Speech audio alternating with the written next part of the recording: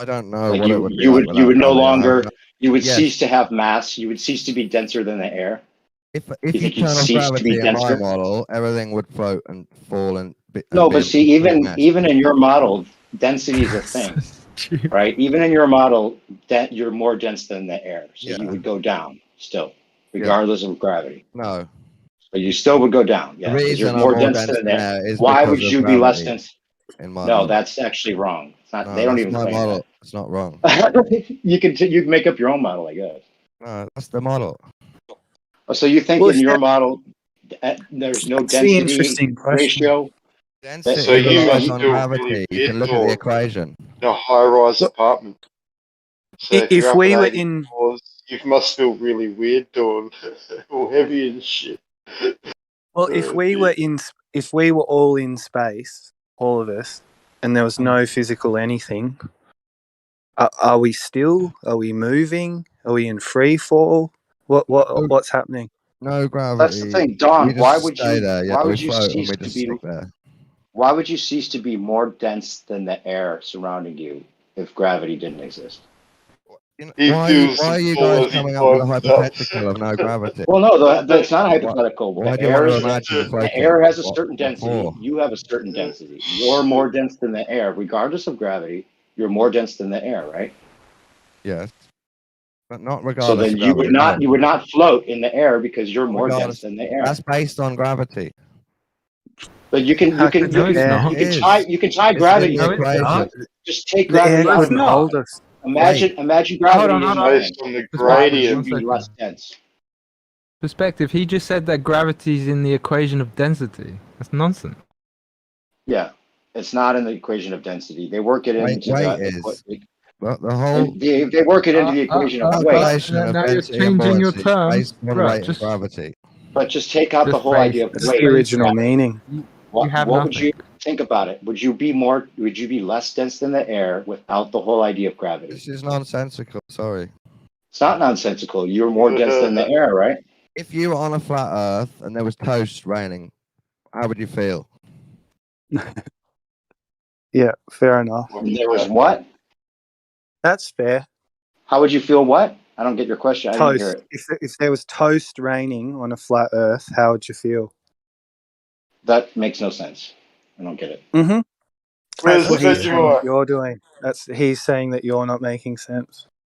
No, but do you think I'm not making sense? I'm just saying the air is less dense than your body, regardless of what you think gravity does. Yeah, and you're ignoring the fact that's based on weight and gravity in our model. Well, no, I'm not ignoring that.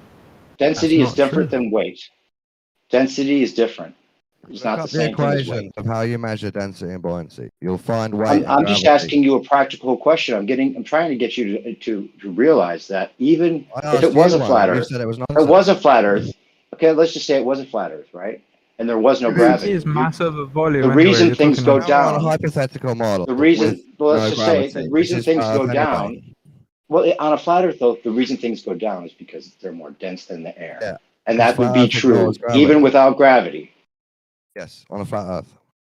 Yeah. So you have to have the gravity to have the ball. I know it's all wrapped up into Yes. your idea of what it Yes. might be, but the thing is the practicality of it is you're still more dense than the air, no matter what you think about gravity.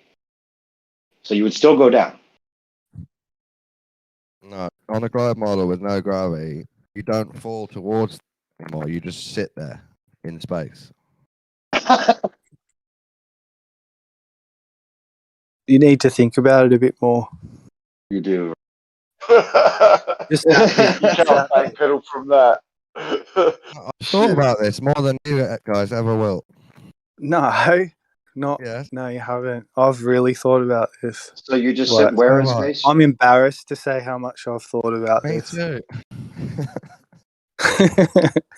Where would you? Like, Why would you just be floating? You'd be floating somewhere in space. Is that what you're saying? I think if you We all turn just gravity off on the globe model, we'd stay on the globe, but the globe would start changing in weird ways. I imagine you're right about that. It'd peel out into a flat plane. That's what would fucking happen. All in your mind. He does get it. He does get This it. is the trick we're trying to Okay, uncover, guys, and listen you're to this. embracing the Let me- trick. Let me blow your minds. What happens on a flat Earth if you turn off density and buoyancy? Well, then how can you turn off density? How would But you you'd have to, turn like, it off? You You'd have can't to- do it. You can't you'd even have to think break about everything it, can into you? little Impossible particles. to turn off. The only way you can turn it off is to break everything up into little particles. Sorry, no, we're or stuck whatever. with density and buoyancy. It's a natural law. There you go. That's what I'm saying. It's a Constant, natural all the law. time. Even though gravity is not a natural law. Yeah, but Gravity you know, is this is what not he's trying a to do. He's natural trying to law. equate. He's trying to across the equate infinite plane. natural law to gravity. Nice Yeah. try, but nah. Gravity is not a natural law. It's not even a You force. see how when I asked you, How you could can't a even think about it. non-force? You can't even How think. could You a just how say could no. a thing that Impossible. how could a thing that how could a Impossible. thing that they isn't even a force, Don, That hold proves people I've thought upside about it down? more than you. They don't even claim that it's force. They It's say it just like a acts like little troll I'm less competition. religious because I can imagine Who's your being more religion. retarded? Look, we'll give come you on. this. You definitely take the challenges us to prize be for better. considering the most absurd things. Try turning off Congratulations. density and buoyancy on your model like I did with gravity on mine. You be can't, fair. Let's be because fair. things are what they Hey, are. That's the We whole point. can't. Dawn. See, that was my honest answer. We can't. Dawn, try turning off the assumption that you're correct about the globe. Okay, you try and turn off yours about flat Earth. Okay. Yeah, but Where see, does that mine's not leave an us? assumption No, because let's mine's explore that. None of reality. us know Can we anything now. explore that? Can't catch. Yeah, so we're both wrong. We're both wrong, and All we're of all us are kinds confused of and F. don't know where we live. Exactly. That's see. I like that. That's a good place to hate that. arrive. Oh Ah, it's dear. cool. Just rebuild Narcissism. now. Travel perilous. Yeah. Just got completely mind effed.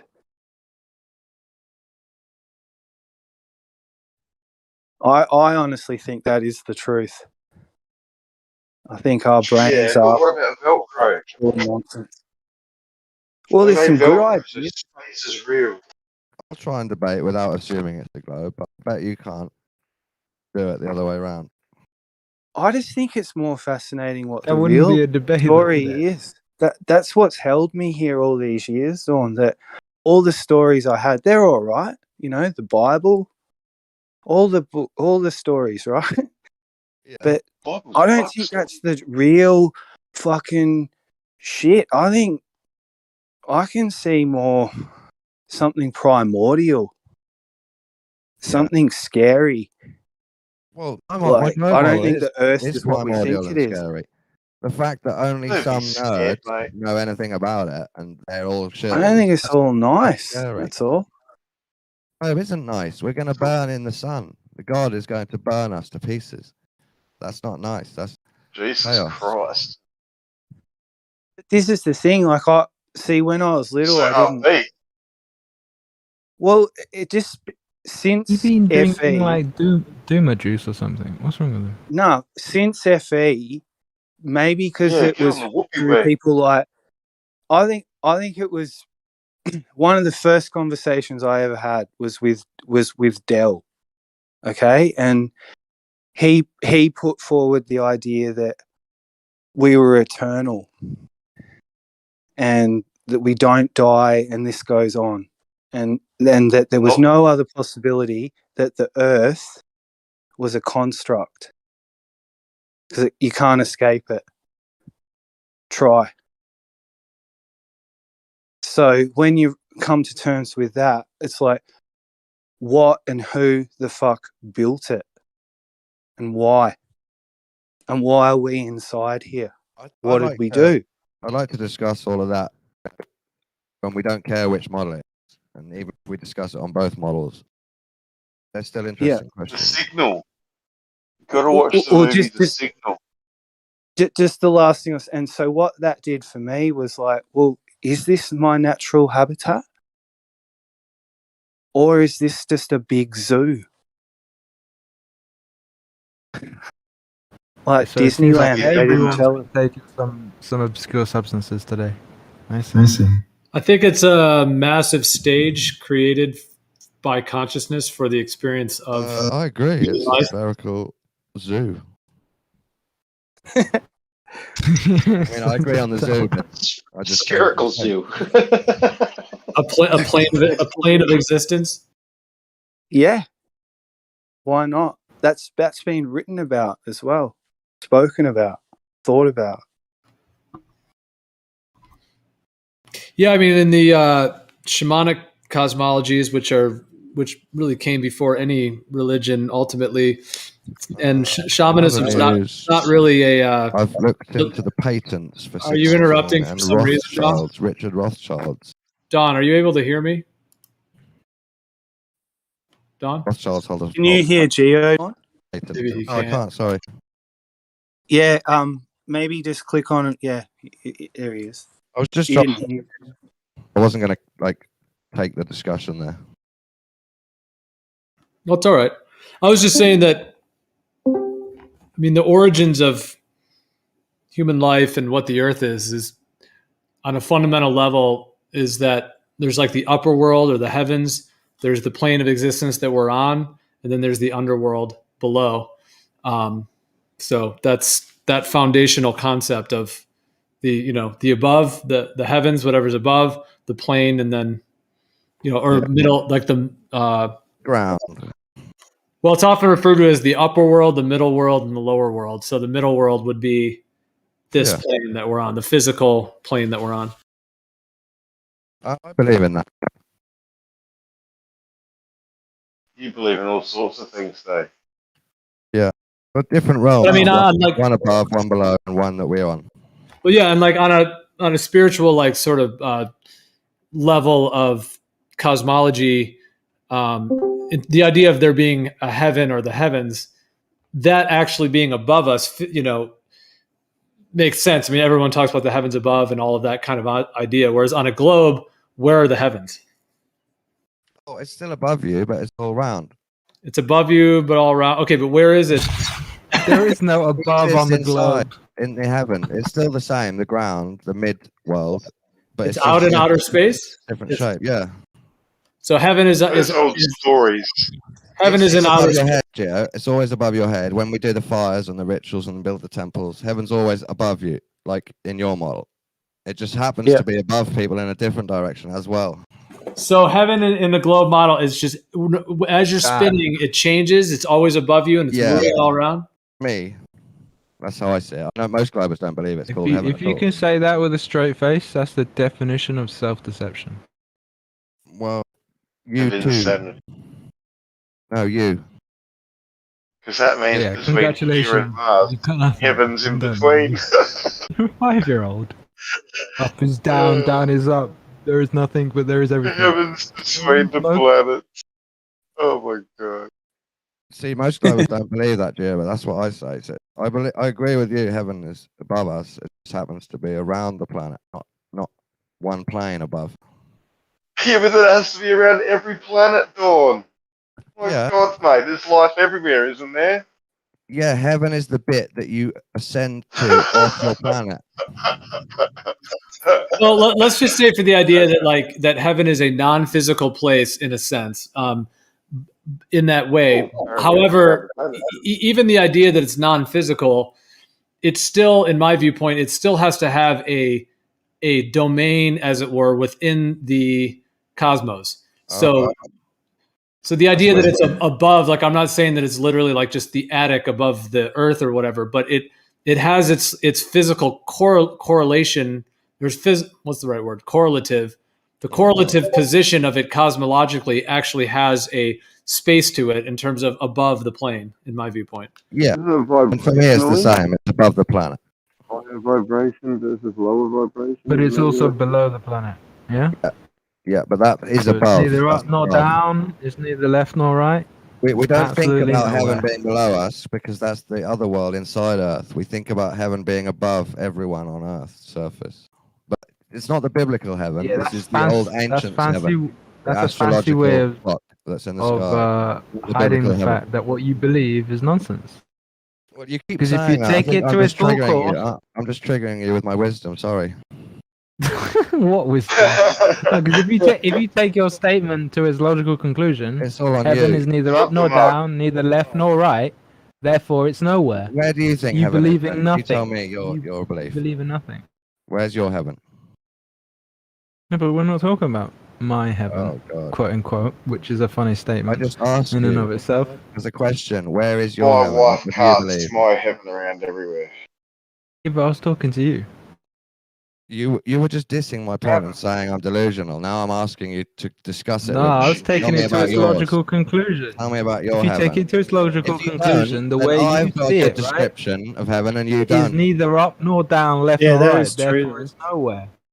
That is But true. as for me, if you want to know what I'm on the level stationary Earth, right? Biblical cosmology. Heaven is Where's a heaven? physical structure above us. Heaven is a physical Obviously. structure above you. Yes.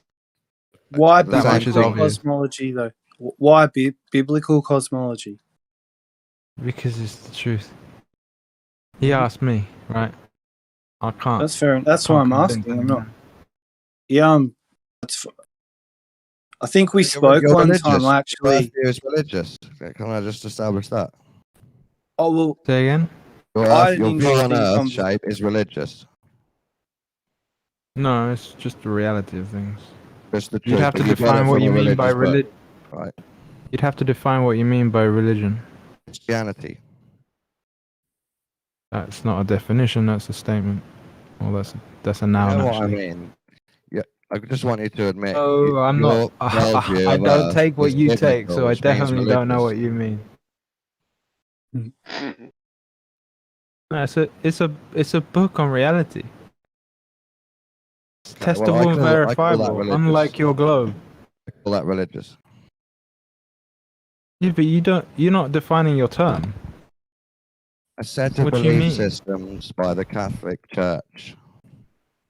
No, obviously not. What are you talking about? Catholic Church don't follow the Bible.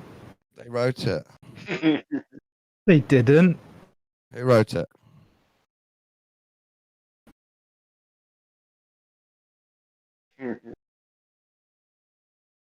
Do you actually? No, Whoever this is serious Who question. wrote it? If I'm wrong, who wrote Who it? wrote? Who wrote it? The people who wrote it. They It weren't wasn't Catholic. Lewis. They weren't Roman Man. Catholics. No, Which no, church they didn't picked write, out they the didn't book write the that- scriptures. They did a whole flipping. They did what you lot had done, right? King They James. did a. Don't look at the mouse. Don't look at the hand. Is that the one And you then pull read? the King rabbit out of the James? hat. All right, King James Version. Who took out all those books, the Apocrypha, the Gnostic texts? Who did that? People with small hats. Demonologist guy. King James. What's that got to do with what we're talking about? That's where Talk you about got the your words Earth themselves, shape right? view from. Yeah, the point is Earth. that the Bible that's Oh. out now was edited, reconstructed, deconstructed, put back together by the Catholic Church. Nah, that's not true. They've done their own thing. Why do you think? Don't want to I mean, this is a. I don't know if this is where you lot want to have this discussion. Biblical Earth isn't the best Earth. That's all I'm saying. I mean, the best Earth. It's not going to be true, is it? At this point. Says who? Says you? Well, people that study religious books.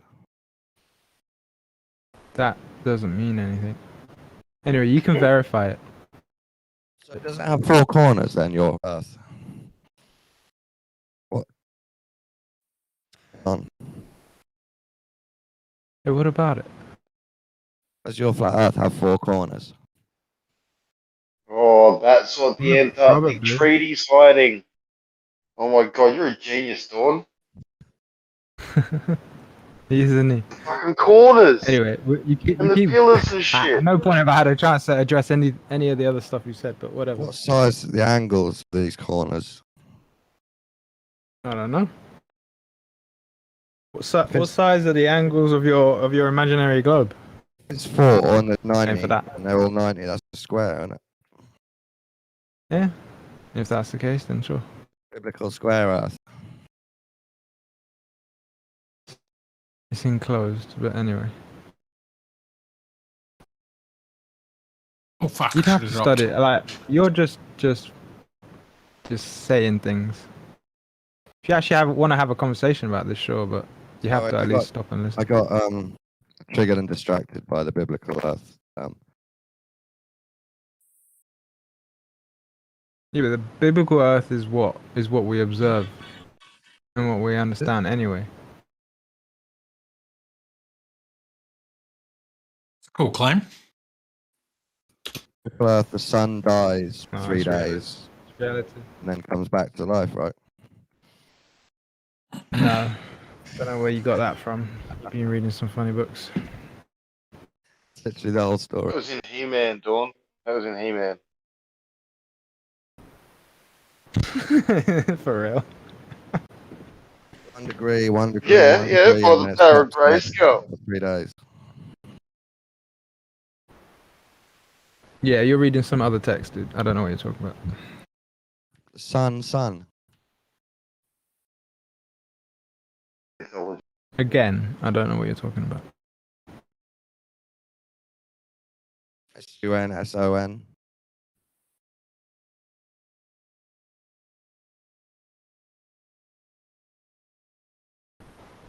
You know, just saying letters and stuff doesn't really make somebody understand what you're trying to say. Try and form complete sentences.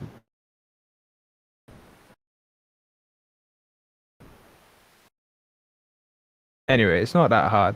The general gist is it's level, it's enclosed. Heaven is a physical structure above us. That's what I was asking. Why we have Cheers gas for getting back to pressure. that. So now we both have a belief about the heavens. So we can move forward. See, I don't need to believe it so because in it's the confirmed by biblical natural. model- See, it's confirmed by natural law, right? You know where heaven is. Natural 100%. law necessitates containment, Oof. giving it a name. Right. I mean, Oh, I didn't so- give it a name. I'm using the name that was given it, but Do you that's believe in kind of natural besides the point. natural laws? Why would we? Why did you? I mean, the way you're phrasing your question is funny, and I If get you it, right? believe But in why the would one need natural to? law of Why would entropy, one? Because Do you listen, believe Why in would the one need natural to law of believe? gravitation? There isn't a natural law of gravitation. If that's where you were going, that's weak sauce, man. Come on. You not let him get away with this? yeah, spice it up, Dawn. Natural law of gravitation. Where do you come from? Newton's law of gravitation. Yeah, and who's Newton? Is he the arbiter of natural law? No. So you believe in one, but not the other. No, you're conflating now. That's cheating. What if I say I believe Natural in law of gravitation, Tao. but I don't believe in entropy? You are conflating. What if I tell you that Gravitation is I don't not a believe in natural your law. natural law, entropy? And you're close. Oh, I don't care. Fair enough. Okay. Because until you can demonstrate something. something, listen, until you can demonstrate something that goes against that law, then you've got nothing. The atmosphere doesn't need to be contained because entropy is a made-up flat Earth concept. Okay, well, I mean, you're not real because you're a made-up concept. See, How Or nonsense that AI. sounds? now we've devolved into just denying each other's concepts. That's what I'm saying. What you just said is about just which nonsense. laws you believe in. That's the point. You're fickle about which laws you accept. No, just because you label it a law doesn't make it a law. I didn't label it Exactly. a law. They labeled it a law. The same people that did entropy. Yep. Digital artificial. Nailed it, Dawn.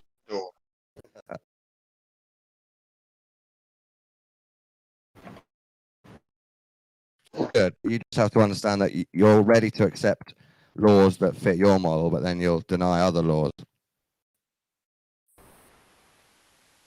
No, you're conflating something that can't be conflated. Like a program. Well, by definition. Anyway, that's irrelevant. Your gravitational law that you call a law isn't a law. It can't be proven. It can't be shown. Well, I just claimed about your entropy law. So now we're equal. No, a claim doesn't prove anything. You have to show it. You have to show gravitation not being a thing then, don't you? No, I don't. You gotta prove it. Come on, this is your reason, your logic. I'm just giving it back to you. Oh. It's usually on the person Go making on, the claim, let's right? let's It's that's entertain. Let's entertain this claim is gravitational gravitation law. isn't a Present law. it to me. Well, because it definitely isn't. But anyway, let's entertain your idea. Present to me your This is law your of idea. gravitation. Gravitation isn't Present real. it That's to your me. idea. Present it to me. Let's hold it up to scrutiny. Go on then. I'll entertain it. I'm down for a laugh. I've shared the Wikipedia. You can have a read. Yeah, but it's your claim. It's your position. No, this isn't Read my it. claim. This is Newton's claim. yeah, So why bring it up? true. Why bring And it it's up? not, by the way. It's not Newton. He never made that claim. They used his stuff erroneously. Well, his name's on it. Yeah, so I slap your name on Coca-Cola. Does it make it yours? Come on. Can't be that naive, can you? If my name's on every can of Coca-Cola. You know, if you go to the Wikipedia of who Anyway, designed Coca-Cola, There is and nothing. I'm There is there, nothing here. fair enough. How's this a law? This is just an This is just a nonsense equation. It might not be a law. Who gets to decide? That's the question. Who gets to decide which are true laws and which are not? Natural laws. This is an equation, right? Which has nothing to back it up in reality, whereas entropy is backed up by reality and was derived from reality. So I don't know what you're on about. That's why I said conflation, right? Because you're making it like they're the same thing just because someone slapped the word law on it. You're That doesn't mean conflating anything. entropy to having to have a sky dome. No, I didn't say skydome. I said container. Same thing. No, it's not the same No. thing. Because you can probably try and use that against me, but that's not the point. We're talking about the base principles here. To have gas pressure, you need containment. That's To have density reality. and buoyancy, you need gravitation. No, that's bullshit. No, you need a gradient. That's bullshit, and you know it. Your claim's bullshit, and you know it. See, you're a child. Back at kindy. That's childish. If you want to You're be childish, childish. that's Don't we fine. in the Right? damn shit, mate. That's fine. No, We you. can have fun. But could you actually demonstrate that? If you're going to make that claim, right? Could you actually You demonstrate that? demonstrate that we need a container. That's your claim. You demonstrate that. No, I don't have to demonstrate that. Oh, you don't have to. That's naturally observable, right? Because nowhere can anybody ever can have gas pressure without containment. You saw a gas can and you extrapolated to the whole of the earth. Yikes. Yep. Why yikes?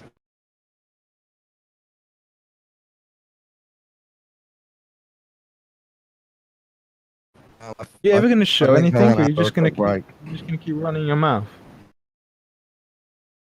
Well, none of the flat earthers have anything solid. Once you get pushed a little bit, you crumple. Crumple. Crumble where? What are you talking about? I'm waiting for him to Take show the me this stuff. crumple. He's bringing up Take the gravitational pressure law. off. He's bringing up that Crumbling like density entropy. and buoyancy requires Pressure. gravitation. I'm waiting for him to show me this. He hasn't shown me anything.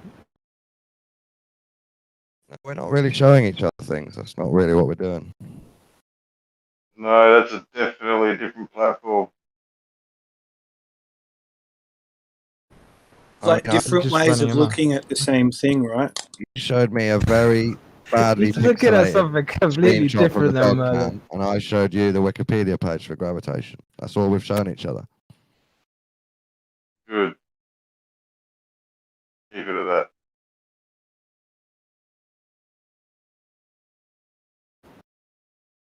Cam is interesting. I don't know how they got it to look that flat.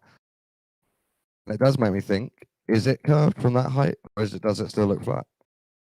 I tend to believe there is ways to photo it looking curved if you go up high. Mm-hmm.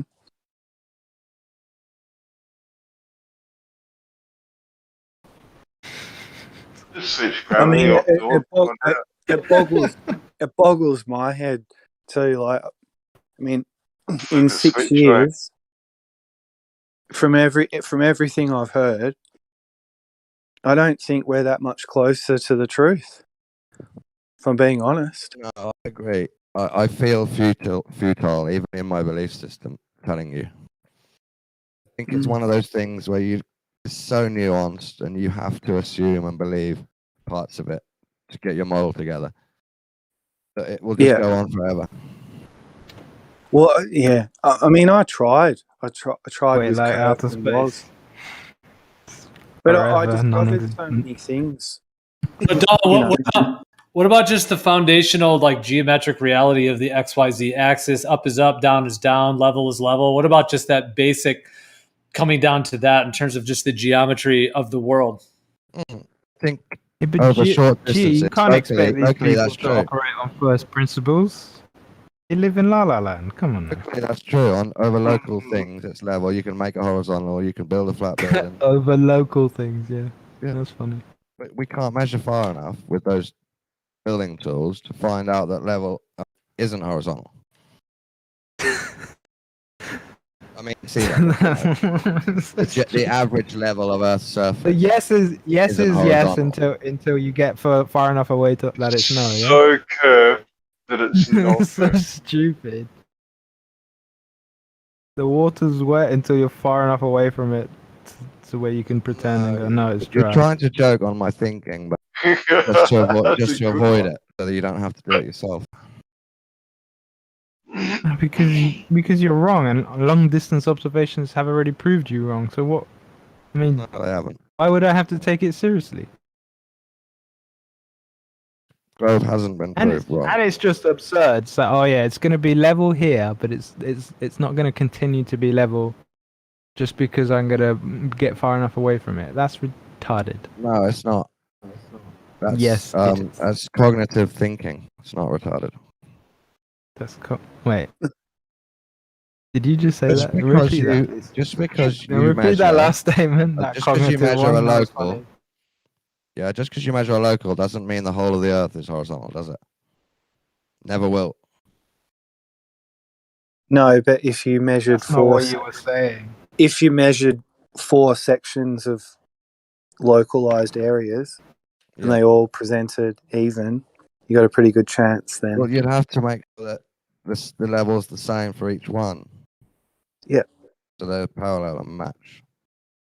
Like If you look at, he never does in real life. if you ever get a bunch of cross-section maps, I haven't because I'm lazy, but you could do it. Cross-section the whole Earth, like all the land and the water, just horizontally, and just cross-patch it together. No, you see, this is one of the things. You could easily do it. If you do loads of different level areas and then just say that makes one big level area, you've done a boo-boo. Why? Because you have to check that they're level with each other. But that's what I'm saying. Because Dawn assumes it's spherical. With the cross-section maps, right? Right. Hang on. Once you reach sea level. Find level. Hang on a sec. Once you reach sea level, you're there. You don't go any lower. Yeah. Right? So, with cross-section maps... You can on the Earth, you can go below sea well, level. it's just sea level, right? Then there's the water. And then you got the elevations. Like, that's it. Yeah, and all of those conform to the curve of Earth on the model. What curve? The curve that's an antecedent to a planet. What planet? Well, just take the T Earth. off and just have a plane that extends in every direction, like forwards, backwards, left, right. But then we've got above. Your reasoning is circular. Curve because planet because Earth because curve. It doesn't get anywhere. You realize that, Don, right? His reasoning is the vectors. Earth because flat because I saw it because flat, and then Earth flat. We already talked about this. But you can see, you can see like the plane just extends like with the J Tolan. infrared footage, and he's in the plane, you can see it just extends. The infrared ones, my explanation for that is some refraction, and he's really high, so he just sees a lot further across Earth. But it just extends in every direction, doesn't it? The plane flies over the plane. I don't believe the plane extends in every direction. No. No? I believe it curves down in every direction. Right. He believes. I love your belief, Dawn. So, White Square, do you know it's Earth's horizontal? Of course not. Not as So much you as just you know it believe it? curves, even You without seeing it. You just believe it? No. Okay, so you're stuck between just believing and not knowing, somewhere in between. No, I'm on a path of discovery, Dawn. Unlike So you, are I'm you not not sure yet? dogmatic You're not believer sure in how something. horizontal Earth is yet? Now, haven't you heard about my test? I'm just trying to ask you, okay, in a percentage, how confident are you Earth is horizontal on average, and water's level horizontal? How confident out of 100%? If 100% is I'm 99% sure it's not curved. okay, so I'm 99% sure it is curved. So you've got a negative belief. I've got a positive. Negative belief. Yeah, if you want to put it that way. So, okay, you're I prefer a 1%. negative belief than an unfounded truth. You're There you 1%, go. but it could be curved. Because I'm 1%, it could be horizontal. What? All right, stick with that 1% and you'll be fine. So You're White Square could be 99. converted back. I can convert you back to the curve from your 1% back to 100. Here's my test. If my test failed, it would have to be fucking curved. Well, Can't Try hear again, you. White. You're muffled as bulls. Oh, sorry, boys, girls. You're fine now. So what it is you all hate when I say I believe and you take the mick out of me. But when I ask you if you know your belief, you don't want to say I know. And you end up saying, yeah, I just believe too.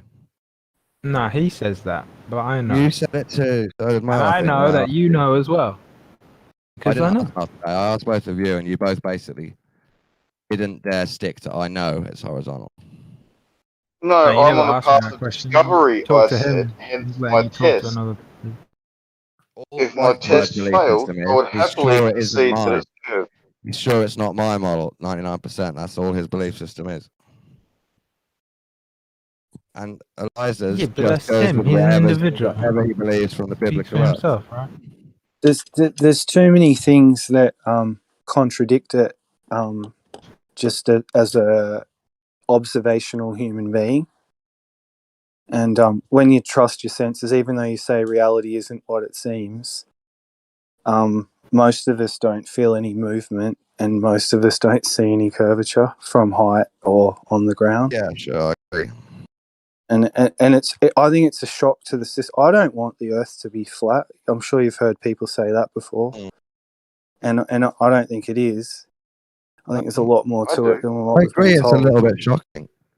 It's a shock. The lack of evidence that we have for the curve is a little bit shocking. The idea of more land is too fucking tantalising, mate. And then when I'd you put love the it, other actually. stuff together, you know, like the masonry and the Jesuits and all the wars and the money, and you just look, hang on, what's going on here? That's how I'd have to defend and say I don't think not feeling spin is contradictory to the globe. That's you misunderstanding the globe, thinking you should feel spin. Exactly. But, you know what's but I have to. contradictory to the the lack globe? of curvature that you haven't seen and I haven't seen, I can't really provide that easily. That's what I'm saying. That is That's why contradictory. it's contradictory, because Right. we have to suspend that. Try your Yeah, shooting a hardest. cannon There's straight up, more reality. having it land That's back on all you have to itself do. sort of defies that, though. I've Dawn, how never many times a experienced day that. do you have to remind yourself of your belief? Only when I speak to you, denialists. Well, Theory Say failure again? as well. You There's cut another out. one. I mean, Only if one I I am a think you. denialist, I'm fine with that. I just see, to me, I haven't experienced that moving without moving. I haven't. Have you heard of that thing that when you're in constant motion, you don't feel it? You've heard this theory. I've heard the theory. It's not constant. It's not theory, it's just bullshit. Well, you don't even think it's true. No, I don't think it's That's fair true. enough. Our I Motion used without to, motion. boy, Yes. but just hear this. I did think it was true. I thought it was all true for years, forever. Like spinning like a bucket and the water staying in. All that made sense to me, right? Let me I've try actually reverse done it that. on you. If you're on a flat Even though Earth, it's the and the opposite. whole sky is spinning around you above flat Earth and the ether, maybe whatever's happening, the heavens spinning around. Why don't you feel that? Because it's separate. Okay, yeah, fair enough. Why would we? Fucking wind. That's a good do you point. Feel the Yeah, plane? this Do you ether feel the drift. plane? This ether drift that explains all of these gyro compass movements and all of the stuff. Like, why don't we feel that? I don't feel ether moving through me. It's a good Why question. Well, would you? that's a different Why question. would you, Eggshell? What he asked is akin to Well, for the asking same why reason don't you. Nah, what Dawn asked is akin to asking why don't you feel the plane above your head when it's flying? It's like, come on, it's ridiculous. Well, why don't you feel the I mean, it's 4G ridiculous on cruising through your purpose. And I body? grant you, it's funny, man. That's what it is, right? Well, Great I mean, questions. Dawn's asking some great questions. It I sounds mean, like you can most of ask. the response to me, I don't know if this is your experience of it, Dawn, is like mocking and going, why don't we? And just like repeating the question with a mocking voice rather than attempting to answer the question. That Well, would be I your mean, interpretation, Eggshell. they say there's different reference frames, so we can stand on Earth and see the clouds move. Yeah. How do you guys explain that? It's funny, isn't it? That's one of the things I think about when people ask that, like, why don't you feel the Earth move? Which is like, if you're on a windy day where there's some clouds in the sky, like a bit of cloud, bit of blue, and somebody pointed this out to me when I was in like junior school. If you lay down like next to a building or a tree or something, and you watch the clouds move past it, you can end up getting this feeling. And you can start to feel like you are moving. Yeah, I've heard that. So the clouds are But there's moving, right? counterpart for So, but the clouds are moving, right? Yeah. Yeah, I'm not moving. I'm lying down And on we my can back see looking up at them. the... We can see them moving because we're not. Yeah, but what I mean is like when you lie on your back and you look up at it, you end up like your senses trick themselves after a while and you end up feeling like you are moving, like you can feel it. But Yeah, that it's a proves optical that we're delusion. not moving, right? That proves that we're not moving because we can see the clouds move. No, it doesn't prove to me anything. All it suggests to me is sometimes my senses can argue with one another and Well, come out with the wrong logically, result. I want to see you use Full your globe. SE right now. Just let me. Come on, Harry. I'm testing you right now. How could Sure. you see movement if you're moving? How could I see movement if I'm moving? I'm not sure what that question even means. I mean, I've been in a moving car and seen other moving So cars. you're standing on the Earth that's moving, and you can see the clouds move. Sure, yeah. I'm on a highway and I can see other cars moving on the highway. Like two things can move. So why are they Couldn't moving at different speeds? Why are cars on the highway moving at different speeds, or why are clouds? No, Why are the clouds like? Why can we see the movement? That means that they'd be moving at a different speed. That's why we can see them move. Yeah, I guess God asked them to really nicely, and they obeyed. I don't know. So you can't. Mother Nature, mate. You can't answer the question. No, I've got no idea why the clouds move at a different speed. I mean, it wasn't the point I was making, but yeah, I mean, sure. But isn't it all relative? Like, isn't everything like in sync No, with each other? The clouds move depending on how much wind there is. Wind. Isn't that right? Is it? I don't think the clouds are rotating like we're rotating under the clouds. Maybe that's part of it. I have wondered about this. I think they're mostly Wow. blow Oh, across you because of don't. wind. Sounds I like a just think fully that, fleshed out that model. I can sometimes like, you know, see things and like feel like I'm moving even if I'm not. I think it demonstrates that sometimes my eyes or my senses might not be, you know, for things like that. I mean, I think generally, am I moving forwards or not? It can be. My senses are pretty good, but generally I've read speaking, I think they're sort of limited. I've red pilled you both so hard right now. Have you? Just enjoy it. Because that's major cognitive dissonance, bro. I've just looked it up. Is The it? clouds move because of the wind. Oh, right. Cool. Not Earth rotation. Like, feel the anchor. Drop it. They sit up You're there not and they move moving. because of the wind. You're not moving. Watch your toes. The fucking earth is stationary, bro. Isn't the idea of the whole pills that somebody swallows it, not that somebody like puts a pill out and goes, I red pilled you by showing you this pill? Like, I thought the whole idea of pilling, whether you whether you're realize it pilled or or not is not, whether You you have to be triggered swallow by it. whether you realize it or not, right? Like, you just got something real. Cool. Did you too? He made us Did I think about pill you? clouds. He's smoking a cigarette right now, No, I guys. He's googled it. fucking relishing Googled the it, and moment. now I'm satisfied. It's not that much of a red pill. It's just I You googled can't clouds. beat it. and You They're can't, burned with the like, glorious wind. you've had the clouds. red pill. You've had the red pill. Like, Have we? too bad. I Yeah, thought you you put have. it in front of me and then are trying to convince me I've already swallowed it. You heard it. That's it. It's in there now. You know. You know you're not Real moving. good choking on it.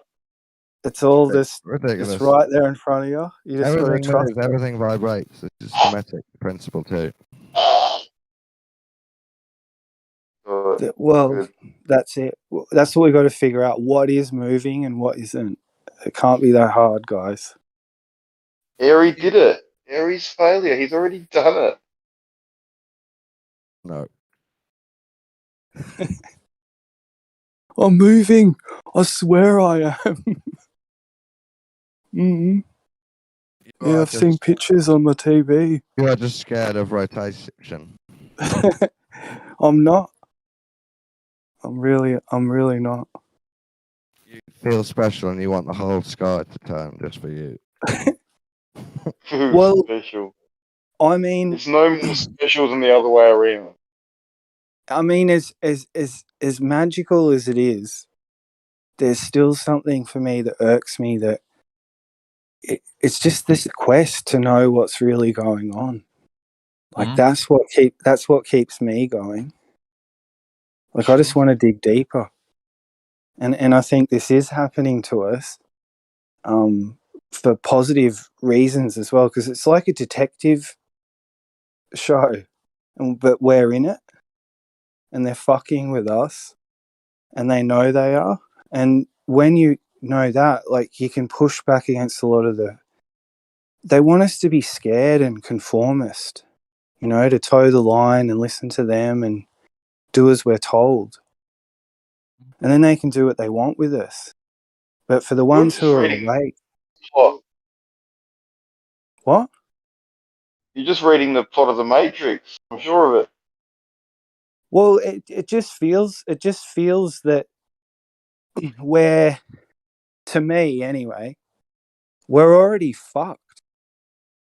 But when you can just accept that you're in the situation, like, this is happening. It is. Yep. So what do we do? Do you get scared? You can't run away and hide. So you just got to deal with it. But from that, I think you can start to think about your future in a different way because you're free. I'm waiting for disclosure. So you know how the alien guys, they're waiting for Area 51 to be disclosed. So I'm just waiting for Earth awakening and space to be disclosed. Happy with what I believe so far. I've got doubts. I've got gaps. Yeah. I've got skepticism. I'm just waiting for everything to be disclosed. I mean, would it be a shock to you if you found out that there were reasons to why we've sort of, I don't know, ended up here Earth. in a way. If it was a flat Earth, I'd be very shocked. Yeah, because it would it make you sort of reconsider a couple of things too? Like, fuck. Yeah, sure. Dawn, we've been talking about it for how many years? How could you be shocked if it actually turned out to be flat? Because turned I out to be think it's a couch-shaped, delusion. I I think can it's a understand. delusion. Yeah. And if it turned out to be very true, I'd be very shocked. Fair enough. Like if Jesus came back, I'd be shocked. Because he thinks he's too smart to be fooled. That's the psyop. Would you yes. guys be shocked if it was a globe? Fucking oath. There you Fucking go. oath. So why would it be strange from one way but not the other? Oh, no. It wouldn't be a shock if it was a globe to me, because I know it's one or the other, whereas it sounds like it to be a shock to Dawn, even though we've been discussing it's one or the other for fucking 10 years. If it was a globe, you'd just be, oh yeah, of course it is a globe. Not shocked. But if it was a flat Earth, I'd be totally shocked. I think Yeah, that's I'd be quite- absolutely gobsmacked. quite telling. Oh man, okay, fair enough. I find that gobsmacking, given that we've been discussing it for years. Someone that's never heard of flat Earth, they should be shocked. You guys should be like, oh, fuck, so it is flat. Shouldn't be shocking. But that's alright, that's just me. Lots of things are shocking. If you don't think it's going to happen and then it happens, that's shocking. If it turns out the Queen's an actual fucking lizard, that would be fucking shocking. I'm not understanding what you're saying, Whites. Is like, but you mean because Dawn's been a part of the conversation, has heard people talking about flat Earth for a while, it shouldn't be shocking to him that it's a flat Earth, but for somebody who hadn't heard of it, it should be? Is that the gist? Basically, mate, yeah. Why would you be shocked if you found out that water didn't curve? And to be honest, Because I think it does. right, because you've been told it does. You've never measured it. Sure. Well, why would you be shocked? I mean, because you see water otherwise not curving. How do you guys Would you be understand what's shocked if shocking? the Earth turned out to be spherical, Rakia? Well, let's stick on this point for a while. I like your question too, but you know, you can go fill up a swimming pool or a lake. You can go measure that, and it doesn't curve. Right. Why would you be shocked if you know, otherwise? It's You shocking. can go look. Because I You don't can go I don't look at. expect the swimming pool to curve, so that wouldn't. That Right, wouldn't, because water doesn't curve. You've never seen it. You've never measured it, so you've only Yep. been told it does. Yeah, So, Rakia, so you you had would be unshocked if the Earth, if we flip this discussion around, you would not be shocked by the Earth being. I'm not curved? understanding why you won't answer that simple question. I am answering it repeatedly. I would be shocked. I would be absolutely gobsmacked. I would We'd be be like, shocked. I would like sit and stare into the void for days. I didn't ask would you be- if you. I didn't ask you if you would be shocked. I said, why would Oh. you be shocked? Because you've only ever seen water not curving. You've only ever not I've seen measured water water curve, curving. Why would you be please. shocked? Because I don't. That's not the reason. Whether water curves or not is not the reason I think that it's a globe. So it's like, if you're asking me why I would or wouldn't be shocked based on the things you think, I don't know what to tell you. Like, I don't think the things you think. So I don't think the same things, nor for the same So reasons. you think it's got water nothing to do with doesn't water for curve? me. You think It's water got nothing- doesn't curve around the sphere? It just doesn't have a whole lot to do with water for me, I guess is the simplest way I could put it. Well, your 80% model is 70-something% water. It has to curve. It's a sphere, and you don't think it Oh. has anything to do with your model? Not 70% It's- water. It's not a big thing for me. Okay, well, all right, cool. That's your answer. What'd you ask me? I'll answer. Would you be shocked if the Earth turned out to be spherical? No, I would still keep looking into how they're fooling me, because I know for a fact Oh my that god. it's not. So you would be so shocked that you would refuse to accept it, is what you're saying. No, I'm not shocked by anything. I wasn't shocked when I found out it was flat. He just Right, wouldn't believe it. Even I if he just found went. out, I just Worse went by than the shocked. evidence that I personally went out and did. What are the and- 5 stages of grief again? Oh. Isn't the step one denial? So you're talking about psyop now. You're talking about philosophy Still and there. No, psychology. I mean now. the question was what No. would you think if? You And don't then see the difference? you're unable to contend the if. It sounds Do like. you see the difference I'm able here? to contend the if. You're Yeah. talking about philosophy Yeah. and psyop You don't even psychology. I'm question talking it. about physical measurements. You see the difference? The difference how I see you- is that That's how Yeah, you don't if know you and found I out- know. If you found out it definitely was a globe and you found out yourself, would you be shocked? If I could measure curved water, Yeah, if you found out it was definitely a globe, would you be shocked? yeah, if I can measure curved water, I would be Way shocked. that you can find out. okay, there we go. Yeah, I would be That's shocked it. because everything that I've been taught on how to measure something, how I've made my living, how I've been taught water reacts, how I've seen it, how I've measured it, how other people have told me. If that changed, yeah, I would be shocked. Okay, so we're both in the same place then. It seems, right? Not If I really. could You're measure talking about everything- what you think you know, and I'm talking about physical reality measurement. Which is that not what you think you know? How would you tell the difference No. between what you think you know? No, I'm versus talking about a how would physical I- measurement. Right. Yeah. How I'm would I talking tell about a the? physical measurement. You're talking about something someone told you. Mhm. Totally Sure. different. Well, how would you know that? How like to my understanding is, if I think I know something and you think you know something, those are like on par. How I don't understand why It's you're not like, opinion. oh, I know what. It's not But don't you think opinion. it's a bit strange for somebody to say No. what I know is correct and what you No. know is incorrect? Isn't that like No, what all of here's us what do? I'm saying. Here's what I'm saying. We I all tell do that. you there's a unicorn beyond that door. Yeah, I You think you're open the crazy. door and there's no unicorn. Right? That's what you're doing. You're trusting me. You never opened the door. You just trust me there's a unicorn back there. What Now I'd you say- tell me there's a unicorn beyond that door, and guess what I do? I open that door. I get other people to come with me. I turn on the lights. I use radar or unicorn detection devices. What I would use say- all the knowledge I Tell can me to about figure a out if there's a unicorn unicorn. detection device. Yeah, well, you don't follow along here. See, I Well, I do just don't know what a everything unicorn I detection can. device is. I do wanna everything say, I look can here, to physically determine if there's a unicorn behind that door. And I once appreciate- I don't know why y'all are interrupting. 'Cause you Once can't I appreciate determine it. there's Went off right. no unicorn behind that door, I know there's no unicorn behind that door. Right. You just trust what So people could tell I- you. You me- never opened the door. Rick, here, Could you I measured water. summarize? We haven't, but what I'm going to tell you is you've been measuring it wrong. Yeah.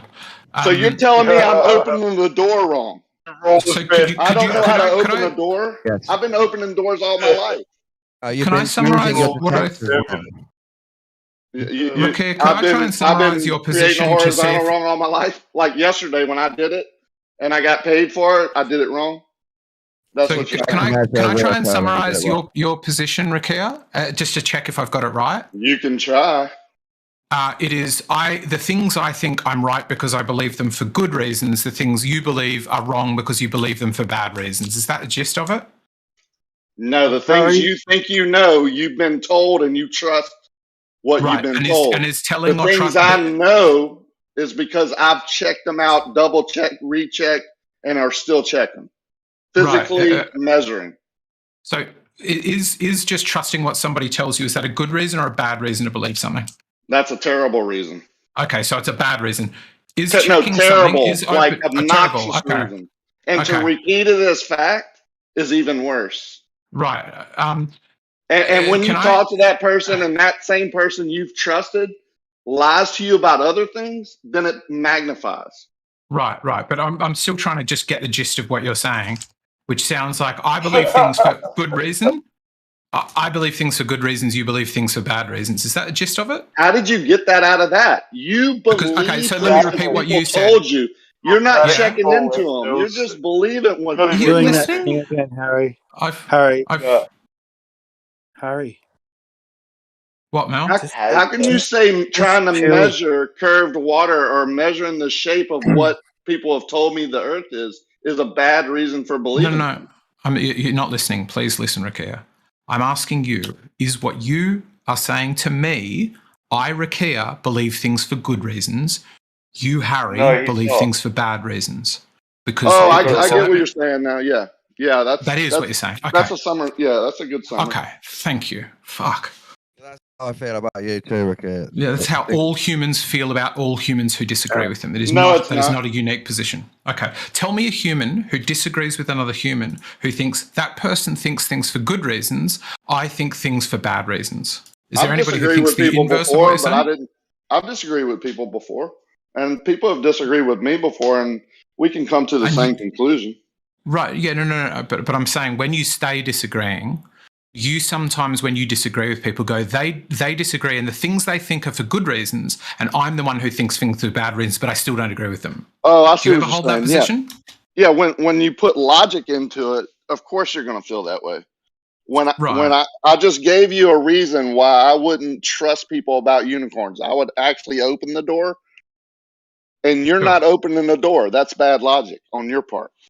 Right. Yeah. So you're saying I believe this thing for a good reason because I've checked, I've used critical thinking, I've measured, and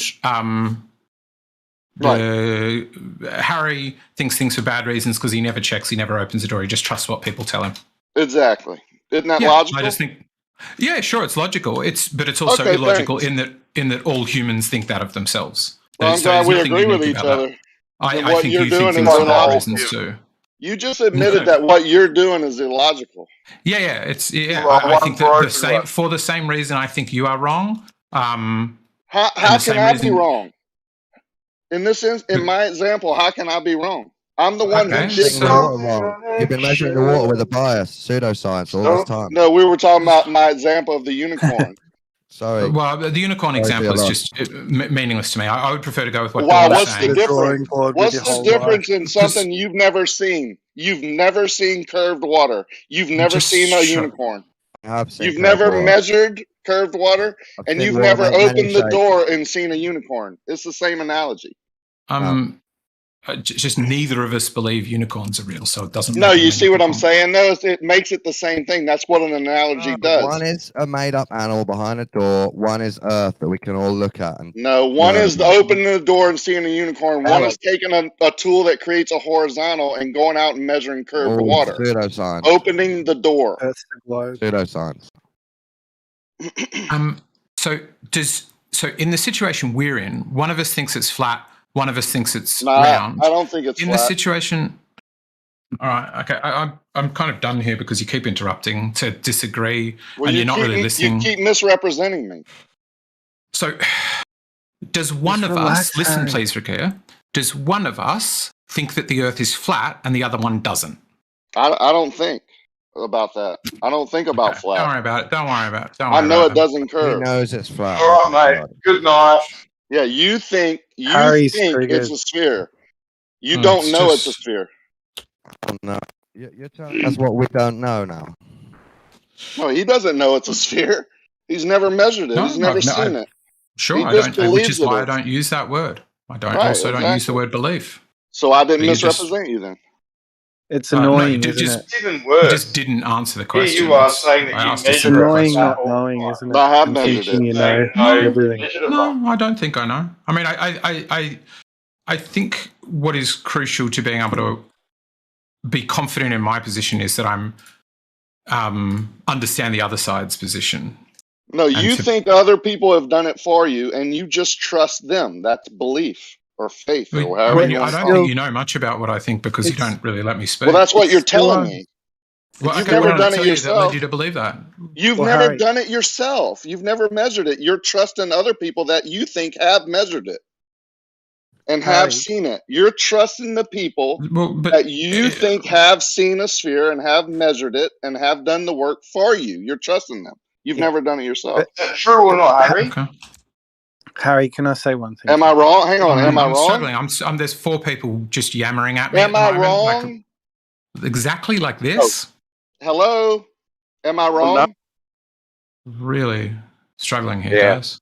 Am I wrong? You're struggling not to answer the simple question. Am I wrong about you? Very much. I'm just really struggling to answer. Now like, you're there's just you going to going go at into me, feelings. and then you interrupt me, and then Oh, Mel jumps poor in, and then guy. Whites jumps in. It's just Okay. an impossible conversation. So you're not going to Just- answer because you're You're feeling. going to be all right.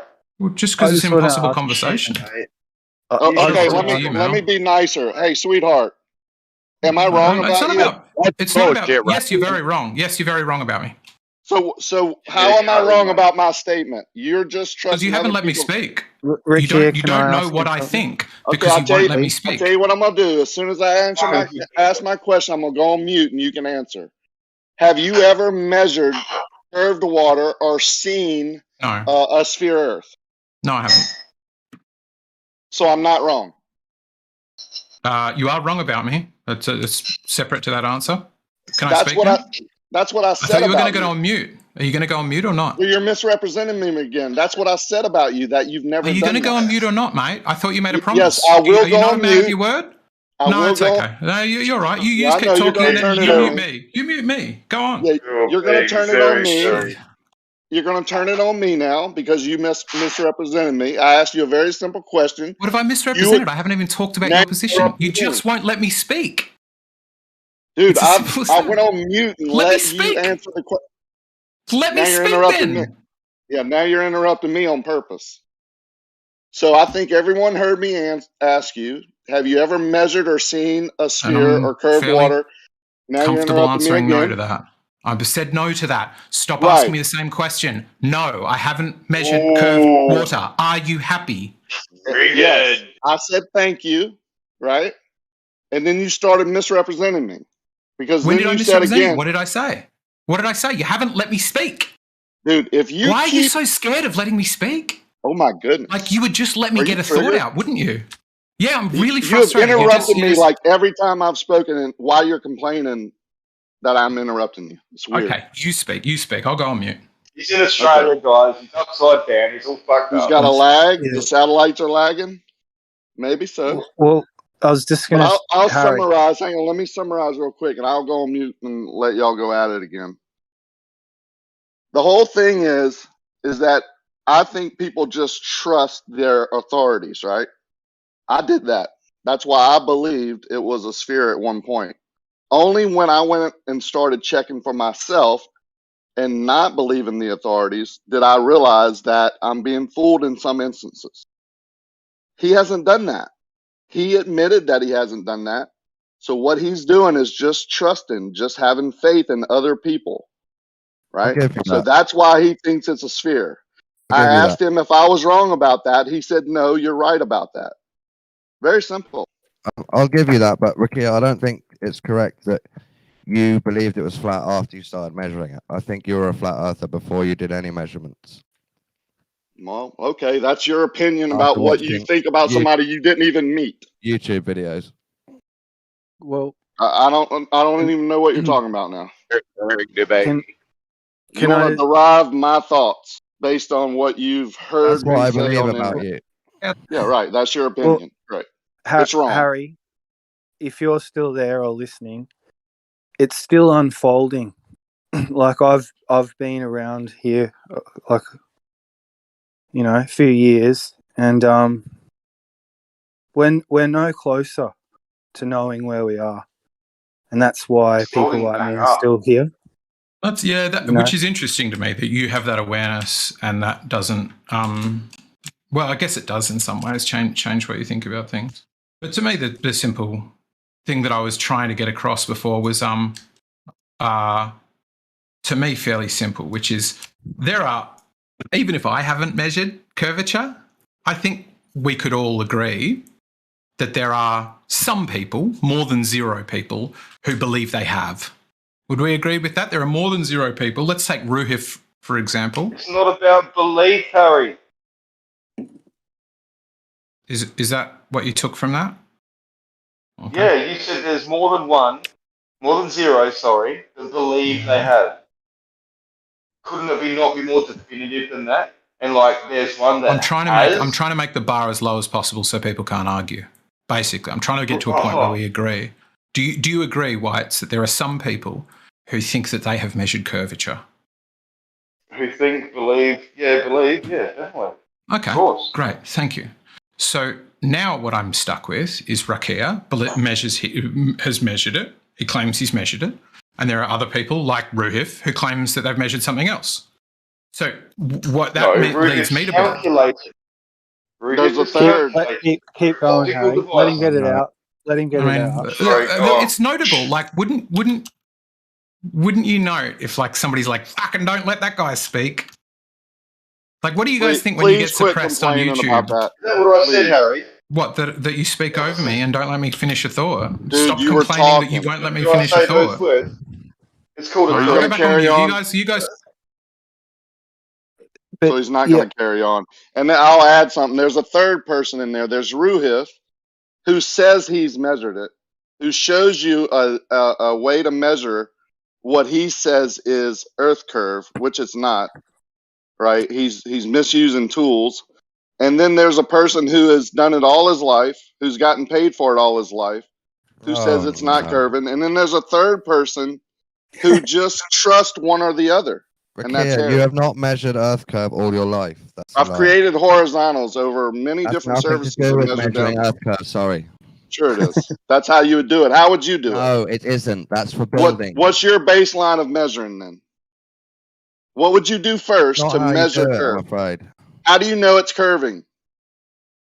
I believe. Yeah, you believe. No, measuring. How would you measure a curve? You would I create don't measure what? curves. How I can measure. I can measure something curving underneath a horizontal very easily over any You can distance. use a camera or an auto level or a That's laser not and see measuring. Earth That's curving away. What observing. about a piece of string? Right. But Rocky, what about he's saying is shooting grade for foundations over short distances will not detect curvature. Oh, really? So what distance would I need to create a horizontal to do that? Much further. Left lane. Okay, further. what distance is much further? A mile. 1 mile. And what drop would I get over 1 mile under the horizontal? 8 inches.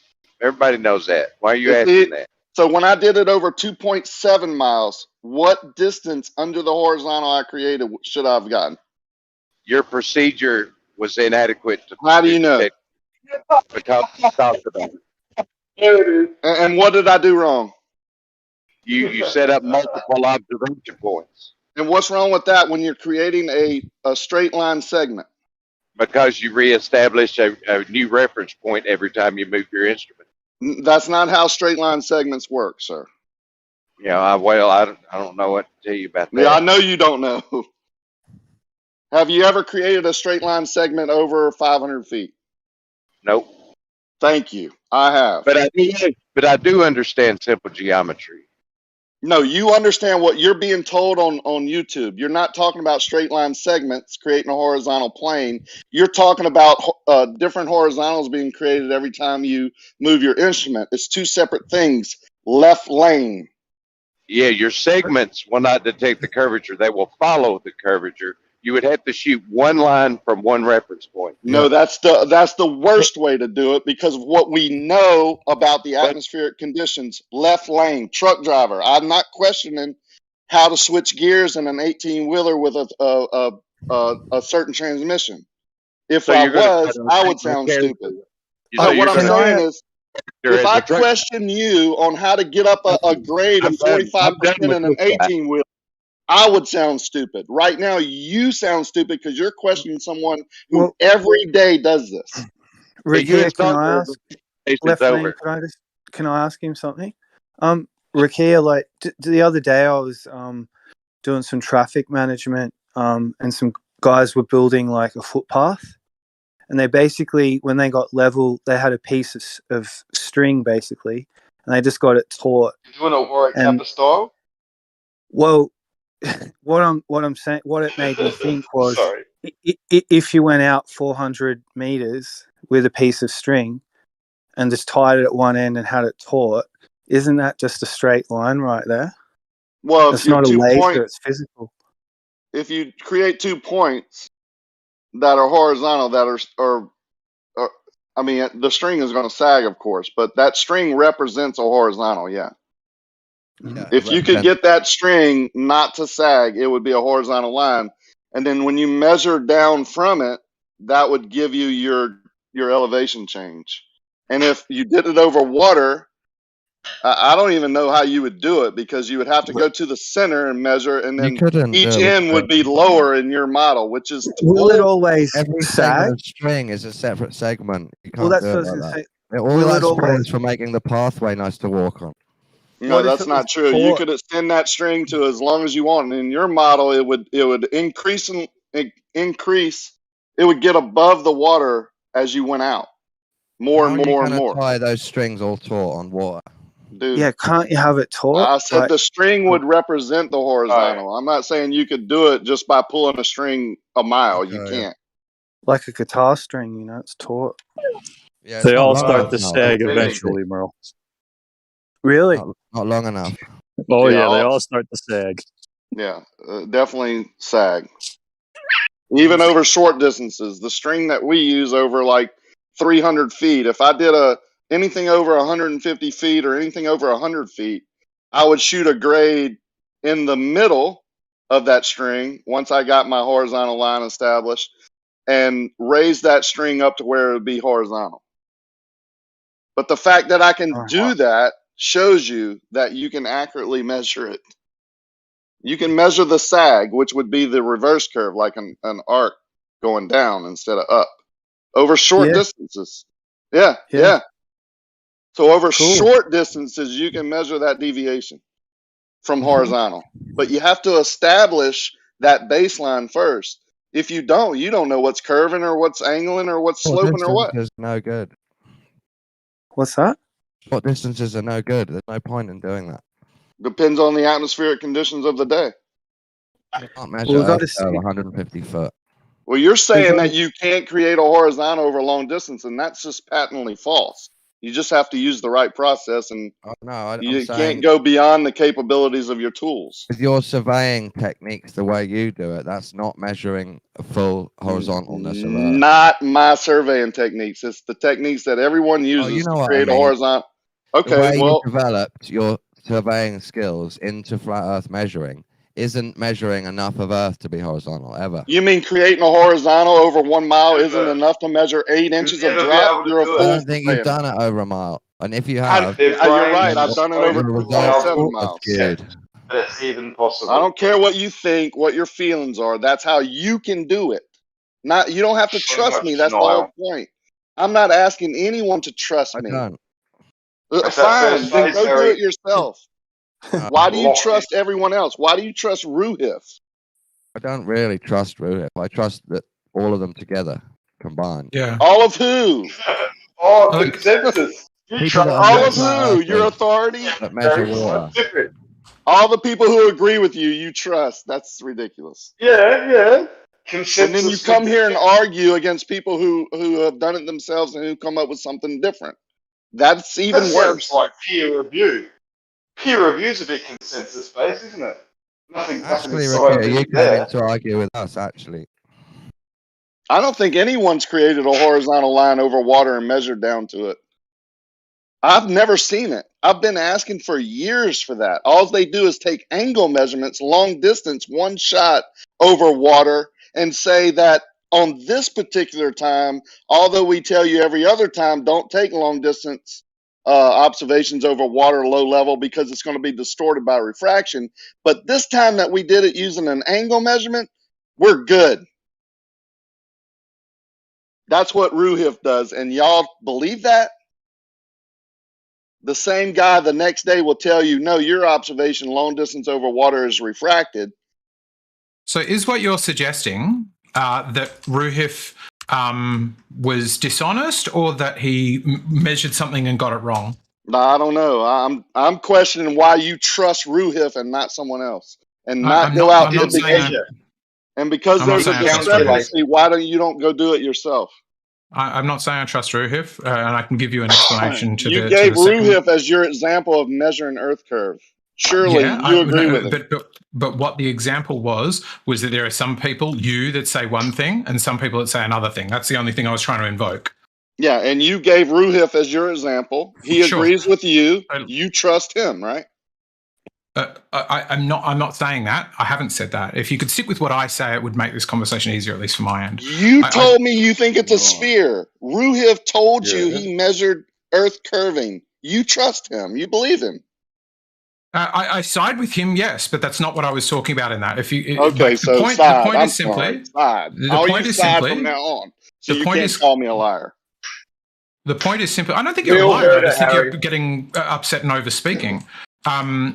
The point I'm trying to simply invoke is that it seems that we would both agree that people could go out with those tools, even people who've been doing it quite some time, do it for a living, and come to the wrong conclusion. Would you agree with that? There are some people who use similar tools to you who come to a different conclusion. I'm saying that if you go out and use a tool that is meant to be used over 500 feet on the best conditions, and you use it for a half a mile, and you do it over water, and you come back to me and say, look, haha, I got a ½ inch or 2 inches of drop from horizontal, and you didn't actually measure drop from horizontal, you just took an angle measurement, I'm going to say, yeah, you did it wrong. Right, so you think that some people do it wrong? No, I know people are doing it wrong, and you're trusting so you know them. people do it wrong. That's even better. Yeah, that's wrong to do that. Yeah, sure. I don't go as strong as you with that. I don't know that people do it wrong, but I think that there is a chance that you're right about that, that sometimes people do it wrong. So We're in agreement. Sometimes people could, with a lot of experience and all the right tools, do it wrong. And if they're doing it on purpose, then that's deception. Right, but yeah, I don't think you are. I don't think you are dishonest. I don't think you would be this animated or motivated about something about which you didn't truly believe. I don't think you're dishonest. But plus, I'm asking you to go do it. Right, but I think that there are more than the whole just point. Well, sure.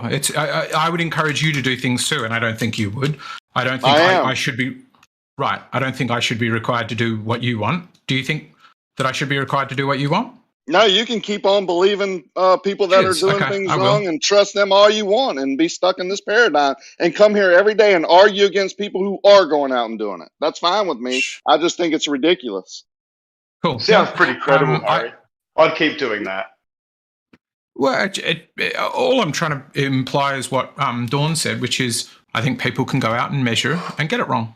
It sounds like you have a itch to argue. Like that's you kind of hope that it keeps no one really keeps just goes out and does it more where the conclusion is not biased anymore. Like so we can keep arguing. It's weird. It's interesting. Okay. Yeah, it's very interesting that someone would come here every day. Like if I came here every day and this was a truck driving site and argued with left lane on how to switch gears going up a 45% grade or how to brake, how to use my air brakes and switch gears going down a 45-degree decline in grade. It would be weird of me to do that, right? Especially since I don't drive an 18-wheeler every day. Oh, yeah. If I did that, that would be weird. I just don't do that. That's what you're doing. When have I talked about it? I deliberately avoid the conversations about the tools and stuff because I don't think they're interesting. I think that it's possible that is exactly as you suggest. I think it's possible that people measure things wrong. Checking. You've not checked. You've not learned how to switch gears or use air brakes, yet you come here, which means you haven't measured curved water or seen the sphere, yet you come here and argue against it every day. It's weird. Oh, yeah. I'm interested in the psychology of it. We are checking. Gotcha. We got to the final answer. Yeah, I'm interested in the psychology of it. Absolutely. I've admitted that since day one. I'm disinterested in the conversations about Coriolis and all of those things, except about heard you. Just psychology. So every time I interrupt you and you interrupt me, but yet you complain about being interrupted, you're just trying to see how I react so you can learn about psychology. No, if I meant that, I would have said that. Did I say that? And every time you do this, every time you take one little bit of what I say and say, oh, did I say that? Did I say belief instead of sight? Or this? I mean, you're just think it's a good or a bad thing to represent people faithfully? Like no, I think everything I've said about you is true. You're not here. You're just here to argue. Even the bits where you misquoted it. You're agreeing with me that you're just here to argue and find out the psychology of the argument. Exactly. Yeah, I'm here because I'm You interested just in the agree with me psychology of again. it. Yeah. Yeah, Nice yeah. talking to you. Yeah. Cool. You just agree with me again. Yeah, go ahead. If I get off Interested in the psychology of dogmatic fools. Right. He's just That way a- he can yeah, maybe yeah. one day help himself. So accurate. And my point was earlier, Yeah. he doesn't Maybe want you can this help to yourself end. with that info one day, mate. No, I said another truthful statement earlier when I said he doesn't want this to end. He wants the argument to continue so he can learn about the psychology of the argument. Another true statement. Yeah. He's agreed with me. Absolutely. Sure. Yeah. Moving on. Somebody had a question? Yeah, it was just like, more like an observation, really, because what I think it is that what they did was on the theoretics, right? Geodesy on the big thing, right? You're actually like, it's all theory. You know what I mean? They're taking data, you know what I mean, and using like, math, etc., to put together a projection based out of theory. And then you've got the practical purposes of actually doing stuff. So like the guy on the ground is going to know how to like, find level, do all this. But in his head, he just concedes that the smarter people know it's a ball. And then you got the theory. And then hold on, I'm not done. And then the theoreticians really, over here doing geodesy and Photoshop, like they get the compliance from the worker who doesn't put the puzzle in the piece to figure out, you know what I mean? Because it doesn't matter. So it's like, they're finding level every day. So like, if you know what I mean, like every day they're finding level, they measure it well, they build things correctly. And then you've got these like hoity-toity, philosophers that take the information that these guys have given them and create a whole bunch of fantasy, pardon me, in my opinion, which, you know what I mean, is never like, the two worlds don't collide because the worker who finds level for real doesn't give a fuck. I'll go one further, Isa. The worker on the ground every day creating horizontals and measuring down from them to create slope and drainage and whatever, slabs that are horizontal and level, not deviating from straight. They don't even know they've never measured earth curve either. The professionals. No, dude, their point is to negate any kind of curve. Like all they're doing is finding level. They don't care about it. They don't put it into position. They think, why would I care? What does that have to do with anything? They and don't the point even is know. Right, and then the point is that the theoretician comes down wearing a white hat with like, with the boss. You know what I mean? Like, and it's just complete money, like it's money manipulation on that side. It's, but the physical labor, it's like, you just made the best analogy. It's like for a baller to come to like, like, let's say for you who've done, I mean, you sound like maybe, you've done some surveying maybe, is like every day. Right. So it's like, for this theoretician, forgive me, Australia man, but you sound like the theoretician in this allegory. It's like the idea that you're coming in here having no basis to like argue with the guy on the ground, but because you purport to have a degree of some sort. No, he wants the argument. He admitted to it. He needs the argument to create. No. But here's the philosophical answer to his question, though. His answer is, why are we here in the argument? Why do we even have this argument? Way cooler.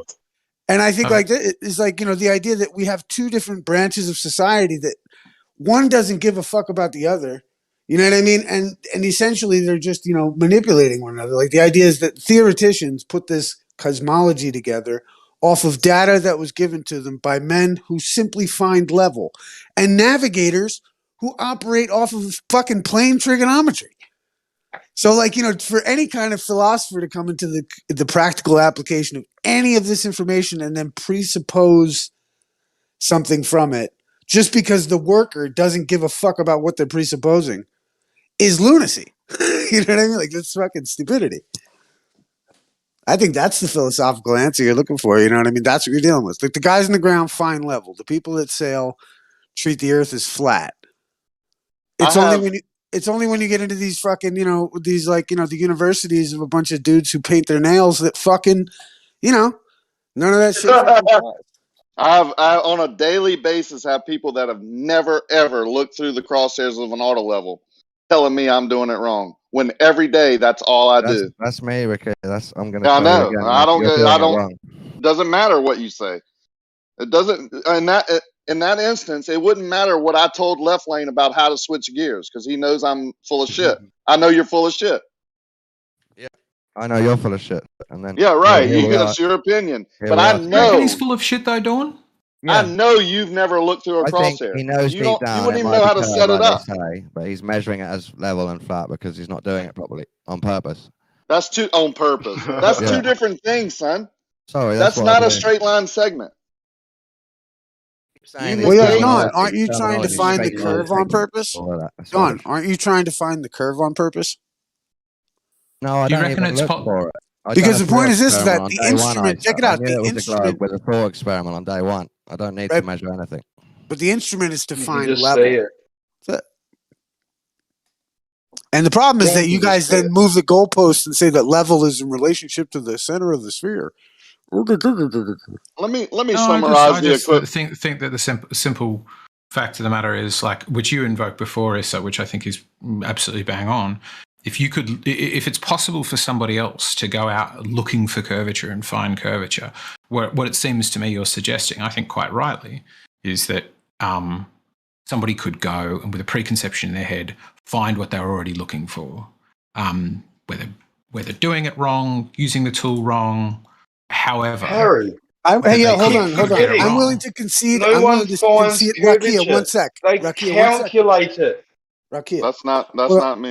Oh, forgive me, whoever it is. Yo, but the brother is like, yo, like, I will concede that, dude, both parties going out there trying any side of it. Like, this is why Al Hazen, the scientific method quote, is so good. You know what I mean? Like, you have to be an enemy of all that you read, and you have to be an enemy of like your own prejudgment on a situation, so that you don't cloud your position. And like, you know, that's the problem. Like, you're right.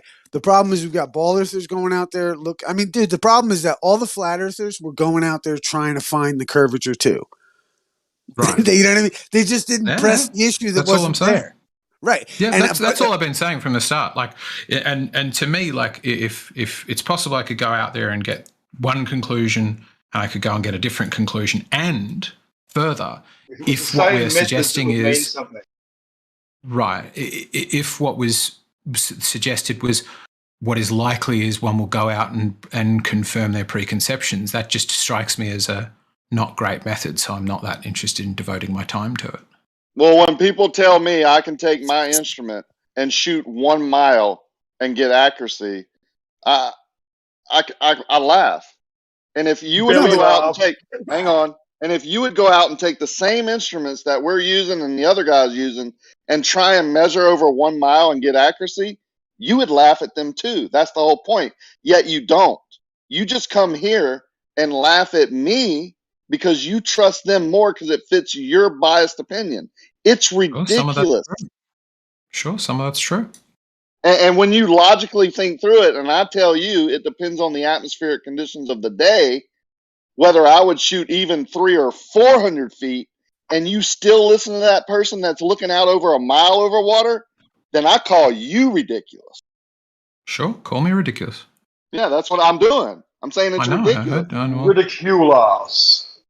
And it's logically fits because you can go out and test it yourself, yet you want, that's even more ridiculous. But well, no, but he makes a good point because like it makes sense to believe the standard narrative, but then and also to come here and question it. I mean, I would dare say that the ballers, you know, a lot of them are at least open to these ideas to some extent, and the fact that they've questioned them. But you know, and I don't think you sound too, you know what I mean? Like, I don't know, like, yeah, I don't want to like don't pigeonhole yourself because like no, I'm very in the fine sense on what of, I know. well, yeah, for sure. But like, I just mean in the sense of like, I give this cat, like I've heard you speak on a couple occasions. I forget your name, brother, but you know, like the idea is that you're going to give, right? You're going to, what is it again?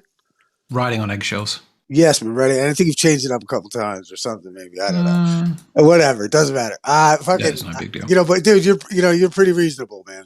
Which is like, you know, all we as flat earthers can really ask for. Cause like the point is that side of like, and you know, Rakia is dead on. You know, it's like about the subject matter, but the philosophy of it, like the idea that, like, you know, dude, it appears like for all intents and purposes, we treat the Earth as flat and motionless, dude. And then the only other people that are saying otherwise don't do shit.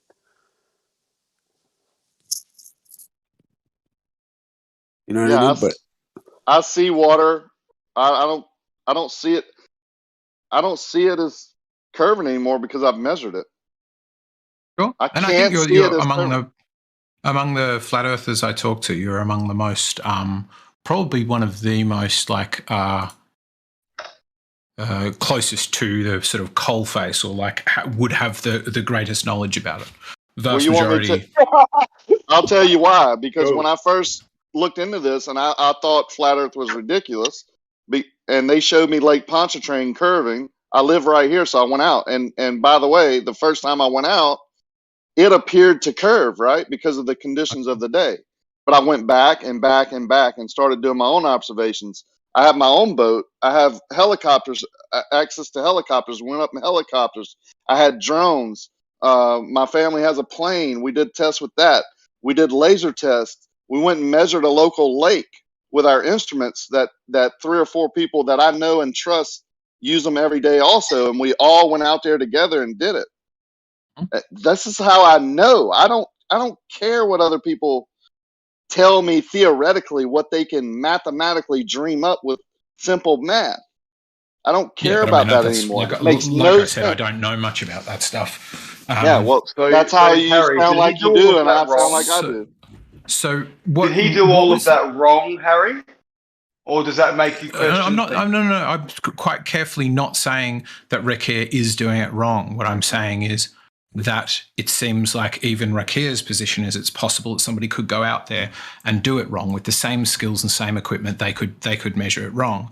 So, all my position is. But he just that's said he did a therefore- whole suite of things. He just did a whole suite of Sure. things. Sure. Yeah. I don't They think all that changes. confirmed for him. I don't think that changes much. I don't think Rakir would But disagree. he just did them with- all wrong. He did them all I'm wrong. not saying that. I'm not saying that. What I'm saying is. What I are you think saying, Rakir- Harry? He did them all right. I'm trying he to did say them all right, it, but- or did them all wrong? Okay, you tell me what Did I'm them all saying. wrong. I'm saying that. It's well. Yeah, what I want to know. What I want to know from you, but he's Rakir, just if you avoiding be, is what was when you said it looked curved. What was the difference then from when it looked curved to then with the helicopters and the other things? What changed? The atmospheric conditions of the day. Okay. Okay. If you Interesting. change your angle just a little bit, and the light source angle is the same, and everything else is the same, the appearance changes. Would you agree? Sure. That sounds. From what I'm trying to conceive of in my head, that sounds reasonable. So that's what I've learned. So when I look at Soundly's pictures, for example, he takes them at the same angle down a parallel structure. You know why? Because that angle, if you look up how magicians create illusions, angle is one of the key factors. So if you go to where Soundly took his angle measurements or observations from, and you just change it just slightly, the whole appearance of that bridge or power line changes. You know how I know? Because I've done it. I don't have to think about it anymore. So it is possible to take photos of Lake Pontchartrain Bridge with the water appearing to curve. Yeah, I have a video of Yeah, around cool. the same height that Soundly was, but just at a slightly different angle where the bridge doesn't curve at all. And see, you think Soundly's curved bridge is a photograph. Little do you know that it's over 500 or 600 photographs stacked together at a certain angle. At dusk, right? At sunset, the most refractive time of the day, according to some I do experts. agree. Oh, what a dodgy fucker. Carefully taken photograph. I bet you thought it was one photograph, though. Bring didn't him you? up. No, Didn't I you, know Dawn? he's Bring him put it- up. I know he's put it through programs and done stuff to it. So it's post-production then, right, Dawn? Yeah, of course. So when I can We show got a you a call for video, nicking on YouTube. so when I can show you a video of the bridge from roughly the same angle at roughly at the same height, just on a different day, that doesn't have any curvature, and you can take a post-productive shot of a bridge at a certain angle. Why do you trust one or the other again?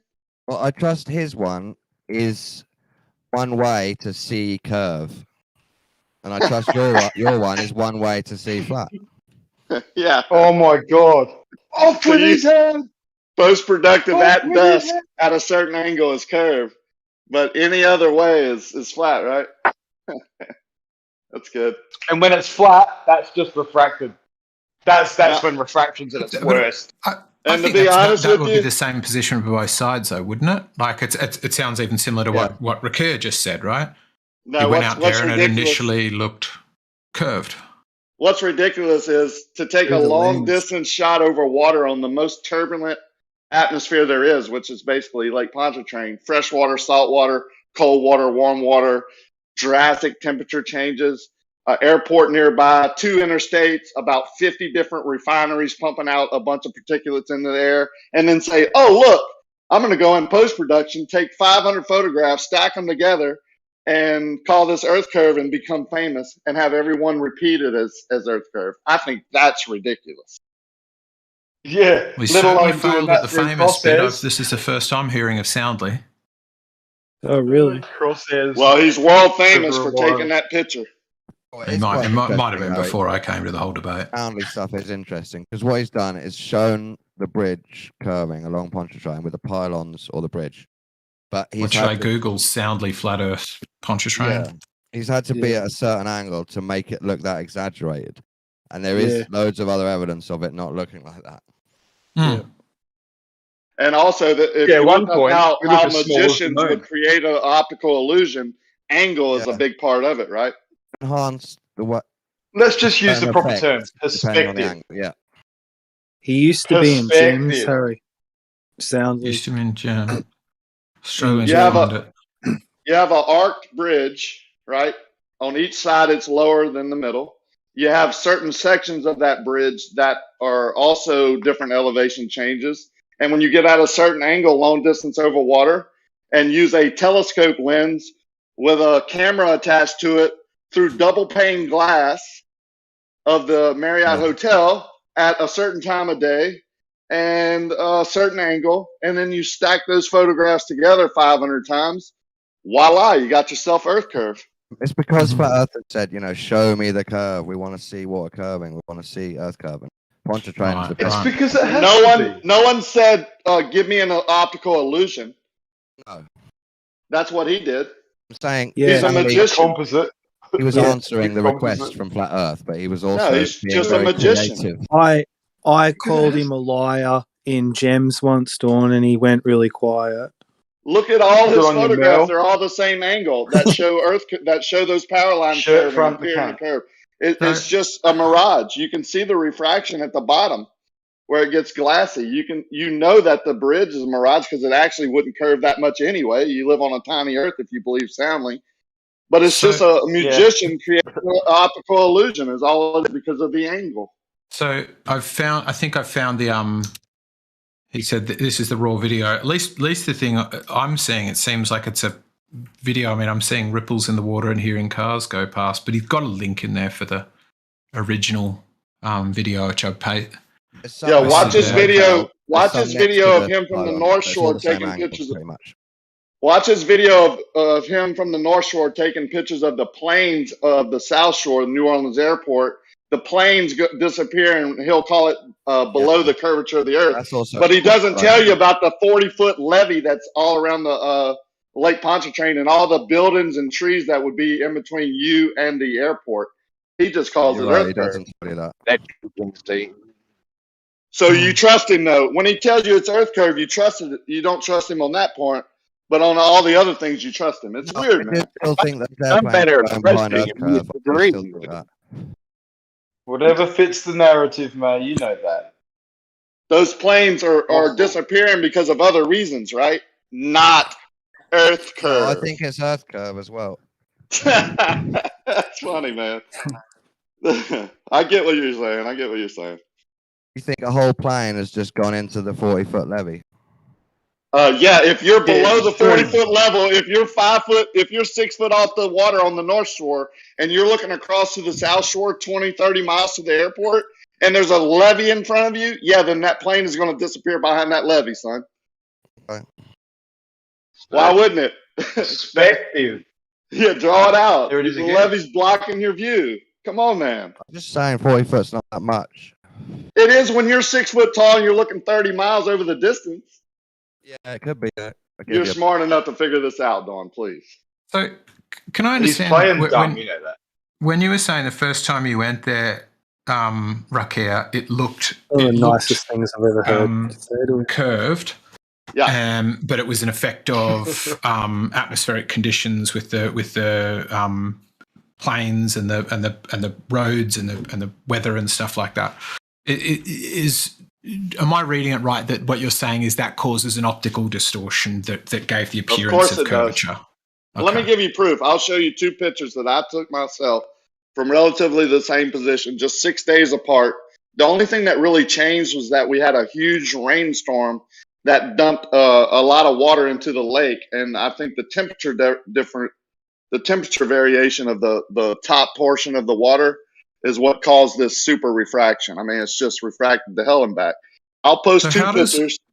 How does one control for that? Except, like, because my understanding is all of those surveying devices rely on optics. If what we're saying is the optics are affected, how do we control for that except using also optics?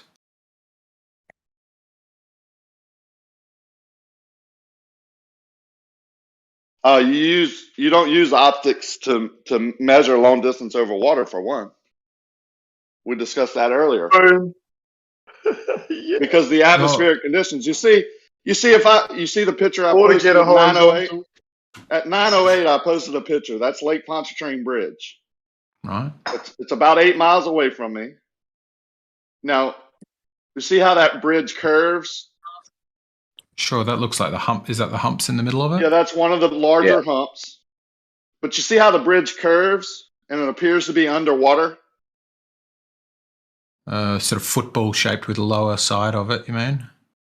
But you see how the bottom part where it gets to the water, it curves from left to right?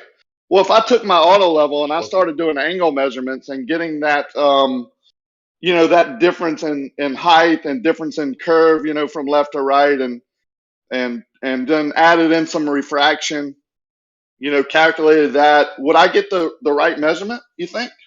I've got no idea. Well, I would tell you I wouldn't, because it's 8 miles away over water. So it's very simple for me, right? I would never, ever measure anything this far over water, right? So that's how I know that I wouldn't do that. It could be accurate, so, right? So how It could how be does accurate. one? I mean, it's a How does possibility. one- It could be. And let me show you what the bridge. Let me show you what the bridge actually looks like. Okay, so now I posted at 9:10. If you drive over the bridge, it's not actually curved, right? It's straight. See it? See that 9:10? Yeah, Yeah. See, the bridge is not actually underwater. To me. It doesn't look straight. It's a globe. It's going in a straight yeah, line. So it's got elevation changes, but it's parallel. It's going in a straight line. Here, But I'll prove it to you. It looks to me like it's closer, right before the hump starts. It looks like the water's closer than where the furthest left in the frame. But yeah, I don't know much how to read that. Yeah, I'm not sure what can you're I ask saying, then but the bridge is how you- well. Let's not breeze through this. No, I'm not. I'm still trying to get back to the point that I'd asked. How do you measure if it's not through optics? I don't understand it then. How do you measure? Well, it must be a sphere. What do you mean? How do you measure? You have to measure using the tools to their capabilities. Right. Do the tools don't rely on optics or? Yeah, but you can use. I'm saying you can't use optics to measure over 8 miles over water or a mile over water or a mile if you want to be accurate. You can do it. I'm trying to ask how you measured. What do you Well, you think have of to that use one, it in the Harry? capability of the tools under the conditions that you're under. That's why I said earlier, some days my auto level is good for 100, 150 feet, 300 foot. And other days it's good up to 500 foot. It depends on the conditions of the day. He wasn't listening to that though. I'm hearing that, but I just thought auto levels, they create a local level, but then you look through them and that still ends up being optical. Is that not the case? Yes, and those optics are very good, very accurate. Listen to me carefully. Extremely accurate when the conditions are good under the right parameters of the equipment. So if you use them under the parameters of the equipment, say to 300 feet, 400 feet, 500 feet, when the conditions allow that, then they're super accurate. You can measure drop from horizontal really accurately And you can also extend that horizontal line using different methods, using the same tool to whatever distance you want. See the bridge there at 911? It's straight parallel. They're equal distance apart. They're equal distance above the water. They're designed a little bit differently. One has 3 columns underneath. One has 2, I think. But the humps are relatively in the same spot where boats go underneath them. They were just built at 2 different times, like years apart, because the traffic got so bad they added another one. It makes perfectly logical sense to me that, let's just say the Earth was flat, a plane, that it would be the rare occasion due to refraction that we'd actually see it flat. And most of the time, it would be refracted, right? Unlike the globe, it'd be the other way around. So logic says that because we only ever see, every now and then when the conditions are right, we see too far, that it's actually that is the true nature without atmosphere. There's refraction in every It sounds view that though- you ever take. It's just the degrees of refraction. It sounds though like sometimes it's A, sometimes it's B, but if I want it to be B, I'll pick the ones that are B. No, but what makes more logical sense, Harry? If it was a flat plane and we have an atmosphere, we're very rarely going to see that it's flat because of the refractive index of the atmosphere, which is obviously changing. But every now and then, when it's clear enough, we see that it's flat. And that's what reality presents us. Every now and then, when the conditions are just right, we see too far. And they're the anomalies. And that's the logical way it would be if it was flat with an atmosphere. Every now and then, when the conditions are right, we see too far. No, I would take out every now and then. I see too far all the time.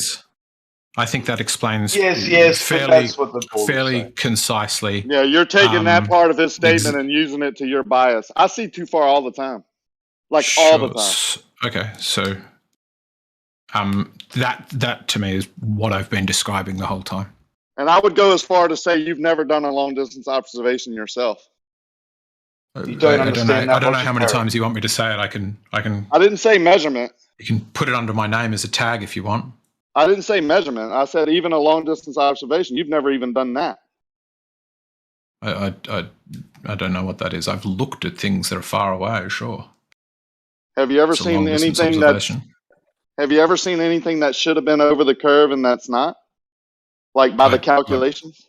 I don't know. I don't know the number of times Then there you go. I've looked at something that is so far away that I would also know how far it was. I would go as far to say as if you saw something on the news, let's say as a skyline that was above the horizon, right? You shouldn't be able to see it, but you can. I would say you would just agree that that's refraction, right? Looming. I would certainly say that there would be probably possibly other explanations, because to me there are many reasons why I hold to a globe model. The how far I see is not on that list, and when I look at what I'm interested. Flat Earth presents, I'll bite. When I look at what Flat Earth presents, it seems like it is almost 100% of the evidence is we see too far. I'll bite on that. We see a skyline that's way above the horizon. We shouldn't be able to see it. It should be below Earth. Lack of all evidence. Give me more than one reason. I say that would be looming if I was a glober. That would be refraction, looming. Lifting up. Although it's not distorted. I'll give you that. Whatever. We'll move past that. We can see it. It's not distorted. It's looming somehow. What are the other? You said there were many reasons other than that. What would be 2 other reasons you would be able to see those buildings? No, you didn't listen again, Rakia. Of the many reasons I think the Earth is a globe, how far I see isn't one of them. Of the reasons that I hear presented for why the Earth is flat, almost 100% of them are we see too far. So how far I see, it doesn't feature into my equation. Whether I could see too far or see as far as I expect on some days, exactly as White's just said, if on some days I see some things and on other days I see other things, it's like, but there's lots of reasons for me why I think that I live on a globe. You hear the seeing too far a lot because that's the easiest one to do, yet you've never done that for some reason. to Sure. disprove because it. I don't think But it's very conclusive. you've heard me. So then you would go to measurements, right? Wouldn't that be conclusive? Sure, there could be lots of measurements. I've certainly done observations that seem to comport with a spherical Earth. You've done Yeah, the only accurate you've done ones, aren't they, observations Harry? that comport to spherical Earth. Sure, I've watched the south celestial pole rotate in the sky. Lay on my Bing. back, watched it rotate. Sure. So how does that prove that the Earth is turning and not the sky? I said seem to comport with. I try to choose my words carefully. I don't think it proves Well, I anything know one you're way or very the other. careful. Yeah, So you I don't try, have I to- try to be careful. Well, I So you don't don't have like to- being wrong. I don't like misrepresenting other people. I don't like sort of getting stuck in an argument because I've stated my position too strongly, and then have to back down from it. I typically only do that when I get frustrated. You like to ignore. So Aries you agree failure, it could be it could be you laying down on a non-moving surface and having something move above you. You agree Certainly, with that? yes, absolutely. That's a Oh, well, possibility. good. So that one's checked off. You want to go to your next one? But it's not. I don't think that's checked off. Well, no, I Would just gave still- you an opposing view. Check. Right, but, Can I- but can I is just that say what you do? If something? if I said I believe, if you I came believe, if you Harry. walked out into your garage Yeah. and Harry. there was your car there with your Now we're going license to move plates on to on something it. else. No. Harry, It's just that's I'm to a me the lion talking donkey. We were that's talking the- about the stars moving in the sky. That's Right. one of your reasons you believe you live on a sphere. I gave you an opposing view. Check. You agree with me that it could be No, both. It's possible, yeah, but Possible. it is check. right. Harry, but there are many things that are possible that I think are Moving improbable. on then. What's the next one? Is it cool if Oh, I just let him say finish. something to Let him finish. Ali? Goddamn. Yeah, Ali. Yeah, I'll let him Ali, move on to the next Rakia one. does not like me finishing Yeah, sentences. whatever. Go on, Mel. I don't you're trying want to say ramble something. on and waste time. We've already gone through the stars above you. Now, can we move on to the next one? Your great proof that you live on a sphere. Sure, we haven't finished that one, and Mel's trying to say something. Jeez. I just Oh, bullshit, Harry. No, I'm happy Bullshit. to, you don't want me to finish a point? You don't want to let Merle speak? What's the problem here? Now he why are wants you guys Merle. getting? Now he wants Merle's Merle been to trying to interrupt speak him. for like 5 minutes. Has everybody not been hearing that? Yeah. Now you want someone else to speak. Go ahead, Merle. The next, Please the save me. next one was plumb bobs aren't parallel. Classic. Sorry, What? Harry. I don't know. My Go on, reason Mel. for thinking I Go live on, on an Mel. loop is nothing to do with plumb bobs. No. We'll Well, get to your next. We'll get to your next proof. Don't worry, Yeah, Merlin. Go we ahead. will. Mel's trying to speak. I just wanted to say Right, that hang on, Ali B and Issa and Pete Shea, I don't know others, but Jibby Jedi passed away, and Oh, I'm sorry to hear that. it's just got some of us sort of like on a deeper level, you know, like knowing, you know, what we know is a big thing, and you know, when I hear some of these arguments, it kind of does my head in sometimes, if I'm being honest. But Sure. I'm just trying to sort of get across to like the people still in flat Earth, like yeah. Cheers, Mel. I never knew that. Sad, mate. Yeah, life and death are definitely one is better than the other, it seems. But I think this is the whole reason, right? The whole reason I'm here is to show that we're intelligently designed. There is a creator, and there is something better than death out there. It's called life, and it's called eternity. So Ali get B. to know your creator. I would pray that he knew his creator, so right now he's in a better place. If not, then we have no purpose whatsoever. Yeah, Jibby Jedi. Rakia, you never heard of Jibby Jedi? Yeah, man. I mean, Oh, yeah. I'm heartfelt right now. I didn't. I just Yeah. found out that for the first time. But my first Those are thought the- is, I hope he knew had a relationship with his creator and had a good meeting with him, and is in a better place right now. That would be my hope. I can't do anything about the death part. Yeah, man. Yeah, but yeah, Jibby was a fun one, man. It's so fun, dude. What a fun dude. Like, the original conspiracy theory, the Flat Earth Mafia. Yeah. He had the fucking dude. He was the fucking shit, dude. Big up to Jibby Jedi, man. We used to say Jabiru. So this should be the thing, because, you know, everyone talks about Nibiru. So we created Jabiru because it was Jibby. And we always kept, and you keep moving. You got to keep changing the date. So like it used to be Jabiru 2018, then it was Jabiru 2021. So now it's Jabiru 2024. And then there are scholars that argue about what year it actually is going to be. When the great Jabiru returns, bro. Yeah, the end of the world. Okay, what's up, Ali Big? Long time, man. Hope you're well, bro. Yeah, it's all good. Yourself, hope you're well. Well, brother. Well, that was a good conversation. Carry on with that, Racky. Y'all want to go with riding on eggshells? You want to give your second reason? Well, no, I want to finish the first one if that's all right. Go ahead. Oh, he's thought about it. No, I've had this discussion many times. I don't need to He's get thought notes. It could be the heavens moving above a stationary Earth, but it would still, in my mind, at least, I've every way I've ever looked at it or had anybody try to present some other way it could be, would still require that we not be all on the one side of a flat thing. It still would require there to be two poles. So even if it was the heavens moving and the Earth was stationary, the heavens would be moving around something that is probably spherical. Yeah, what if there's like a crystal-like dome above us? Do you think that would affect the light and the way we see things as it gets closer to the flat plane? Like, if it's further, yeah. So we both agree. It could. If I had a skerrick of evidence for that, I would consider it as a possibility.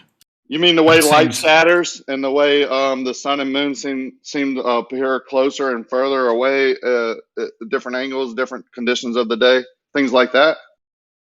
That doesn't seem to me to be evidence of a crystalline dome. You're just dismissing it, right? Well, no, a crystalline dome would be evidence of a crystalline dome. Like the strange movement of light wouldn't. I mean, why a crystalline dome, not a glass one, or something? Well, you know what light does when it passes through a prism, right? Or a crystal, like a crystal. It does all kind of funky things. All right, so let me check this with you then. When you were talking about going out and measuring it, it seemed that you had a standard that you set that was like, go and measure things. Right. And I think that's an admirable standard. Why don't you apply that same standard to the existence of a dome? Because it can't get there. But once I've measured the ground, and hang on, once I've measured the ground and know that water isn't curving, then I have to try and figure out how everything else is working, right? Yep. Yeah. I would agree with you. I think so that's well what. So I'm glad you agree. No, I think it's a bad reason. Now, Harry, it makes sense. You said we would need to measure. We would need to measure as much as we can. I've done that. Water doesn't curve. So now I'm trying to figure out how the light would come in on a flat plane, because I know it's a flat plane. I know water doesn't curve now. So how does everything else work? Well, when I lay down and look at the sky, I know I'm not moving. I know I'm on a flat plane. So the sky must be moving, and it might be curved, right?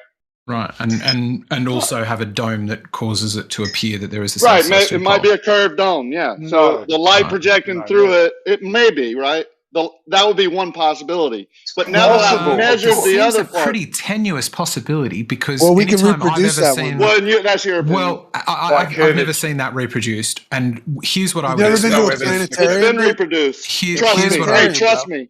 Like, you trust me. Do you guys want to let me? Do you want me to finish?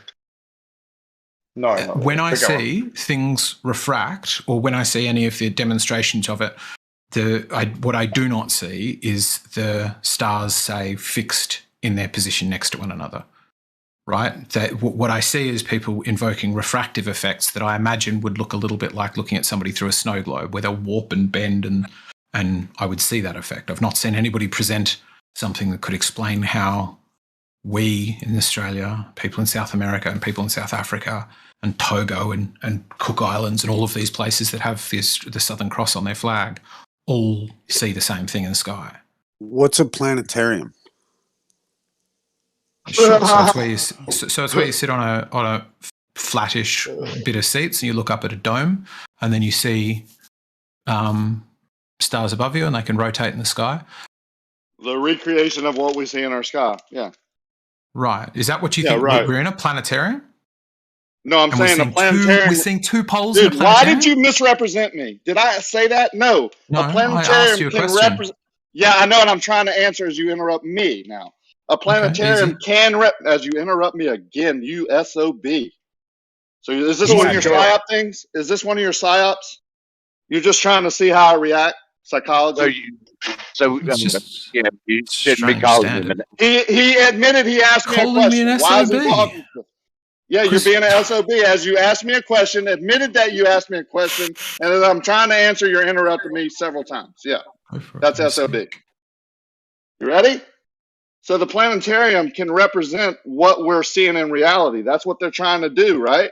That's why they created the planetarium, so people can go there and feel like they're looking up at the night sky, because some people really can't do that. I mean, they live in the city, or they don't have the capability to see it. They're just recreating what our night sky looks like, the universe.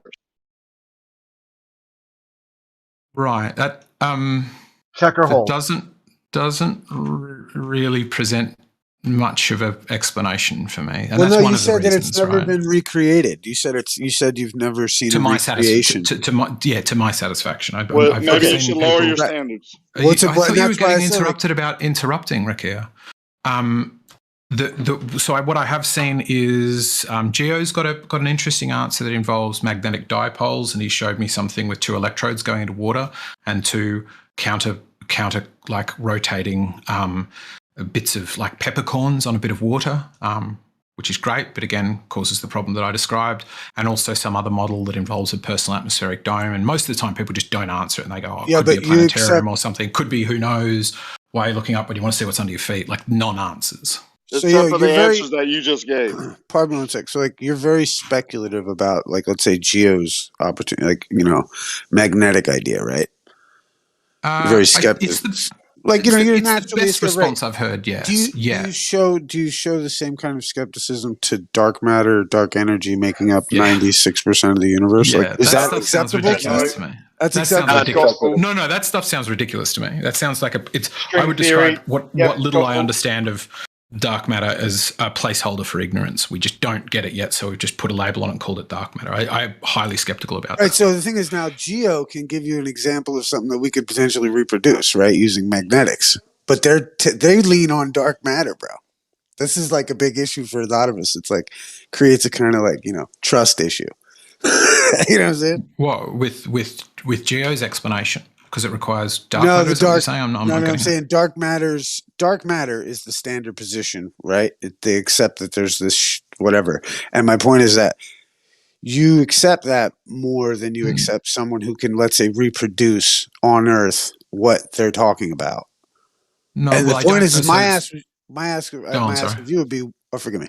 My ask of you would just be, where's your skepticism in regards to those conclusions given by modern theory? So to me, they're very different. One is, to make it clear again, I hold a load of skepticism towards dark matter. The other thing is, it's about explaining a phenomenon I can see versus explaining something I don't even understand. Like, I've got no idea how to quantify or attempt to calculate mass. You're a liar. I don't know where that came from, but I'm trying to respond to Issa. Dark matter doesn't factor into any observation, so it's not an explanation for me, and I'm very skeptical about it. When it comes to Geo's explanation, I think it's among the best I've seen yet, but it doesn't.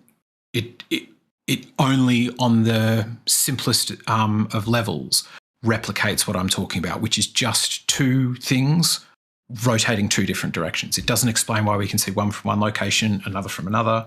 It doesn't explain why the stars are fixed in their relationship to one another in the sky. It fails on a lot of fronts. It doesn't explain why we see exactly the same stars from 3 different points on, if we're to take the Gleason map, which I know some people do, some people don't. So, take that for whatever you will. Like totally opposite ends of the system. It all it says is, hey, we could get 2 counter rotations if we do it this way. So let's say like that's why I don't take it as a. Let's say like mainstream eventually took that position. Would you then accept that position? It would still need to explain the problems as I see it. Like, I'm not going to just. I think this is a misapprehension. Hold on. Your scrutiny is pretty meticulous. It was pretty meticulous when it comes against this alternative thing. But it's pretty accepted, because the thing is with the ball and all that is it relies on the implications of relativity, which implies dark matter, which is like, so integral into this. And my thing is that, like, the only reason we would even be a sphere would be because of dark matter. Really? You know what I mean? Like, well, I mean, if you're going to hold the idea that dark matter's in place and it creates, like, like wherever dark matter isn't is creation. So, like, it kind of like seals. In what way do we creation, like, require right? dark matter for a globe? I don't see the relationship between the two of them. Well, it's the integral part of how gravity is, like, like it's the answer. That's why it's the missing point. It's the answer for this equation. What's up? Not following you, to be honest. Yeah, as long as you operate within Newtonian physics, you don't have to talk about dark matter. Right, but that's where they said that Einstein broke the wand of Newton. You know what I mean? So, like, like that's what's that's why I think it's so interesting, integral, and it makes it a little bit, ludicrous. Is the idea that, like, there's this, like, oh yeah, like, even they've admitted they make stuff up at the astrophysics level, right? Like, they're like, oh, we're off by this many. I just think, and it's so interesting to me that it directly affects your philosophy in life. Cosmology directly affects your philosophy. That's what's so interesting to me. Oh, I think it does. But yeah, like I said, of my reasons to think the globe, that I live on a globe, dark matter isn't anywhere in that equation. Like, not even low down the list. It just isn't there. Right, but not for you, but South for them. Celestial Pole. That's dark matter. They have to make this stuff work inside this solar system, to make it work for the rest of the universe. It has to be 96% dark. It doesn't work if they try to apply these astrophysics. That's why I think it's a placeholder for our ignorance. I think that they just call it that while they're trying to figure out what the hell's going on. And I think they could come back and find their maths was wrong. They could find that there is more stuff than they thought there is because they're not able to see it very well because of the equipment they've got at hand. I think there could be thousands of other explanations that we just go, we'll call it dark matter for now while we figure it out. And I don't think it is at all crucial to the globe, because I think there's, like, many ways to infer or observe or measure the planet that doesn't require going to these most mysterious of He said you could call it things. Fred or Wilma. It doesn't matter. It sounds like we know something. We don't. We are 96% dumb stupid in the universe. I would just say it's 100% dumb stupid. They're just fronting the 4%. But one of the reasons as well, like one of the major reasons since coming into the debate is just to sort through the logic of it, to sort of go, let's try to build axioms or test things or sort of apply critical thinking skills.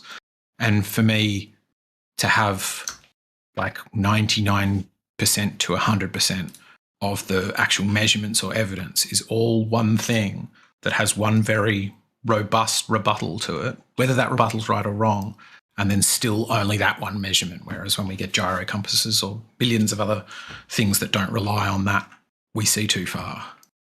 It doesn't stack up on the flat Earth side. I wonder why we're talking about star rotation and somebody keeps wanting to talk about dark matter, which is irrelevant to star rotation, what we observe. Because the stars right don't need to be what they claim them to be. They can just be a fixed point in the sky that appears to be in the same place for me as it does for you. And I think there's many ways we can infer that that's the case without needing to know much about them at all. Just enough to go, when I see the Southern Cross there, you see it in the same, like, relative to where we are on the planet. That's all you need to know about them. And then you can figure from there. We don't need dark matter. We don't need to know what they are. Don't even need to know how far they are. Just that for whatever reason they appear to be in the same place for different observers, such that you can use them for celestial navigation. Right, and we treat it like a celestial sphere, right? Sure. Yeah, exactly. That's what I'm saying. They could for the star rotations, they could just be on a, like, pinpricks of light on a black sphere that surrounds us. And that's that's what I find is so funny. What I often giggle about when I'm getting a bit trollish about it is, in order to explain why we don't live on a sphere, when people try to explain the South Celestial Pole, they always end up having to invoke a different sphere, not the one we're on the outside of, but one we're on the inside of, which would work. But again, it would require that we're on something that has two poles. Any shape that has two poles, anything but flat, basically. It only precludes one possibility, and that is flat. Unless, of course, there's only one pole. Yeah, exactly. If we only observed one celestial pole, then I would be much more inclined to favour the flat Earth model. But we clearly see two.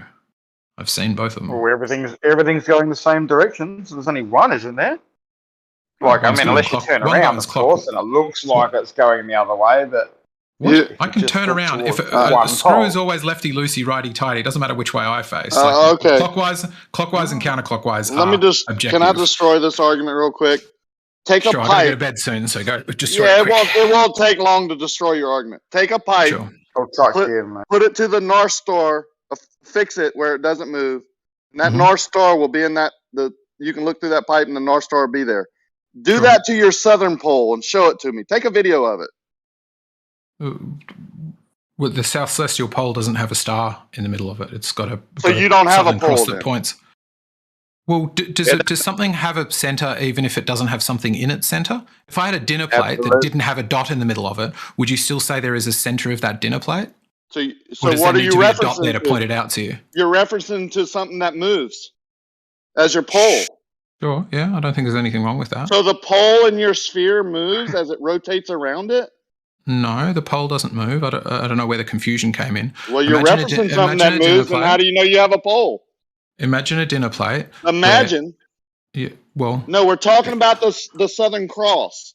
Okay. You're referencing... maybe just let me finish this, and then you can argue against it. Imagine there's a dinner plate. I don't want to argue against your imaginary stuff. I want to talk about. I want to talk about the Southern Cross. You're getting your interrupty thing again, and it's bedtime. I want to talk about your Southern Cross. Why don't you? You brought it up as your proof. I can talk about it if you just don't. Please stop interrupting me, okay? I'm really tired. So use the Southern Cross then. Okay. There's a Southern Cross. 4.5 staff lengths of the Southern Cross points at the South Celestial Pole, which is a blank bit of space, no star in it. Blank bit of black sky, I should say. No star in it. Does that Southern Cross move? Yeah, it rotates around that point, always 4.5 staff lengths to the South Celestial Pole. So you're referencing something that moves? Yes, because it points at the center of something. So not the same as the northern pole point? No, if they were identical, that would be a problem. But right, they're noticeably very similar, but different in crucial ways. We get different stars. We get the whole Milky Way galaxy, this giant smear of way more stars than you poor suckers get up in the north. So different. And different constellations. Yeah, different constellations. Yeah. And can everyone see the Southern Cross at the same time? That's below the equator? I think there's it's a bit above Sydney. The latitude, longitude, whichever one of those ones, you've got to be just a bit above Sydney, and then everybody a bit above Sydney can always see it. And then up to the equator and possibly even a bit beyond the equator, you can sometimes see it. But it has to be nighttime also, right? To see stars. Yeah, to see stars. Okay. All right. Night all, because that's just. All right. See you later. See you. My point being is that everyone can't see it at the same time. So if it is rotating above us, and it has to be nighttime, then it could have moved over to their position, and you see it, and they're just referencing something that's moving as a southern pole point. It's ridiculous. It's not proof of anything other than that they're biased in their way of thinking. Thank you. That's not true. Ouch. Yeah, you're welcome. And that's what I get as a rebuttal. That's not true. Nuh-uh. Are you denying the Southern Pole? I'm not denying the Southern Cross at all. Seen it. I am denying that it is reference to the Southern Pole point, which you believe you have. Okay.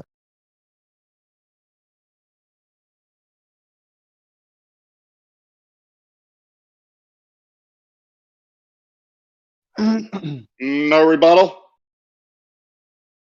Nah, never will be to common sense.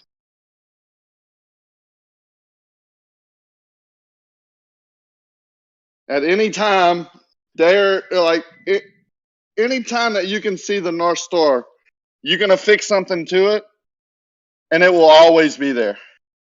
You can't do that anywhere else with any other thing because everything else is moving.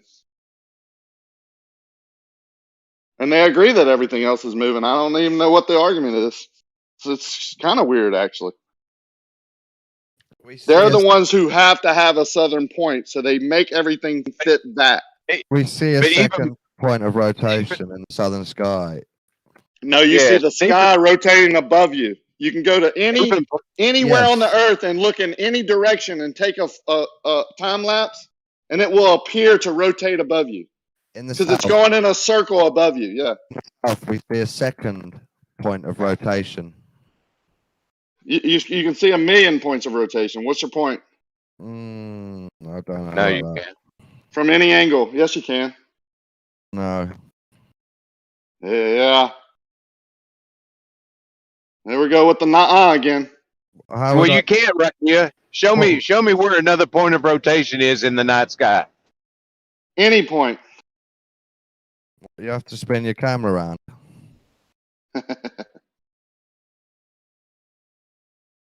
Do you?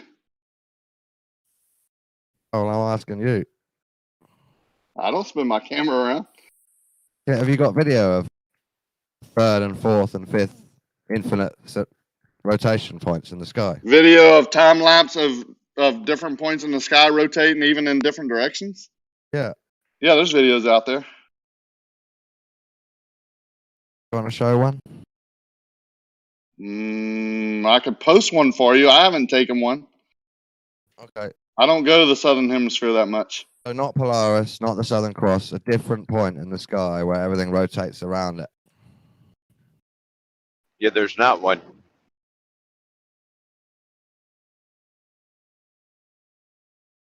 I think we're on two different points here. I'm talking about you can take the Southern Cross and take rotation around it in different locations of the Earth. Okay, yes, that's a different claim. Yeah, in the Southern Hemisphere. So there's in the not Northern infinite Hemisphere, at any points. angle pointing up to the North Star, you get rotation around the North Star. So it's not any point in the sky, it's the Southern Cross or Polaris. Yeah, it seems to change, right, in the Southern Hemisphere. Yeah, or the South. Right, and there's two different ways of looking at that. It's been demonstrated several different ways. I'm not sure why we only go with one. What's your way of looking at it? My way is when light comes through different mediums and maybe a crystal-like dome shaped as a sphere, it would do different things at different angles. Just like I showed with the light on my ceiling as we were talking. I stopped Discord and videoed it.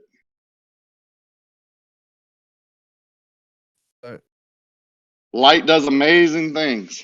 Light's reflecting off something, turning into the Southern Cross. How it's working? Rotation. No, I wouldn't know that. I wouldn't know how the lights are getting their energy. No, I mean, so you think the Southern Cross rotation point in the south is just a reflection of Polaris rotation point? I think it could have something to do with what's happening above us that we can't figure out. Yeah, and that we're both biased on our opinion of it. So you don't really know what's creating. No the one Southern knows. Cross. No, I agree. I don't know. No one knows. I know. I know exactly I know exactly what's creating the Southern Cross phenomenon. I'm sure you do. We're on a geoid rotating on an axis. Congratulations. That's why every time you go down south and look, you see the Southern Cross. Or perspective, mate. Can you prove Nothing that, but or is there perspective. another explanation that could be Yeah, happening? or Well, I just asked Ricky. He didn't really have another explanation. no, I was honest in saying I don't know. It could be several different Yeah. things. I think you're just saying it can only happen one way. And when I asked, or like, what's another way? You say there is no other way. That's it. I'm right. There is one solid explanation for it.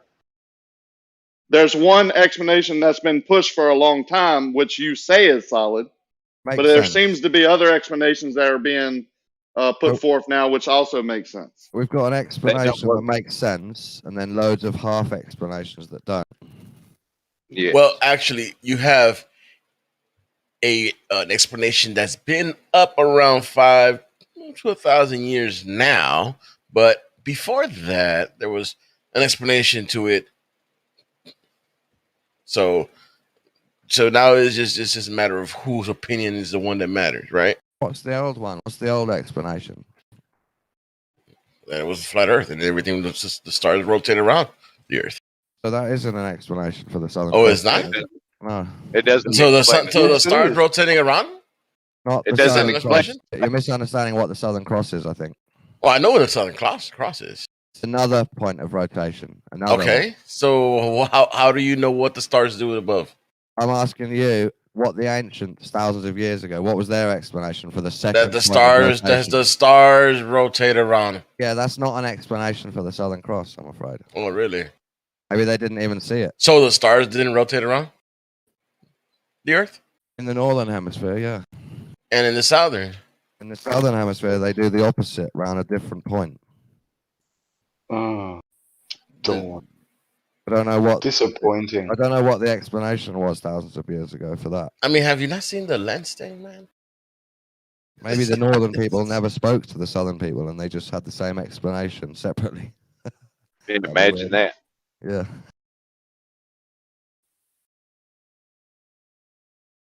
Sorry, our astronomer died on the way over here on the boat. We can't tell you anything. So I guess there was nobody living in Sydney back in the days, right?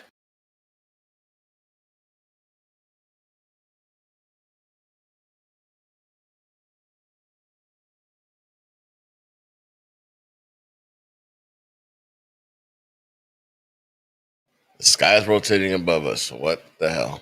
How is that a problem? It's not a problem. It's Oh, okay. So there is an explanation, right?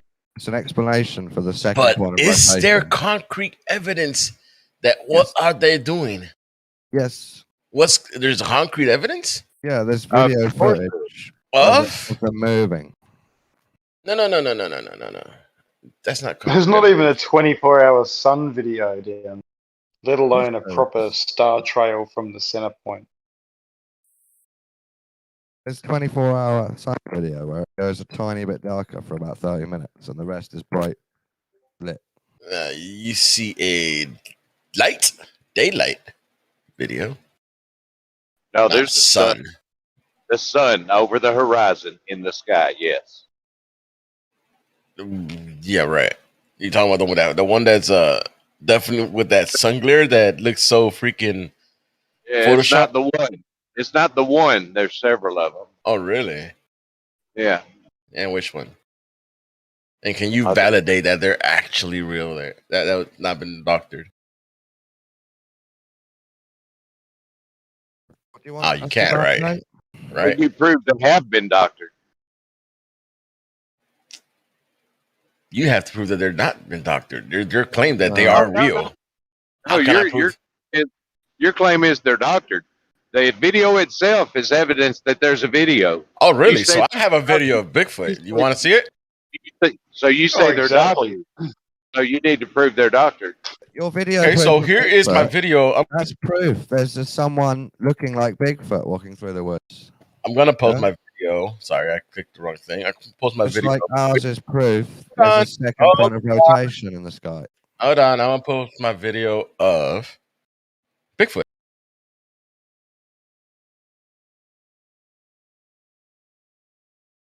All I've ever seen is videos of the Southern Cross popping up above the horizon, doing a half circle, and then popping down.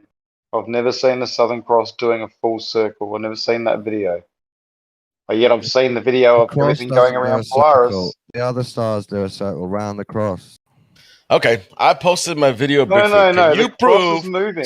Hold on. Tiny I bit. posted my video of Bigfoot. Can you prove it's not been doctored? I believe this is proof of something looking like Bigfoot in the woods. So your argument now So is now your argument is so Bigfoot is the real. Southern Cross is something else. So in a Southern Cross outfit. That's your argument. That's not my argument. You said you talk about the sun, and you want me to disprove that the video is Cross has been doctored. Is actually a fake costume. That's your argument. So you're telling me that Bigfoot is real? Are you telling me the Southern Cross is a fake costume? So since you cannot disprove my Bigfoot video, you're telling me that Bigfoot is real. I love it. That's your logic. The Southern Cross. That is your logic, my friend. The Southern Cross is something It's else. a helium balloon. Pretending to be a star rotation. With a costume. Yeah. Who said that? Is that your claim? They're dressed up. I just posted 2 images. One of them is looking north in the northern hemisphere. The other one's looking south in the south hemisphere.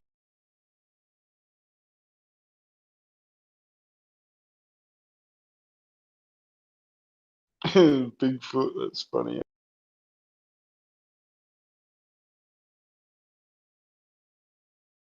Go fill up a glass of water, put an arrow on a piece of paper behind that water, look through it, and as you pass the arrow past that glass of water, it will change directions right there in front of your eyes. If you think you can't be fooled by looking through a different medium or a different angle of what's above us, then you're just denying things. Or just your explanation is we're confused looking through a delusion. No, I'm saying optical effects is what you're using as your proof that we live on a sphere can easily be done. That's your proof of flat Earth, optical effect. No, I know it can be done. I can show you it's done right there in front of your face. I can tell you a way to go prove it to yourself right now. And then as you amplify that, as you look over a longer distance through unknown mediums, you're telling me it can't happen. It's all strange. your Pontchartrain observations are. Where are these photos taken from, and Optical what effect. angle is the camera? More. Now, see, here's where bias comes in. It's perfectly fine that we've got Polaris and a North Celestial Pole, but we also do have a South Celestial Pole, but there's a problem with that. How is no one looking can up? confirm it? Who gets to confirm it? How is looking I up? can't, and I'm fucking in Australia. Hey, you're acting like bias is just on one side. You don't think you're biased at all? And you believe in our star rotation more than your own. What? Welcome to Earth. Oh, to the skies. It didn't take long when I was talking about measuring curved water, how fast it went to the sky. Just get above, look above. Don't measure things, right, that are ground level that you're trying to prove what the ground is. Observe things up above you to know what the water or the land is doing at your feet. It is amazing how many times this happens. Every time, I would say. It was 100%. crazy. Rick, is that they can't even go to measure or, can't even get there. What... It's one of the most ridiculous observations there are because you can't confirm it at all. Like, I can confirm my observation to that bridge because I can go to that bridge and know it's not curved. No, see, that's all optical effects. No, my point is, if you went to Lake Pontchartrain and looked at that bridge under refraction every day, you would think that bridge is underwater and curved. If you were never able to go on that bridge or measure it, you would always believe that. That's what you're doing with the sky. You're denying don't tell me what I'm doing. I'm showing you what you're doing. Don't tell me with words what I'm doing. That's what you're doing. On those photos, you can't go to the sky. You can't go there and measure how far away and what's above, what the medium is. You can't do it. We're not trying to prove how far away any of it is. We're saying it rotates around a point. Wouldn't you need to know that? You're denying it. If an optical illusion is being created, if that bridge is being curved or if it's actually not curved, wouldn't you be able to? Wouldn't you have to be able to go on that bridge to tell that? No, you don't understand observation. Yeah, I understand completely. Okay. Now I don't understand observation. Sorry. There's a song for that. Tell me this. is there video of the North Star trails with a camera literally at the North Pole pointing straight up and everything going around it? Or are they all from some other angle pointing at the... I don't think there's anyone exactly on the North Pole looking up now. No, it's open Okay. water. Why would you want that anyway? This is That's why. a problem. That would be, that would be a pretty unique fucking video star trail if someone had a barge out What are you there or going to do? whatever. Buy a special coat and go? No, this is No, why it's Special important. coat. Yeah, Because yeah, I'm gonna get a special coat.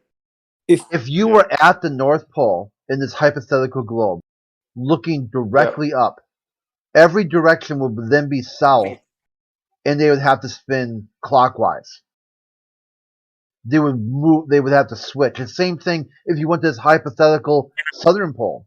Every direction would be north, and they would all suddenly start spinning counterclockwise. Well, that was No. going to be my question. If there was a north one, then where's the south one? Neither of them have been done, it seems. So that's See, watch this. Picture this in your mind, right? You're in the north, and you're walking south, facing south. What direction are the stars turning? Oh, of course, we all understand this. Yeah. Left lane. Is there any more info on those photos you posted? No, With this is for regards left to where lane. they're from and. Let's see if you can work this out in his head. No, I had got metadata on it. Left lane. All right, can you picture that? All right, you're in the north and you're looking south. What direction are the stars rotating? Clockwise. Okay, you keep walking all the way to the South Pole. What direction are they rotating now? Clockwise. And then you pass over the South Pole and walk all the way facing north, all the way to the North Pole. What direction are they still rotating? Counterclockwise. At what point did they switch counterclockwise? When you went from facing south to facing north. Okay, that's what I'm saying. Okay, let me try again. Okay, I think I went too fast for you. You're in the north, facing south. What direction are the stars going? Goddamn. Clockwise. Seriously. Okay. You walk all the way to the South Pole.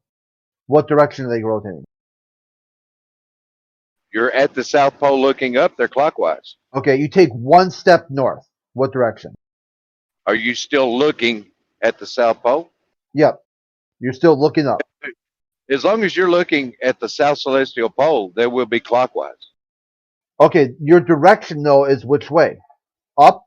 It matters where you're looking. It doesn't matter Yeah, you're looking up, right? The direction you have to look to see the stars is up, not down.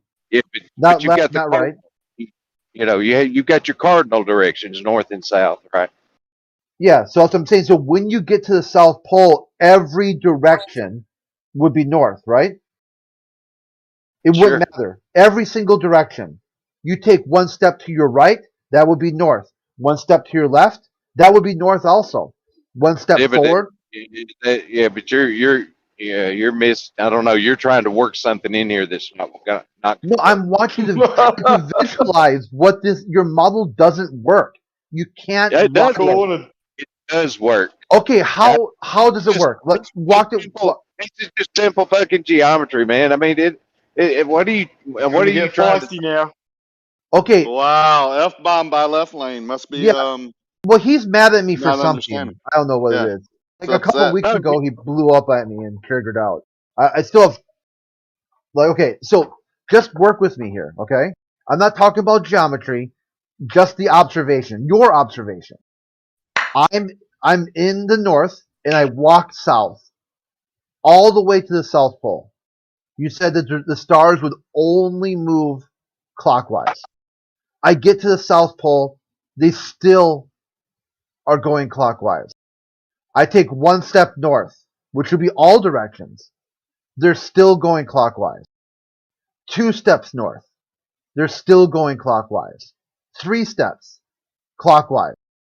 I take all the steps all the way to the North Pole. At what step did they start going counterclockwise? when you look north? At the South Pole, all directions are north by default. I'm already north. Are you looking north at the horizon, or are you looking straight up at the South Pole? Yeah. Okay. So use either one. You have to look up to see the stars. I agree with you. So that's the problem too. How can you be looking up, but tell It's me not a you're problem. also? It It's is a not a problem. problem. No, it isn't. It is. No, it's not. Called Well, cognitive if you're at dissonance, the North Leflane. You Pole, see, It's a big if, you problem. see, if you're at the North Pole, if the planet's a geoid and a physical object, if you're at the North Pole looking up, and then you go to the South Pole, that would mean the person's antipode, and they couldn't be looking up as well. You'd have to be looking down. no, that's Antipode? Merle, you're Australian. You're not supposed to use words like that. Simply put, when you're at the poles, all directions would be the opposite. If you're at the north, every direction you look or face, if you want to, if you like the facing better, your forward march would be south, your rear march would be south, and your right step or your left step would all be south. There is no west anymore. There's no east anymore, unless you were just turning around in a circle, clockwise or counterclockwise. I think this is lots of misunderstandings and a trick question from Crit. yeah, trick. That's It's what not I a said. trick. Oh, did he trick you guys? You guys been How's it a tricked. trick? It's not a Because trick. You're a tricky you're not dicky. adding the nuance. That if you How keep can we looking trick up, the smartest people stars in the universe? are flat How at can the we trick equator. y'all? Y'all know everything. How can we trick y'all with that? By the That is the You most power can't of trick us. You tried Grayskull. to trick us, and we both said no. The left lane said no. He said, "I can tell you're trying to work something in here," and so could I while I was sitting down across the room. Yeah, but you can't explain the trick. You I just can't think it's a explain the trick. trick. The trick is he's pretending not to understand a geoid rotating on an axis and trying to make us misunderstand how the stars rotate in a sphere round that geoid. No, But that how would be come it appeal looks to like- motive fallacy. I've got no horse in this game. Okay, matter of fact, sometimes when people don't get the flat Earth, it's a boon for me. My contention is, I think you guys really don't get the globe either. You just want to side with it because you like being on the winning team. You've got some sort That's of one reason, yeah. yeah. So now, if you actually think about the model, because I just think the globe too. Everyone here used to think globe. Then I started thinking, wait a minute here. If I'm south facing north, at what point do the stars start switching? They don't. They wouldn't Depends switch. which way you look. Yeah, at the South Pole, all directions would be north.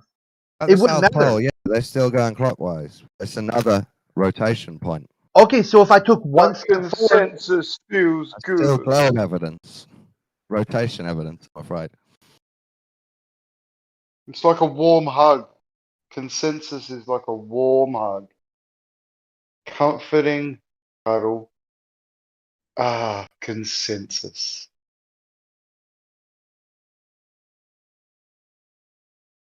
okay, so it's not a trick. It's just visualize it in your head that you're walking on a ball where all directions are down. Okay, it has all the downs and it has all the ups. Completely hand wave. Yeah. You're looking at the stars to determine. Basically, at this point, it's not astronomy; it's astrology. The stars are gleaning you the information you need to understand the nature of creation. Yeah, okay. Okay, it's like you're basically reading the stars. You look up. Okay, you have to look up, right, to see stars. If you look down, You can look across as well, but yeah, generally but it's still up though. up-ish. It's still yeah. up. Yeah, Not straight up. it's Though. There's a not big down. difference between along the horizon and straight up. It's Okay, above. but yeah, above, right, not below. I mean, do you know any astronomers that lie on the ground and point their telescope directly upwards? Because I don't. What they do No, is but any They look across and out, don't they? just You know anything why that- though? That's anything because of that's- Aries' failure. You should look into it. Well, I'll agree. We can hypothetically walk around Earth looking up the whole time. I'll agree. Hypothetically, we could do that. Okay, and the stars would never switch their directions. Is No, what but I'm as saying. you got to the equator looking up, the northern rotation point would come out into lines above you, stripes. And then as you carried on looking up, walking south, another one would start curving the opposite way. They'd still be rotating the same way, clockwise.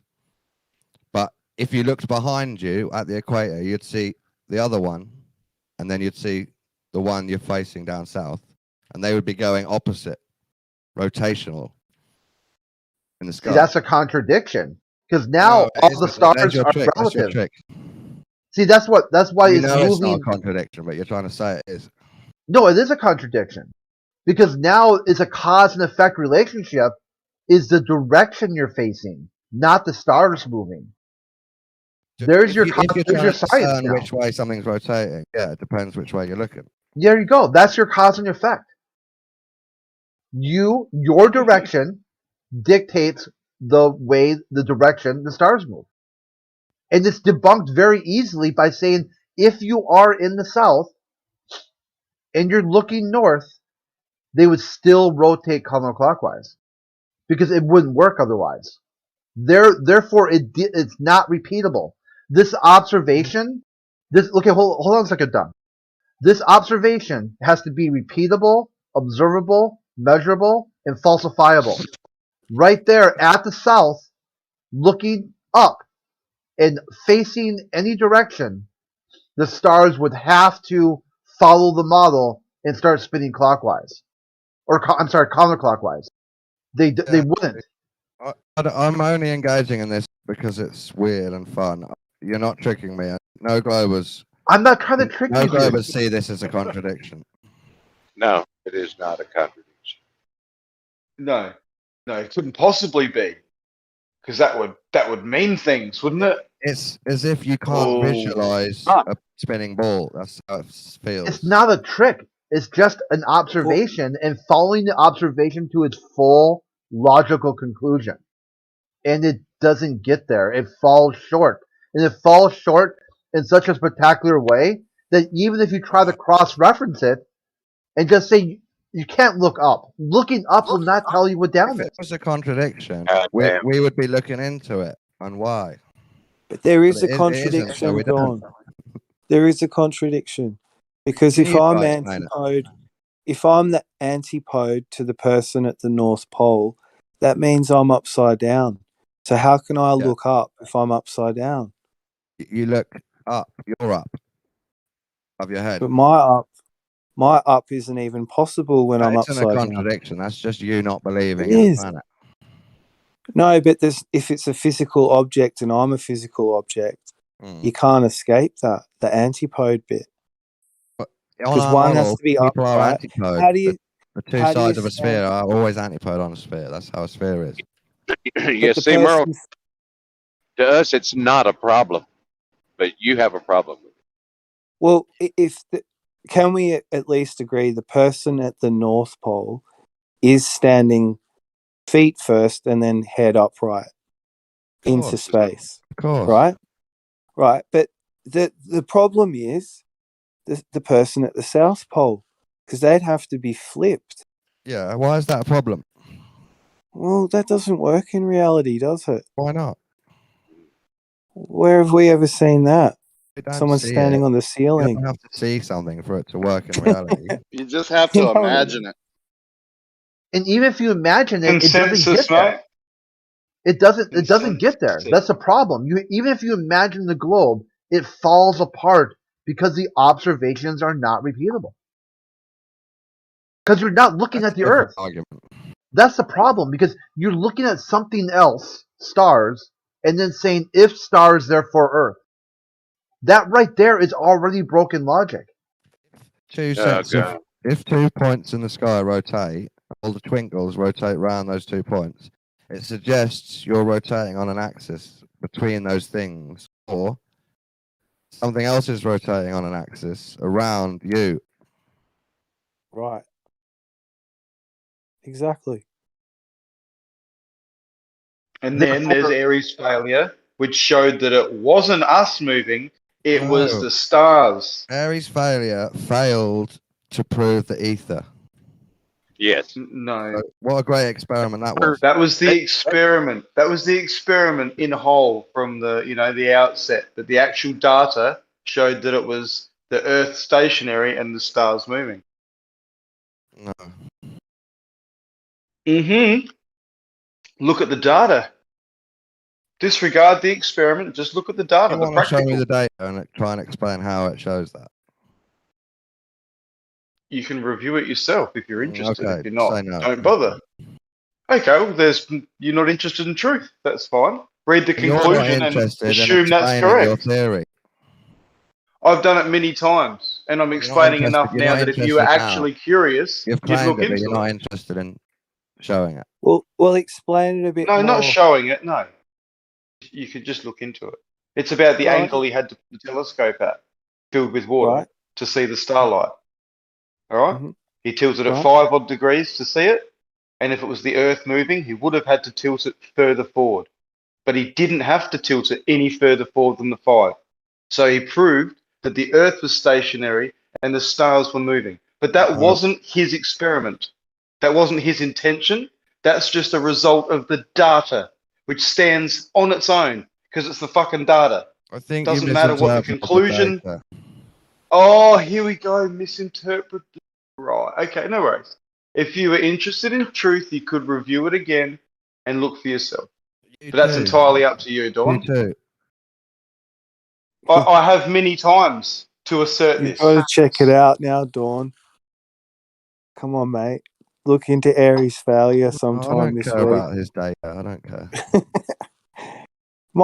Might reveal something. He wasn't even real anyway. He was just a figment of the bloody imagination of Tesla, I think, anyway. Why didn't they call it Aries' success?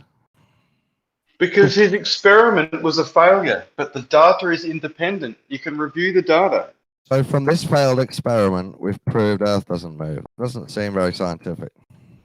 No, but let's just say there was an experiment to show how meat caused cancer.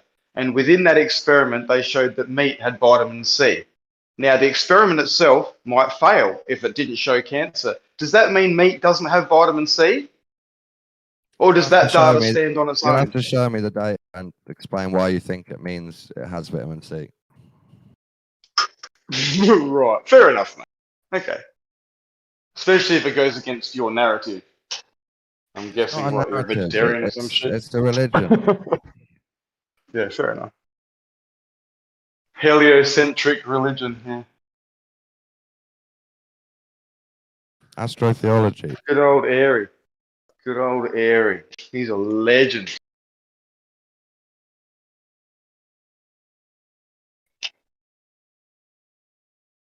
Well, you hate it when you got like 3 light switches for the one fucking light and you can't figure out which fucking one it is you need to switch to get the fucking go off.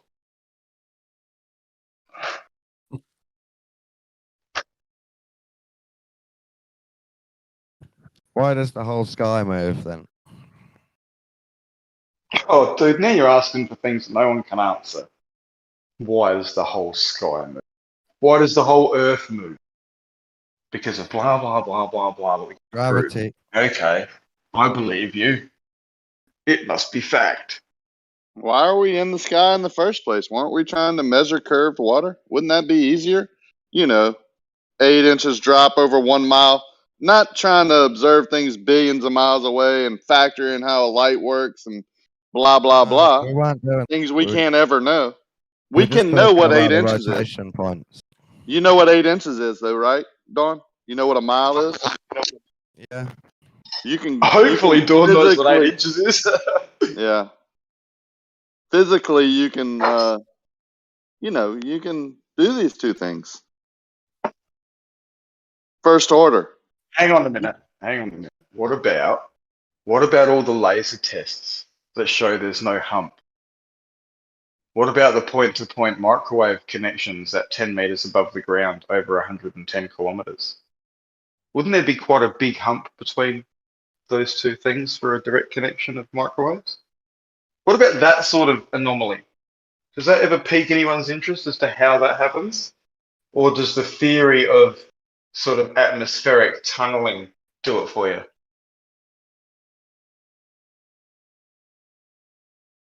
Doesn't look like anything to me. Okay, no, fair enough. You got it. Cog The, dis. the microwaves. That was good. Nothing wrong with that. Well, the cog dis is strong. Microwaves are just vacuums. Yeah, but you got to have the point-to-point connection if there's any interference in between, obstruction, whatever you want to call it. You can probably look up how that stuff works if you're interested. How would the two They towers calculate the curve, I'm sure.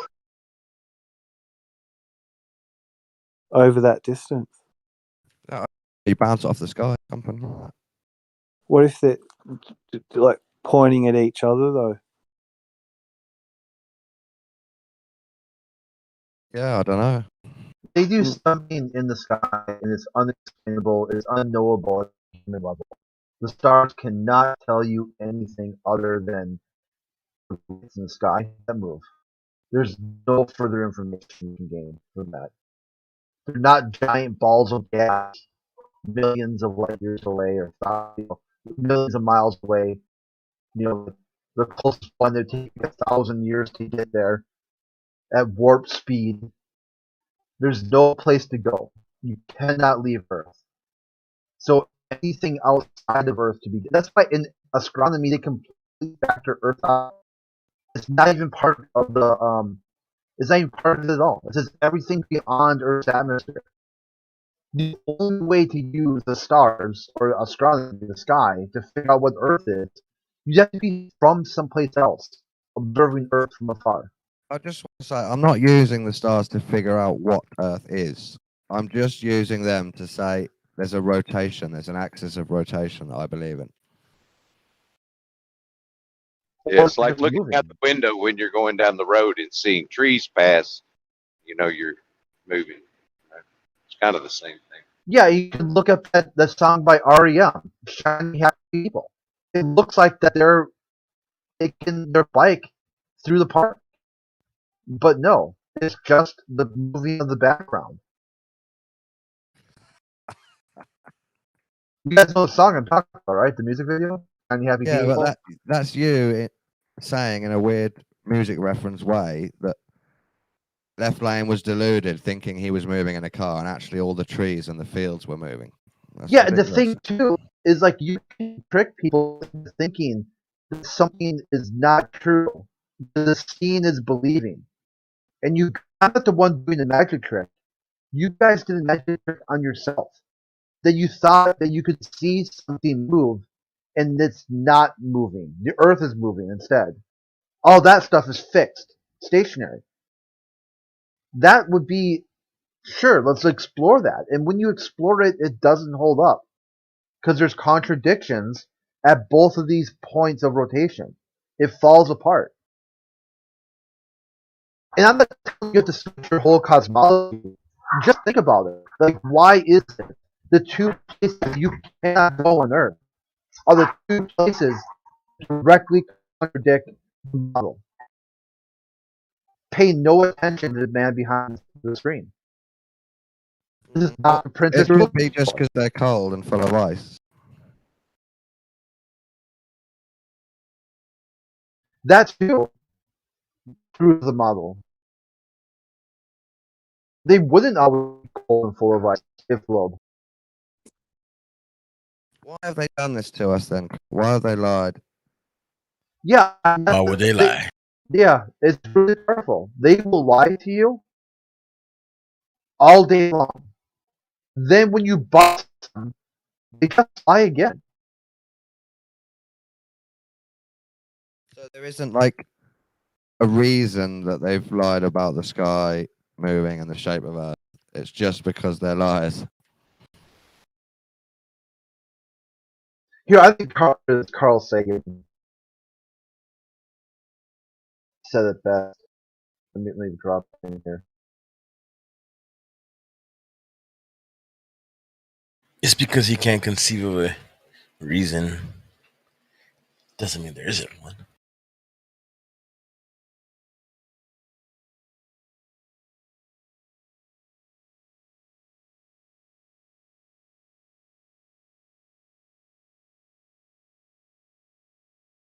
There you go.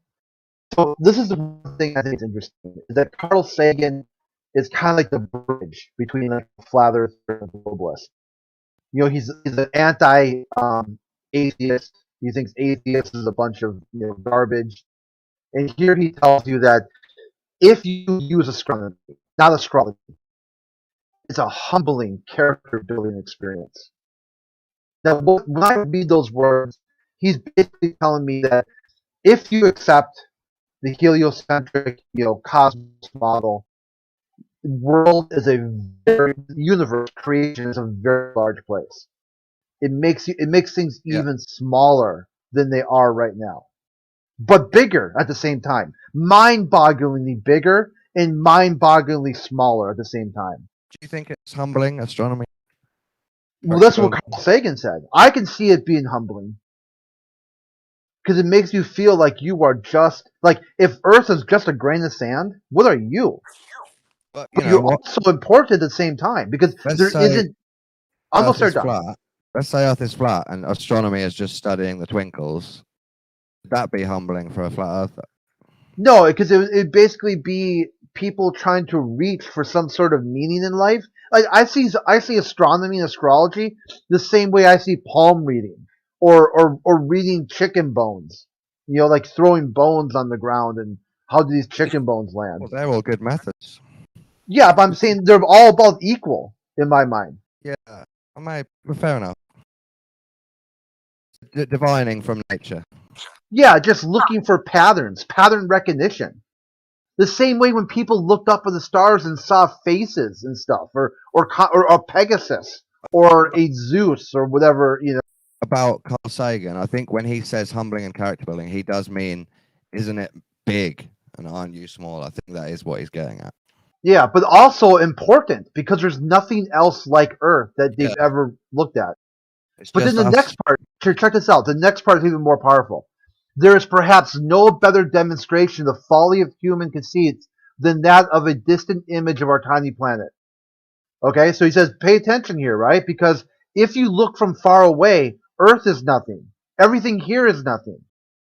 So then he says, to me, this is what it means for him. To me, it underscores our responsibility to deal more kindly with one another and preserve the cherished blue dot, the only home you will ever know. An atheist or globalist will hear that and then dehumanize the flat earth. Yeah. And right there, they're debunking their own model. They are not humble. They do not have a character builder. They do exact opposite. They see a small pale blue dot and they go completely toxic bullshit against people who disagree. He's saying this should humble you like a religion. You should realize what you are and you should be nice to your neighbors because this is the only home. Tiny dot. Yeah, your only place, just us. Yeah, so he's basically saying it might be giant and it might be this endless space, but you ain't going nowhere, and so just act like the Earth is flat and start acting. Yeah. Be human. Start with your humanity and then branch out from there. Yeah. But you get these globalists who are so consumed with the globe model that they do the exact opposite of what the science tells them to do. And they won't even, and anytime you present something that makes them think about the heliocentric model as not being 100% accurate, like you think it's a trick, like I'm trying to fool you. No. I've heard that one before. Look at the stars and they're all going the same way. So you saying that they rotate opposite is you being wrong. It's just not true. They're all going one way, but when you can see them both in the sky, or you turn your head to see them both, or you get a wide-angle lens, they're going opposite ways to you. Yeah, but that's a different cause and effect now, because now you're talking about lenses, you're talking about directions, and the effect is different view. You see things differently when you use different methods.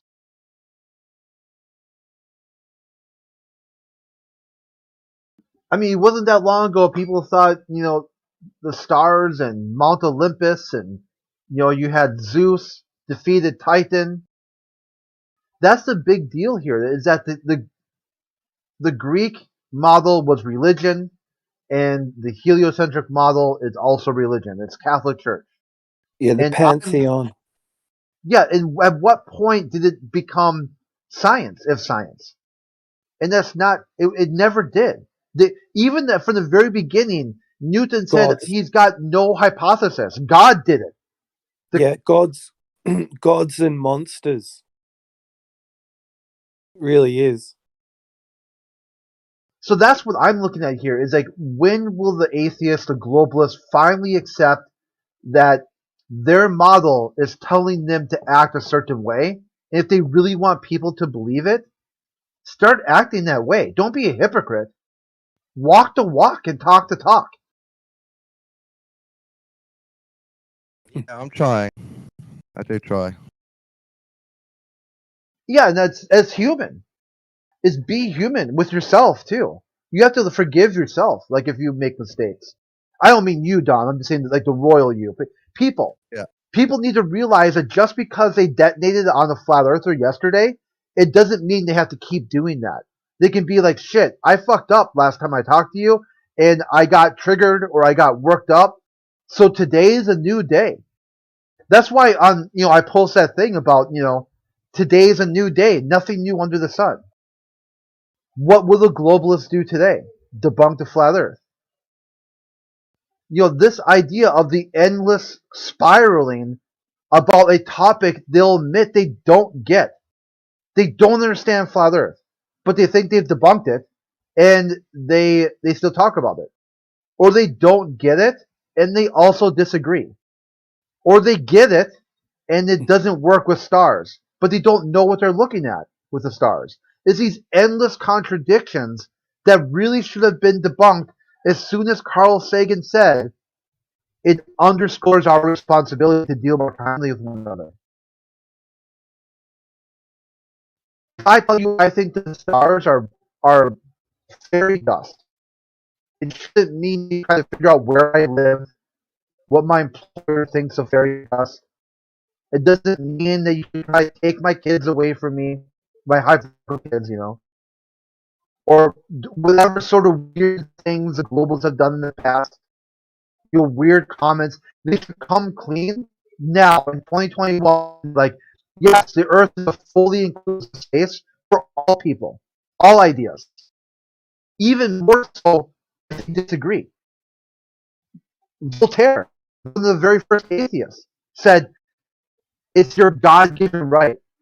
Because he said even if God doesn't exist, you act like it to keep these rights away from government. I disagree with what you say, but I'll defend with my life the right to say it. Now, the atheist has gone so far away. They are so far off the reservation that they think the heliocentric model is such settled science, it gives them the right to silence other people. So for the first time in the history of science, they've got science that's so powerful it's settled, therefore no debate. Even there's a contradiction. Yeah, I agree. If they've got settled science for the first time in the history of science, that's when they would say, bring on the debate. Because they would be holding a royal flush, and I would have like a draw 4 Uno card. They would be able to go all in. Beckoner said this in the text earlier, what you said, and I agree. That the globe is coming back to debate flat Earth proves there is a question. Multiple questions. And it proves that globers are triggered by someone saying it isn't a globe.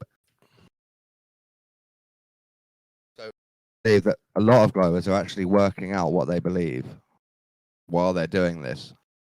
Some have already found what they believe and they know it now, and they just want to be right because it's a winning argument. Not being able to see the curve or measure curved water is why there's a debate. Well, some people believe we have seen the curve and measured curved water. Believe. Yeah, as they we believe spoke it. about earlier. Yeah, my point was they haven't seen it or measured it. They only believe they have. You agreed earlier that people do go out and measure water curving or not curving. You agreed with eggshells. I calculated. No, I did not. I didn't. So I didn't people say don't- they measured it accurately. I said they No, they use try the to. tools inaccurately and say it's a curve. Yeah, and we said that about you, but we agreed that people try and do it. Yeah, but they're obviously Y'all are saying I'm using the tools wrong when I'm using the same methods that everyone else, the manufacturers tell me to use under the constraints that the manufacturer tell me to do it, and both- y'all are trusting the people that aren't doing that. We're It's both strange. man. accusing each other of doing biased science, but we admit that we've both tried to do science. I'm using the scientific way, the way the manufacturer of the equipment, the people who develop this equipment. Oh, by the way, it's based on how water is, right? That's what the horizontal baseline is. Water. Why aren't you acknowledging this, Dawn? I don't get it, man. They even use water in their tool to make sure it's set up horizontally. Wake up, man. So why aren't you acknowledging that, Dawn? He's using the tool as it's intended to be used, and the people that are measuring curve are not doing it. He's not using the tool to measure Earth in the right way. How do you know? How did I do it? Because I can tell by your results. Yeah, because it's globe. If I come up with anything other than globe, I must have did it wrong, right? No, that's You're a not true. fool, man. That's a foolish statement. But brother. those that have used the tool to measure curve have used the tool beyond its design limits. Does that Yeah, not but mean something to you? as long as they came up with a curve, then it's okay. Yeah. Yeah. The fact that they had to do that and calculate refraction to get the curve in the first place. Or when they come up with a curve, like when they come up with some drop or whatever they come up with, some angle difference, and they don't factor in refraction is the problem that I have. Where's your calculation for refraction? Oh, well, we didn't do it. What about human error and tool error? Oh, well, that's not factoring in either. And you're telling me you came up with a millimeter inaccuracy, which tells you it's a curve? Come on. You're smarter than that, Dawn. I think. He is, I thought. None of this is convincing, sorry. Yeah, none of it's convincing. You're right. Let's look up at the sky. Let's go back to how the stars are rotating to prove the shape of the Earth. That would be convincing. Please, man. I know you don't want to talk about curved water because it's too easy for the everyday person to go out there and prove to themselves that it's not. We've already You know, talked about it. We've agreed that lots of people no, we go didn't out agree. and try to measure No, water you're curving. saying we agreed on that. You misrepresented me. I never agreed that they're doing the right You're thing. now claiming that nobody goes out and tries to measure water curving. I'm saying their measurements Dawn, are. why are you being so disingenuous? We agreed people Why? tried to do it, right? You know, we agreed that they're using apples the and oranges. tools. It's not a measurement if they're using the tools that are created to measure a certain way out of their capabilities. It's And not I'm a going to measurement. change my belief about you and say that I don't you care are not what you measuring do. anything either.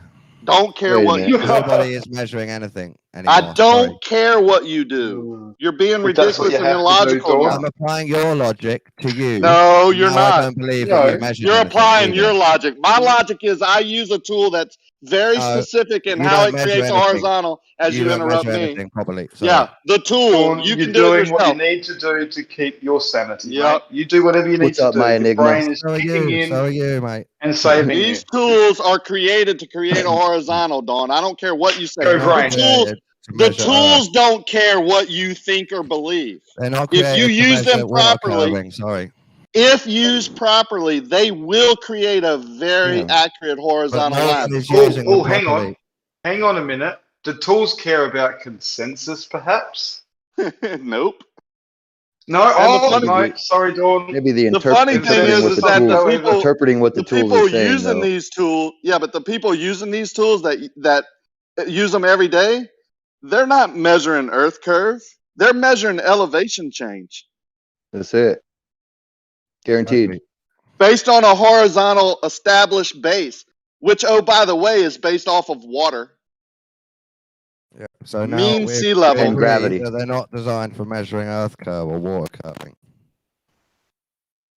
Yeah. What are you talking about? They're designed to create a horizontal line. You can do that over any surface. The horizontal line is not on the surface. It's above the surface. Any surface up to a certain amount of distance, though, right? Let's be clear. No, any you can surface create up to a certain amount of distance, right? Well, the tools have capabilities of certain distances due to the atmospheric that's conditions, all. but you can extend a straight line segment using these tools over any distance. The only I don't know that that's been factor. done though. Yeah, that's the problem. I've been asking for it for years. I've only been told I did it wrong. Yeah, I've been there for all of that. Yeah, years. But That's it's not my being one done by question. everybody else. So everybody else is saying, no, it can't be done, but nobody's doing it. Maybe because it can't be done. I don't know. The error is too big. Yeah. Can easily be done. Well, I mean, the error bar, right? With all the The refraction error and is all this plus stuff. or minus. So So it's then you kind would of be able to difficult. measure that drop. If you're supposed to have 32 inches drop underneath your plus or minus error, that's going to be less than 32 inches anyway. Then you should measure some drop close to 32 inches. Sorry. Hello. Yes. Who's talking? Hello. What's up, my Enigma? Oh, sorry, wrong person. Human error, tool error, they're all plus or minus. You don't get a bias towards one direction. The only way you do that is if you set your equipment up wrong every time. Like if you use the same method or your equipment is calibrated wrong, then you're going to get a bias in one direction. If your equipment is calibrated and you set it up the right way, then the error is going to be plus or minus only due to atmospheric conditions and human error, like reading the staff or writing something down wrong or whatever, or you didn't have it perfectly set up. But if you go back and do measure curvature. Yeah, it's designed to create a horizontal line. That's your basis of measuring curve. Yeah. That's the whole point. You can't do anything unless you have a base. The base is horizontal. You measure differences to that, which gives you slope, which tells you which way the water is going to flow.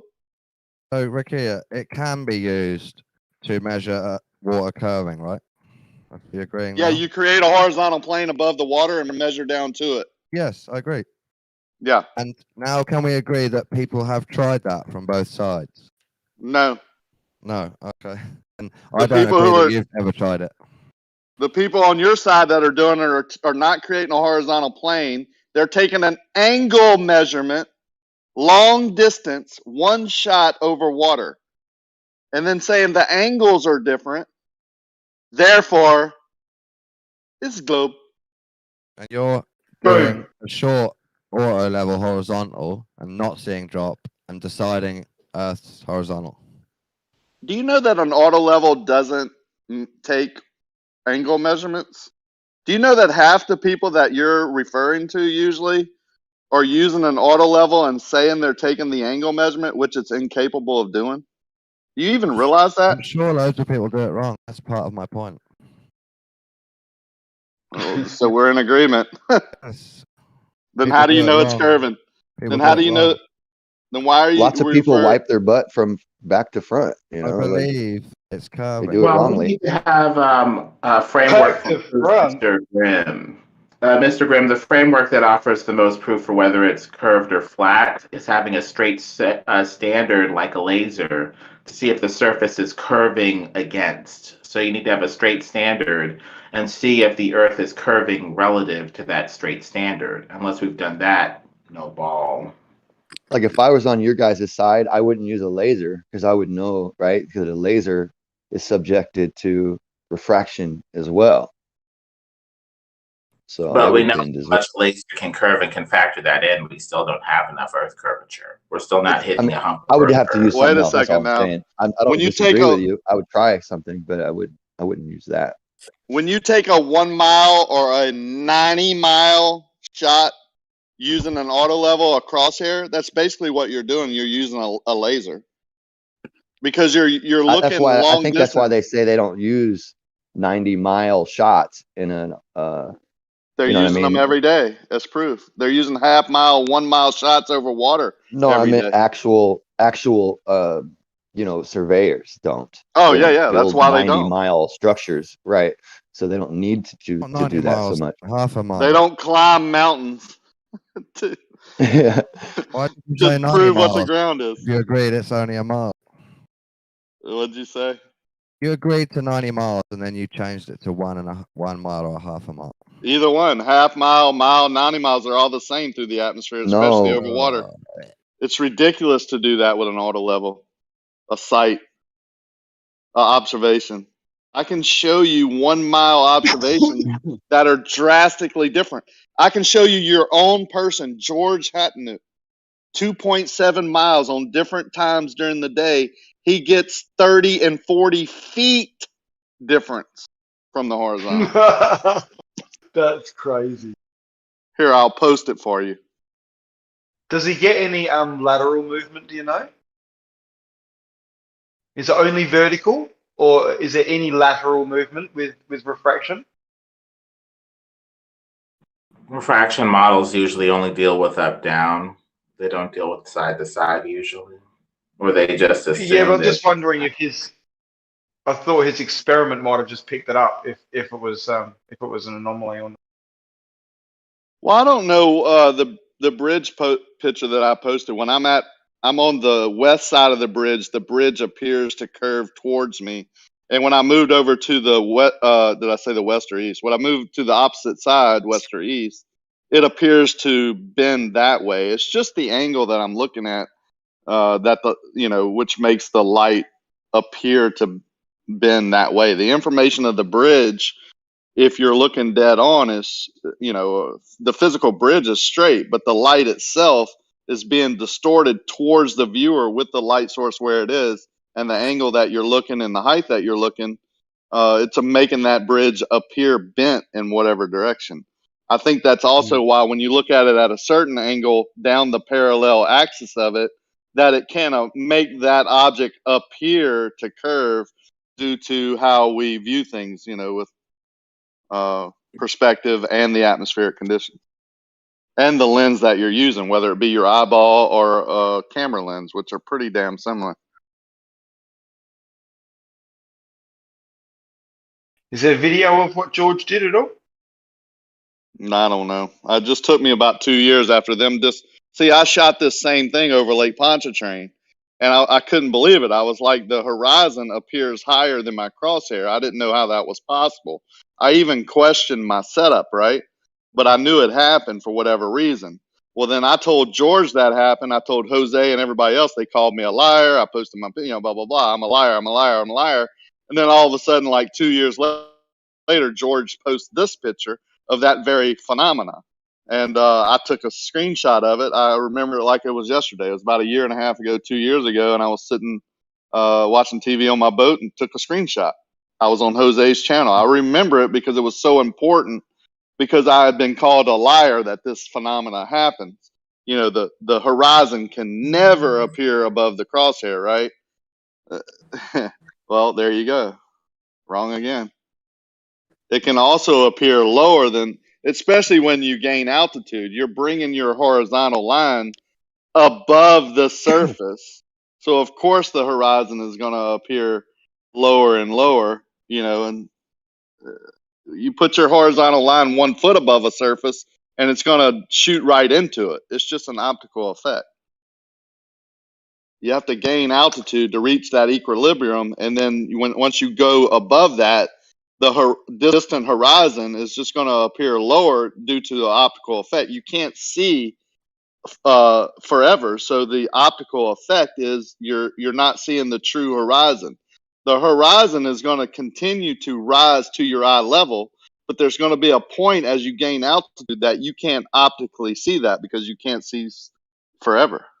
And on different days, that's right. On different days, that horizon is going to make things appear to float, and on other days it's going to appear that they're underwater. They're neither floating or no, that's flat earth. They're neither floating or underwater. It's just an optical illusion based on the conditions and how you're viewing things. Yeah, that bridge that optical effects. Yeah, the bridge I posted earlier is only 8 miles from me. It appears to be underwater. I know it's not because I just drove over it. Well, we are dealing with a physical object, so ideally we would have a physical level that goes from where you're making the observation to the endpoint of the observation. We're trying to use physical levels and look through these theodolites and determine a visual level when we're dealing with physical objects, and we really need a physical level. And as we know, physical objects tend to merge, converge, and disappear. So by logical extension, our physical level would disappear as well and not be seen visually for the entirety of the observation. So that's a bit of a fallacy of composition there. And so unless we have a physical level that is maintained from the observation to the endpoint, we can't even be sure what, if anything, the theodolite's even pointing at. We just assume that it's level and pointing straight out into space, which is an assumption without a laser or something doing a physical operation to make sure that we actually have a level. That's not Water true. level. That equipment is set up based on 90 degrees perpendicular to plumb. The crosshairs are horizontal. It's just the objects in the distance that are moving up and down according to the way things are viewed long distance through the atmosphere. Okay, That well, horizontal line, that's the horizontal line, the crosshairs that are in the equipment, they're horizontal if it's calibrated right. But the horizontal line you of the guys could build a theodolite thing real is an quick. object with thickness, Rakia. And objects that are physical with thickness still converge, merge, and disappear like a penny, like a theodolite crosshair, like anything that's physical. Eventually, That's why the you level don't use line them will over 90 disappear miles. and will overshadow a huge amount of visual space that may or may not even be level anymore. So Yeah, this when you is just use way them too beyond the experimental. capability of the equipment. Yeah, when you use them beyond the capability of the equipment, that happens. Yeah. But when you use a very fine hair-like crosshair to a story pole that has numbers and is calibrated to be able to measure very accurately to that degree, and you use it properly, then you have very minimum, error in that measurement. You can do it over and over again, come up with the same measurement. It's only when you go beyond the capability of the equipment, the conditions of the day, and or the human ability to see things that you would be inaccurate in your measurements. That's Well, why I see people trying to use theodolites up to 20 or 30 miles away. How far away are they supposed to be using these theodolites? depends Up to on what what range? accuracy and what they're trying to do. If they're trying to create a vertical measure vertical change, which is creating a horizontal, then it's very short. If they're just shooting an angle measurement, just trying to get approximate locations, then you can use it further and further. And it Yeah, depends most of on the them don't altitude even get and close to a conditions. fifth of a mile, right, Rakia? Like most of the guys, they don't even get close to a fifth of a mile during their No, whole it's usually career. you have to have line of sight. Plus, you're wanting to get the most on most things. You're trying to get very accurate. So you're doing, 300, 400, 500 20% of feet a mile. max. Yeah. Yeah. And what's in these playbooks, what's in these manuals are under perfect vacuum conditions, right? They're giving you the best case scenario. They're taking out everything because I they didn't know don't that. know I the thought they were. conditions. Yeah, they don't know the conditions of the day. Out of curiosity, have you ever gone out over a period of, say, 8 or 10 hours, and every hour, like, just observed the exact same setup repeatedly over, 100 yards or 300 yards? Because obviously, for the tool to be accurate up until where they say it's accurate to, surely that's sort of been done. But have you ever done that yourself? I've done it, but not that extensive. But I've seen the changes enough to know that you have to be careful. And when I'm trying to get paid on my contract, right, I'm going to be as careful as I can. I don't want to make mistakes, so I'm going to check and recheck. If I know I have very humid conditions or whatever, I'm not going to shoot 500 feet. And then once I establish my horizontal and I get my grade or put my horizontal plane up with string or whatever I'm using, then I'm going to go back and reset my machine several times in several different positions and check. Back shoot. I can do several different methods to check my initial setup. Yeah. But the shorter the distance, the more. Why humid? Why wouldn't it be worse if it was just very cold? Well, that's cold and crisp is usually humid is our less dense. No, cold is usually your densest medium.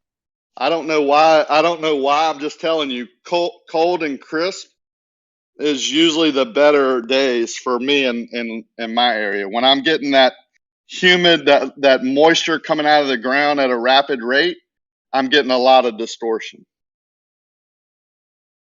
Well, cold means Right, that so dry and there's cold. less movement between the gases, meaning that they could be compressed even closer together.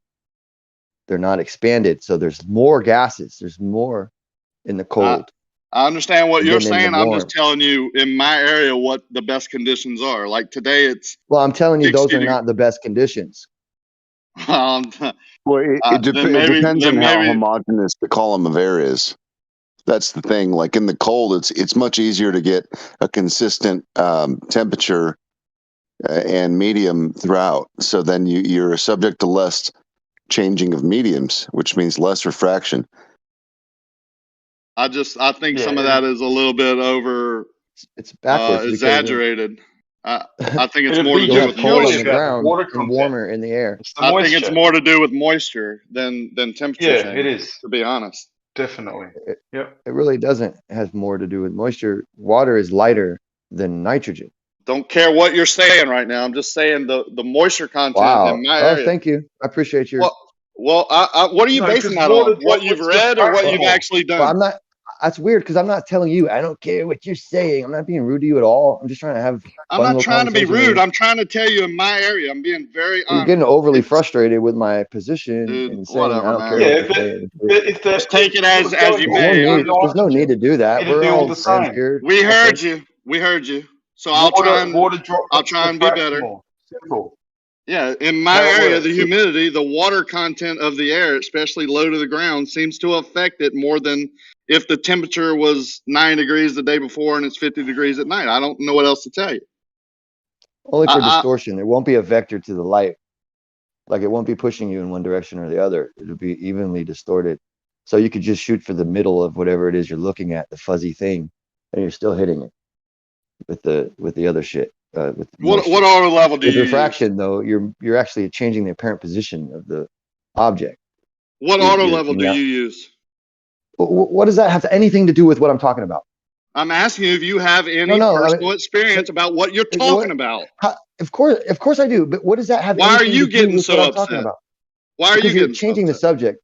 I'm not changing What the flavor is subject. your I'm favorite telling color you. Fine that you I'm don't telling know you, what you're I talking use about them since you're every doing day. practical experience, but that doesn't necessarily follow. Let's listen to what Grimm's talking about, whether or not he's used it for the odd light or not. Let's hear what he has to say. Yeah, Right. let's hear what he's no, I read don't and use what he thinks he theodolites every knows day. using. I'm not trying to The be rude theory or is combat very you in any important, way. Rakia. That's part of it too. Instead God of damn it, listening to Rocky, someone you're who so uses them abrasive, every dude. day. Jesus Christ, dude. Seriously, stop being so abrasive for a minute. I was trying to. You got real abrasive when I asked you what auto level you use. It was a simple question. Because it was a so we it was a both blew it, deflection right? from what I was talking about, is what it was. That's why you're deflecting from what I'm saying. I don't even need to use an auto level at all to know the refraction that what I'm talking about as far as moisture in the air or density of a temperature of a gas. I don't need to have used an auto level to know those things. Well, So it's I'm kind of just talking about those pertinent, things. isn't it? It's kind of pertinent to the situation because you're talking about what he's telling you about what he does No, with his auto I can level. do that with a Hold telescope. I on. can know this. I can know this with a telescope. I can know this with binoculars. I can know this with my you eyes. can't measure good enough to know there's a difference with a telescope. Sorry. Again, I'm not talking about a difference. I'm talking about the actual changes in the observation due to either water being in the way or different densities of different temperature air columns being in the way, and their alignments too, because their alignments can also alter the image in ways that I also understand agree. without using an auto level. Okay, so you don't need to actually use an auto level to understand these things, is what I'm saying. I agree that the temperature does have something to do with it. What my statement was, like today, it is clear and crisp. There was a big temperature change, but it's not humid today. So my capability of getting accurate measurements over longer distance are better today than what they were midsummer when the humidity was really high and there's a lot of moisture coming out of the ground. Now, I don't I care what understand you you've believe read that. that tells you different. I'm telling you that is reality. Yep. I understand you You can believe take that, that. right? You can 'Cause you're take getting that a crisp. offensively You're as you getting a crisp. want. I understand you believe that through your observations and your lack of understanding what it is you're doing, right? But you What? What are you talking about, right. man? This is reality. Well, I do it all because when year you're round. looking, okay, because you can get a really clear image of a loomed object, okay, and you can be then fooled by thinking that you're then looking at a very clear, We're crisp not talking image, even about. We're though talking about it's very measurement. loomed, even though it's very loomed, and then the image coming in is very clear to you. So this is what you're doing, and you're No, not you're realizing doing that that. due to the refraction, you're seeing a loomed object very clearly. Wow, so And you're thinking, strawmanning him? Wow, you're just straw so man. you're I'm talking thinking, about accurate measurements with an auto level. You're talking about loomed images through an observation telescope. Two different things, right? Nice straw man. you can have loomed images even in your theodolite, my man. Yeah, my man, over 500 feet. How much is it going to loom, my man? It depends on the refraction and the temperature of the air and the column, the density. And That's humidity. why. Because there's too much. No, And would the humidity have something to do with that? Humidity would have only. It wouldn't give you a looming effect. Humidity doesn't do that. Humidity just distorts the image evenly.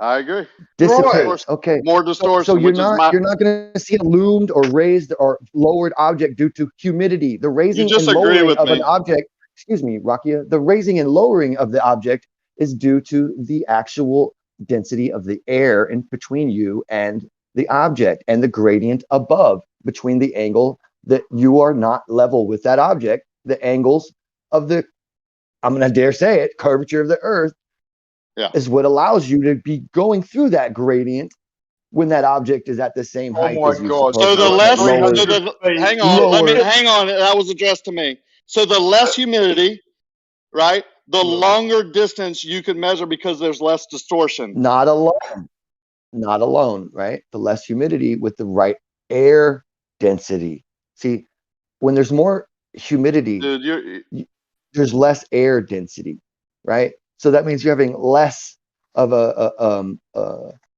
looming effect as well in most cases if it's homogeneous. That's the problem. You have two variables. One doesn't control the whole scene by itself. Never said it did. That's. I mean, well, you kind of are because you're. No, I kind of ain't. I kind of said they all work together. I kind of agreed with you when temperature change was part of it. That's okay. Right, temperature change is part of it, but what I'm saying is, so I did agree with you then. So I kind of ain't doing that. Well, in one half of your neck, you'd agree, but the other half, you think that the crisp cold. Wow, so more you think that the crisp. Well, it's true. Not even a straw man. That's just fixing to disengage with you. But what you're talking about, these distances don't matter. The utensil, the tool is designed to work at short distances, at which the gradient due to curvature change is fucking not even a thing to consider. And the least amount of distortion you get from how much water vapor is in the air, the longer the distance you can accurately measure when there's not a lot of refraction going on. If you can refute that and mislead people on what I'm saying, then you are a great person, because that is what I'm saying. Well, I'm already a great person. That's got nothing to do with it. I'm just saying that's my point. I don't know why you're trying to straw man and mislead people. I do this every day. I'm telling you right now, today, I could go out and take a longer measurement and get more accurate measurement because there's less humidity, right? On a different day when there's more humidity, I can't measure as far.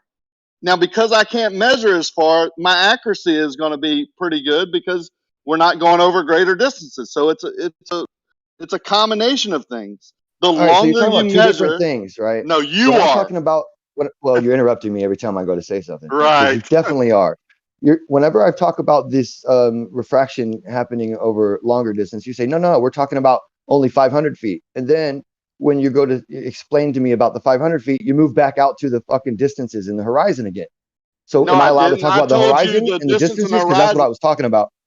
That's what I was talking about, was longer distances. I wasn't talking about what we normally would use a theodolite longer for. distances are observations only. They're not measurable. Go and talk to Ruhif and say, hey, Ruhif, have you considered why you shouldn't be doing what you're doing? Go and have a chat with him, mate. Yeah, over No, a half. fuck Ruhif, Because dude. I will never take my auto level and try and measure something a half a mile over water. Ruhif does that. There's whoever. There's plenty to go talk to about You're that. probably I would never do convinced that. you that this. Yeah. Well, then, Fuck yeah, it. that's my point. Like that, I find that to be an unreliable, what Ruhif is doing, if that's where that's going, is unreliable over long distances with that equipment. But as far as you're concerned, though, if you were using it over those distances, it would be much more detrimental to the experiment to know about the air density than the humidity. That's And I my could point. get more accurate measurements over a half a mile if it was less humid on that day. No, you would. Yeah, yes, I could. You just raised it. You just raised it to over a half a mile again. Yeah, See, that's what like you I told did. you You would. said if I did it over a half a mile, you put me in that position. Yeah, well, if you did do it over half a After mile, I told you I would never you'd be do wrong that. about You your said if conclusion. you did that. Well, I'm talking about Dude, Ruhif you're at that amazing. point. When Ruhif is doing it. Ruhif.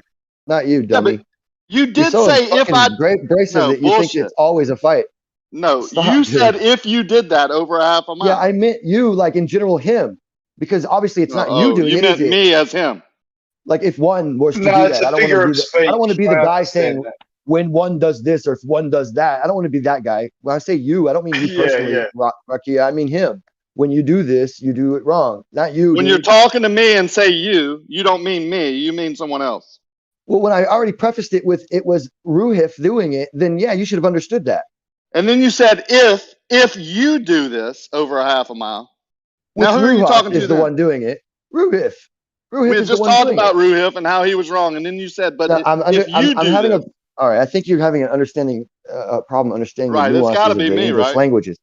You're right. It's the nuance of the English language when you say something like that. You. Okay, so Now, you if see, you again, go I did out, it. hang Do you on. understand how that happened? Did you say it Let or me was it talk me about saying it? if you go out and order a hamburger. If you go out and order a Jesus hamburger, Christ. are you going to get onions on that hamburger? But I'm not really talking about you. Just because I said if you do this, I'm not talking to you. I'm talking about the general public. You're ridiculous, man. Anyway, we can move on from that.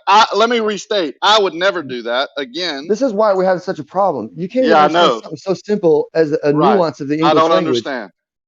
especially when it's already been explained to you by multiple but he people in the same moved on. room. I explained it to you. Let's get that straight. I would never do Oh, that over God. distance. I would only measure accurately up to 500 feet, depending on the conditions of the day.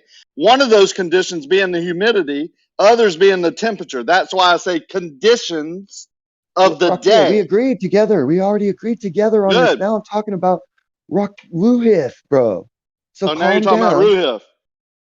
When I said when you measure over long distances, we're now You meant talking about Ruhif. Ruhif because he's the only one doing it, right? Not you. So That's it couldn't be strange. you, could it?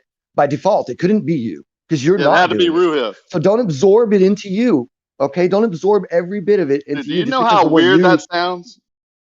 Right. When Well, I say you, I don't mean let me you. I rephrase mean it. Ruhif. Let me rephrase it for Rakia so he can understand better, okay, and not be Damn, offended. move on. When one uses it over too long of a distance, then one can come with more errors. That's one. I don't want to sound like that kind of guy. Just try to understand that when I'm saying when you do this, you do it wrong.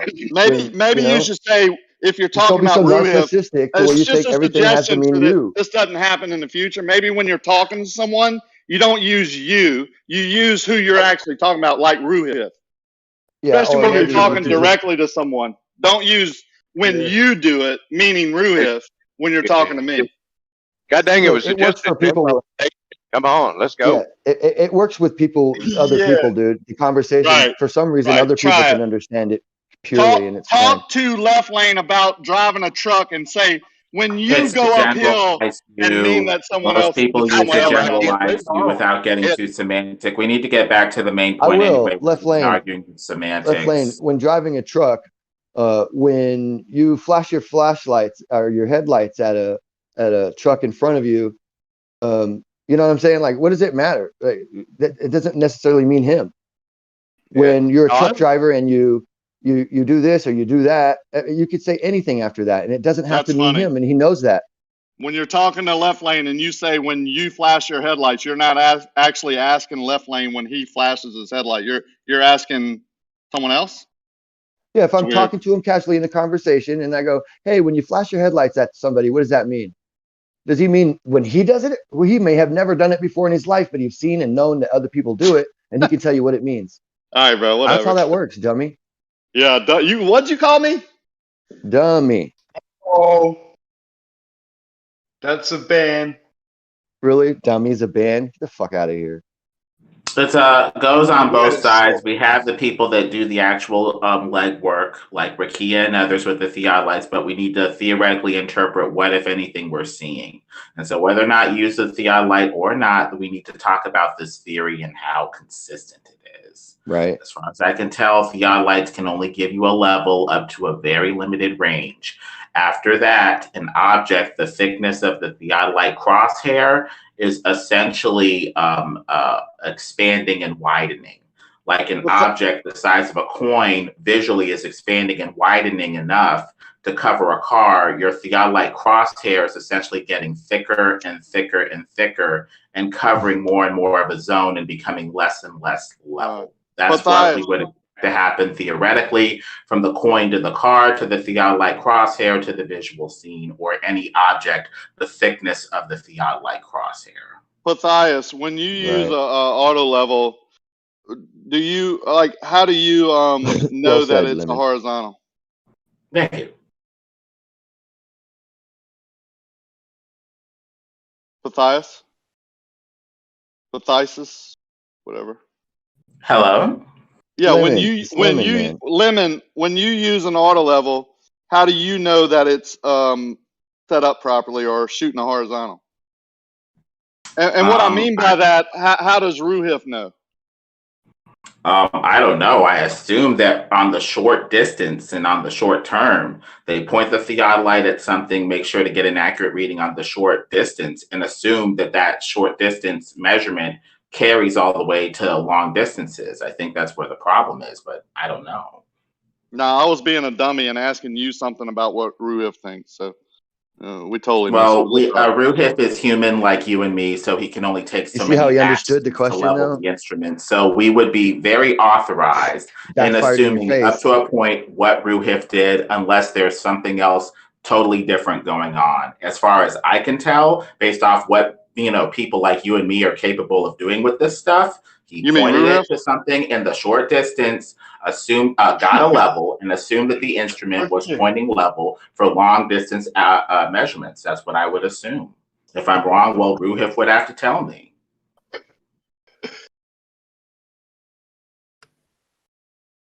That was pretty quick right there. I like that. I've never been talked to and said when you do this and it meant someone else. That was amazing. And then he fought. We can play semantic games all day in this community, but we still need to get down to the nitty gritty of what is actually going on, rather than playing semantic games about what you means or doesn't mean. Let's figure out what's going on with these measurements. I agree. So we should have more people going out and creating horizontal planes over water and measuring the whatever they measure to the water. And we should have people on the theoretical side explaining why a level is or is not good enough over long distances. Why would we need theoretical when we have reality, like physical measurements? Why would we need to theorize what might be happening? Yeah, but when we have what's actually happening, when multiple people are, like, you can do it several different ways, and several different groups can do it. And if they come up with the same results, then you don't need a theoretical aspect to it. You have physical. But different people have different explanations as to what's going on. So on the theoretical side, we need to have a consistent explanation for why, if anything, something is dropping below the crosshair if we're not on a globe on a flat plane. I got you. You can't do that with optics, though. That's the age-old problem. Unless, of course, you bring in the old mathematics. You're telling him, Rakia, he can't because you just said you. You're telling Rakia he can't? Oh, we're talking about Ruhif. Ruhif thinks. No, he's talking about Ruhif. Oh. Well, no, that must be who we're talking about. You see how we understood that, though?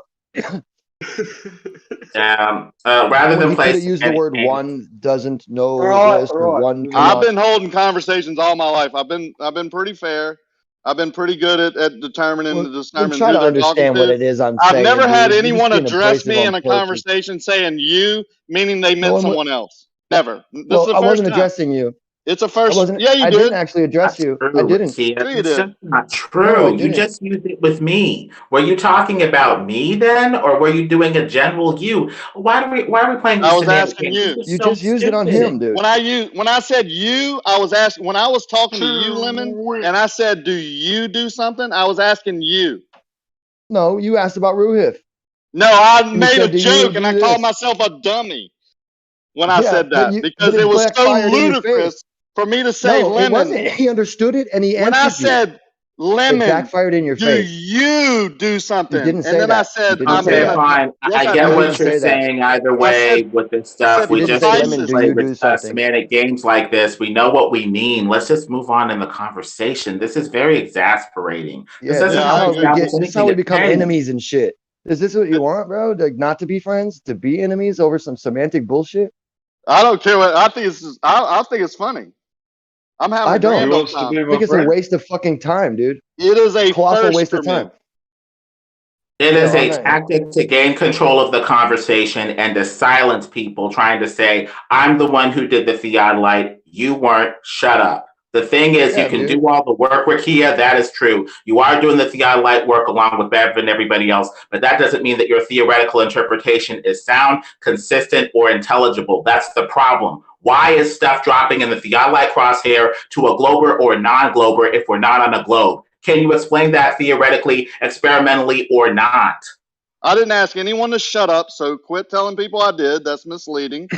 I let No, him you speak basically like told many me, times. I'll go dude, on you went mute. nuts on me. What kind of theodolite do you use?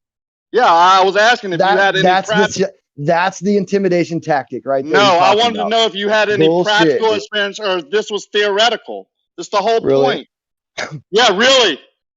Well, so you I'll don't drive ask a you again. BMW, Okay, therefore you don't know so about let me driving. You're ask. the No, I best didn't. machine No, in I the didn't. world. I Right? asked you if you had any practical experience of doing what you're talking about. That was the No, only you thing I didn't. did. Yes, I did. No, you didn't. No, you didn't. What theodolite do you use? I'll That's ask what you again. asked me. That's Yeah, what you what asked me. to know if you Yes, have any that's what you practical asked me. experience. Nope, Yeah, that's I know not what what you I asked me. asked you. Why are you repeating it? Well, I'm because you gonna told ask me you you asked again. me. You told me you asked me one thing, and none of those words came out of your mouth. I'm gonna That's ask you why. again. But You it said got I asked lost in the you what practical sauce. experience do you have, and you never said any of those words to me. You asked me Initially, he particularly, asked and you I what say sort it of verbatim. theodolite you used, Grim. Exactly. Initially, he did, but then it got lost in the sauce because you two were yelling past each other. But I still originally, want to he know. did ask that, but I saw what he was trying to do with that. He was trying to No, establish by that I question did whether too. you That's your had practical opinion. experience. No, I saw Yeah, it too, Lemon. practical experience. That's right. That's why I took offense to what he was saying immediately. Yeah, that's why Because you the whole got thing Because he is, was using you're, hold on. So because the whole no, thing is, hold it's not on, triggered. I took offense, but I didn't show. Excuse me. I just showed that I Excuse was a me. little agitated You're with still you triggered. by Excuse me. ignoring it, and you said go back The to it. And I reason hold why on he 1 asked is second. You're because you interrupted. actually I was telling you something before that. Please hold on. So the reason why he asked you is because you're telling him how he, because of the weather, whatever measurements you can't be taking it because of. So the reason why he asked you is because you're telling him he can't do it this way because of the weather, temperature, whatever. No, I And didn't he's tell him he telling you, couldn't. yeah, you did. You tell him No, I that didn't. it's easy. I didn't tell him he couldn't. I told him that it would be less interference if he had better conditions. I didn't tell him he couldn't. I just that it told would be him that he would worse. be less Okay. accurate. That's what I told you. That's what I told you, dude. No, that's You what I didn't told you. The you thought a conditions of cold the day. day. That's why I don't Right, do you it thought a over cold, 500 crisp feet. I day. usually do it 200 and 300 feet because of the conditions of the day. I told Right. you that, and then you tried to tell me how light Jesus works, Christ. Here we are and again, then I same can't spot. do it. And how humidity Right. doesn't really, it only distorts things. That is Okay, better so than doing that part is saying correct. If he had ideal conditions, which are not cold, crisp days, right, and then it was only the humidity, then he would be correct. The humidity is blah, blah, blah. But see, he thinks his ideal day is a cold, crisp day, which is not an ideal day. Cold days are not That's ideal the days. reason why he asked Therefore, you that. Therefore, the reason I'm he saying asked you. asked me. He did ask you what I did ask what you what- equipment. He asked me. It didn't ask What me. equipment It's have weird. you You're using the used wrong to do word. this? And I asked you right I after didn't- you told me that. When you told me on a crisp, cruel day it would be worse, I asked you what practical experience, what equipment do you use? Because I wanted to know if you've ever done it on a cool, crisp day, and you got triggered. Because to me, on a cold, crisp day, and I've repeated this again, without a lot of humidity, I'm going to get more accurate. As you cut me off, I'm going to get more You accurate. re-editorialized You the cut me off conversation again. is what you did. Speaking of controlling the conversation, Well, you just re-narrating it. go ahead, cut me off. You're re-editorializing it, like you're changing in whatever you want Yeah, to the because words you you've wanted to have misled what said, I've but said. not the words you actually said. Bullshit. I mean, you go, I said this about practicality. You What's didn't. You were trying bullshit? to lead up to that, but you were also using if you haven't used this equipment, then therefore you can't speak on the actual I did not physics. say that. You're misleading. I asked you if I you can't had know about the practical physics experience. behind gases and refraction without having used a Right. fucking theodolite, bro. Is that Never what you're said that. insinuating? I never said that. Putting He's words in telling my you in mouth. practical application, here's the situation, and you're saying, oh, but in theory, here's what really happens. And he's Well, saying, all yeah, he's but in telling, yeah, practice, but here's the situation. So you yeah, both and just, he's going you know, in you're on practice here with my misinterpretation of what an ideal day is. Here's the situation. That's what he's saying to me. No, but You don't that hear doesn't that matter. because Well, you don't you understand that theorize he's the giving ideal you day to an be. incorrect. You don't understand that he's giving you an incorrect condition for an ideal day, right? Like I do. Oh So my therefore, you're not God, going to you don't understand the problem. understand because you don't use the equipment. Look, my only point is when you think you're having the ideal conditions and you're telling me you have very cold air, then you do not have ideal conditions. I said cool and crisp. I didn't say cold. Mislead again. Well, what's not ideal about a cold day? I would agree with Rakia that cold conditions are ideal because the air layer is nice and stable. What's not ideal about it? What about cool and crisp? Because that's what I actually said. Okay, cool and crisp. What's wrong with cool and crisp, cold, or whatever? I want to know what Grim It's not the is saying moisture. about that. All right, it's like this because the sun, right, on a cool, crisp day, is warming the air above the colder ground, depending on what season it is and how cold the ground is or not, right? So when you have the warmer air hovering over the colder air, then you've got a reversal effect. You've got more, ideal Inverted conditions air for layers. memories. Yeah, whatever you call them, different types of fucking refraction phenomenon, refraction phenomenon. Mirages Probably, and shit. it's probably why I said probably why I said in my area. Which would also bring So you, why are the luminance. laser tests more successful over frozen lakes than they are over warm bodies of water or even cool bodies of water that aren't frozen? Well, frozen lakes at night without the sun, yeah, right. I mean, because you're using laser tests at night normally, right? And usually to get a homogeneous air to ground temperature situation, you'd have to wait until the particular time of night or day where the air would match the ground. Well, fortunately for lasers over frozen lakes, it's coincidental that you want to use a laser at night anyway, and you don't have that problem of trying to use it during the day, which you would get a lot of those wonky, if you could even see the laser, but you'd get a lot of those wonky effects because of the air Okay, so columns at that are created nighttime in- over a Yeah, if body you think of of the water beach, versus at like at the nighttime beach. over a frozen lake. So the frozen of it lake's like going to this. be better every time. At the beach on the sand, you see the ripples as they go. The water goes back. You see Are all you the listening? ripples, right? Can you imagine this for a second? The colder That is like how the air is. better. God damn it, man. Right. Colder So a the homogeneous better. environment And is better. when it's- frozen takes the and- moisture out of the air Right. layer just above it. So there's no moisture. So it's cold and there's very little moisture. Therefore, that's it's much different. beautiful conditions to do it. Frozen, Right, so it's yeah. the moisture. Like he's been saying the whole fucking time, it's the moisture. It's not just the moisture, okay, my man? You got to No, understand he didn't that. say it's just. Nitrogen He didn't say isn't it's the just. moisture. Nitrogen is a heavy gas, Right. and it's 76% of the Oh my atmosphere God. that we breathe on our level. Nitrogen. Mhm. That's not moisture, okay? It's the amount of that. That's the problem. Still going through that when you take the moisture out, though, above the frozen lake. That nitrogen's still there. The more moisture But then when that's you put the there, moisture the more back, it room, the changes it volume all. is taken up. Listen, with the more moisture, the more volume, the less nitrogen okay, that can be around. So the less looming. Try to understand that. It's not so you about think the the moisture. I think the droplets of water in the air Moisture have little effect. is present or not during a variable of nitrogen. Nitrogen is the controlling object there in this factor. This nitrogen. Well, I think Rakia is pretty much ball when we're talking about cool conditions being fairly good. I don't think we need to deal with a whole lot of inversion of temperature, air layers, or anything like that. I don't even think that necessarily comes in. So it's nice to have people with practical experience who tell you what actually happens when you do the experiment.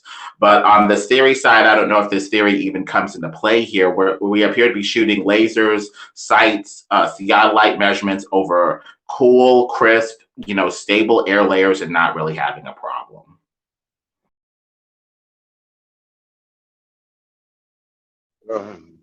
Go out on a constant temperature day with less humidity. You're going to be able to shoot a laser. You're going to be able to shoot a measurement, a horizontal line, longer than you would Agreed. if you go out with a temperature that's the same and the humidity is really high.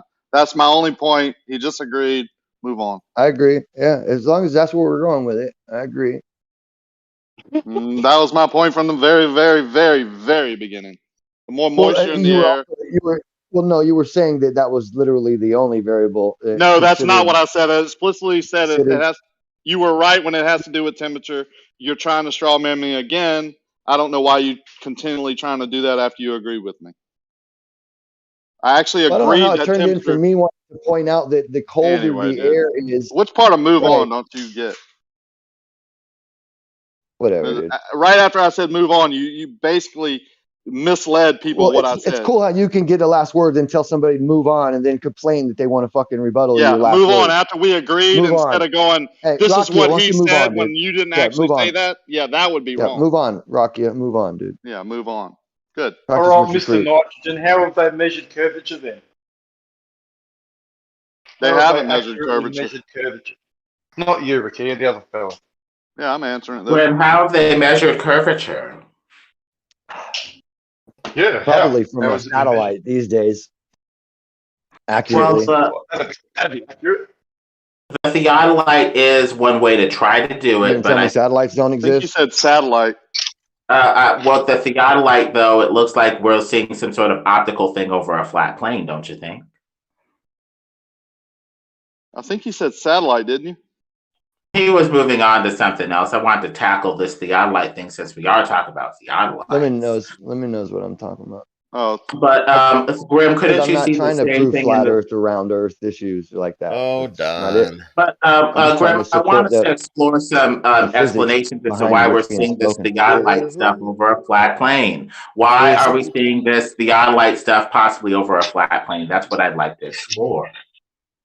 I've always wondered that too, and I've been trying to figure that out, like to see what kind of electromagnetic kind of spinning or Faraday effects are happening to light or something over these long distances, or even if there's another form of matter that's doing something to the light, because obviously I'm not anti-flat Earth, okay? I'm trying to also figure all these little questions out with you, and I just don't come to all the same answers y'all do sometimes. I'm not in agreement with everybody in the group.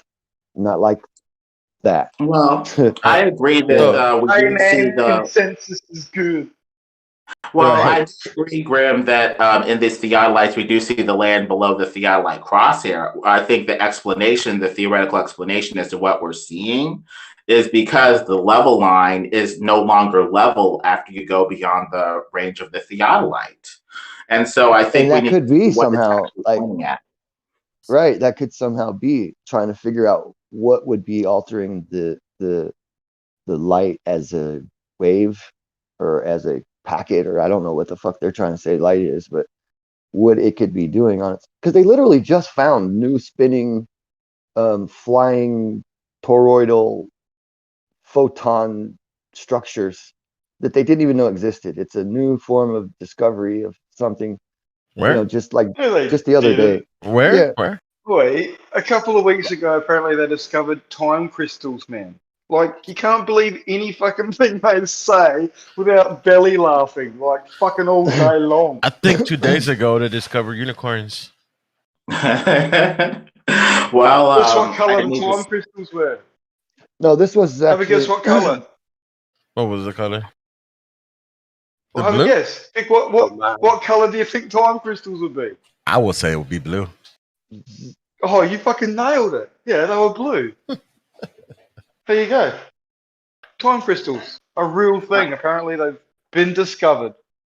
I need to See- see what they mean by time crystals. Usually in these Right, discussions, you they have at name least them two something. Google it. definitions going around of what time or whatever is.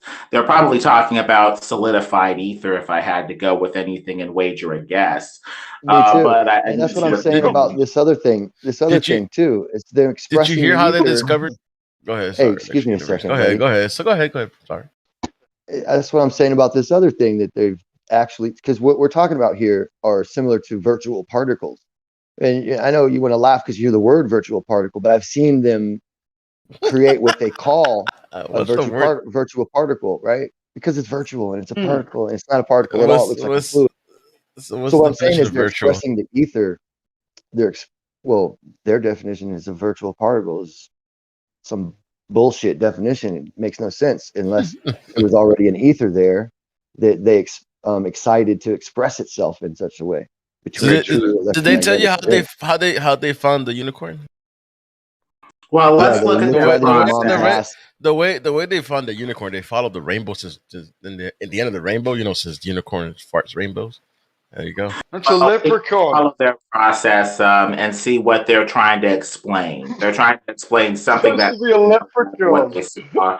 If we have another explanation for what they saw, okay. Are we in a fucking romper probably room or something? Like, why you keep Yeah, that's talking what I'm over wondering. everybody? Yeah. I mean, shit, we're talking about virtual I think particles. Lemonbird's Might as talking. well I mean, talk. he deserves. Excuse me. I don't know if you know him or not, dude, but you're not supposed to be that disrespectful. That's one of the veterans of the room here. This is the guy that called me a dummy. Well, so sorry. We were talking about solidified ether there. What were we talking about? Yeah, and those are some of those ideas what they're coming out calling it time crystals or all this other shit, trying to basically blanket it underneath space-time bullshit and they're actually coming up with experiments that are showing something different than what they ever imagined is what's really happening, because they didn't think there were any virtual particles. That wasn't part of their theory until they ad hoc'd it in. There's not a prediction for that or any of that. And so this other stuff, they actually had a prediction for it. But it was back in the time when they were dealing with waves as matter being waves, standing waves. So now they're back going, it looks like we're going to flip the script and go back to the drawing board, or they're going to ad hoc it right into their model again somehow. But otherwise, they might have to flip it back to the drawing board because they're coming up with a lot of weird physics right now that they're showing that even nuclear reactions aren't happening within the stars like they thought they were. This is coming out from the standard model. This is a big win for the electric universe because we've been saying it's been happening in the photosphere the whole time. Idiots. When I say idiots, Rocky, I don't mean you, dude. I mean the other people. All right, just for the record.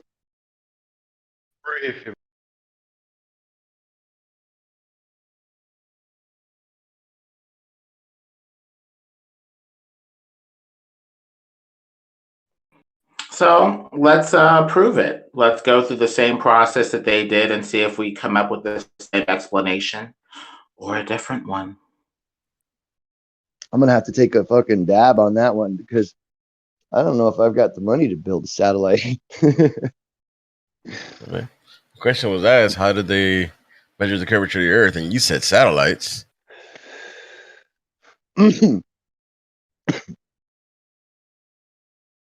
Yep, and you want to refute that? So is that not begging a question? I mean, you're you know, shit. How you know the Earth is flat? Water. There you go. Earth is flat. Yeah. Refute that. Yeah. So, You ever dunk a tennis ball in water? The whole thing's wet. Okay. Have you had like a puddle of water in the tennis ball? I mean, well, the problem with the satellites, Graham, Yeah, is just drop the tennis ball. It's in free fall, just like the Earth. is in free fall, right? Oh, so the Earth Then is you in have free fall now. it sure is. It always has How been. can you prove this? The model suggests it is what I'm saying. It's in free fall. It's not following the sun now. Free fall around the sun. Yes, that's exactly right. So it's free falling around. Oh, the you don't sun? know the model. You don't know the model. So you don't know the model that you're refuting. That's what's cute. Oh, really? Yeah. Graham, getting back to the tennis ball So covered how in is water and so free how is it? fall. Excuse me. You've already established yourself not to be capable of having this depth of a conversation on this Okay. level with us. So stop interrupting people. So if it's in free fall, how is it still following the sun? Why don't you just look up our model first, the globe model, and then Oh, I thought come back the after sun you. was actually holding it. Graham, By gravity. I don't want to be Graham, rude, man, the but you're problem with your water ball, when you drop the ball with water on it, the water trails behind the ball. Do we see water trailing the Earth in a similar way for us to believe this model at all? If we don't, we have a problem. actually, no, you don't see that. When you drop a ball in the water at the same time, the ball will actually go inside of the water. The water will, if there's more water, enough water, it will encompass the whole ball and put the ball in the middle and fall all together. This is a little too theoretical. The water would No, trail the ball haven't you and seen it in eventually the? fly off the You haven't ball. seen them playing with I water? can't believe that. You didn't see them playing with the water and the bubbles and stuff in That free could be fall? explained with surface tension without even having to appeal to this gravity force pulling to the Well, center no, of an I object. agree. I agree. It could be, and it is actually. There's no gravity involved in that, in my opinion. Like I just want to know how those they electric proved that it forces are was in so free much fall. stronger than gravity. But see, that's my point. Those electric forces are 1,000 billion times stronger than gravity. So, but this is of where course, it's not Since gravity. gravity doesn't really exist, so what do you mean? Well, I mean, gravity exists, So, but so what's the listen, the what force we're of gravity? calling gravity for the placement of an explanation, for lack of an explanation, exists. The acceleration, we all record it. We don't know what it is. We don't know exactly how it's caused. The standard model likes to suggest that they know, but they don't. And so that's where we're at with that. But it and as of itself, it exists as an acceleration. Acceleration. Well, Electric can you prove University, this? if Can you it prove stopped this? right there, Electric University, I would be okay with that. But then you go on to invoke further this a force further to explain why stuff pulls to the center of a ball and affects a spherical shape. That is a bridge too far and way I don't too think that either. unauthorized based off of this theory. No, I believe you. I agree with you, actually. See, I don't agree that that's what's happening. I don't think I do think it has something to do with the shells of electric. It's like they might be spherical, but they're not to a center point, to a ball in the middle or anything. I think that these are it's like when you have something ionized and something non-ionized, one is attracted to the other in a way.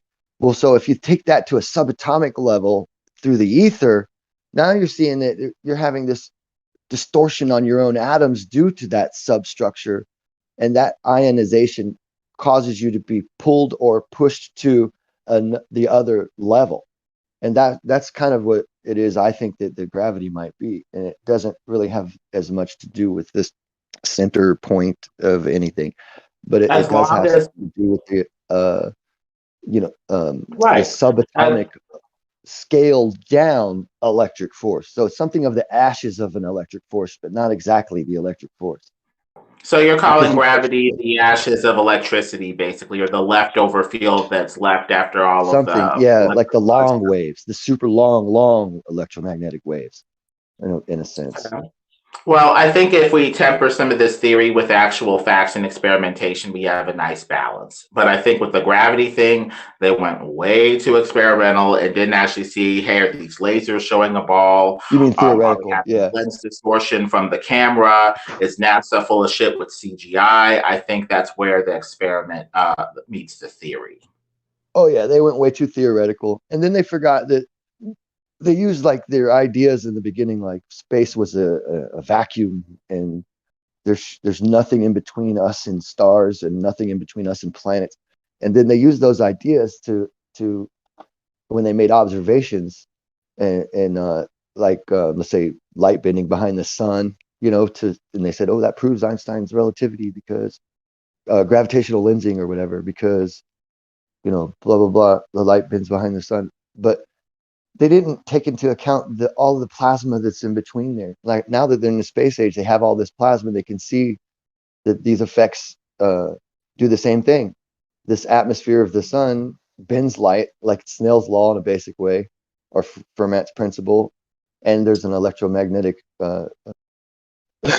direction, polarization to it, and it does something to the light, which gives it like a K shift. It's a really strange phenomenon that they can't explain in their standard model. And then, they suggest that it's just the gravitational lensing that's occurring there still, even though they know now that the light bends and redshifts in the laboratory, and they have all of those experimental physics that support falsifying their standard model, but they choose not to do it. They just keep that standard model going somehow. So That's why we have that's the to problem do I'm all having. sorts of different experiments. I mean, with the shape of the Earth specifically, we can't just go back to Greek Neoplatonism and assume that everything pulls to the center of a perfectly aesthetic, pretty-looking ball. We need to shoot a laser and see if it hits this hump of Earth curvature or not. That's simple. Well, here, satellite does it. Well, satellites suffer from lens distortion in NASA's known CGI, so that's questionable. And the fact that many Masons work there, it's not too much of a stretch to say that they're going to falsify the biblical scriptural cosmology in an abject hatred for God, in an effort to turn people away from scripture and from a creator. So it's going to be a little sus if it's from NASA. Not that they can't be telling the truth, but we might need to get a second opinion. So let me ask you something. 0 billion times the power times 0. What's zero? There's nothing there. So times a billion? He says that the power of zero. Zero times anything is still zero. Oh no, yeah. I wonder because you're saying that's not you just said that gravity, electromagnetic whatever is billion times powerful than the electromagnetic. Oh, you didn't say the electromagnetic? No, I said the electromagnetic force is 1,000 billion times stronger than the gravitational force. Yeah, therefore, and now that they found all this electricity out there, they can't keep claiming that gravity alone or at all is doing any or all, especially of the heavy lifting. They can't claim that anymore. In the space age nowadays, they know now. They don't even claim that gravity is what forms stars anymore. This is old school shit that these assholes in here keep trying to tell y'all. But the standard narrative is not suggesting that gravity alone is doing any of that anymore. They're showing now that there's electromagnetic fields and electric currents in the plasma. The plasma collimates the matter in Z pinches and Bennett pinches, just like these assholes of the electric universe been saying for fucking decades, right? And proving in a laboratory, by the way, and showing the matter and the densities and the Z pinches and all the little things that they're saying that these cosmological events are. They've been proving it in a laboratory for decades already. And now they're finally getting paid attention to because they're fucking right, obviously. And so this is what's going on. There's a change in astrophysics. It's happening. It's kind of slowly happening right now, but it's definitely happening. I mean, they're still trying to tell you black holes are real right now. Still all that bullshit. I mean, but they're going to find out soon enough that those are actually plasmoids too, and those laboratory experiments that have been happening for decades and proving it are going to start coming out into the light. I mean, Hennes Alvin, he was wrong all the way up until he was right? They just told him he was wrong. They wouldn't let him publish his journals, and then he went to Russia and he published there, and then everybody started reading it, and they were, well, hold on, space age, and we actually found these Alfvén waves. He's not entirely wrong. And a lot of the things he's suggesting show a complete electrical circuitry from Maclaurin currents to fucking Birkeland currents, all over the place out there, and that it's not free of electric forces. It's electric as fuck.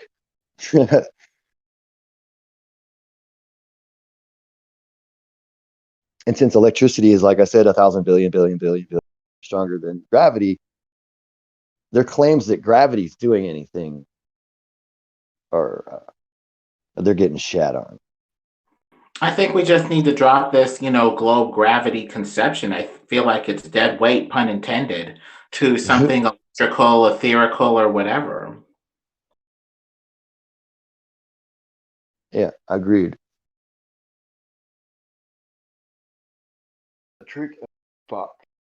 Well, fun fact though, 0 to the power of 0 is not 0. Yeah, not in their math, yeah. But I mean, in reality, it is.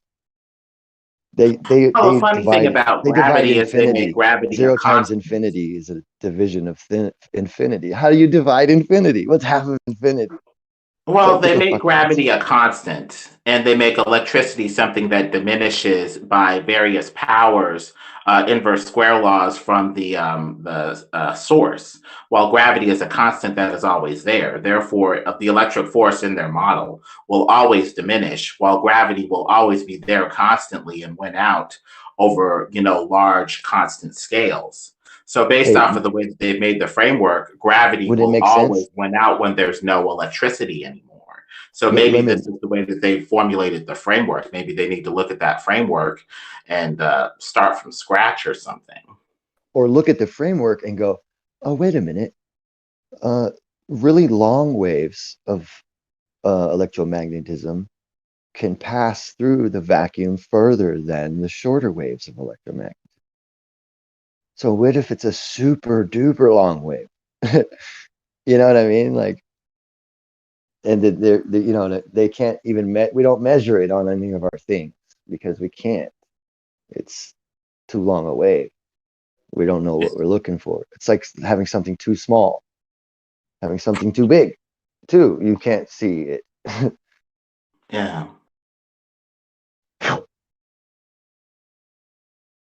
And when you have to reformulate a framework, you have to go philosophical and theoretical and say, okay, why do I believe this?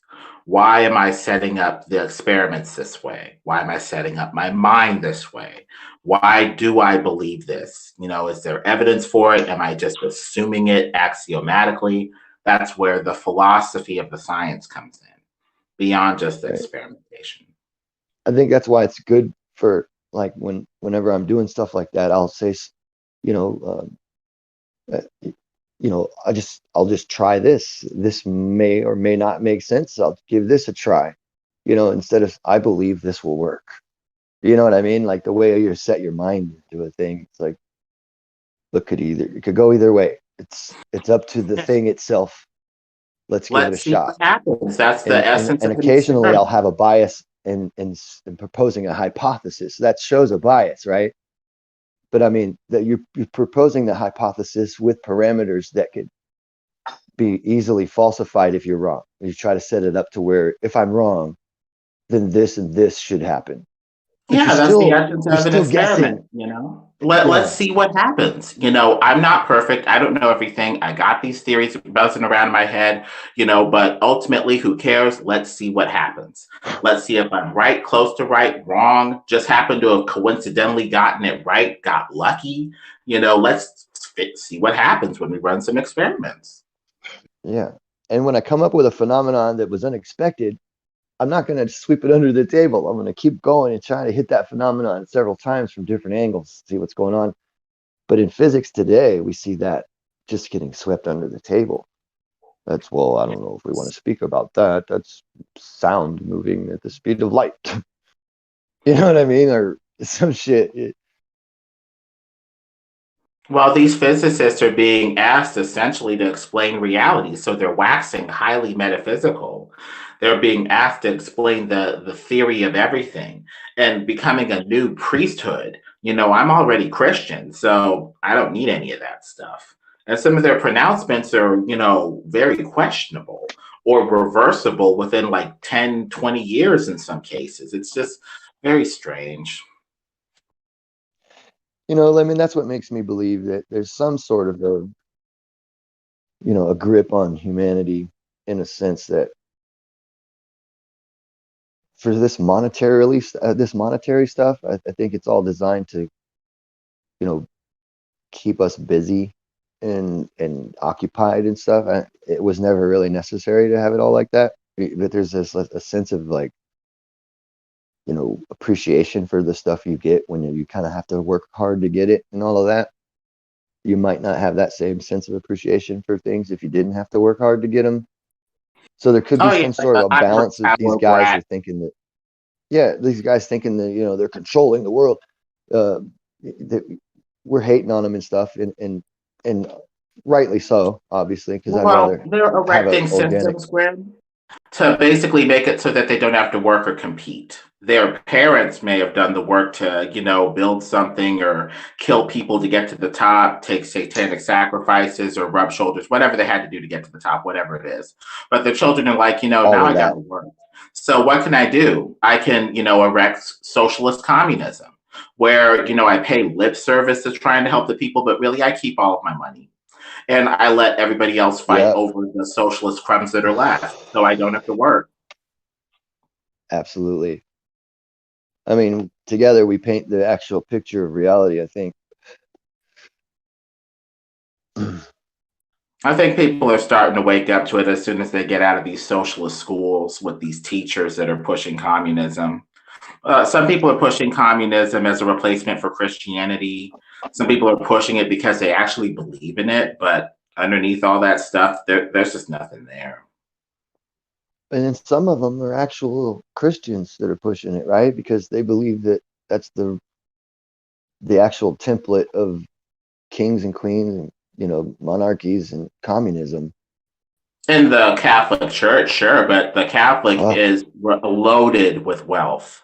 And they say, hey, you need to give more to the poor. Well, your coffers are full. So why aren't you giving to the poor while you're asking me to spend the little bit of money that I have? It sounds like you're taking me for a fool. Mm-hmm. Well, obviously, just melt down a couple of those golden fucking chairs. Yeah. Sell one of your dresses, you know, one of your crimson scarlet robes or whatever. I'm sure somebody would love. Do you guys know how easy you can get rid of institutions when they have no economical power? How's that? What do you mean, how's that? Get rid of institutions. I thought you were going to tell us your example. I guess we could kill them. No. Just What I'm saying, don't buy their products. Lemons. What I'm saying is that if, let's say, the Vatican runs out of money, you don't think they can get rid of them, like make them stop being a thing? No, they assassinate and kill people, and they sign contracts with Satan. You're going to need a spiritual battle for that. Gotcha. Okay. And from where I'm coming from, my worldview, no offense to you, Lemon, but that is the conditioning of religion to make you think that this situation is beyond your control and nothing you can do about it. It puts you at in a sense of in a state of learned helplessness. It's kind of like the state, well, you know how the dogs, when they're in that experiment, they electrify one side of the floor. There's a little fence they could jump right over. And they electrified the other side of the floor one time, but stopped electrifying it the whole time. And the other dogs, they just laid down in the electric floor because they gave up, because they thought that the situation was just, they couldn't figure it out. So they just gave up. But so that's kind of like what I see is happening when you've been conditioned by religion to believe that this somehow is going to be a spiritual war and that you'll need this other equipment other than boycott the situation. Don't make sure that the world knows, no, don't buy from them. Don't accept this if you know what I mean. Like, I agree with you up to a point. There are certain things that we can do, and we don't have to just, you know, wait around. But it goes both ways, Grim. If that electric fence is still there, and dog after dog after dog tries to do works of their own volition to try to go through that fence, dog after dog after dog's going to die until something like, a savior comes and lifts the dogs out of there. Something like, say Christ, with mankind in their wretched condition, thinking that their works are going to save them when it really isn't.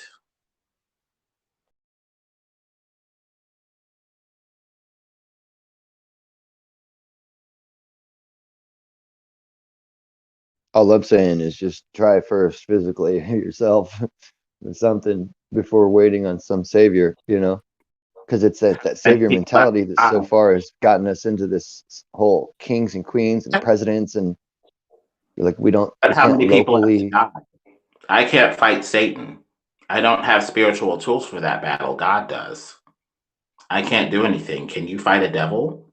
Can you fight Lucifer? Can you fight their blood mad zealots eating babies and tearing out hearts?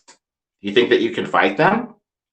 With their generations of Satanism and evil, with their spells, with their hexes, with their GMO, with their graphene vaccine injection to turn you into a transhuman metal freak? You think you can fight them?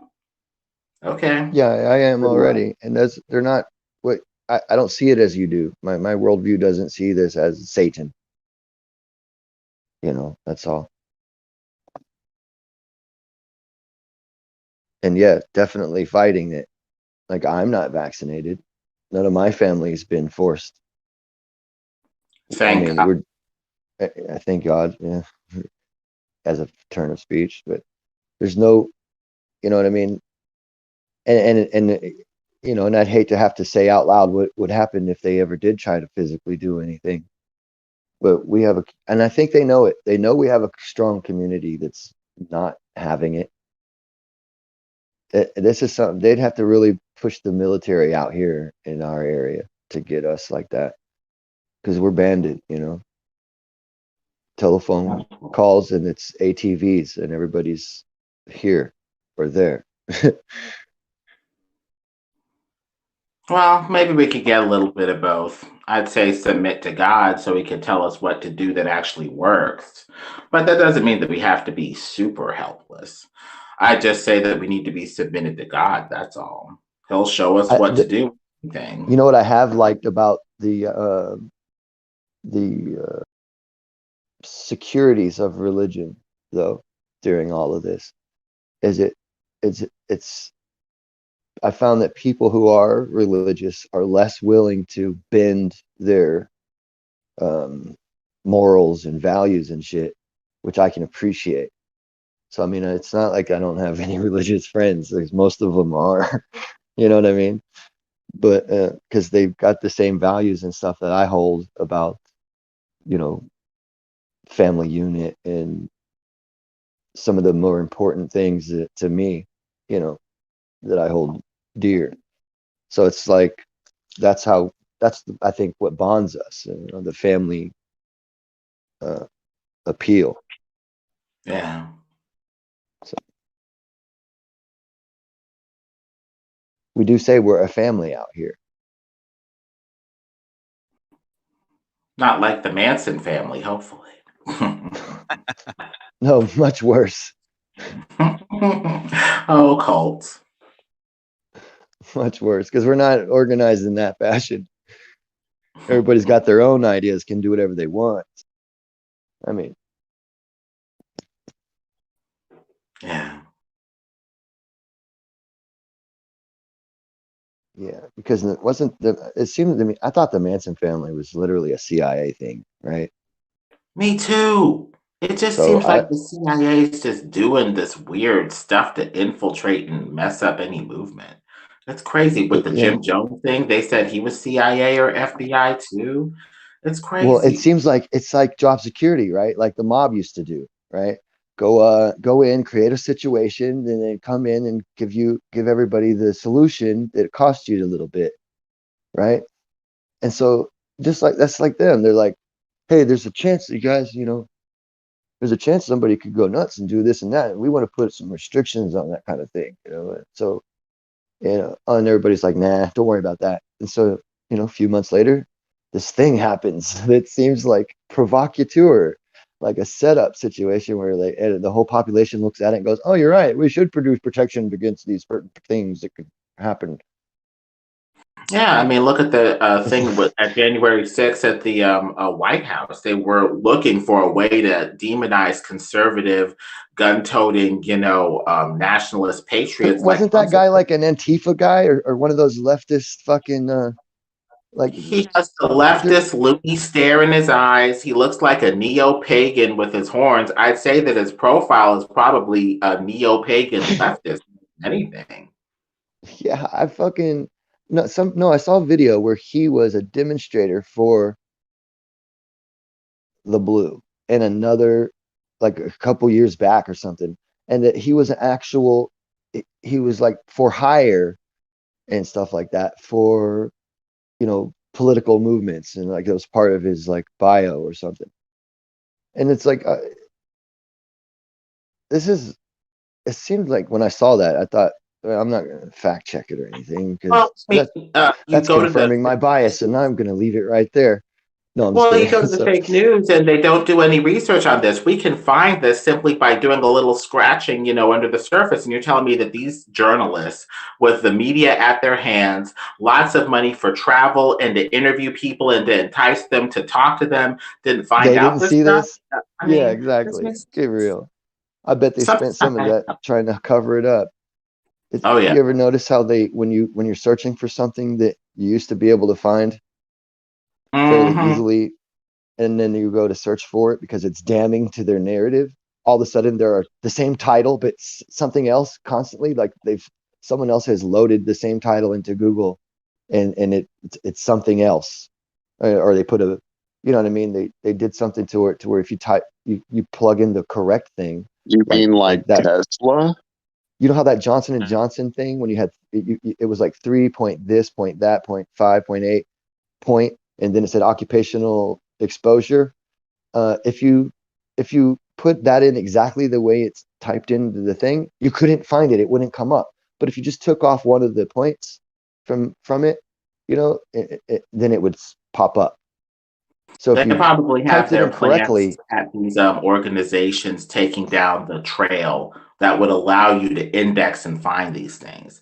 I don't even like sharing videos on Discord because Discord has its narcs and what appear to be its government informants. And I'm like, are they just, taking down red pill videos and just flagging them and stuff?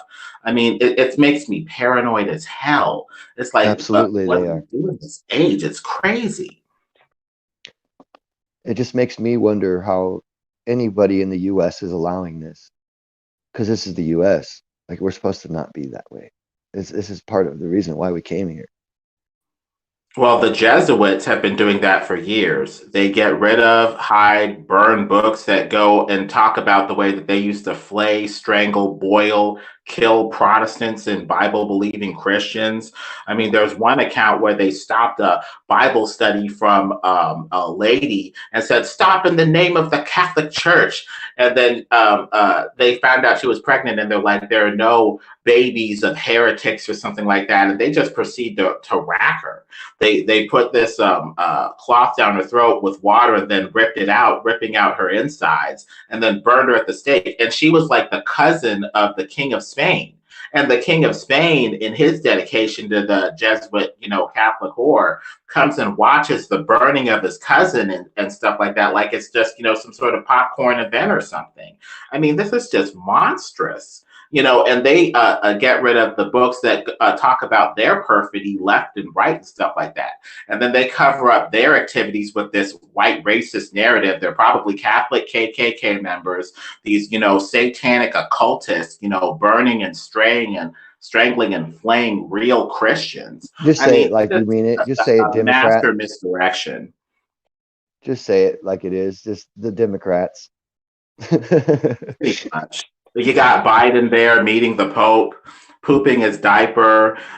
They talked about how he was like off to the side of the stage, like all these world leaders are off to the side, and there he is, like lone man to the left, like he's lost or something.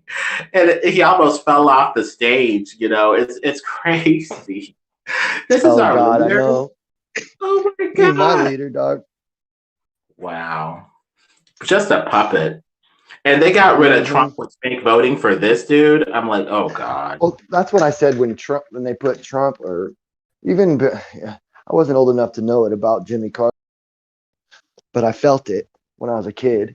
I was like, really, Mom? A television actor?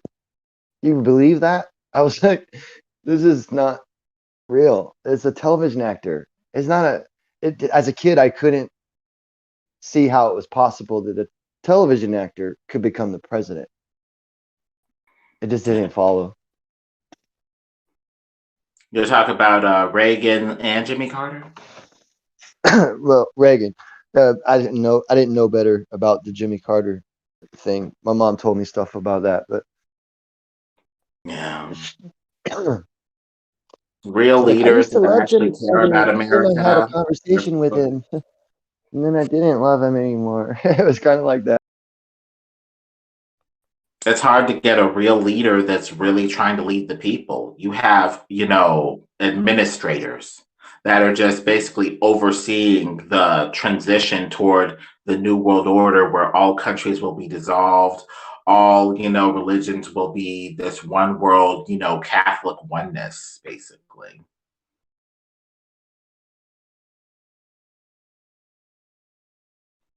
Because you can't get people to do what you want unless you have some sort of foundational religious premise to motivate them internally. Otherwise, it is weird that Catholic oneness, right? Like they're like all the religions. Come on.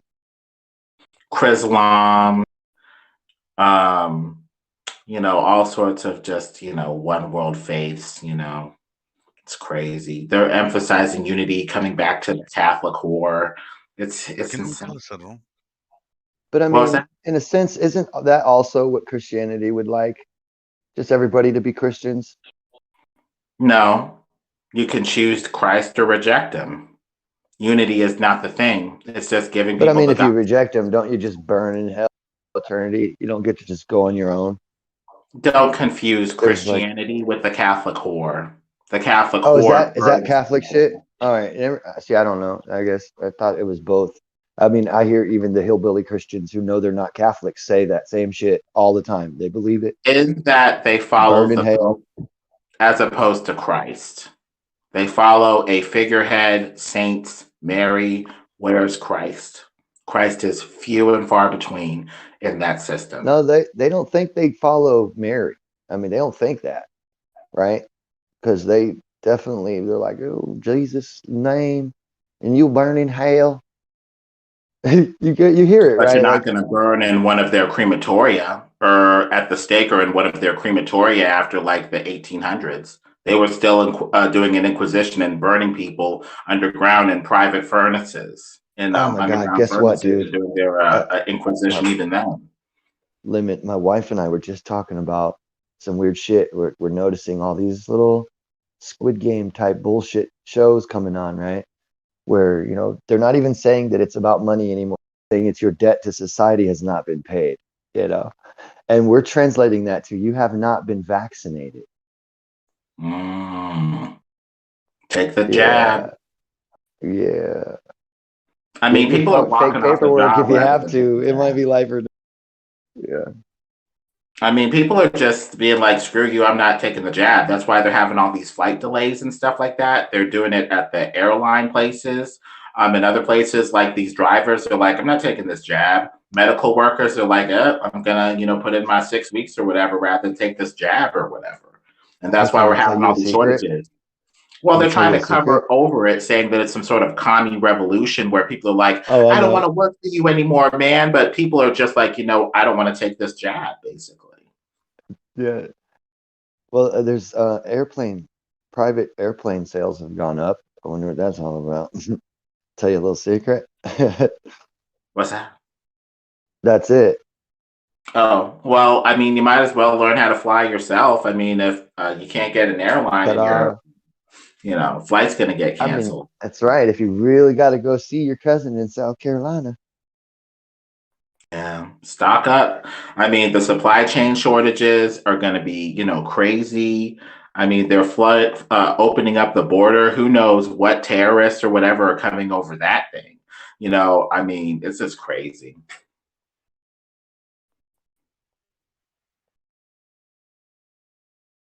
The terrorists are coming right over your evening news.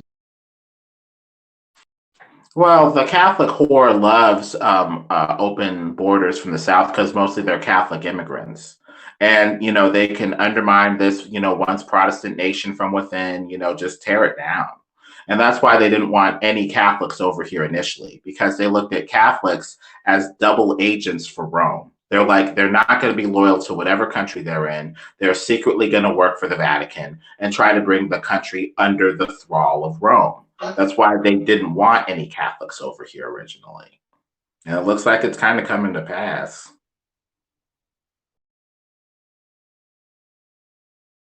All right, I'm about to hop into some Call of Duty. Worship Christ, not the Babylonian whore. Word. Hey, don't you like my avatar? Pulled it out of the memes. It's great. Nice.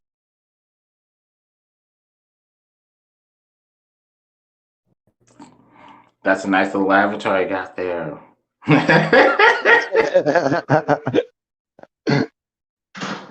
Like my hat. They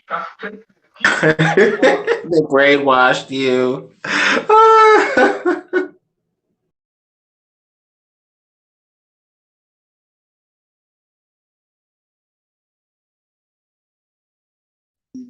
It's crazy. They put me in a game that's already over, and yeah, we lost. Wig.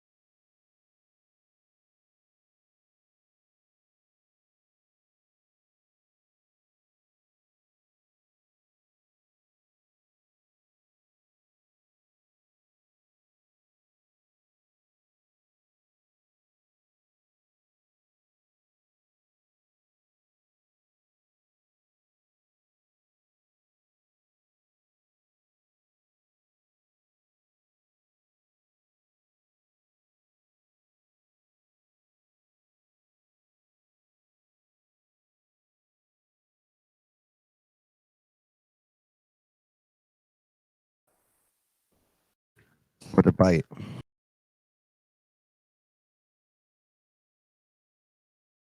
Or just a discussion.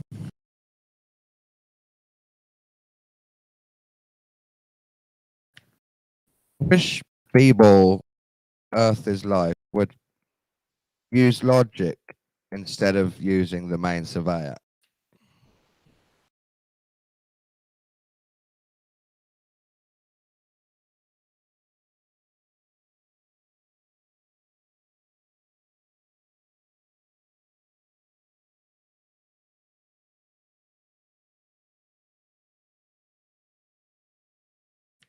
I'm going to ask Brenda to be unmuted.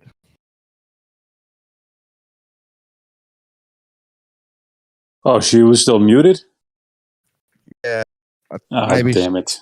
Maybe she left just because of who was here, not because she was muted. I don't know. Yeah.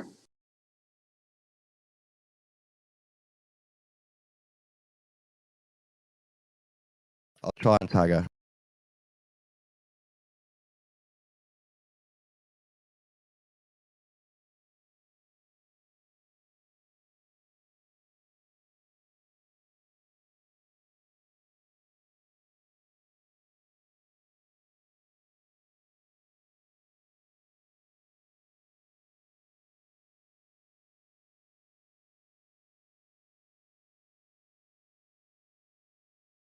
My witchcraft conspiracy interview's got 1,600 views already in 3 days. That's pretty good. Says witch, conspiracy theory, and Satan worship all in the title, so loads of people must have clicked. What kind of comments are people? I've had a few that just say interest. No one really agreed. I did have a few people. Trish, Queen of the Trolls, she just called me a Mong. That's not really a real comment. I had 2 people say that I'm faking it. One person, because I said worship of Lucifer and Isis is a psychodrama to me, and it's more than that. I just explained that to sort of say that's how I see it in a modern Western way. I'm not all dogmatic and thinking the deities are real, hovering above me kind of thing. Because I said psychodrama, they said that's blasphemous, and anyone that really worships these deities would never say such a thing. Then someone else said I've been a witch for years, and this guy is just saying stuff for attention. I think my modern take on it is quite triggering for some of the really religious pagans, probably.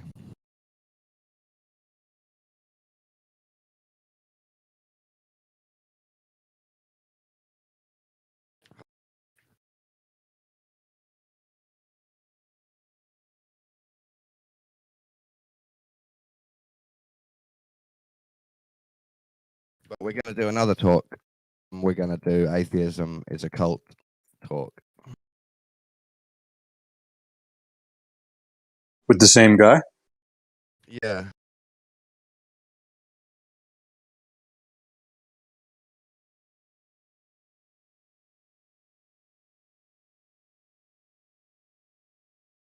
He's really obsessed with the idea that atheism is a cult. I call it a religion and a cult. And I'm not saying it's like disgusting, planned cult, all evil. I just think it's, it's a belief system that spreads that might not be true. And that makes it a religion and a cult. Right. You mean like the heliocentric theory? That's a religion. I agree, yeah. Oh, nice. Thanks, But Don. I actually meant not scientism. I meant atheism. Oh, well. Same concept, right? Similar. Yeah, the heliocentric model is part of my religion. I believe that's the layout of heaven, so it becomes part of the religion. But also, if you totally follow all materialism and all heliocentrism, it's a religion in itself when you preach it to people. Planetariums, all that stuff is like the church. And Hey, Dawn, what's the difference between a witch and a warlock? I thought males were warlocks and women were witches. Yeah. Witcher used to be male. Witch used to be female. The name witch does usually mean female. Warlock just didn't make it as a term through time, and witch did. Hmm.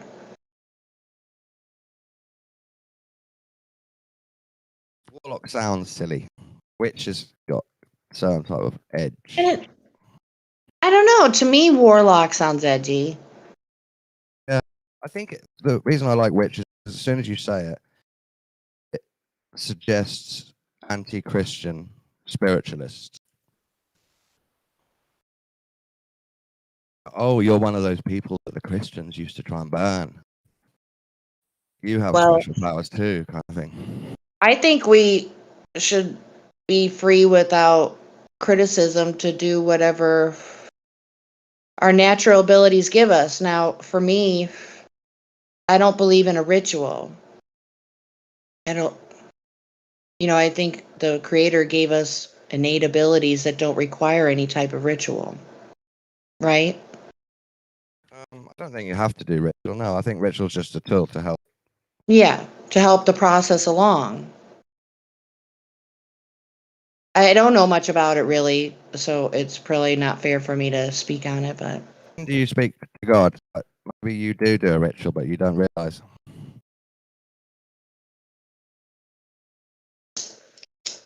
wait, say that again? Did you just say I do a ritual and I don't realize it? Maybe you do. So I was asking how and when you speak to God. Do you get on your knees? Do you go in a certain No. room? No. Wait till nighttime? No. Never. It's nothing. Whenever Just I want, however I want, wherever I am. do you look up? No. Or Well, do maybe. you hold but your there heart? could be- You must do something. well, there it could be if I was distraught or something, I could look up. But nothing that I can recall right offhand on the regular. No, I don't do anything like that. Yeah, I think I believe you. You can have a relationship with God, and generally you don't do rituals.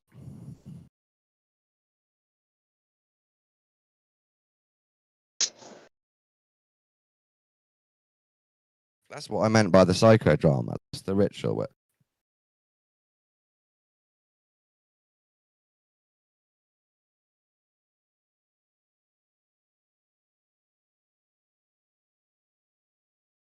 I'm really fascinated with the topic. Like, do you know? I don't know much about it, but do you know much about remote viewing, Don?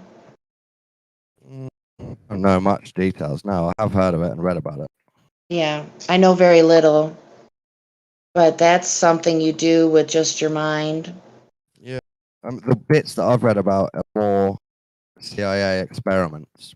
Well, yeah, But I'm kind sure of. priests and magicians and witches did it too. I would imagine with a ritual.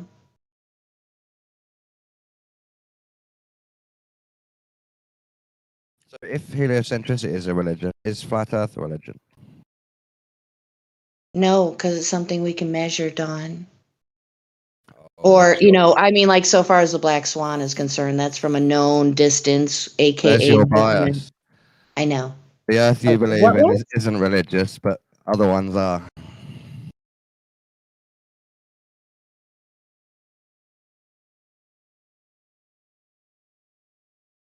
Well, I'm not trying to deem myself with any kind of being special, but No, it's but you're just kind of saying like the truth is self-evident. your Earth belief is above religion because you measured it, but mine is religious because I didn't measure it. Or you believe that the globe hasn't been measured, so that's a religion, but you believe flat Earth has, so it isn't a religion.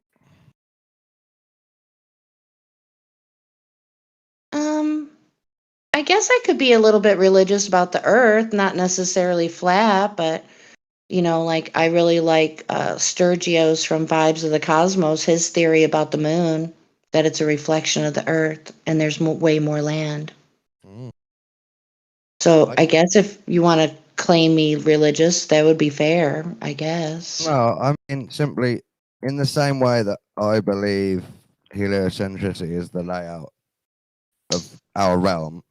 You believe flat Earth is the layout of your realm. So if my belief in that is religious, why isn't yours? The heliocentric model cannot be. You can't use realm in the same sentence, dude. I can. Yeah, it's a realm. No. Well, I mean, if you want to make up stuff as you go along, sure, but a ball flying through space is not a realm. Spherical realm that we live on. Just like the I flat mean, Earth the realm. region. I think the word you're looking for is region. No, I use realm to say it's a Well, I think mystery. it's We both live confusing. in it. We just think it's a different shape. We both live on it as a mystery. We just disagree about what shape it is.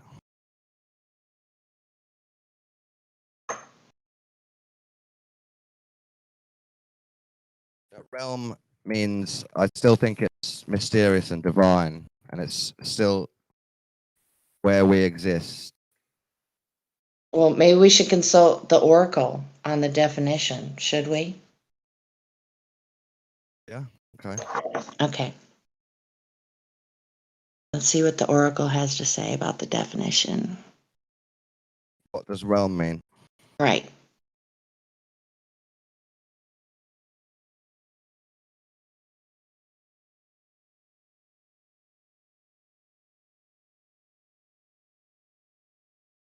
Okay, according to Merriam-Webster, there are 3 definitions.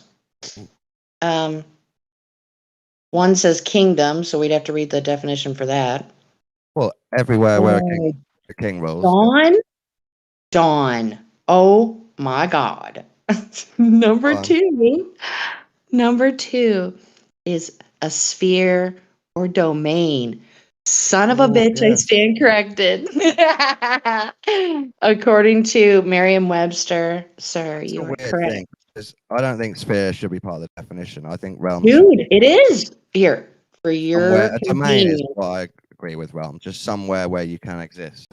For your convenience, I'll share the screenshot. And the next definition is equally interesting, but I'm going to share this real quick first. Do you reckon they mean an actual conceptual sphere, like a ball? Do they mean? Dude, look at it. I mean, go to Merriam-Webster. Yeah, have you heard the term a sphere of influence? They don't necessarily mean a perfect sphere around you. They just mean your Well, it does say within the realm of possibility. Right. Okay, so number 3, a primary marine or terrestrial biogeographic division of the Earth's surface. Oh, so that's the third one. Says it needs to be somewhere on Earth, not the whole Earth. Almost like a country. All right, let's see what kingdom has to say. I don't agree with any of these definitions, not to say that they're wrong. What would be yours then? Not to say that they're wrong. What would be yours? Well, I never thought about it in words. It's just kind of like a realm would be to say that there are many unknowns about where you exist. So somewhere where we exist, that's a mystery. That was my definition. I guess so. I guess I just wanted to pose you at any cost that I could. I do you as well. Okay. So realm, you're thinking of realm as a flat Earth, and it seems a bit mystical. No, not really. No, I think of it. Oh, I think of it almost like ethereal. Some portions of the realm would be ethereal, if you will. Spiritual realms. Mm-hmm. Yeah. Like heaven, hell, earth. The ocean could be a realm. The void. Okay, so according to Merriam-Webster, kingdom is a synonym for realm. And all right, so definition number 3 just reuses the word a realm or region in which something is dominant. I'm gonna guess it's the dominion of a king. The dominion of a king. Not the creator. Well, it depends what you believe the king is. Is it a man or is it an idea or is A god. Well, I would be willing to believe that our Kingdom of God. That's a bit of a term. our realm is not being ruled by the creator. No, maybe not. I think humans make most of the choices in our realm. Obviously, nature too. When you say control, I don't feel like God or Satan is controlling the realm. I do actually believe God's more in control than God.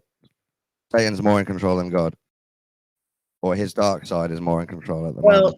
All it is bringing to that is, the adversary. Let me speak on your definitions. Think realm. If we're going to say that means kingdom, and what kingdom means is anywhere that's ruled by a king, the dominion of a king. That could be the whole earth, it could be the whole universe, the kingdom of God, or it could just be Egypt and one pharaoh. I wonder. Okay, all right. Let me. Your house. You're the queen of your house, right? That's your realm. I wonder what Stephen King's version definition of the word realm would be. I think he's got a fucking dictionary on his website, like words he uses or something. I don't know. That'd be cool. The Stephen King You verse. didn't know he made a book called Under the Dome? Oh yeah, but I never read it or actually watched the movie. Oh, the TV series is quite bad. I've read the book, but I think that's a realm. If you contain The book was a certain good. area. Because I'd rather I have like 1 billion fucking Audible credits. I need to cancel it Oh, it's because I worth don't. listening to if you could get audio book. Yeah. Okay. I'll look it up right now. You said the book was good because the TV show was awful. Yeah. Okay, I won't waste my time. There's a few good visuals in the TV show, but Oh, it's not so far really as is in the book. so far as TV shows, what I'm really into is that the Squid Game. Oh yeah, I watched that. That's great. It's definitely creepy. I love the dubbing. I think it adds to it. I only watched the first one and then part of the second one. Well, son of a bitch, it's in my library. Ugh. So I own it already. So I think Stephen King must know about the idea of flat Earth and the dome. Oh my gosh, who knows what that man knows? I would be scared to death to be in his brain. Yeah. For real. He's got a lot of satanic, alcoholic thoughts that come out in his Well, he's writing. probably an alcoholic to get rid of the thoughts, right? I can't say that. Yeah, he was for years. He's given up now, but he was. Well, maybe he's like psychic, or he's a conduit of some sort. I think writers at this level are types of prophet and conduits. Yeah, I think you're right. I mean, it would be like utterly amazing to meet. I guess if I were to ever meet any quote unquote celebrity, I'd rather meet Stephen King. I mean, he is a celebrity, but as an author with his own talent, unlike many people in the mainstream, they have no talent. He now writes with his son. So he's passed the baton down. I mean, there's a lot of talented actors, don't get me wrong. I mean, like, okay, for instance, unfortunately, I've grown to despise Tom Hanks. Yeah. But I still can't help but to love, Forrest Gump. But I refuse to watch that motherfucker as Mr. Roger. I won't. Oh, I refuse. Weird, creepy people can still make amazing films. No, not for Mr. Rogers. I know too much about Tom Hanks. I don't care if it's true or not. My image of him has been tarnished. Yeah, I agree. That's happened to me. But I can still watch a movie. I can Mr. still watch a Rogers. Tarantino film, even though I hate that big fat guy that produces them. Mr. Rogers wasn't the best guy in the world either. Now, Weinstein, that's it. I've never dug into him. So I wouldn't be surprised if there was something there. I don't know. I guess my whole world would crash in. I like satanic concepts and movies and books and creativity by psychopaths, but I don't. No. It does when I find out that they're creeps, it does spoil the image of that individual. Yeah. So, for Mr. Rogers, I forget. Yeah. So what? His last name was Rogers. What was his first name? Do you guys know? Anyway, I guess it's irrelevant, but I've only gotten like the mainstream narrative, that puts him out as squeaky clean and shit. Whoa. Oh He was yeah. he was a sniper in the Marine Corps during Vietnam. Has multiple confirmed kills. Damn. And then they turn him into a children's icon. It was him trying to wrestle with his demons and the PTSD. Damn. That's why he started writing the show. Holy cow. Well, what's his name? Bob Ross, the painter. He was a drill sergeant in the army. I think I did know that. Yeah, Interesting guy. So love that guy. So maybe I Could you should ma- watch Mr. Rogers and just be expected to be creeped out watching Tom Hanks portray him accurately, probably. I could just see Bob Ross. Time for some happy little push-ups. Can you imagine Bob Ross painting Flat Earth and just Calling adding people dirtbags? it into his rhetoric? Happy little tuft of trees and happy little boat on the horizon. Oh, he's amazing. I love Bob Ross. I used to watch him on Twitch, repeat, just on loop. Yeah. Everyone in the chat shouts. They all type ruined when he makes a mistake, and then they type saved when he turns it into part of the landscape. Great stuff. It's really great. Interesting. When he hits his brush on his easel to tap the water off, they say, "Eat the devil out of the brush." That's what he says. Yeah. Didn't he paint all of those pictures like 4 times, almost identical? Yeah. Yeah. So, yeah. Mm-hmm. And I They're all don't know if identical in the process. I don't know if you've done art, but painting it once is really hard. Painting it twice is incredible, and 4 times identical is just unheard of. He was a master. Taught the technique to other people, and can almost copy it as well.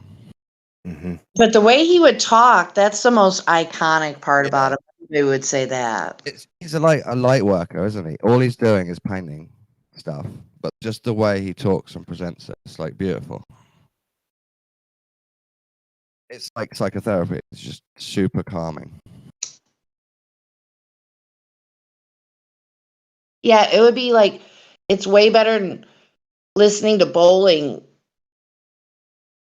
If you wanted to take a nap. It was like a perfect contrast because he's painting this incredibly detailed painting like really fast, like in a span of like a half hour. But he's got this tone about him where he's just kind of very calm. He's just walking through it. Yeah. It's this, you're kind of like in limbo, watching this thing speed by, but he's just calming you down. It's very, very cool. I wrote a creepypasta story about him. After he left TV, he got ill. So I wrote the first chapter and I've lost it. But I started naming all of the colored paints and said he changed his whole palette to like black, brown, and reds and didn't use green and blue and white. And he started painting devils and he did 33 paintings. What? Different people have collected them around the world. And I was his son's friend, and I went in the studio once and saw him painting a devil picture. Then I was going to upload it like it was true, not a story.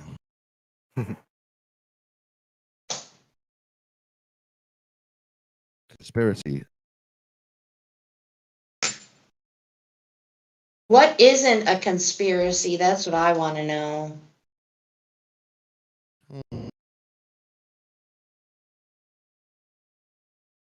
I'm being really serious. Name something that doesn't have a conspiracy behind it. What about the sun? The sand? Sun. The sun. No. up there. It's hot. It's an No, orb of light. try again. That doesn't ring a bell, really. What's the conspiracy about the sun? I said, okay. I don't agree, and for the sake of time, can you pick another one? So you agree there is conspiracies about the sun? You're saying?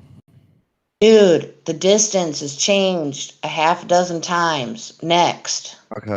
So distance to the sun, that's a conspiracy, but not the Whatever. actual sun. Whatever. The sun. Next.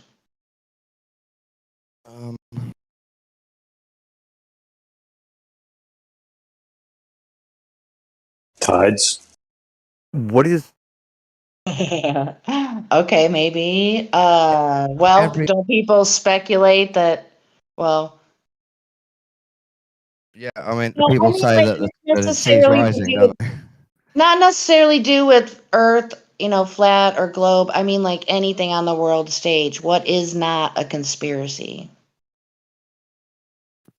Name something that doesn't have a conspiracy behind it in our existence. It's hard. The What about cheese? No, there is. There's What? like bio preservatives in cheese now. It's called natamycin. Oh no. NATAMYCIN. Look it up. Cheese is a conspiracy. Biopreservatives. Yep. Let me look There- at this shit right now. I'm looking at my cheese. Oh no. there's also been wars that have been waged over cheese. So Oh no. Okay, Where is it? Ingredients: pasteurized milk, cheese cultures, salt, All you enzymes. gotta We do have to is go into a trick dollar cows, don't we, to get store. cheese? That's the Go, conspiracy. go into a dollar. Color. All you gotta do is go into a Dollar General and go look No. at the cheese. I'm It's not buying cheese at the fucking That dollar rubber store. stuff. Yuck. saying it's there. Well, who the fuck buys cheese at the dollar store? You deserve what you get. Stupid people. Stupid little sheepies. It's so sad. Bro, they don't even sell cheese at the dollar store. That's They like do Dollar General. cheese-like Yeah. product or some I shit. think you're right, Jenny. Everything has been lied about. Everything. I think Dawn is lonely and likes to talk to women online. Aha! Somebody got thrown under the bus. Riggs. Speak to Jenny, Riggs. So you go I'm ahead. sorry, man. That was Riggs, get that was this. a Speak to low women blow. online. I'll shut up. Riggs. Hey, Riggs. I have a worse rap than you, Don. No worries. Hey. So But I yesterday, have better taste. I don't know if you were in here listening last night, Riggs, but Kosho was in here and he flat out asked me if I had a boyfriend. And I said, no, not looking. I'm not He looking. probably has asked every woman on Right? these discords. Like, give me a break, dude. Give me a motherfucking break. Now. He My was name trying is to no. break My off that time Kit is Kat. no. My number is no. You need to let it go. Need to let He was trying to break off that Kit Kat, Jen. Don't give him a hard time. Yeah, so that's He's trying to give you a break. okay. Oh man. I should change my name. My Discord name for in here. You smoking, Jenny? I can hear you smoking. My name is no. Yeah, I'm having a salad for lunch. What about it? She's smoking a salad. There you go. I'm just having a salad, some greens. my medication. Yep, I got about 9 more minutes. Well, maybe a little bit more, 10. And I gotta head back. I'm really fortunate. I live super motherfucking close to work. Like I once literally. pulled a 21-year-old Glober called Satan. Okay. Could it be Satan? Calm down. That's Calm my down, only Don. win. That's my only win, Rick. So I had to. That's your only win. Had to post Is about that what you? Is that what you call winning? Pulling a 21-year-old Satan. Yeah, because I pulled over all the other Grovers with my confidence Yeah. and wit. Fuck, man. I'm still stoned from yesterday. This is rough. Nice. I've been keeping my weed all day because I've only got half a gram. Oh. It's nearly time. Yeah, it's about time. Do, do, do, do, do. Phenomena. Do, do, do, Boop, do. boop, boop. Do, do, do, do, do, do, do. Yay. I should have that stuck in my head for the rest of the day. That's my plan. I'll drive everybody crazy around me. I'll put bugs in their ears. Bugs used to be big. Have you It heard is that meme Halloween. before? Have you heard that meme? Bugs used to be big. So yeah, I'm kind of giving like my favorite customers warning that on April Fool's Day next year, it's game on. Everybody knows me, so there's going to be some pranks. Can't wait. I have to come up with a list. Well, for one, I'm going to get some Monopoly money, because I'm a cashier. Short-change people. Well, no. Just hand them Monopoly money. Yeah, give them too much, and it's Monopoly money. Like 200 quid change, and they're like shocked, and then they realize it's just Monopoly money. How come none of these live stream people actually fucking come in the chat? Like, they need to find their chat room. Willis? What you talking about? No, like live stream 1 is just a bunch of people that aren't in here.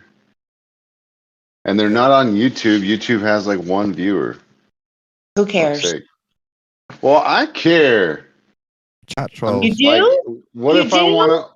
wanna post a joke and then it's like 10 pages up? Oh, I I see. feel you, Rick. That happened before with your meme about Freemasons that got spammed People away. are chatting in an area reserved for those that are actually in voice chat. That's Right? Yes. This is what I think about all this bullshit. Ha ha ha. I like that cat. He's like, what the fuck? Alright, I gotta get on the computer.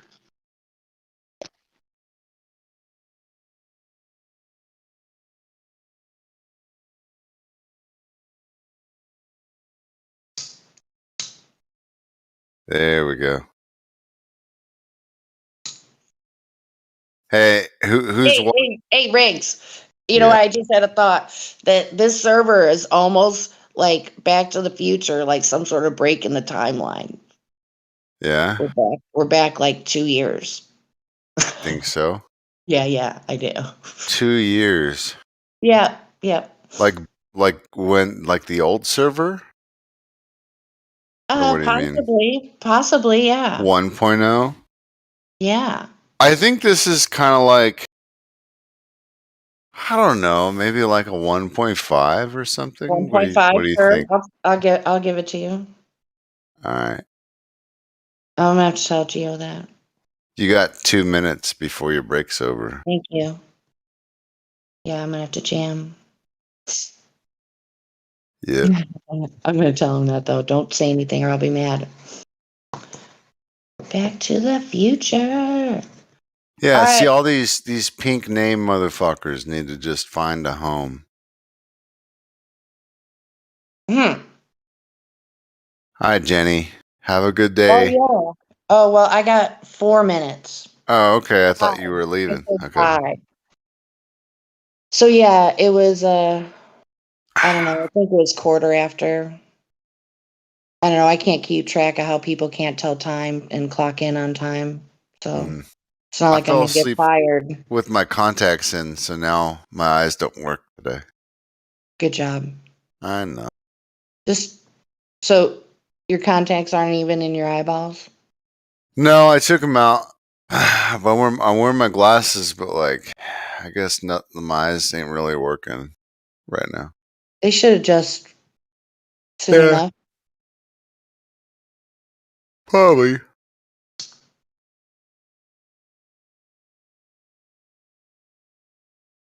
But yeah, Hey, I would not get in trouble if I was late punching in. Not yeah. at all. I mean, we got to close our deli early because people don't want to fucking work. Yeah, man. I was thinking, like, you got to be one of the only people that showed up. It's always like that around Halloween. No, everybody showed up because, well, it's like boring as fuck at work today. Damn it. Have you ever messed with tamarind? I have no idea what that is. I've looked into it, and there's a conspiracy surrounding tamarind. All right, well, hold that thought till next time. I got a jam anyways. I mean, I got like a Okay. couple minutes, but just so I'm not like scurrying. But all right, TTFN all. Later, Jenny. Bye. Okay. What were you saying, Don? There's a conspiracy. I was just joking because Jenny's Oh. idea is that every single thing in the reality has a conspiracy behind it. Sure. You have to like come together to make shit happen. Yeah, I guess. I guess technically. So I mentioned the sun, and she said, "Yeah, the distance is a conspiracy." I mentioned cheese, and she said, "Yeah, it's got weird stuff in it." I'm wondering what's in tamarind. What have they lied about? What's in tamarind? They lied about its health benefits. I don't know. Actually, my blood pressure went down a lot. Like a lot. Just having tamarind. I didn't even know it was an issue. The word you're saying, is it turmeric? No, not Tamarind. turmeric. Yeah, not curcumin. Tamarind. TAM A RIND. I guess. I don't know, man. Not today. I don't know. I'll look into it. No, it's fine.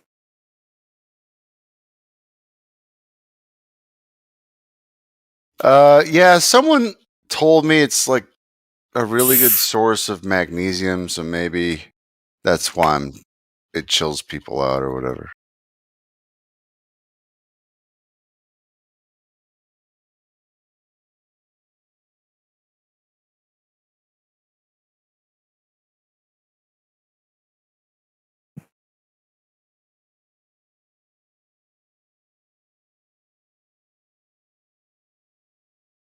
Do you like pumpkin? We did the whole pumpkin thing.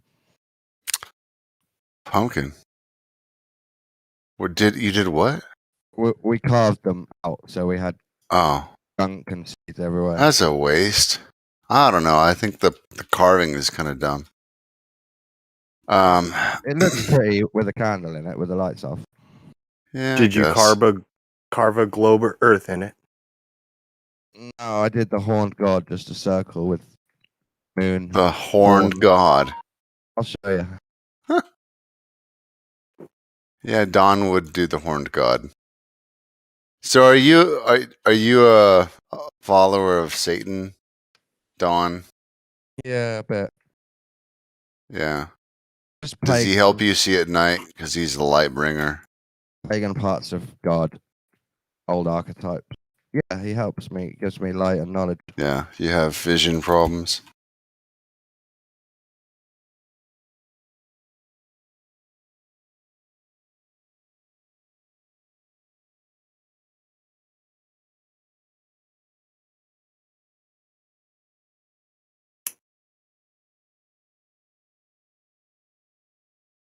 Boop.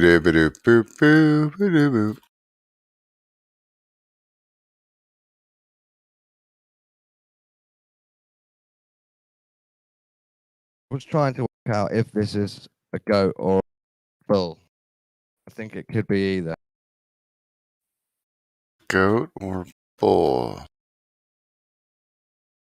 Because, the horned god was there through Taurus and Aries. With bulls, and Rome, and goats and pagans. The symbols kind of blended together a bit.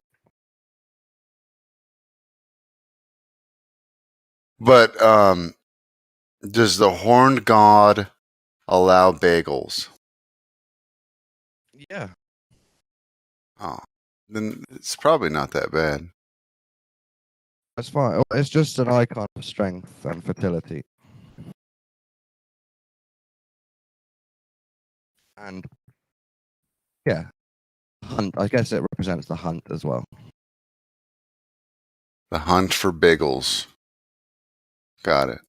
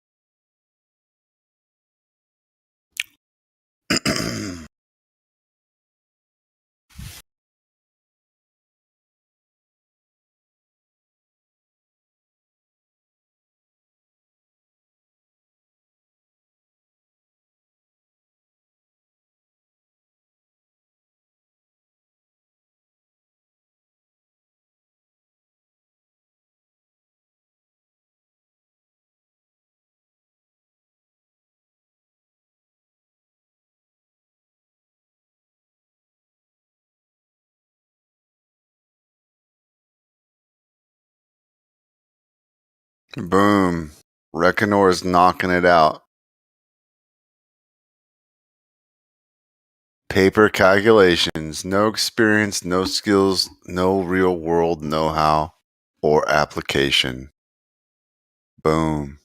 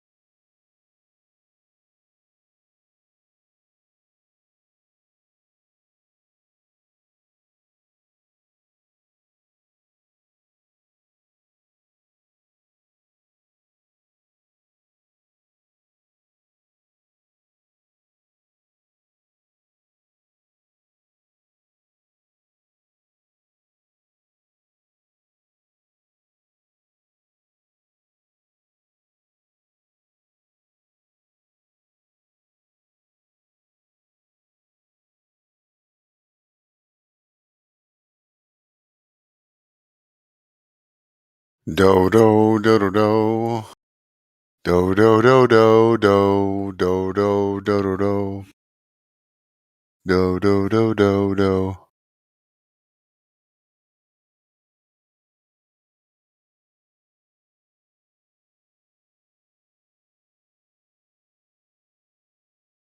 Were you just doing Strangers in the Night? Yeah, but I was doing dodo style. Oh yeah, there he is. Peach in the house.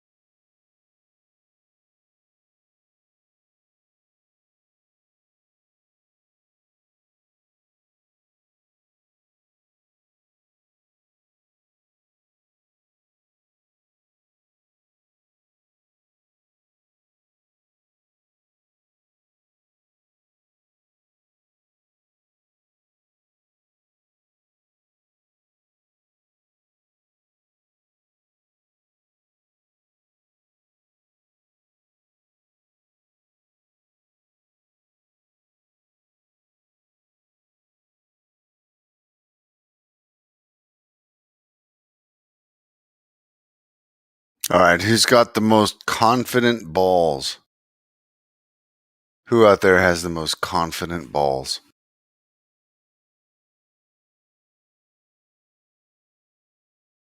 Anyone? No, if you're brave, you stay in text. That's apparent. Yeah, so what do you think about what do you think about Balls. all I don't these pink buttholes getting out of the live stream text? Would you co-sign that? I wish they would get out of there. Yeah, man, Are it's you asking who's fucking annoying.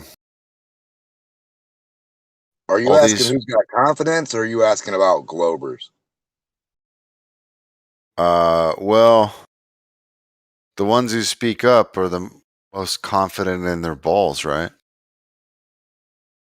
Sure, sure. Yeah. Yeah, that's how I was making sure. I've now tagged 3 of them. Watch them all avoid and say no, they don't want to speak on VC. Yeah, they'll say, I don't have a microphone. Meanwhile, the NSA has picked up 5 of their devices. All of them with like 3 mics each.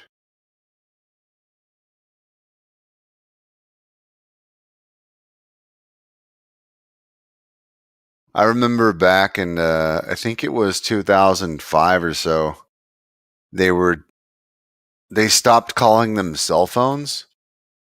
And they were like, yeah, we need to just, we're just going to start calling them devices.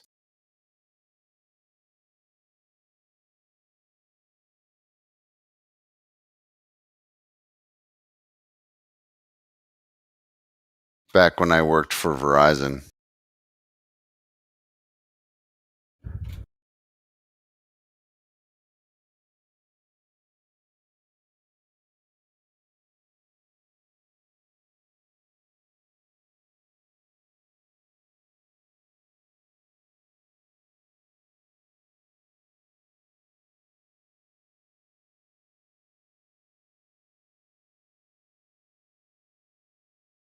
All right, nobody's got balls. Got it.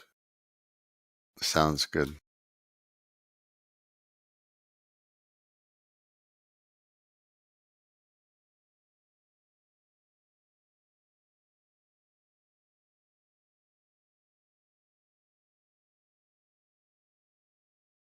Man, who was it last night I was giving a really hard time? It was Ruhif. Yeah, that's who it was. I wonder if he'll be back.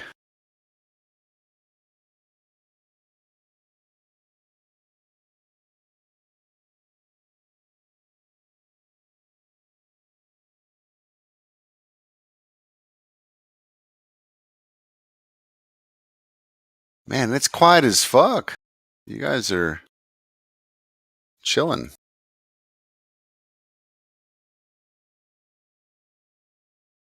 Maybe I didn't sleep enough. I don't know. I was up kind of late. Nah, it is quiet in here today. How's Riggs today? I think I'm still stoned from yesterday. I was just working on that myself.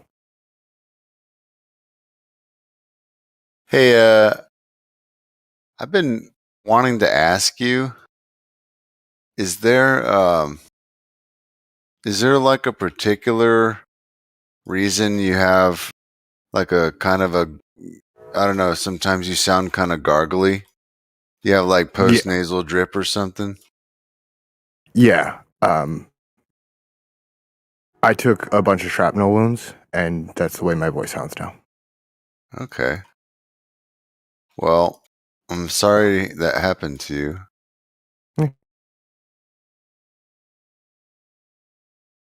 I didn't realize as bad as everybody keeps telling me about it, so. That, and I also live in Nebraska, so my backyard is literally a cornfield. Yeah. Is it GMO cornfield? Yeah. Yeah. Of course they are. Yeah. But GMO doesn't mean what most people think it means. Just depends on the type of GMO, man. Right, exactly. Because like you can have GMO of a organic plant you're just, picking, and then you have GMO for certain types of yield under different conditions, or there's a lot of reasons you would GMO something. Well, look at a banana. You sound about my age, so during our lifetime, we've never seen anything but a clone of a banana. Right. Yeah, and then like broccoli. Broccoli isn't found in nature. I think it's like the flower of a, well, not a flower, but like it's like the stuff that grows on the side of a cabbage. I think it's like related to cabbage. And have they you ever just seen GMO'd it? What organic and real corn looks like? Yeah, it looks like English people's teeth. And there's no meat on it, and it's disgusting. Yeah. Well, there's some native corn that looks pretty good, to be honest. Like Native American corn looks pretty dope. Mm-hmm. I mean, but I haven't tasted it. I mean, who knows? It could just be it could be used as grindstone for all I fucking know. You know. Yeah, corn is a weird one, man. Sometimes you can get this like fruit-like quality, and other times you just get rocks. And have you ever had corn smut? Bro, I don't think we're allowed to talk about that here. I highly recommend you don't bring that up again. It's a fungus that grows inside corn, and it's absolutely delicious. Oh yeah. Well, you know, I bet that's because of the it's probably got B vitamins in it. Maybe. Probably why. B vitamins tend to fucking make things taste good for some reason.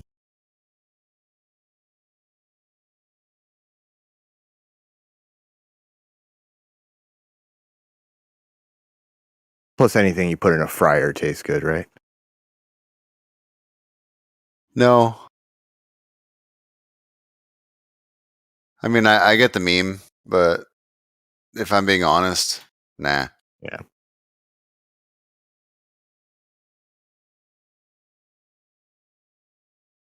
I don't particularly like a lot of fried stuff. Fried chicken's dope, but there's a lot of fried stuff I can't stand. Like, okay, fried okra, that stuff needs to die. Like, okra is gross. Only women should be allowed to eat okra.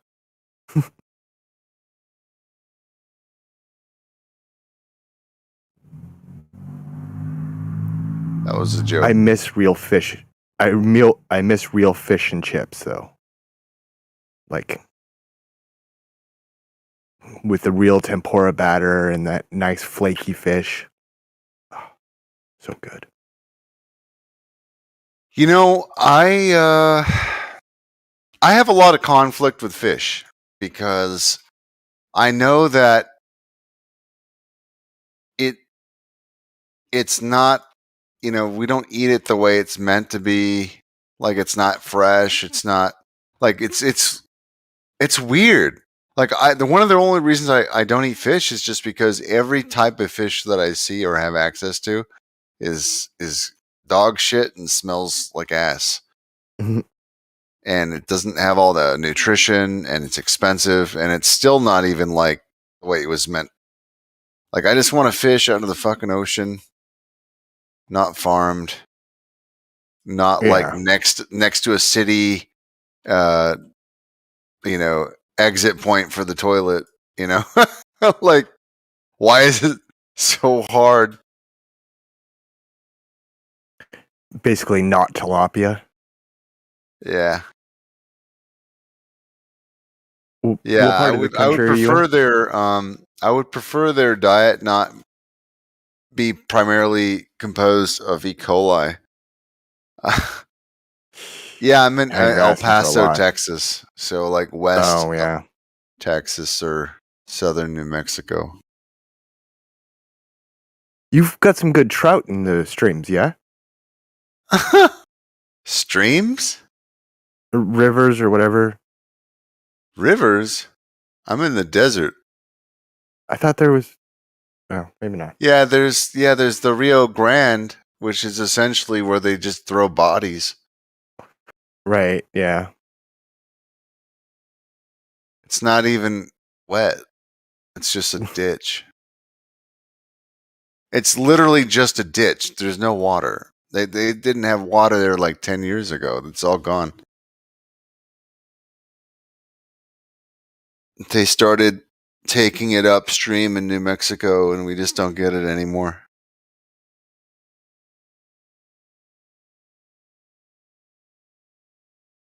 I wonder if it was ever natural to begin with. What are you talking about? Your mom? Well, I know that much, but The Rio Grande? The river? Well, somewhere. yeah. It is aspirations of a river.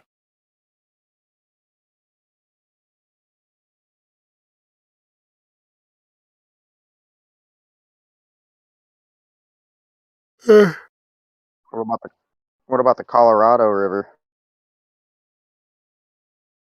It's a fake one. Colorado River is man-made. Is it really? Yep. Oh, you mean like they diverted the water unnaturally and created a channel that wasn't once present? Most of the Central Texas waterways, if not all of them, are manufactured.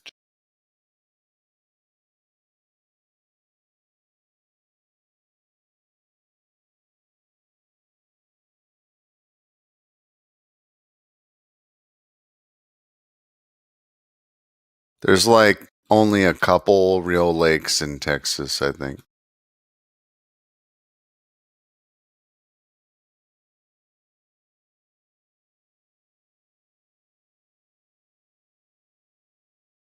Do have the Yeah, ocean. Texas is just too flat. It is one of the top 10 flattest states. Florida being the number 1 flattest state, with an average elevation of 3 feet. I thought it was like Kansas or something. Kansas is maybe like the top 5 flattest state. It's close. But Florida is by far. Spot in the United States is in Kansas, isn't it? No, I think Florida wins all of it. Like I think they've done tests in Kansas because of like a certain spot in Kansas that's particularly flatter than anywhere else, like by proportionality. Well, if you got a source, I'll look at it because I'd like to know the difference. All right, I'll have to look it up.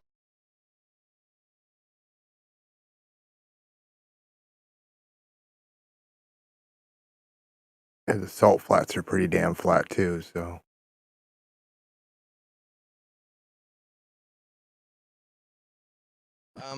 Stark Otter, he is a text only troll, but he's listening to VC and would maybe like to step up his game to VC. So if we can get him Stark confirmed. Otter should check his ass into the server. He's here in VC.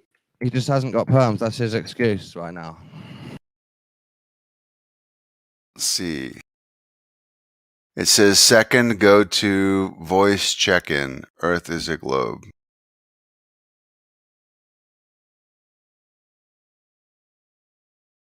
Did he not go to check-in? So doesn't even have VC perms. Yeah, I know. He's All right, got to so go I'm to going to check-in. post a citation. I'm going to post a citation by the University of Utah talking about Kansas being, I think it's technically Like the flattest flattest section place. of land. Something along those lines.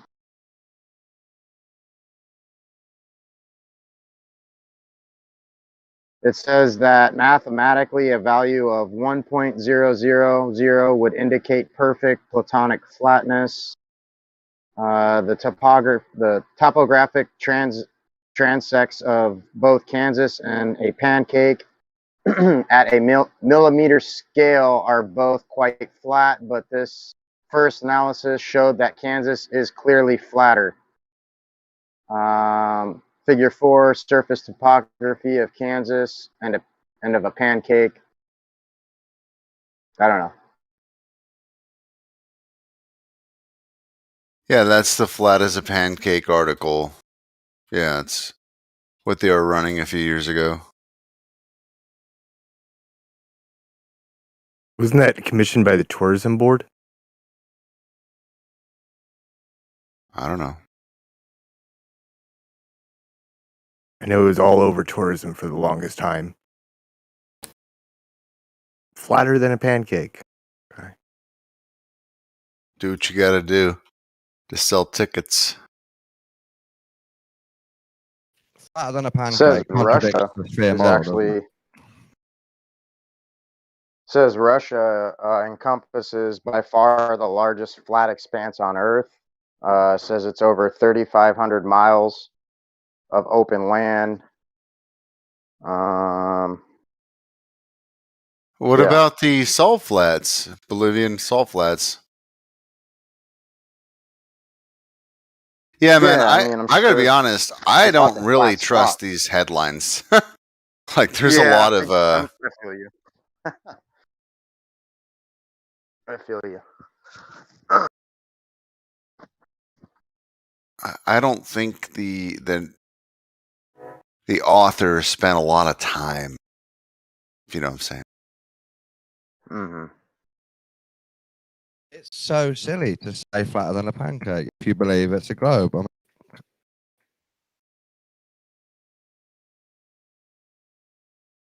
Shut the fuck up, John.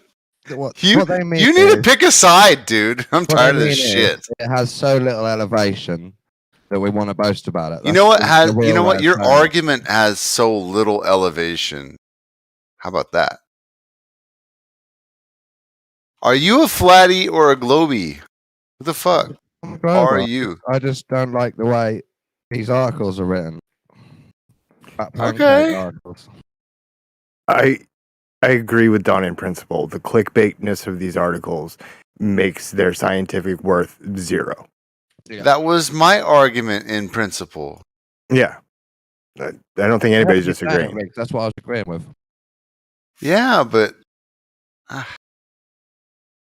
it just no, man. This idea of level being curved is dumb, guys. It's dumb.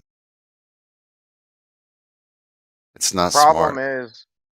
is when you derive level from the center of mass of the Earth, the second you traverse over that surface, you no longer have a horizontal level by the applied science, that the methodology that they use to derive horizontal and level. Following what I'm saying? Dude, I'm still stoned from yesterday. I can't be talking about no science right now. Should we get Brenda and unmute? Brenda's muted? Damn it, stop getting muted, Brenda. It's 24 hours ago, I think she was muted. I can't remember. Yeah, but stop it. And then Stark Otter, I'm gonna give you a chance just because you won't follow the rules for some reason. Or maybe you just couldn't hear me when I said go to check-in. Whatever.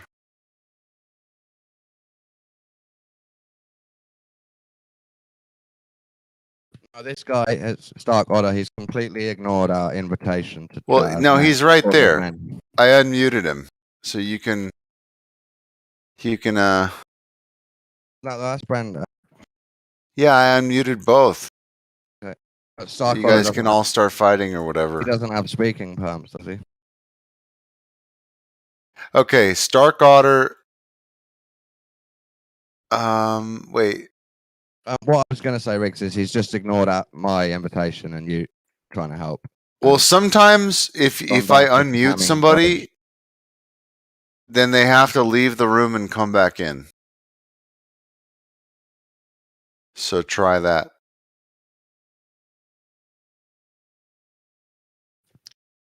I just want to point out that Stark Otter has refused the invitation to speak as men and decided to type all of his dreams into chat against one crazy flat earther instead of talk to us.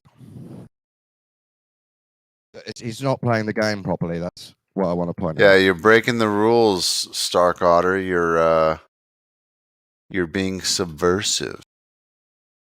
I think that's a rule. Maybe.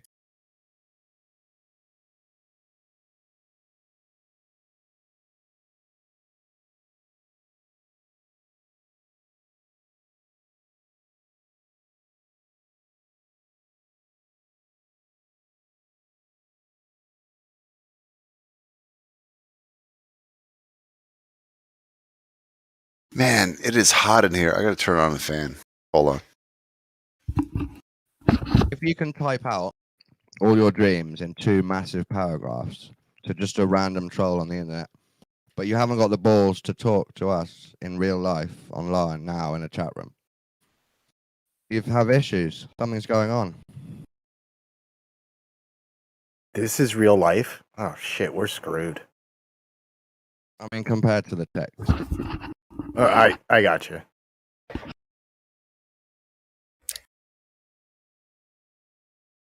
All right, so Brenda got unmuted and then left. Okay.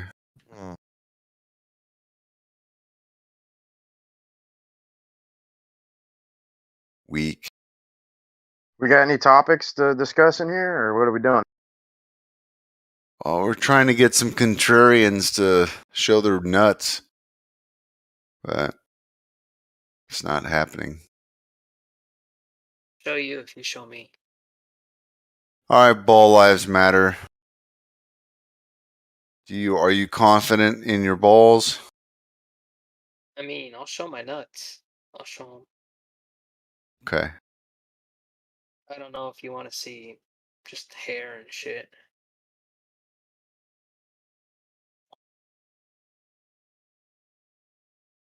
Well, I guess it depends on the Coriolis. That's right. The thing you don't believe in.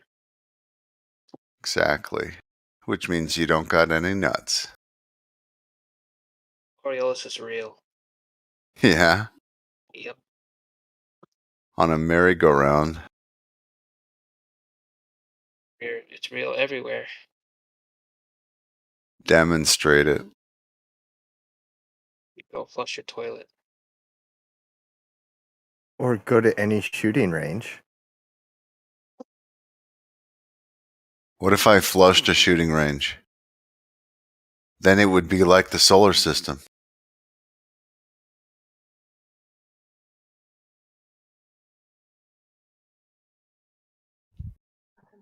Coriolis isn't applicable within ballistic.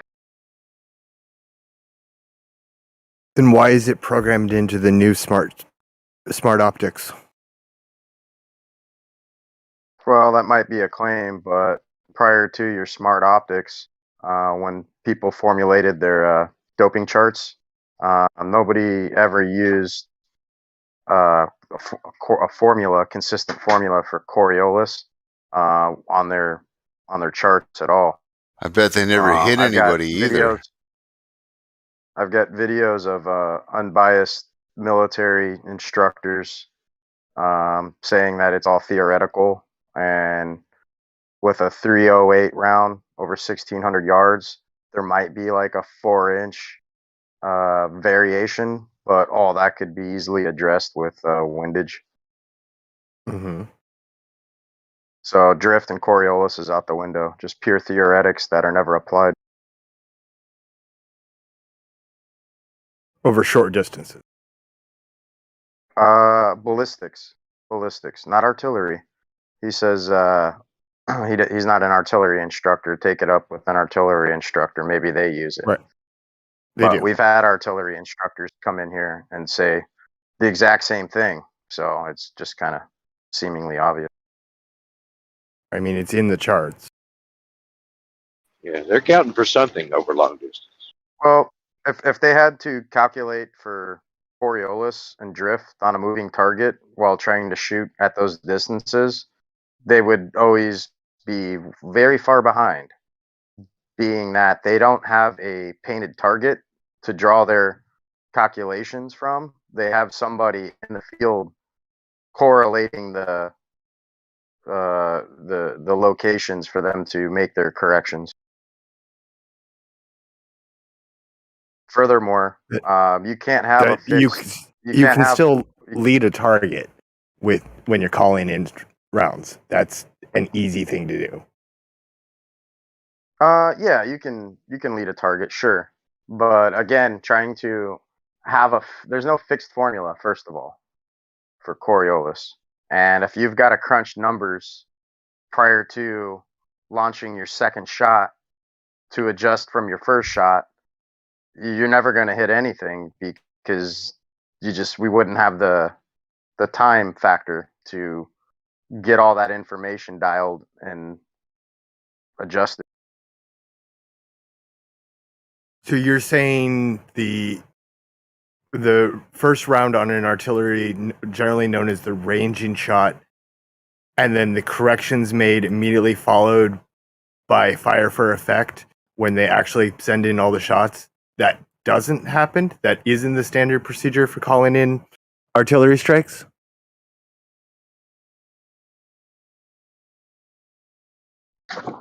No, I said that they don't calculate for Coriolis and drift. It's not a fixed formula. And I don't know, you're just kind of red herring away from the topic. No, you're saying they couldn't hit it because the first shot would be so far behind it for some reason, and then they would never catch up. But the problem is they can change where the gun's pointed after the first shot. The first shot is generally considered a ranging shot, and specifically for that reason. So I don't see why they would miss the second shot, even if they miss the first. Well, like I said, if they had to crunch drift calculations and Coriolis calculations, which they do, then they wouldn't have time to hit the target to make those adjustments. Why not? Because it's not just a fixed formula. They would have to. It is. They would actually have to do a shit ton of math. It's literally printed on the charts. There's no fixed formula for Coriolis, dude. What are you talking about? On the ballistic range tables, if you want to shoot at this direction, at this distance, and latitude, and your hemisphere. So how could you say there's a fixed formula? Wow. Okay. You do realize that your radius. Your goes argument. 3963 to 3959, right? Your argument right now is range tables don't exist. Just so you know. That's but not at all the what I radius said. changes depending on your position, because it's oblate. That's what he's saying. Yeah. Well, that's only so one. So then variable. you can't use a standardization. You have to calculate it. Right. That's what the tables I'm glad you are. agree. They are the calculations. They are then worked out. Okay.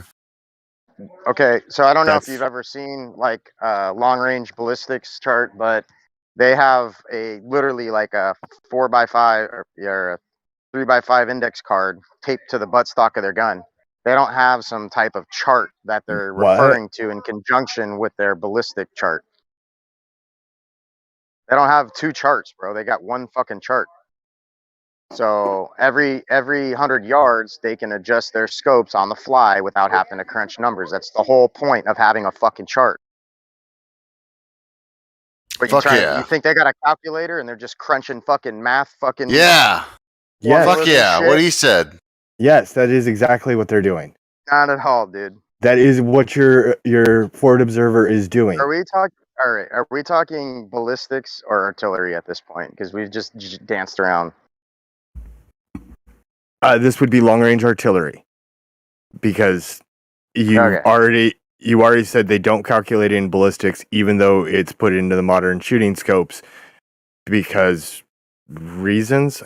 You never gave a good reason for that. But You're talking about modern scopes when we've been shooting people for a long time at long ranges prior to your right, and now fancy scope. we're getting more accurate. Actually, it's not that you're getting more accurate. You're just taking less work out of the actual user of the rifle. They got scopes now to where you literally fucking just the second you point the gun at the right target, the trigger automatically fires. That's not true. Yeah. Are you kidding me? That would be. I thought we were talking about artillery. You're talking about rifles. Yeah, he's talking about scopes. When you're talking artillery, bud, you're not looking at the fucking target with the cannon. You're not. There's no Right. line of sight. No, You know and why? you're the one. You're the one who said they had a 3x5 buttstock taped to the, or 3x5 index card That's why I taped to asked this. if we're talking about artillery or guns, because when you're talking about line of sight, that's not applicable with an artillery. So I don't understand. You're being very confusing, or you just don't. There's understand. both of them. Both of these things exist. It is in ballistics. No. It is in our modern scopes. The brand new programs So that you're telling are coming me, out. You're telling me when somebody's got a mortar cannon and they're You looking want at to a know? target You 10 want to miles know away, how? they're directly seeing that target through the curve of your surface of your curve? Would you like to know Or what is I'm that telling you? Would you like to know what I'm telling you? If you do, you need to stop talking and let me finish the sentence, and then you'll know what I'm saying. So, it happens in artillery. It also happens in ballistics. Both of those things happen at the same time. We can split them apart if you like, but they both are occurring.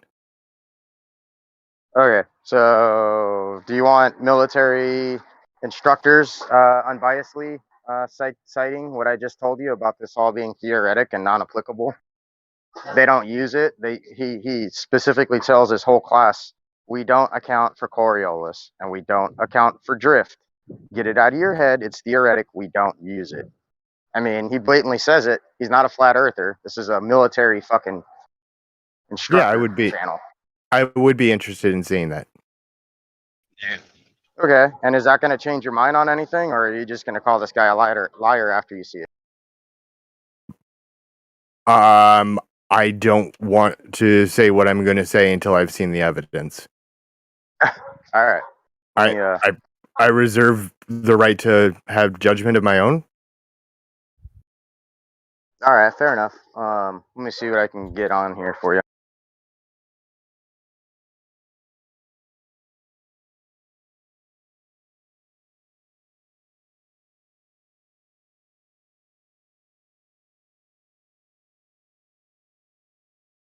But if this is the guy you quoted at 1,600 meters, I would agree with him.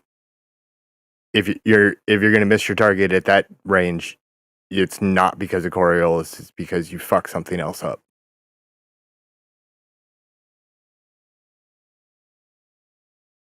Okay, so I don't need to get the video? Well, that's a short distance shot. Oh, 1,600 yards? Yeah, that's a short distance shot. That's over 1,600 yards. That's over half a mile. Right. But when we're talking Coriolis, that's not a long shot. Okay, so it's not applicable. Not at that range, no. But it'd be like intentions.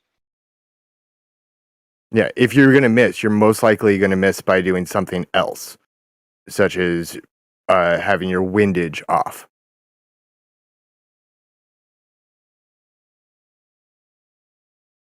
That's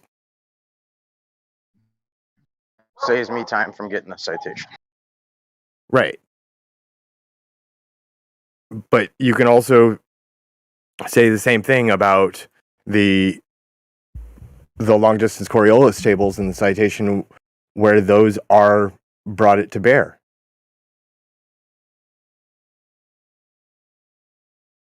Well, that would be our artillery, right? It's the same effect. Oh, we're going back to ballistics, or are we jumping to artillery? I'm Okay, confused. if you want to stick with long range ballistics, you need to take a shot over 2 miles. How many? Let's go about 2 miles. And let's talk about the world's longest shot, which is 2.2 miles. And very much had to take into account the Coriolis effect to make that shot. Is that what you think? Approve it, Kool-Aid. That's what the sniper who took the shot and his spotter both reported. With their range tables and their ballistic accuracy. The shot was made with the Barrett 50 cal. This You is all realize that public things, dude. You He was realize a that Canadian. most of the targets that guy was shooting, because I watched the whole interview on that, and they were all moving, and he wasn't crunching any numbers. He was making adjustments on his scope on the fly. So his spotter wasn't doing anything number related. Right, he was shooting moving target at 2.5 miles or 2.25 miles. Wouldn't it just sound cool if you were accounting for the spin of the Earth when you're shooting something 2 miles away? Wouldn't that just sound badass? I mean, You don't have time now. You don't have any time for that calculation as it's moving and it keeps moving. And how you'd have to do it, you would have no way of proving that in the moment. No way. You don't do it between every shot. That would be a very silly way to do it. You do it for the You don't first shot, do it at all. and then you That's the point. adjust. You do it for the first shot, and then you adjust from where your round lands. So That's it spins the way it's different. done. Okay, show me them doing it for the first shot. Sure. Look at his range table. Calculations wrote out in Appendix D on his range table. So how much did he have to vary from straight to hit the 2.2 mile target? He was aiming up, I think, almost 30 degrees. What? You realize the scope mount would have to be completely modified for that to even be possible, right? Like it is on the Barrett 50 cal long range sniper rifle, No. designed to take shots that far.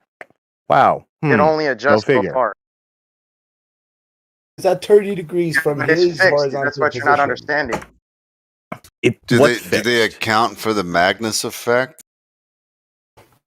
Hold on, what was fixed? That scope mount was hard fixed to the frame of that gun, and the only way to adjust it would be to pull tools out. So you're telling me he pulled tools out, threw off his whole adjustment on his scope, because that's what you would exactly do, and you would have to resight it. Why would you take off your scope mid-fight? That would be freaking retarded.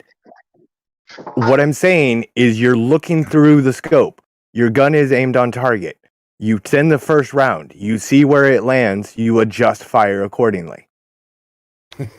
You don't need Coriolis You then. see where it lands, you're just like going, hey, we're just going to see where it lands and we'll adjust accordingly. You ain't doing any calculations then, buddy. What are you talking about? The You're not gonna show up calculations to a are fight done. with your fucking scope cocked at a 30-degree fucking incline. Yeah, that's what your spotter does. He Right. sees Hey, where the why? first shot Hey, lands, why are and we he takes getting it mad?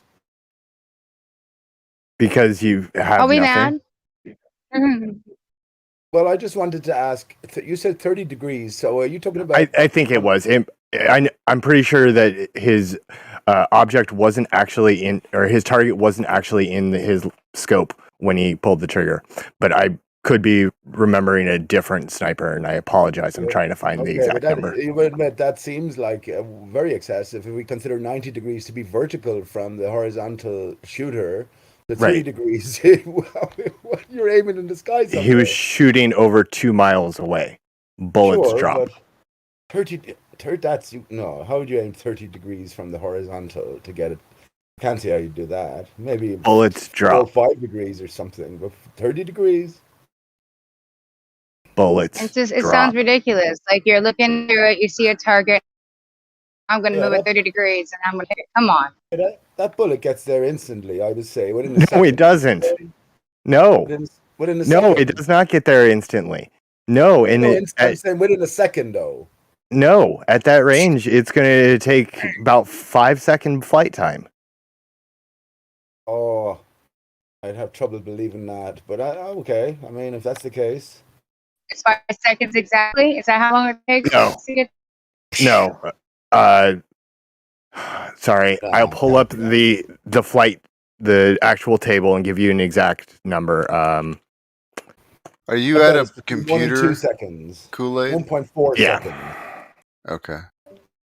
I posted just a little clip. I just wondered if Earth spin is accounted for in that clip I posted. I've seen those. I don't believe that it is or that it makes much of a difference, but I don't actually know the physics behind those.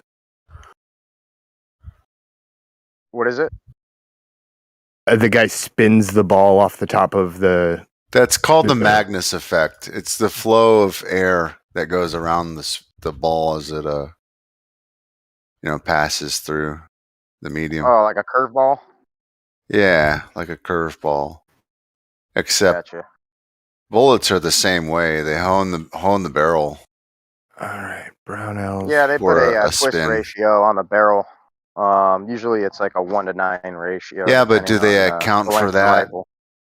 Do they calculate that in, or are they calculating Earth spin? No, Since- they're putting spin on the bullet because as the bullet spins, kind of like when a football spiral. what do you call it? Yeah, so when he throws a It's the spiral, same effect. quarterback, it stabilizes the object, right? Because if it didn't have that rotation to it, then yeah, it would just kind of wobble out, and it wouldn't have the same velocity because it would be unbalanced. Imagine you could slow down time, Kool-Aid, and the sniper taking the shot is aiming for the target directly. So if the bullet went, let's say, just for the sake of it, 10 meters per second, but it just has went to do on a with balance, continuous really. straight line, then the bullet, if it took 2 minutes to arrive, would miss the target by, what, hundreds of feet? So here's the thing. Even if you put spin on that bullet to try to stabilize it, if you threw the balance off of that bullet at all, the whole thing would go catawonky. And this is why I talk about the Earth and how we've displaced massive amounts of infrastructure upon the surface in an unbalanced way. And anytime you would do that to any object, such as the tire on your car, you throw the balance off, what happens? You get a gnarly vibrational disturbance rippling through the entire car, affecting the rotation of that tire. But for some reason, people want to hand wave the fact that we've put tons of steel and concrete in undisplaced locations upon the surface of this supposed spinning planet without any noticeable effects. There's no other place in physics where you would see an unbalanced object at these proportions spinning at these rates not showing an effect of a vibrational disturbance. What type of effect are you looking for when you talk about something spinning at once? Oh, no. 24 hours. Yeah, what rate of spin are you talking about? One revolution per 24 hours. What do you yeah, and we're spinning 1,000 miles per hour at the equator, flying 66,000 miles an hour through space. You remember? Yeah. Basic okay, can I just make one comment? I don't want to take up the floor here, but basic physics tells us that it's not velocity that we can feel, or there's anything related to velocity as far as a force. There we Only the go. change of velocity you feel. So it's acceleration is what you feel. We move in a circle. That's acceleration. Yes, it is, and you can calculate that acceleration by taking Very the mass slowly. times the velocity squared divided by the radius of that Yes. circle. So if But you it's said you very only feel come acceleration, on, not guy velocity. slow, you're a smart guy. You know what I'm talking about here. If it's very, Yeah, But you my said we only feel equilibrium. can I finish? acceleration. Can I Yeah, finish? let's Can get I in your finish? little. Saying it's a Can I tiny finish? acceleration. Can I finish? You know this very small Said my rate of name. change. Can I finish? This very Can I say small, your name? very tiny, very insignificant rate of change is imperceptible by the. All right, Zanuck, you need to calm the fuck down, yeah? We were having a nice conversation. You came in, you said you didn't want to take up the floor. You took up the floor. Guess what you did? Well, why didn't he just say that we And I just can't want to make a point here really quickly. Just get it out real quick, and then I'm going to unmute him, okay? Yeah. Go for it, All right, Dice. I want to get this point out real quick. Have you ever been in that ride over at like the carnival where you get in it and the thing spins around and pins you to the wall? What do they call it? The gravitron or some Yeah. shit like this? That thing gets up to a speed at which it doesn't have any more acceleration. It's at a constant velocity. Yet my equilibrium and the forces at play tell me that I'm restricted and I'm in motion. So your whole philosophy of velocity not having a distinguishable motion to it is out the window. Well, I happen to agree with their proposition, though, wherein they say that, well, see how it works is centrifugal force. And then it depends on the arc.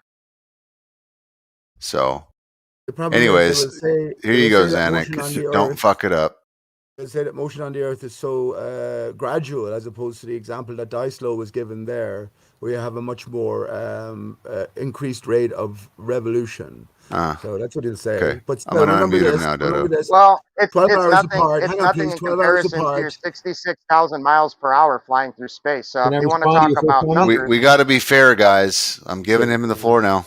And what I said was probably half the time of what dice I'll take, but I'll try to be really quick. I promise I'll be quicker. So you said you're in a centrifuge and the thing starts spinning and then it stops spinning. It reaches, you said, a constant velocity. No, that's not what acceleration is. Acceleration is a change of velocity. It doesn't have to be the change of speed. It can be change of direction. And the change of direction is what happens in the centrifuge. No change in magnitude, but a change in direction. So you're wrong on that as well. I got a question, Zanuck. So when we're accounting for all this conserved motion that we detect, how come we don't detect all of the multiple of motions at blinding speeds that are going crisscross from each other? Yeah. Well, because the most dangerous accidents are T-bones, and these velocities are interacting with each other in different directions. So how come we only measure the rotation of 15 degrees? Like I said, it's the change of direction that you're going to feel. That's what I was asking about. And because don't worry about these massive numbers of velocity, because it doesn't really matter how fast you're going. It matters what your change of direction is based on this radius. So the mass times the velocity, whatever it is, divided by this arc. I'm not talking about the local detection. The 15 degrees is explained away by the local solar system. I'm talking about all of the motions in that system and where that system is going. Of course, yeah. So the arc of the path around the sun, very, very slight, huge radius, right?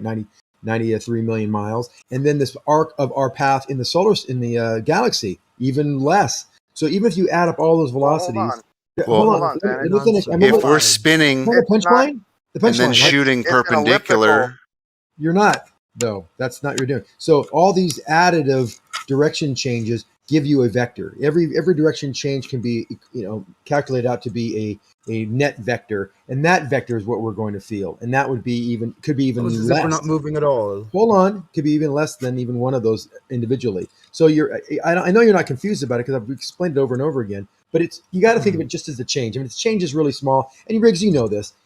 We're saying it, and we're not conceding the Earth is round and spinning, running through the space. We're just saying that it's so small that even if it did happen, even if it was this hypothetical thing that you think it is, you still wouldn't feel it because the rate of change is No, I'm asking as to compare it to what we measure, not what we sense. I don't experience a deviation. We measure that, right? So if we've already explained away 15 degrees, where are all these other motions to account for? Well, I just said they all will either counteract yourself and make that be a lesser. But we've effect. already explained it away by the 15 degrees. We didn't so explain it there's away. no margin for any other motion. No, the 15 degrees is the majority, like 99.999% of this perceived or measured effect. The rest of it is insignificant.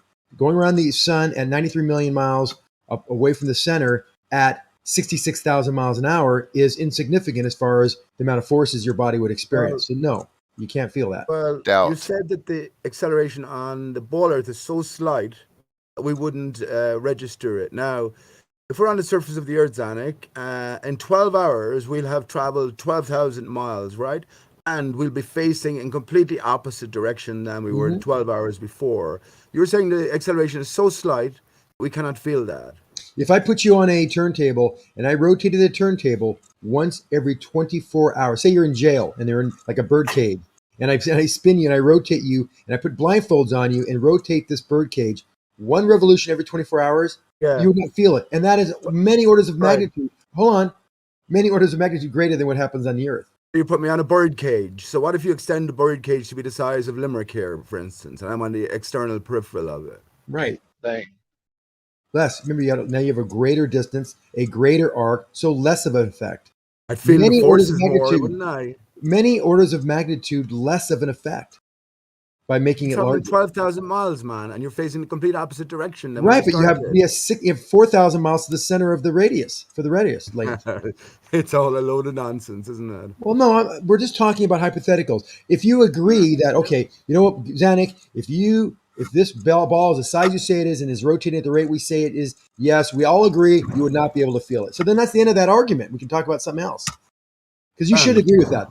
That is fact. That's not Any of these, disputable. so any of these unbelievable motions that we cannot. One more thing. Any of these unbelievable motions that we cannot possibly relate to this firework going on outside. You're saying, Zanuck, we should believe them, but we shouldn't be able to feel them, and that's the end of that. Well, of course. You know, all of these things fall within the limits of perceptible possibility, but literally reside within the limits. Wouldn't it just be more consistent if it fell within what is more obvious, is that there is no motion, like Occam's razor? No, that's a misapplication of Occam's razor. So yeah, you're right. We don't feel anything, so we're just gonna take a simple approach. Yeah, we don't feel anything, we don't see anything. Like all of these things fall within imperceivable quantities. Well, yeah, because things are so large on this scale. But here's the thing: when we do a focal pendulum, then we measure the rotation of the Earth. We can do that. We can measure of the rotation of the sphere based on where the focal pendulum is placed on the globe, on the sphere. So then that's an observation. You can't deny that. Movement is causing that over a flat plate. We also weigh things in the equator versus the northern hemisphere or southern hemisphere, where they weigh less at the equator. That's a measurement. So all these things you're talking about, we don't have. We do have. It's got to do with distance beneath the barrier. You can call it whatever you want. Just back up your idea. I mean, why wouldn't that just be air pressure? Because air pressure is not it doesn't have a vector. It's so let me ask you. Scalar quantity, let me ask not a you, vector Zanuck. quantity. But weight is dependent on its outside medium, its pressure surrounding it. Actually, it's not. No, it's not. So if I'm in water, I don't weigh less. No, buoyancy is a factor, and it has a directionality as well. But that doesn't give it its weight. The buoyancy doesn't give it its weight. Like weight is just a definition. It's not. Then weight is relative, my dude. Fine. Wait, Weight's not a force. Let me get a Scott. I can't even get a word out without somebody interrupting. Bro, you're getting plenty of time. You don't have to complain about it. All right, okay. So weight is just a force. So just call it a force. The force it's is not a force, actually. It is a force. Opposite of a force. It can be altered by things like buoyancy, which is an opposite force acting on that force. So that's how buoyancy works. Buoyancy. You can't say everything's a force, man. I'm not saying everything, but buoyancy is specifically. That's what you guys do. Buoyancy is a factor that it depends on the weight of the volume displaced. Whatever that weight is displaced, hold on, that is the force acting against the weight of the object. Oh my God! Anytime you invoke a force, you have to say a force of what, by what, and Riggs, to you got to what. admit that was a little bit weird. A force here, a force there, everywhere, a force. if a Stop force being expenditure a is sissy. required, I know, but if force, he's being if obnoxious. force expenditure is stop it. If force expenditure is required to counter weight, weight therefore cannot be a force itself. Weight likewise cannot be, as has been forwarded, a locus of potential energy. These are all phantasms, due to the fact that weight has many variables. It's not the fact that it's one or the. I'm not just reading. I'm telling you the facts here, bud. You're The reading facts that you want to dismiss. If you can't outline the variables associated with weight, then how can you tell me what it is? And I can very easily. Give us the variables. The variables of weight. So you have mass, and it has a measured force associated with that mass in a gravitational field. Yeah, this is deceptive, man. Weight is dependent on the medium. So if you're trying to say that weight is a specific value, that's very deceptive. No, it's not actually, because that medium will have weight. There's one. That's one variable. Oh my God! Good job, Riggs. So we got a medium. There's a direct correlation of that buoyancy force with the medium. So we can, if we measure the weight of that medium. No, buoyancy isn't the only thing. You can electrify things and change their weight. Oh, really? How do you show me an example of that? You can magnify things and change their weight. Show me how you show you like these are even mainstream. You know this. Tell me how you can electrify spiders ballooning. Hold on. That doesn't change. Hold on one second. Xanax. You're right. It doesn't change the buoyancy. It changes the electrical content. And you didn't. No, you're talking about static. You didn't give me any static Do electricity. you fucking hear me, guys? Is this what we're doing here? You're just talking to me. You were interrupting us. You got to bite your tongue. I asked you a specific question about the variables associated with weight. All right, you guys go back and forth. Yeah, I asked you about the variables associated with weight, Xanax. You couldn't do it. Riggs had to give you 2 of them, and you wanted to act like you knew the variables. You just say a force That's here, not the a force variables of everywhere, weight. a force. That's not the variables of weight. The Yes, variables of it is. buoyancy. These are variables. Of net. Okay. I didn't say buoyancy. Your question should be, what's the specifics about the variations of the weight you can measure? What are the specific variables associated with weight? With measured weight. Be clear now.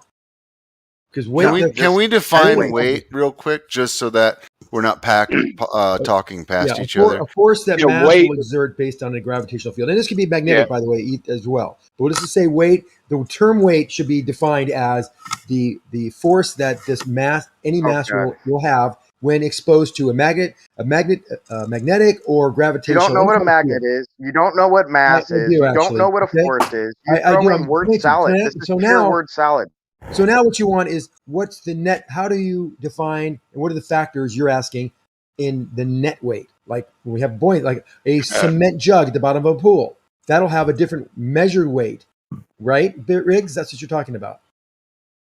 Yeah, measured weight. Yeah, so that's what weight is, measured weight. Weight is medium specific. Something's weight doesn't change in a pool. The measured weight will. It does. Weight is medium specific. Particular weight.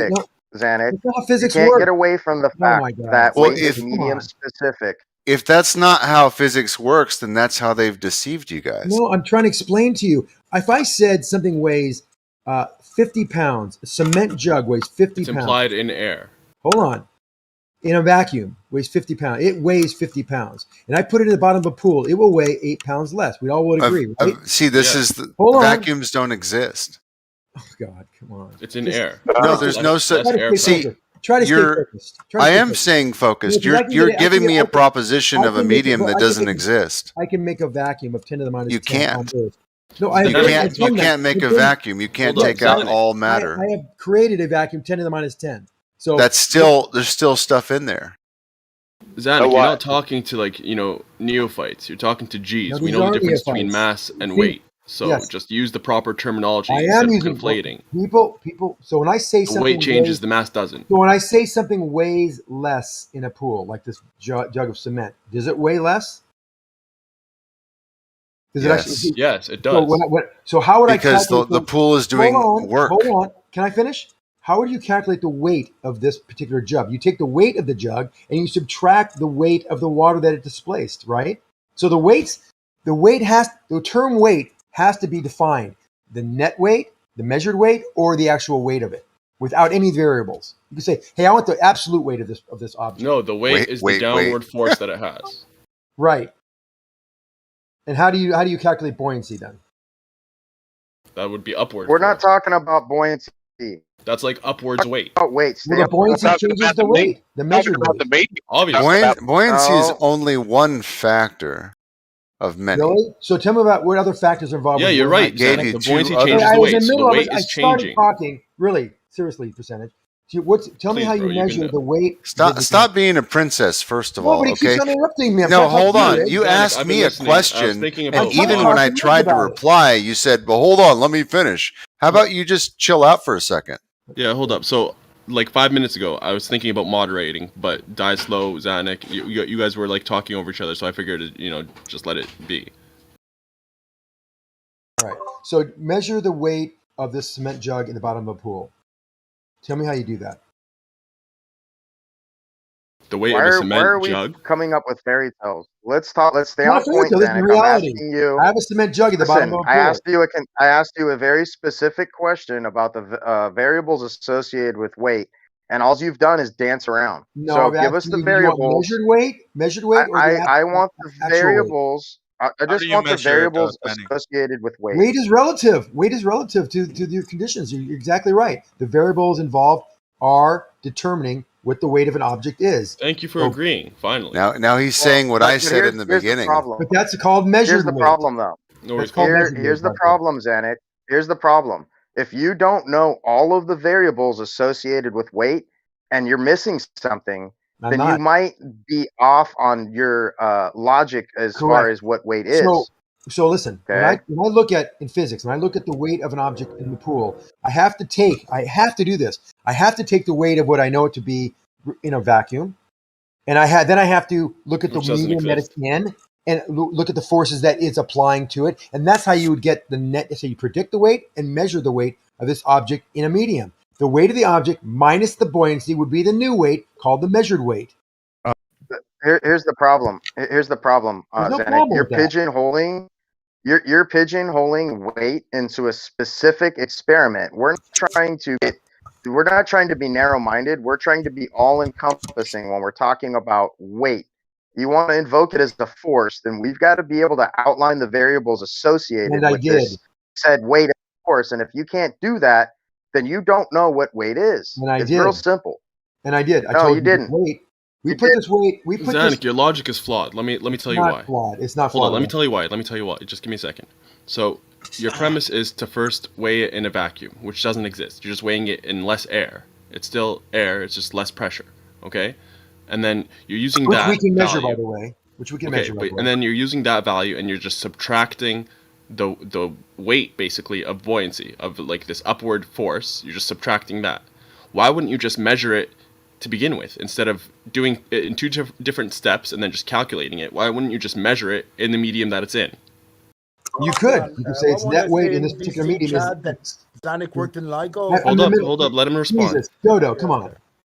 So we could do that. You can say, what's the measured weight of this object? We don't care less what it weighs in a vacuum or anywhere else. By the way, we can. Fantastic. Hold on. We can determine, with not even having a perfect vacuum, get a relative vacuum, and keep on weighing it in different levels of vacuum, and you would plot out what that medium's effect is on that object. You know that, right? So we don't need to have absolute. We don't need to have the absolute vacuum. We can take different measurements and that's how calculus works. That's why they have a class called calculus in college to do this. No, but you do assume that it goes. You don't assume in, anything. Like, you're assuming the relationship is such that when you extrapolate it, it'll go to zero. When it might not ever go to zero. It might be asymptotic. Well, there's It might no actually such thing approach as no zero. medium, is the thing.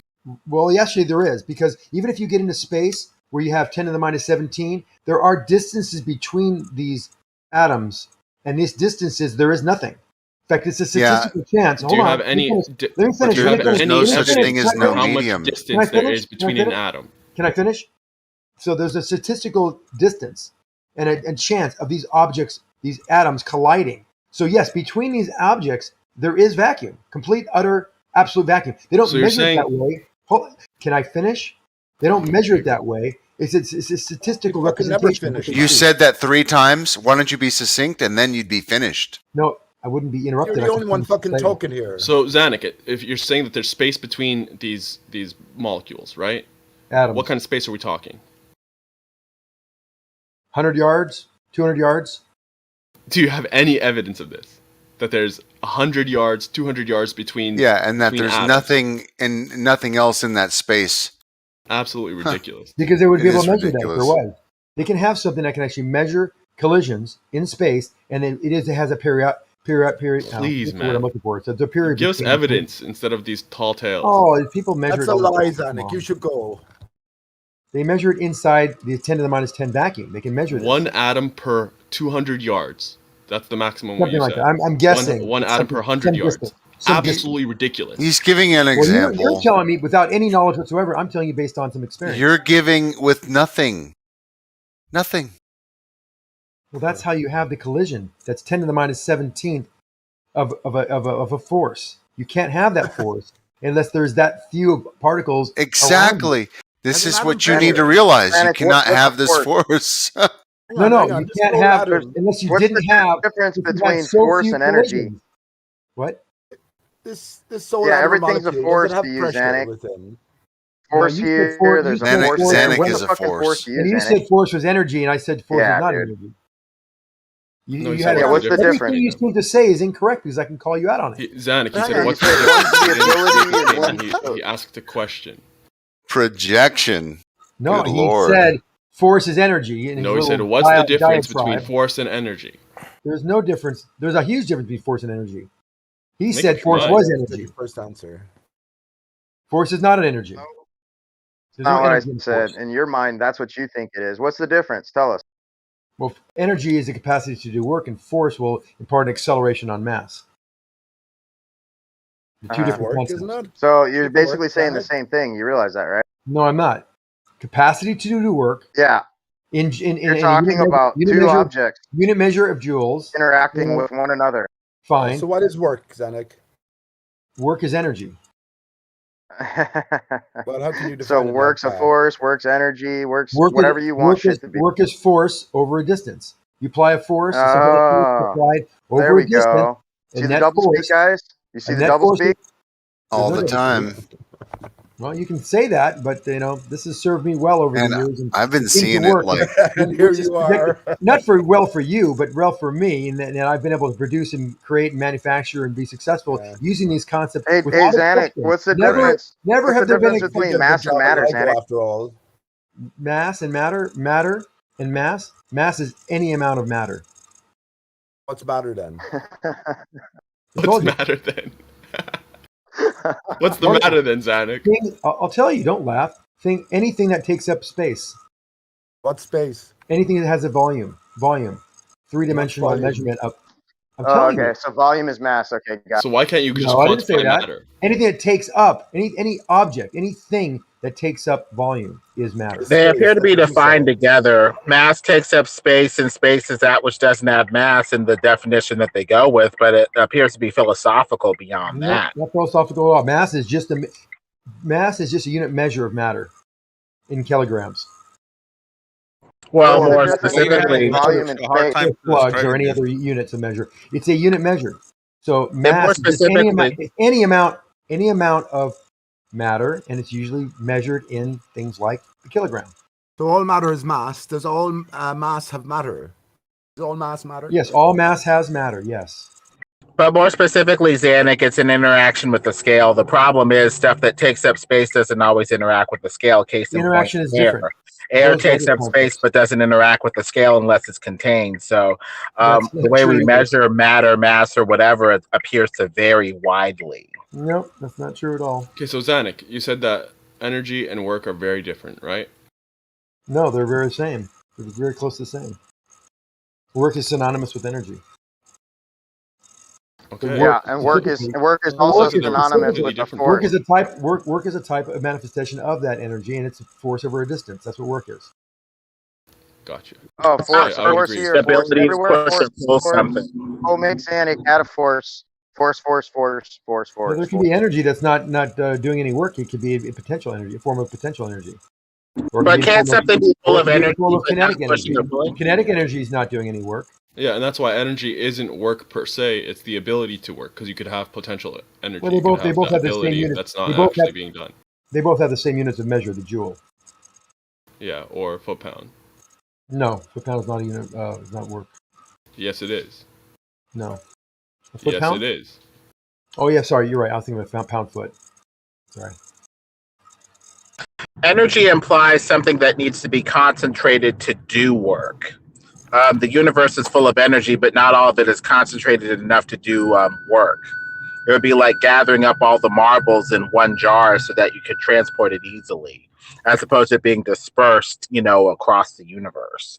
That's the difference between energy that can do work versus energy that can't. That was useful. Potential versus actual energy or whatever. Basically, the book Quantification of Energy Units no sooner explains energy than it can define what it is. And energy is the potential to do work and cause change, or in the absolute sense, is the prime mover of phenomena.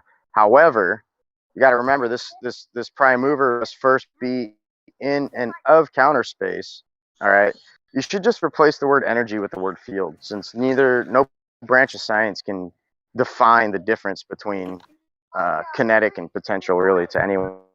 Well, philosophy-wise, we're talking about something that can be transferred between moving objects upon collision, or something that can be put inside of the object to allow it That's to only grow, to defining change, the or move. parameters. That's only defining the parameters for it, but that doesn't explain the term energy.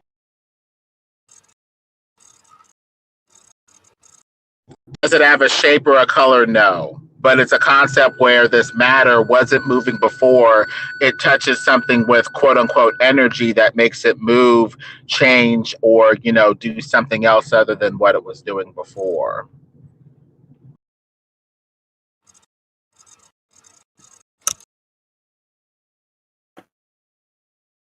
So the philosophy of matter versus energy versus space is what we really need to talk about here, how we're going to define these things. Whether or not we can see it or smell it or see its shape or whatever. Well, energy is often confused with the dissipation or diminution of energy as manifest, which is the impotency of energy.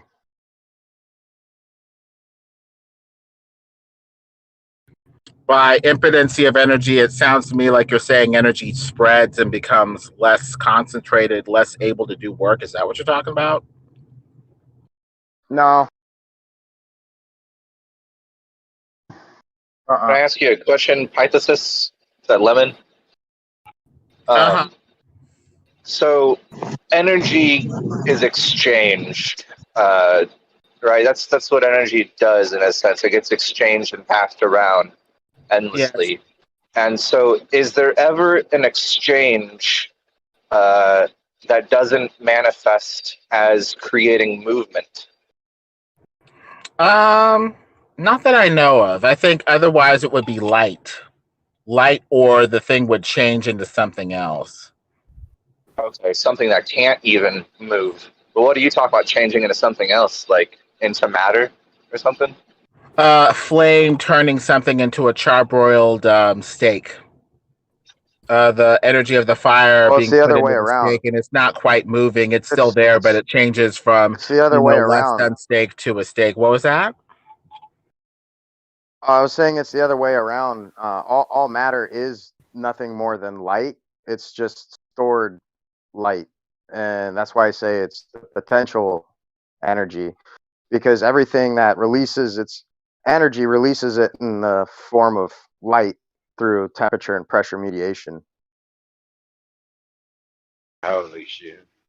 So there's no movement there, but the steak just changed form. Well, what was the problem with what he said? Left lane? I mean, Lemon was talking about cooking a steak and charbroil it, and Daslow said it was the reverse, and I don't understand what he means by that. Well, what did you not understand with what he said? The reverse seer is what he was just saying that all matter is just light conserved. Yeah, and I mean, I would expect to see things spontaneously combusting and giving off light. According to we're literally saying that that matter is capacitating light. It's just storing light. So it would be stable. Just like science realized back in 2020, if you take two ultra high powered lasers and point them at one another, at the crux or the apex of these two lasers intersecting, matter is created. Small amounts of matter are created. Interesting. Is that why crystals grow the way they do? They like absorb light or something? Well, no, that's not how crystals grow. No. That has to do with the Millen index and okay. crystalline. I'm just curious. I think that there might be something to that because you see geodes with a hollow space in the middle, but you crack them open and they're full of these jewels with a hollow space. I'd so say there's a start theory. with a little gem, and then it just expands, while something flows in there, energy, light, whatever, to help the thing grow and expand from the inside out with that little space in the middle. There's a theory put forth about 15 years ago talking about how the Earth is actually growing, physically growing inside, right through the production of matter generating at the core from some sort of external radiant interaction where this let's just say radiation's passing through Earth, and at the center is being trapped, and it gets real complicated. There's like some form of separation within this energy where part of it is released, the other part of it is transferred into matter. And they say this is why we see fossil life at the tops of really high altitude mountains, because the fact that those mountaintops were actually under energy the doesn't surface get and transferred everything's into being matter. pushed. Yeah, this is a Nobody theory says that. I'm talking about. I know, no one says energy becomes matter. No one says matter. Yes, cannot they be do. created. Back in 2020, this was discovered, Zanuck. You want me to post a citation for you? I would like to see the citation. Yeah. Doesn't the scientific mainstream opinion about annihilation and fusion fission support that idea that like when matter is annihilated, it releases photons or ray photons, Yes, they would say? matter can turn into energy, but energy can't turn into matter. Islo, That sounds like a philosophy, man. What is matter? What is matter, May I Zanuck? say something, guys? No, what is? matter? Let him define matter real quick. I told you. Think Again? anything that takes up volume. Anything. So mass takes up volume, or no? Mass is a unit measure of matter. Does mass take up volume? Of course it does. It's made up of matter. Okay, and No, does see, your this is the problem. Does your Mass is photons any have a amount- mass? mass Hold is on. any- Does your mass is any photons have a amount of- mass, Zanuck, or not? Mass is any amount of matter. Yeah. It's a Does your unit photon measure. have a mass or not, Zanuck? No, there's you're no off. mass in a photon. Yeah. Didn't right. he repeat So this Zanuck 5 can minutes argue with ago, Einstein. I'm guys? sorry. Go ahead, buddy. Go ahead. Yeah, didn't he repeat this 5 minutes ago? Of course I Now did. you're I asking think- the same I think questions maybe again? he wasn't here or something. Don's just coming Yeah, I in wasn't like here. I full. just got here. The problem is, Zanuck on that yeah. bullshit trying to deny The problem Einstein. is, Zanuck is yeah, you don't understand what mass is, Zanuck. I do Your understand what mass is. definition is Very well. is horrible. No, I completely understand what mass is. You don't. What is it? What is That's mass? the problem. What is mass? Yeah, mass is the volume between the atoms and their conglomerates, Zanuck, solely due to magnetism alone. What? And why does it? Why is the unit measure? Why is the unit measure the kilogram? All matter has Don't read magnetism from Dr. involved with Fester's it. book. Come on. Why is I'm it? not why reading is the from unit- anything. I'm giving Why you is the unit straight off measure the top of of my mass head, bud. the kilogram? Right. Why is the unit measure of mass the kilogram? I want to ask a question. Let me know when you guys are done. Let him ask his question. go We're going ahead. off on too many tangents. Just ask your question. No, I did. So why is the unit measure the kilogram, Dicelo? If it's a I'm gonna ask conglomerate my of these question. space between atoms. How does it Dicelo, relate to a kilogram? aren't plants? How does it relate aren't to a plants- kilogram? The distance Zanuck, between just atoms. let him get it out, please. Silent, please. There you go. Oh, fucking way, bro. No, it's all. No, don't go give ahead. up now, Go or ahead, you're not going to Silent. get it. Aren't plants evidence that energy can turn into matter? Why a white knight for Dicelo and divert the conversation completely? That's a good question. Aren't those About plants photosynthesis? growing and changing? Yeah. Yeah, you Well, don't I've heard see that- the earth disappearing or anything. It's just energy turning into a plant that is growing. It's matter. Well, I've heard becoming that matter. photosynthesis isn't entirely understood. As much as it can be understood to some degree, it's not entirely understood. But I know that our teachers may have taught us that like the plants eat sunlight, but I think that they only use sunlight as a fuel source of energy to help them convert particles out of the atmosphere and out of the dirt that they need to like transmute and alchemize. And the sun is only the fuel, not the actual like energy turning into chlorophyll. Yep, that's a good way of looking at it because plants So I still grow guess without Well, chlorophyll. well, I have little plants. I never add any dirt, and they grow up. So Yeah, I where- think what mainstream would say is they're absorbing the carbon out of the air and the CO2, and that's what they build themselves out of and get nutrients and No, plants water from the soil. plants need a source of sugars in order to do any sort Well, of they make processing. sugar. They make Well, C6, there's well the C6, point I was trying to make, H12O6 guys. The point I was trying to C6H12O6 make is is the that glucose energy molecule. is turning into matter, right? C6H12O6 is the It makes glucose a lot of molecule, which is sense. produced by the chlorophyll and the exposure to sunlight Yeah. with water. And it needs Yeah, some, that's it needs some soil. Now, if it's not in soil, Sonic. it is grabbing Sonic. the dirt and the nutrients from outside of the plant. Yes. That's an example of energy turning into matter. No, it's not. It's a catalyst, like Fundamental said. I think what we have are two different things here. We're talking about some form of transmutation where energy becomes something else, namely matter. Literally, metaphorically, philosophically, whatever. Roughly, I get what you're saying. Yes, that's the one definition. The definition that they appear to go with is matter is separate from energy, period. Energy at best tells the matter, the building It's like blocks, saying that sugar, the matter, the atoms, it's the like stuff saying take on CO2 different converted into matter. formation and to build different things, but energy stays separate from matter. I think that's what they're All right. saying. No, it's already How dare you matter. cut lemon off, Zanuck? Zanuck, you're going to get talking to for this one. How are you going to tell me that at the end of times, everything's going to be photons, right? And then you're going to tell me that these No, photons, not right. No, not right. or what is it going to be? There's right there an example, Sonic. Let me That just guy give me a little didn't rope open to that let him shit hang from himself, bro. No, that the for entropy 60 of the years. universe, the entropy of the universe will go up to the point where the universe dies a heat death. And what's going to be there? Matter and mass. Cold.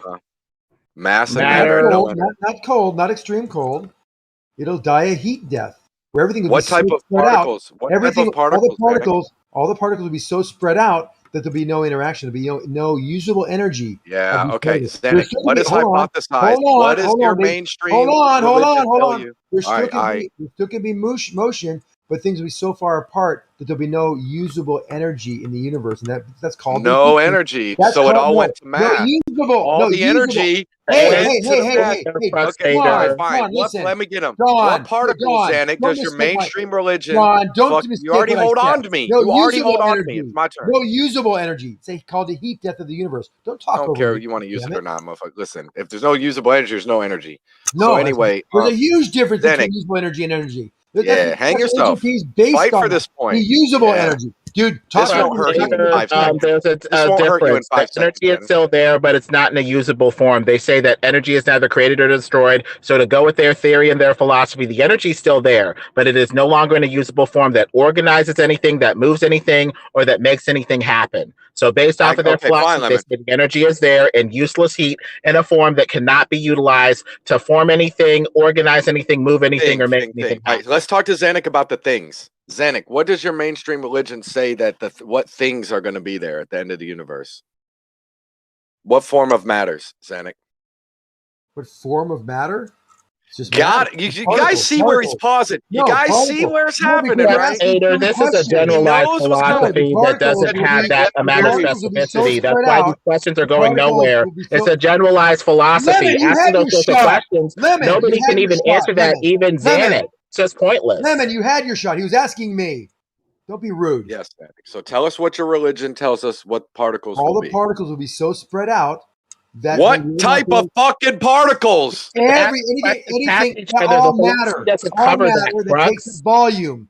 Anything that takes up volume is matter. It'll be so spread out that there'll be usable energy be able to be Right. done by those particles or the motion Okay, of yeah, those that's cool. particles, because cool. that is called the heat death of the universe. I'm just to have you on record, not just not acting like you know everything for a minute. It's just hilarious because you'll know everything and then you'll play ignorant when it's time to motherfucking cut your fucking legs out from under you. understand your Yeah. You know what's coming, dude.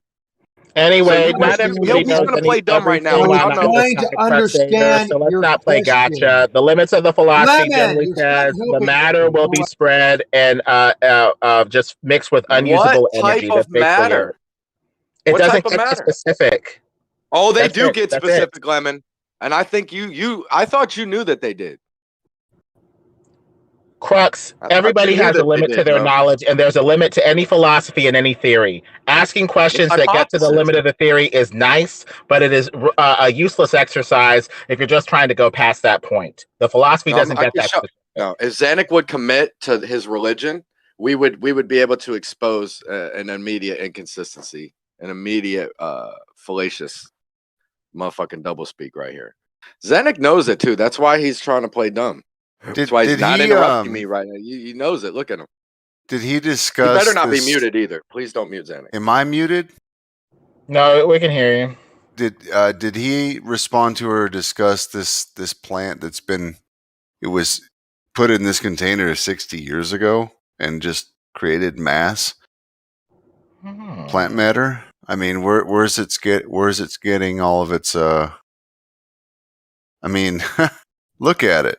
Very interesting. It's overwhelming. It's been sealed for 60 years.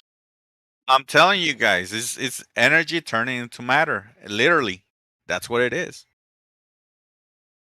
I mean, you're not adding any extra matter. So where is it coming from? What is it?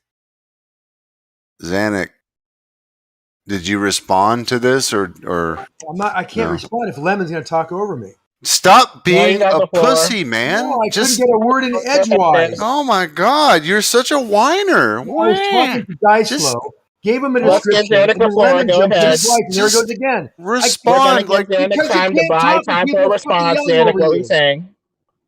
Dude, you would be in a room ahead. padded, screaming by yourself, saying that people are talking over you. Don't make that shit. Lemons, So let I will him talk to answer. you about it. What about this Go ahead, plant that Zanuck. grew in a Stop little complaining and container? answer. Give I us don't the know. Do you have any explanation for that? Never mind. Zanuck, Mass does not come you from fucking nothing. idiot. Crux. I got No, plenty. no. Stop. All right, my bad. Idiot, Yeah, you you're are. bad. Get out of here. Zanuck, Hey, so man. what do you think about this bulb thing? God, even you asking me for 5 minutes, let me have a chance to respond to it.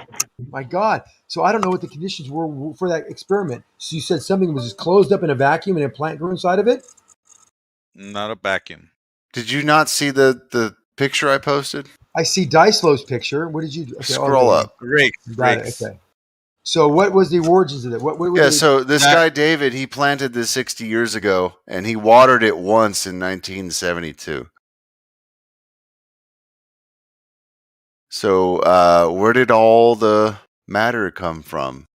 Magic, I guess. Can you give me the article? That's interesting. It came from whatever in that container when he started it, that became the source of the matter. Whatever matter was in there to start with became the matter. So there's not any more matter than there was in the beginning. And absolutely not. Absolutely not. And So he's answering. He started with something in there, and that converted itself with the presence of the water and the sunlight, which was a catalyst, as was mentioned by I think you or maybe percentage, and that basically created this. If you weighed that container, back in 72 Yeah, and I was now, going to ask you that. Can I? It would lose If you material. weighed it, it wouldn't weigh anymore. Okay. How It would lose How from are you evaporation. asserting these things, No, Sandy? it's Why sealed. do you do these things, Sealed. bro? It's sealed. Yeah, why you do Matter this? can Why be- are you asserting because that? It I'm a wouldn't big fan weigh more. I'm a big fan of. I get laws of triggered by this thermodynamics. shit. Okay, so when y'all are done Thermodynamics. with that plant thing, if y'all want me to kill him on his stupid ass misunderstanding of energy and matter, I mean, there's plenty of plenty of literature. Tell me. Right. Go ahead, Einstein. Tell me. Well, you're acting ignorant to the hypotheses of the end of the universe, which I think is hilarious. Why is that? So do you Why want to? do you- Well, because doesn't I die know as I know that you're familiar with it, so that's So why I you're know I saying got that, your balls. that the universe doesn't die a heat death. So, there's a couple, they think either it can, Or the big go rip. in all the way, big crunch, big inflation, either way. Big crunch, big right? rip. But what? Yeah. So Yeah, right. So deep and depth, and all- one a of lot the of theories. theories is all existing matter would be gobbled up by black holes. That's also You know that, also right? you're right. You know yeah. that's a theory, right, Zenek? Or Of are course, you they're going all to play like theories. you've never heard that I'm before? not gonna say I know them or can ascribe to any 3 or 4 of those. Right. All matter gobbled up. So Yes, it doesn't mean the matter of the universe basically, goes away or is converted into energy. so Zanuck Really? would basically say the matter's already in that container. Black It's holes been are a very ground into a dense different concentration form. of matter and mass, right? Zenek, why are you arguing with Einstein that matter and energy? Why could it go in only one direction, do you think? That's the point. Like, here's the point, That's one of Zanuck. the It's simple laws. as this. Here's the point, Zanuck. If they think that the universe, they don't know, we gotta guess. Oh, it's like it's probable or what? How do I say this? Feasible that it could be the big freeze or the big crunch, opposite direction type of things, bro. Yeah, yeah. Right? It's Go always back everything to in the both plant. directions. Let's go Why back to would that you think plant. that if they say the universe could crunch in on itself, which would be velocity in that direction, or the universe would expand on itself, be Velocity? velocity in that direction? I mean, Velocity? this is like radio and electromagnet. It's like electromagnetic stuff, bro. Like, Yeah, come on, it's it has all the nothing same to, thing. it has nothing to do with electromagnetic. The point is, You're so energy retarded. is not being created or destroyed, and mass is not being created or destroyed. But why would you think that compression in one direction, or why would you think it can only compress or I've never flex said in one direction when said- all your mainstream religious people No, we're not disagree talking with about you? the point energy having an error of one direction. You cannot make things out of energy, but energy can be created from mass. Why are you saying that is against all the mainstream No, it's stuff? not. Though? Name one. Show Yes, me it one is. thing that contradicts that Okay, here you go. or refutes that. There's two. Just the fact that they will theorize that the universe could expand forever or contract It's not forever. destroying Compress anything. or inflate. It's Compress not or destroying inflate, bro. anything. Well, what the hell do you think is going to fucking happen when It's all the energy compresses? It's going to compress It's back not into the energy matter singularity. compressing. It's going to Dude, you fucking can't even bang get your again, you words. freaking You're such crazy a person. moron. You What can't do you even get think your their words straight. hypothesis is? John, Where do you think? don't be an Listen, idiot. listen. Oh my Just don't be an God. idiot. All right, don't be an idiot. All right, Well, you guys are screaming and yelling over each other. Take a break. Go ahead, Levin. Well, if you're talking about some sort of one-way process where matter can become energy, but not vice versa, that kind of leads back to a infinite regression problem. Why do we have matter in the first place with this infinite scale of time, and why isn't it just turned from matter into energy by now? How do we have a Big Bang where matter is created at all? What was created? What was there before the creation? Was it nothing that turned into something? Is it an eternal, crunch bang? Yes. It just leads to so many questions if there's only a one-way development from, matter to energy. How did this stuff, progress in this fashion? It doesn't make sense. It would make more You sense said if much more everything was eloquently. You're saying it much better. Zanuck, I'm sorry I'm rumpusing you, but dude, you have to be familiar that there's the Big Bang, there's the cyclical compress, explode theory of the universe, right? And so that if they think everything's going to go to matter or to energy, all the matter is going to be gobbled up and poof into the energy. Well, then when it has to go through the cycle again, the matter has to freaking come from somewhere again, right? So Zanuck, it just seems easily logical that this stuff can go in both directions. If there's a phenomenon that causes it to go in one direction, you can have the opposite phenomenon that causes it to go back in the other direction. That's Simple as implied that. by E equals MC squared. I mean, there's an equivalence. They don't say that it's a one-way equivalence where, matter and energy, can be equalized by E equals MC squared, but, matter only goes to energy. I mean, I don't know. It's implied, at least mathematically, at the very least. Assuming that it's a real, thing rather than them just stating that, equals MC squared, Equivalence doesn't. They're looking for tell the you the particles, the building Oh blocks. my Zanuck, I God! got Seriously, you first. I got you We've been first. I reading beat for you 5 to it. minutes and you're gonna So be they're chocolate looking for the again. particles. Can I The tell building you? blocks, the baby building blocks are eventually going to be able to come back together. They don't understand enough about it right now, Zanuck. But if those little building blocks can come apart and come out of things, right, it's possible they come back together. They're not just dusted forever or radical forever. Thank you. Go ahead. All right, let's give Zanuck the floor. Go ahead, Zanuck. Man, no. So just because there's an equivalence limit doesn't mean that there's a directionality to that equivalence. E equals mc squared is not telling you what it can go from energy to matter, but it does say matter can go to energy. That we know. That's why it's E equals mc squared. So no, you're wrong. And when Don, you're talking about the collapse and expansion of the universe, that mass isn't going anywhere. It just means that it's either compressed or it's expanded. And that's a 2-year-old can figure that one out. Come on. That's not their theory, Zanuck. The theory, there's no theory that says that when at the beginning of the universe, at the Big Bang, when we had the primordial soup or the point of singularity, that the mass wasn't there. The theory is that all the mass in the universe was compressed into something the size of an electron, which, by the way, I don't subscribe to completely. Your incredulity is not because I don't irrelevant to me. not because I don't think that that's the way it is, because I don't have enough knowledge to really accept that far-fetched theory.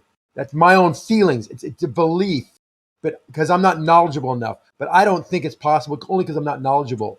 If I wasn't, like I told you guys, we would get Zanuck to admit he will abandon his bullcrap religion on this point. I told you guys it would happen. I've backed up what I said. Thank you. Even though it's mathematically substantiated and by some observations in science to say that this is true, that the Big Bang happened and that all the universe was all compressed in something the size of an electron, I think they're missing something in that, because I can't, in my mind, can't grasp that. So I know I reject and you all are welcome. And I reject it, and that just only means that I'm ignorant. I could be ignorant. I'm willing to be. I'm okay with that.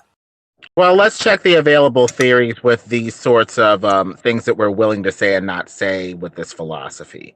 If matter and energy are just, separated eternally and there's no energy becoming matter or vice versa by, some sort of change or transubstantiation or whatever, or transformation, then the only other thing that's available is matter staying matter, but the energy being locked in bonds, whatever bonds are, between the matter. So I guess when, matter breaks its bonds, that energy would be released and possibly go back into the bond, leave the bond or whatever. But a lot of this philosophy is kind of, questionable. Could energy become matter and vice versa? Is there a real separation? Is matter this atomic particulate thing that is separated from energy? Is energy a thing? That's where, the questions get really kind of gray. Lemon, you are so well spoken. Okay, I appreciate it. I want to let you know when you needle me on the, for whatever I'm doing, I really take it to heart when you do it, Lemon. Okay, because I look up to you. Zanuck, you said that energy cannot make matter. Basically, you can't take energy to make matter. Now, how do you respond to the philosophy that, or the idea that matter, that light, which is energy, right, in an ultra high frequency is matter, like the hard light kind of ideology? Hard light, there you percent coming in with another high hitter. Zanuck, he can't handle these philosophical type of discussions. Percent. I can handle. Let's let me try to save you a little bit, Zanuck. You're already answering for me. All right, I guess so. Let Don answer the question for me. Nah, man, whatever, man. I'm No, about to go go, ahead, dude. I love y'all. I'll be listening. I haven't heard the concept of hard light, so I don't know about Hard that. light is the concept where you have ultra high frequency light, and as the frequency gets higher, basically, it solidifies. Basically what it is, it's H1 particle or protium, hydrogen nucleus. No, he's talking about a high frequency light. It's not mass. Yes, this is what we call hard light. This is the fundamental particle of the entire universe. What frequency of light? What frequency of light are we talking about? Oh, extremely high frequency. I don't know. Yeah, give me an example. Give me a frequency. Give me a number. Of course, a materialist would want a number, wouldn't he? No, we're talking about wavelength or frequency first of all. Frequency, extremely high frequency to the point where it becomes solid. That's visible light is like 400 to 700 nanometers, something like that. That's a wavelength. That's a wavelength. Give me the frequency of that light. Like in hertz or gigahertz? Oh, I don't know. Yeah, come on. Seeing where light turns into mass. Are you saying protium? Are you saying protium doesn't exist? But I read on it that it's two different things. It seemed like solid light is just very high frequency, as you said, and they call it solid light. But I don't find anything in protium. on it. Well, and they don't call it mass either. Just because it's solid No, light. I don't do that. Yeah, just because it's Have you solid ever heard of light have you doesn't ever mean heard that of a it's mass. galactic you ever heard of a Whoa, galactic let's Oh, change the jet? subject. okay. Hold up. Hold up. This Let's is change what the I'm subject. talking about. This is what your scientists openly say is being emitted from the I thought maybe geomagnetic precessional maybe axis you of a start. black hole. I thought You maybe just you gonna start. talk through me, Zanuck? You rude fuck. I was already talking, and I was talking. Yeah, with you've been percentage about it. talking. When do you not fucking Guys, talk? All right, you know- settle Shut down. the fuck up. Yeah, settle down. Let's go. You shut the fuck up. Both of Fucking you shut the run fuck mouth, up. bro. No. All right, Dice, To whoever mentioned Funk. Hold I on, think it was hold on. Funk, right? Yeah. No, Jeremy, let's just blow by. Blow past it. So yeah, so No, let's be hard fair. light- Let's let hold on. Let's let Dyslo finish. Yeah, Dyslo, go ahead. Blow Danek's past it. muted. These aren't even Yeah. your arguments, percentage. You got all this off my back anyway. Dyslo, just fuck are you finish talking your about? thought and then pass the mic. Go ahead. Yeah, so they openly admit that when they're looking at the tail end of a black hole and they see light being emitted, this is what they're talking about. Is this hard light, the proteum, the H1 particle. This is what everything, all matter is comprised of. When you look at the periodic table, everything on that periodic table is a harmonic compound of hydrogen. Now, bridge the gap between what we are talking about and what you're talking about. You're talking about hard light. And this is where the term hard light comes from. Okay. Yes. No, because hard light is ultra high frequency light that to the point where it becomes a solid. Where in that is protium? There's a non sequitur there, and I'm not disagreeing with you. I'm just saying for the audience, you have to elucidate that chasm. Okay. So where did I not? So you just mentioned protium out of nowhere when we had just mentioned high frequency light. Where do you get that initial what high hydrogen? frequency. That's what all matter is comprised of. Mm-hmm. So if I'm inferring from what you're this is your base fundamental particle of all matter. So are you saying then that at these ultra high frequencies, light will convert into protium? Yeah. Yeah.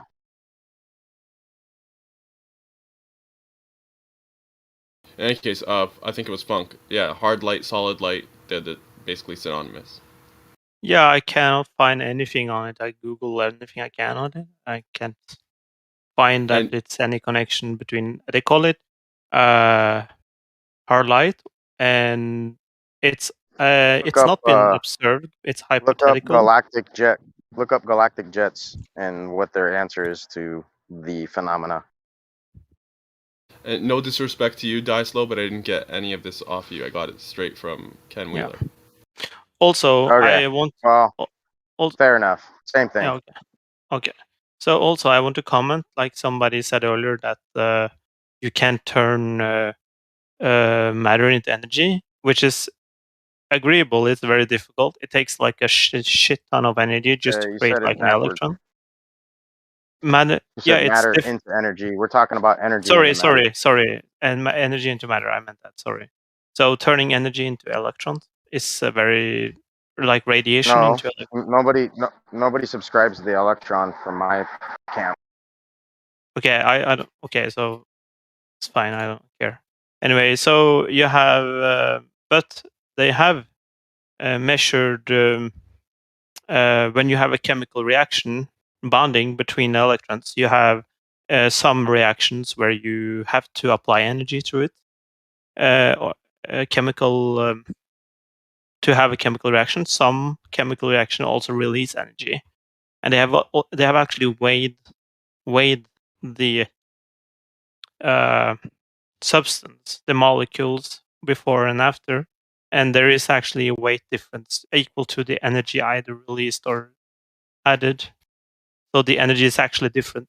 Like having two single hydrogen atoms, binding them into a hydrogen molecule would not be like just like 2 hydrogen times 2. It will be You different. can't have a molecule with two atoms solely. That is a molecule. I two thought it was. Oh, I thought it was 3 or more. I don't know.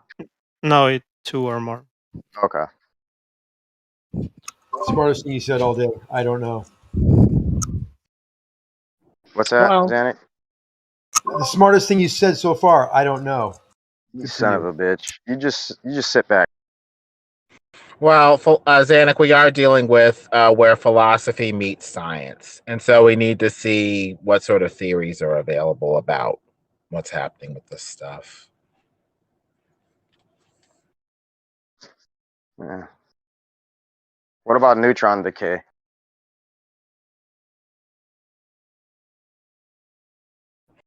Neutrons turning into different elementary particles or whatever? No, neutrons It decaying into decays protons. proton and electron. No, we're not talking about electrons.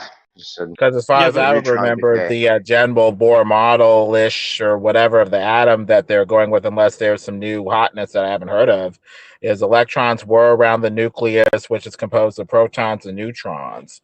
Now, if it has more elementary particles beyond that, I don't know what else the cult of bumping particle says about what does or does not make up this stuff. I With the stop there Proteus at or the proton, hard light? neutron, and electron. When you talk about hard light and its effects, it may behave like a solid. Like I don't know much about hard light, but I do know the idea behind it, and I think Funk actually mentioned it too.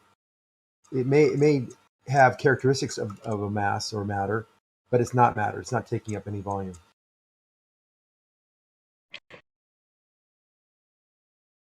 But again, I don't know enough about. Well, when we're talking about there's only Theoretical, I don't know enough there's about only it. one nucleus particle, the proton.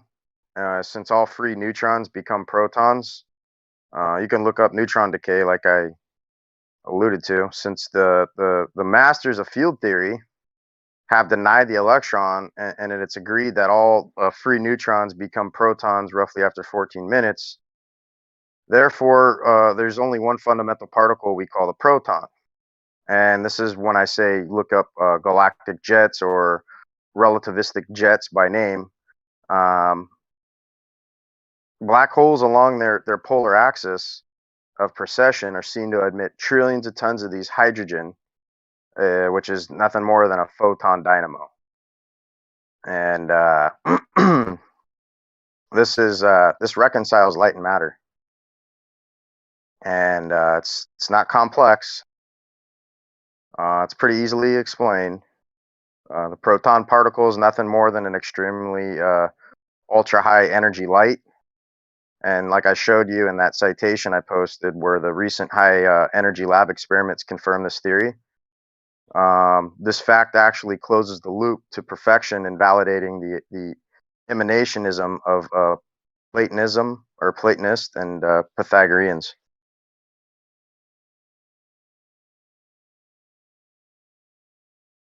Looks like That we got matter a is an galaxy emanation. believer in our midst. That matter is an emanation from some sort of light, basically. Yeah, we just reconciled light and matter. If we're gonna believe in black holes, I'm not there yet. I don't believe in black holes. I think there are dark stars or whirlpools in the waters above at this point. I don't really believe in them the way that science conceives of them, that gravity is pulling something in. I don't know about Technically, all dynamos in essence are essentially little mini black holes. Anytime you have a dynamo, that's what you have. You have two mutually antitheses of one another, like equalizing into this homeostasis, and this is how we have these particles, these photon dynamos. So, die slow. In terms of protium, so in like this conception, you have the perturbation of the ether, right? And that increases the dielectric state, and to a point where, like, at extremely high frequencies, you get protium, right? So are you saying that at some point that light is going to segregate into, into a nucleus and into a proton and become like what we call the hydrogen atom, what we call protium? Yeah, it'll start bonding and coalescing with other elements eventually. Here's one way I kind of think about it. If you got whirlpools in the ether and you try to relate that to whirlpools in the ocean, you can have two whirlpools off the coast of somewhere in the water, right? Who both have their own sort of defining characteristics that set them apart from the rest of the water. It's not that they're made of anything different than the water surrounding them, but because of their motion, right, they kind of give themselves a distinct nature in this little area that you might give a name to, like a noun. You call it a whirlpool, even though it's just the ocean spiraling in a particular location.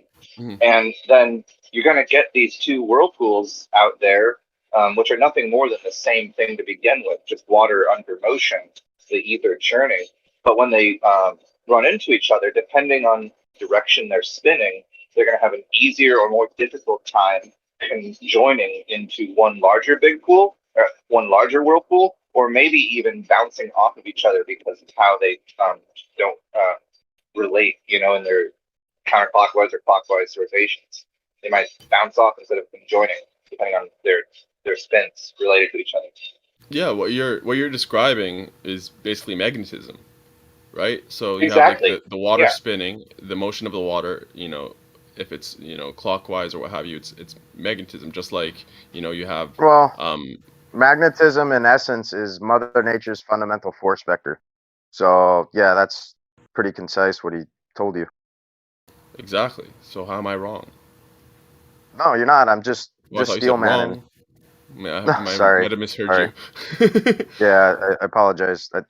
I was just cheering you on. No worries. Yeah, so like similarly when you're thinking about like a wire, like copper wire, you have this magnetic kind of flux surrounding that conducting wire going in the clockwise motion, what have you. It's basically magnetism.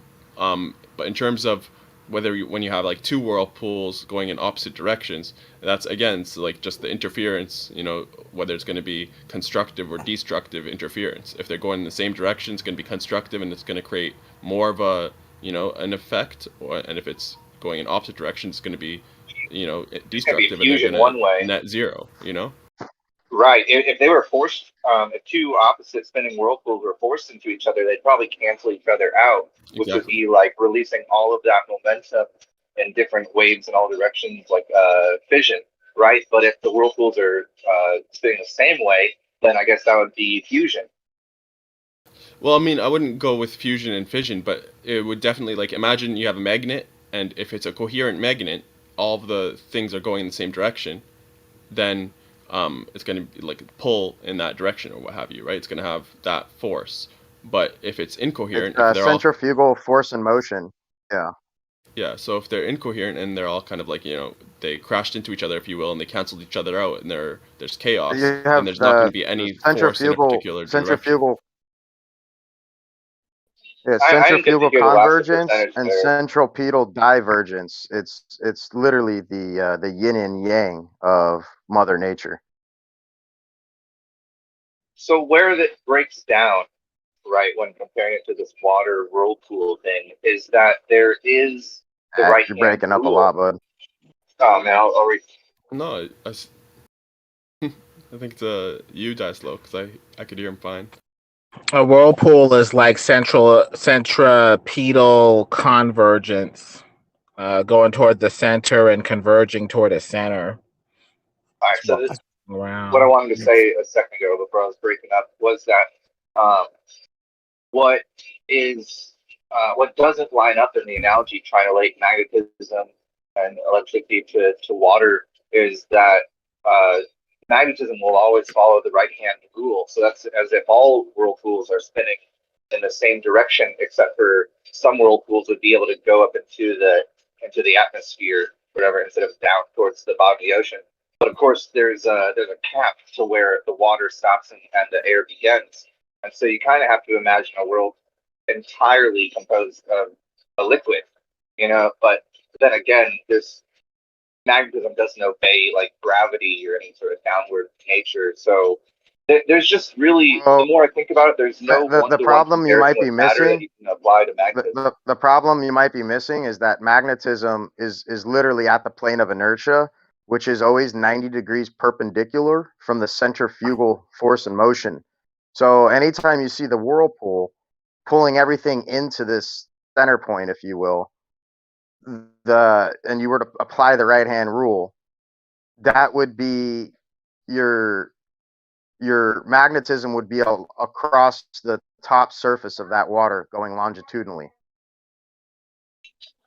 I got you. I wanted to say one more thing about Well, applying this before we whirlpool move on thing to your next the point, Funny, ether. let me just respond Yeah, to. sure. So Yeah. I would say your first issue with the analogy is moot, because you could have like a container that has water, and you could squeeze it to the point where there is no air in it. It's just only water, and it's airtight and watertight for that matter. And you're just like spinning it around, and you have movement within that water. All it is water, right? And then you still have a kind of a whirlpool in there with no air. But your second point is well taken, that the analogy breaks down with the fact that water weighs more and it's going down, whereas light doesn't. Light is just like everywhere. If I can carry on to a second related point. No, I like what you said there, though. But yeah, you understand? So Ken Wheeler has said things about magnetism related to magnitude and resulting in the creation of what we call space. And the way I apply this, or the way I compare it to the whirlpool, is that when you got this magnetism, this toroidal nature of the whirlpool, what it creates through its motion of this medium, the more power behind the whirlpool, the faster it's rotating, the more of an empty funnel of air will fill in the spot. If you have a powered up whirlpool, the empty chasm of water that goes from top to bottom of it can reach the entire bottom of the ocean, right? So it's space is like the chasm of the ether and it's created by the more and more magnetism that's there. The more toroidal, the faster the toroid is spinning, the more of a hollow chasm will be created in the center, because it's centrifugal, and it'll like tear itself apart and open up a gap. Yeah, basically space time. Yeah, space and time are the byproduct, the attributional byproduct of magnitude and its measure. And yeah.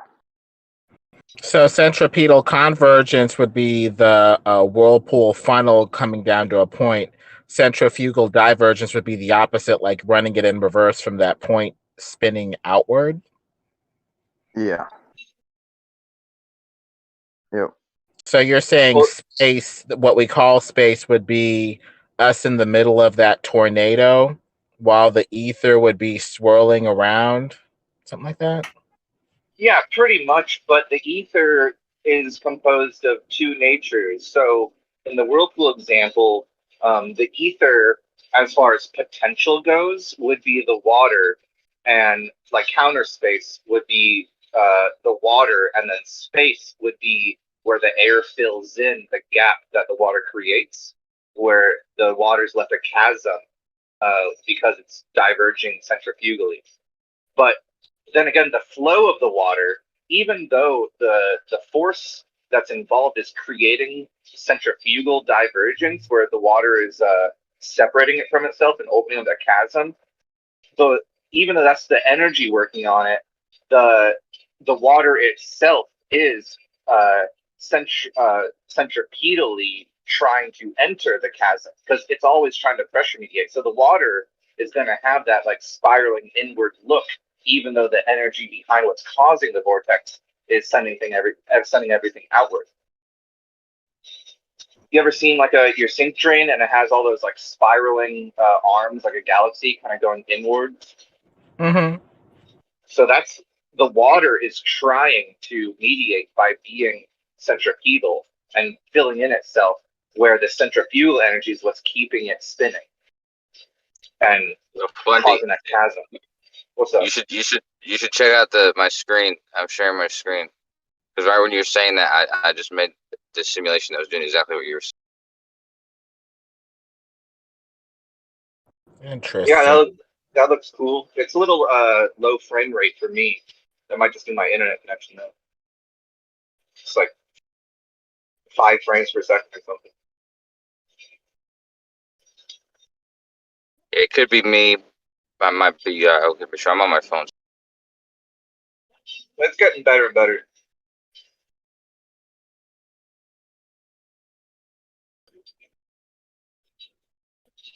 So that's what the water is trying to do. If it could reach the center, if it could fill itself in, the blue lines are what the water's like trying to do to pressure mediate. But there's this portal. I don't know. I don't really have my thoughts straight on it. But there's the force keeping the ether churning. There's that motion that is sending the water centrifugally outward to create the chasm within. So this is only one half of it, you know what I mean? Makes a lot of sense. Space being this flowing thing with force lines, whirlpools, eddies, intuitive. Well, the one half of the geometries of this conjugate pair that we're talking about, in terms of the interior geometry, which would be the hyperboloid, if you look at my avatar, extrapolates the 3-dimensional S curve of the force vector, and likewise its reversal is the vortex path of increasing inertia towards counter space. It looks like a big whirlpool with that.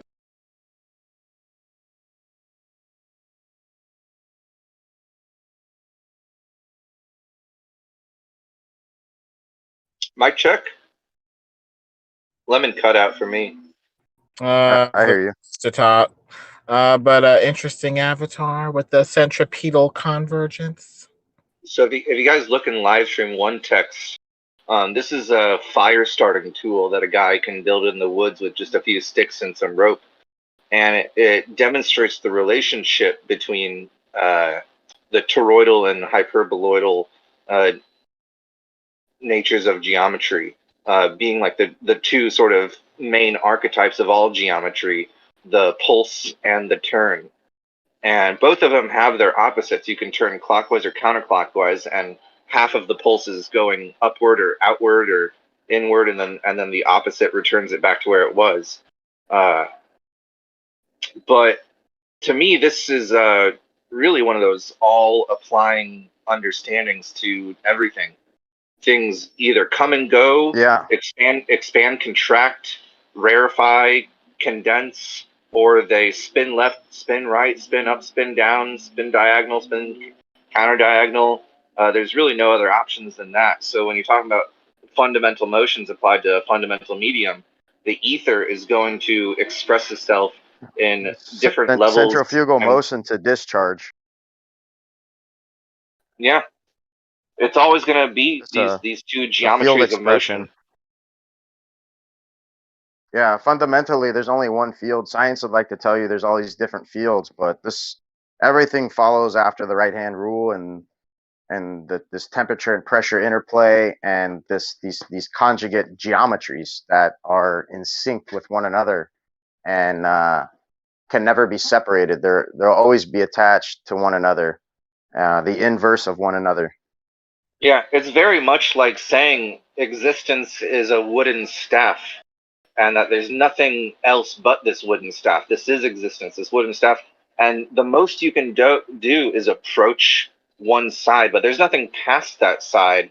That's transcendental. What we're dealing with is just the wooden staff itself, and you can be on a very far left portion position, or a very far right, or dead center in the middle, but that's all you're working with here. Some placement along a spectrum, but never outside of the spectrum, or never one of the encapsulating absolutes on one side or the other. But humans can grasp these things mentally. Even that's the coolest thing about being human. You can learn about things that there's no example of in reality. Humans can understand these transcendental absolutes.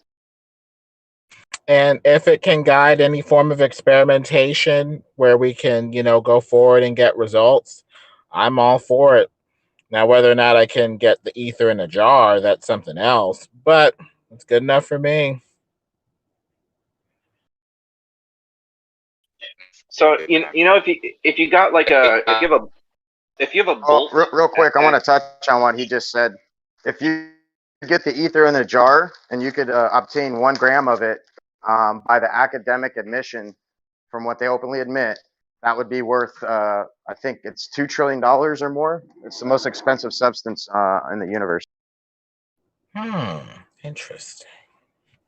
Yeah, But they how just would call you it get- dark matter. That's what they call it, but it's just a euphemism for the ether. So if you got a screw and a bolt, right? Just like simple objects. If you and they match, of course. If you have a screw and a bolt, and you hold the screw with 2 fingers, you pinch it, and you twist the bolt, then the bolt will stay still, and the screw will go up and down, pulsing up and down, right? But then if you hold the screw and twist the bolt will go up and down. And this shows the intimate relationship between turning and pulsing. It's either up and down or twisting, and they work together in all ways as far as our realm goes. That's what's happening here. It just depends which one you're going to give your energy to. Are you going to give your energy to the pulse, or are you going to give your energy to the turning? Either way, it's going to power the other one directly.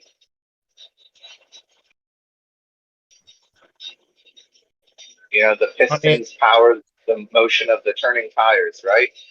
I mean, I see the clouds floating above us, and I just feel like a fishy swimming in the ether. It just looks like a big density column.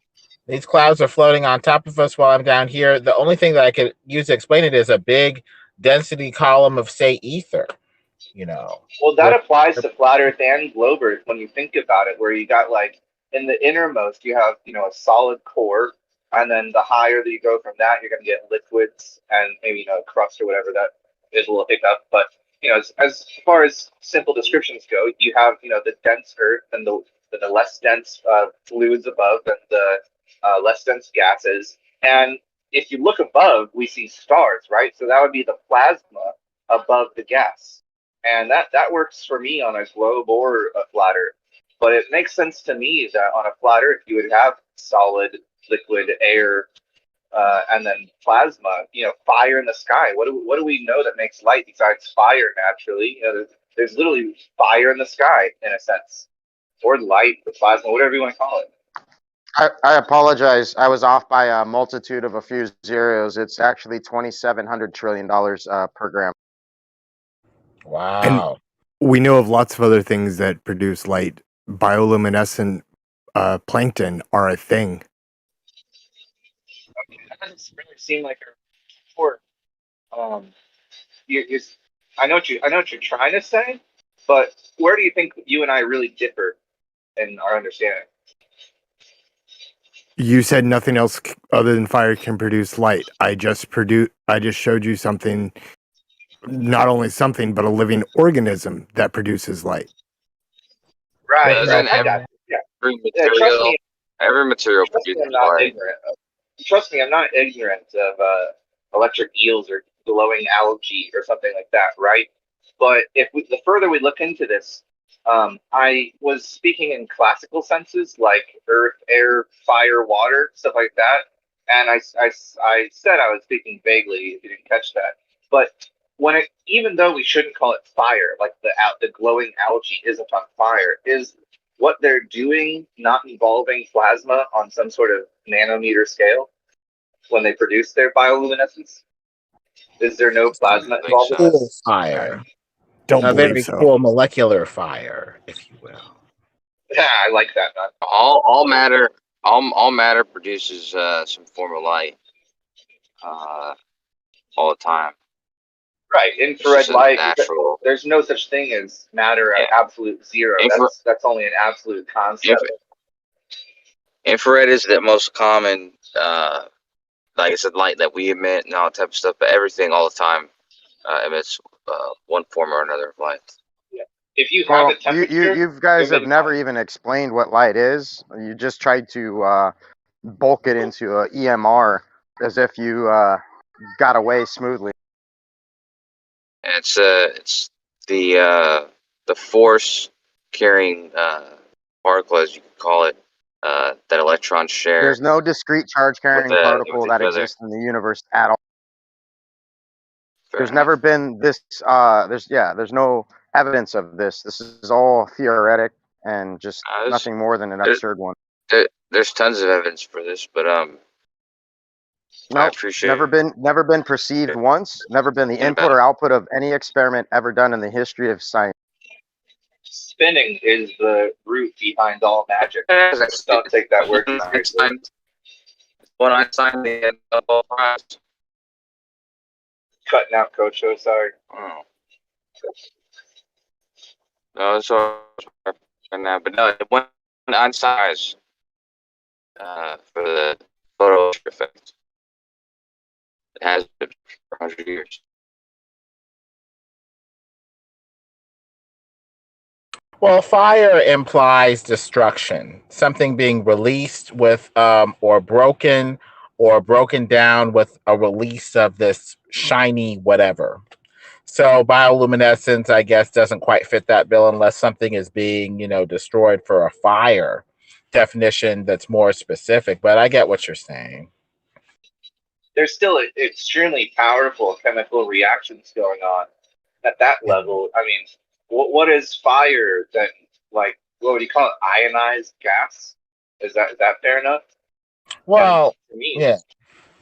So that's just happening on a smaller level, a non-combustible level in a sense. Because I don't know if oxygen is really involved in bioluminescence, but something is like in a mainstream sense, ionizing and releasing electrons and disturbing the natural state of other chemicals. There's no electron. Electron's never been seen, just like the photon. These are all phantasms. I just have to speak in those terms sometimes to get my point across. Yeah, you could just call it a corpuscle of dielectric capacitance. Right if you want to simplify it, just call it a corpuscle. Yes, you can make up words too. This was actually the original denotative word used upon its discovery. Thank you very much. I can send you a link. You can use words in several different ways. The thing is, on your side, if you're listening and don't understand, try to figure out what the person is saying. Don't just become lazy and say, you need to use words perfectly in the way that I'm used to using them. The words have syntactic definitions and meaning, which is quite discoverable within the context of what we're talking about. It's not like we're just speaking a foreign language. Break out a dictionary and figure out what we're talking about. Or look at a Ken Wheeler video and try to get to the heart of what he's talking about. Don't just be lazy and say, force feed me everything in a way that I can understand immediately. Do some freaking homework. Or pick up the history book. You know what I'm saying? Like the current conceptual understandings of words might not necessarily be how they were used originally and denotatively upon the understanding which gave rise to how we invented many things that we're building off today. So when you start fucking with the linguistics, it's only natural that everyone's going to be confused. Which is exactly the point, and why that you use these words is to confuse. Because if you they were spoken, if they were spoken, to give better understanding, and if you used the words that people are used to hearing in the context they're used to hearing them, it would be even easier to dismiss the ideas as because then we fall into these ideations of force and energy being synonymous, and you can just invoke force, fields, waves, electrons, all these things that you've never explained. You can sound real smart and educated, and then you slap a little quantum before it, and bam, you think you're all figured out. But you've never explained any of one of these words you've ever used. Sometimes you got to use the word in a new way to expose how the old problem is word isn't really helping understand. Is if you when you're using a word, when you're using words, the term you're using, if you can't explain the term you're using, then how are you going to share with us your understanding when you've never defined when the you word you're use applying to the essence of the phenomenon? when you use a term and that requires a special dictionary in order to look up, that is misappropriation and for all intents and purposes a foreign language at that point. You are not being clear, Well, concise, or doing anything else. You are speaking a foreign language. Well, I can What we're understand doing, him what we're with a doing little is bit of giving an effort and a little bit explanation. of See, when work. you I want to think throw you're a just term out being there and you want to lazy. define a term based upon a definition, you can't just assert descriptions in lieu of an explanation. That's not how definitions work. Now, if we I'm gonna use let this Lemon. practice, right? If we use this practice, then my kids would be able to just create new words off the whim based on their descriptions. This Well, isn't that's science. what you're saying Science does is make a about lot of getting sense, to an Slow. But the thing is, explanation of something. the thing is, we Fighty, also define you gotta words. try to wait till I'm done, man. Alrighty. Well, Do Lemon's you been have waiting to something say else you something. want to say, Dice Slow? Go ahead. Really quickly, we can also figure out what words mean simply by the way that they're being used in a context. People have frankly become incredibly stupid because they don't read context clues and they don't try to see what the person is trying to get at based off of the context of what they're saying. We don't even act this way in everyday conversation. We figure out the context of what they're trying to say and we get the general gist of their definition anyway, with or without a dictionary. This is how we learned words in the first place. We were not given a dictionary and like here, little, Tommy, figure out what these words mean. We figured it out in a language with a context where we were quite ready to figure out how the words were being used based off of the way that they were being contextualized and defined. So it is dishonest to say that these cannot use at the heart words of in science. ways with a new context that is fully readable, fully understandable if you put in the effort. I'm glad that you said it, Lemon, because that's actually what I was Science is about supposed to. to be That's what about I was getting to waiting. an That's what I was waiting explanation. to Excuse say me, man. for this whole. I was waiting Well, I to was. address what he said about and all right, man. Well, yeah, I was I'm waiting gonna dip for out. Lemon to go. You guys have fun, man. Go ahead, Dicelo. Yeah, he took his toys and left. He got mad and took his toys and went on. Oh, he Look, left? Dicelo, if you're going to make 3 or 4 freaking lecture points, people aren't going to be ready to respond. Please keep it short and concise, 1 or 2 points at max, and then shut up, please. Kosho, what were you saying? Yeah, I was trying to actually add to the conversation. I was going to say that I like what you said, Lemon, because I'm actually reading here what J.J. Thompson meant by corpuscles. So I'm looking at the context. I agree with what you said. That the context can be implied and derived. But yeah, it says right here that what he meant by corpuscles is exactly the Latin definition of it, which just means small bodies. And that he called them small bodies because he saw that they were negatively charged and they had about 1,000th of the mass of the hydrogen atom. So he called them this Latin word for small bodies, corpuscles. So it's almost definite what he meant when he said that. That's our current understanding. Dicelo, did you have something else you wanted to add? I mean, it would only be a red herring at this point. I was just trying to encompass the essence of science. If you want to hear it, cool. If not, I guess we could just carry on.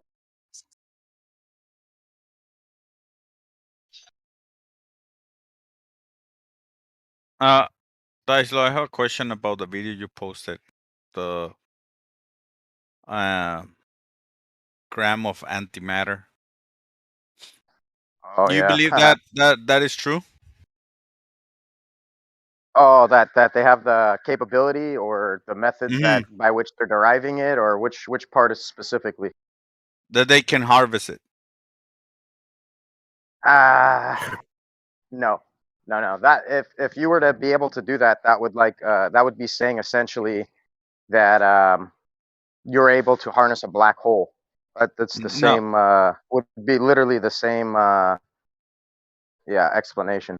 No, I have It'd another be question. saying you can have something potential and Let me actualized just in the finish by this, same Folly. bottle. Yeah. If they are able to harvest it, why will they want to do that if it's so dangerous? That would be the philosopher's Well, this is stone. Yeah, this is how they create these money pits, right? Where Mm-hmm. they can, they can create these black budgets There for you go. the, to better understand reality. And next thing you know, like you've got a huge job fair created, and you've got departments that are created. I mean, Exactly what it this is. is how they keep the world going. Exactly what it is, Daislo. Yeah. Well, Also, with antimatter, you can create pure energy, so it's pretty beneficial. I seen a couple videos about different subjects. They never show what they claim to be doing. They have theories. That's all they have, and they invest in so many. Like they spend so much money on this, things that they do, and it's because exactly what Daisler was saying. It's just to create jobs, to not to not have all these people that are learning all these false physics in schools and not give them a job. So Well, that's not a reality though. They don't actually. There isn't a money all pit right, for people trying to I'm not create gonna argue with you about that. antimatter. No, I'm just saying antimatter is not something that they're putting a ton of money into trying to obtain at all. Watch the video, bro. Go watch the video. The only people who have access to even possibly achieve this are people who work at particle accelerators. Do you But watch the there's video? Mary, why are you listening to what I'm saying? I'm in the most Yeah. sensitive. Did you watch the video? Because you're saying things that are No, not true. no. You're saying they don't spend this much money. Go watch the video and you Yeah, tell me if that shit that they're showing is not gonna cost you so much money. I said they're not spending money directly on it. The only people who make money doing it is people who work at particle accelerators and have the ability, because of other reasons, to do so. But antimatter is created all the time around you. Like bananas, I think they say a banana creates like one antiparticle every 6 hours or something.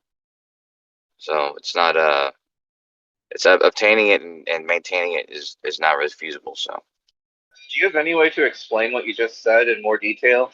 Bananas create antimatter on a regular basis? Yeah, a banana creates an antiparticle about every 6 hours. No, If I no, remember not, correctly, I didn't ask you to potassium. repeat. Well, you wanted to gotta ask keep you listening. to- You gotta keep listening, sir. Okay, all you did was repeat yourself so far. Potassium is one of the main elements in the banana, and I think there's an isotope of potassium that is unstable. And there's a certain percentage of the potassium in the banana that is this isotope of potassium, and that isotope, because of the amount that's in the banana, there's about one antiparticle produced about every 6 hours because of the decay rate of that potassium. So it happens all around you, and things like that. It's not something that is feasible to actually obtain it and maintain it and have it, in some usable fashion. So you're saying what was it? Like, what do, I'm sorry, my mind is blanking on a single word you used. So there's unstable isotopes that then do what? I just need help with that word. Decay. It's called DECAY. Decay. Oh, yeah, decay, right? Yes. So you're And saying then they fall to smaller elements. And part of the decay, part of that decay is several different ways of doing it. And one of the ways that this isotope could decay is it creates an antiparticle. When something decays, it creates antimatter. Simple as that? No, not every time. There's certain in a certain way, something like this. Like, let's say, for instance, carbon-14. I forget what it turns You guys into. can never definitively speak. This is part of the problem with quantum relativity, is that you I'm in the guys middle. are only I'm in the middle of asserting speaking. yourselves It doesn't decay statistically. the same way every time. Yeah, it doesn't decay the same way every time. Well, this is what I'm talking about. One of the possible. Yeah, This is it what doesn't I'm matter. talking about. That doesn't matter. It doesn't matter that you don't appreciate or understand or agree with the reality of the situation, but it doesn't decay the same way every time. Because So there's only it's all likeliness probability, for different man. decay processes. You can't be concise because you're all probabilistic, man. Everything's No, that's like why I you have told you no once every defining 6 factors. hours. That's the average. Hey, Dicelo, man, when people are talking out their ass by repeating the mainstream where they have no clue what they're actually saying, I do trust Kosho to a certain degree to at least parrot what the mainstream thinks. And when I'm asking questions, I'm kind of just replacing Google searches with Kosho's words. You know, because it's worth knowing it's worth knowing what we're up against. So as far as he's trying to give me the mainstream, jargon, I do, when I ask questions, want to hear what the mainstream is trying to describe these things as. It's entertainment for me. It's also educational because if I'm going to make a YouTube video in the future talking about my opinions, I want to be able to point out as many flaws as I can in the mainstream, delivery. So I understand. What I've offered you is information that currently other people have, and what you've taken and given back is an adversarial interaction, which is not at all what my intention is in giving this information. This is true information. This is information that is true. But I'm not being adversarial to you. I'm just asking. You said I'm talking out of my ass. You said that you're listening so that you can later use this in some a sort of a way of showing how things are wrong or whatever. The thing is, decay rates and the isotopes in certain material is one way in which they do radiometric dating, for instance.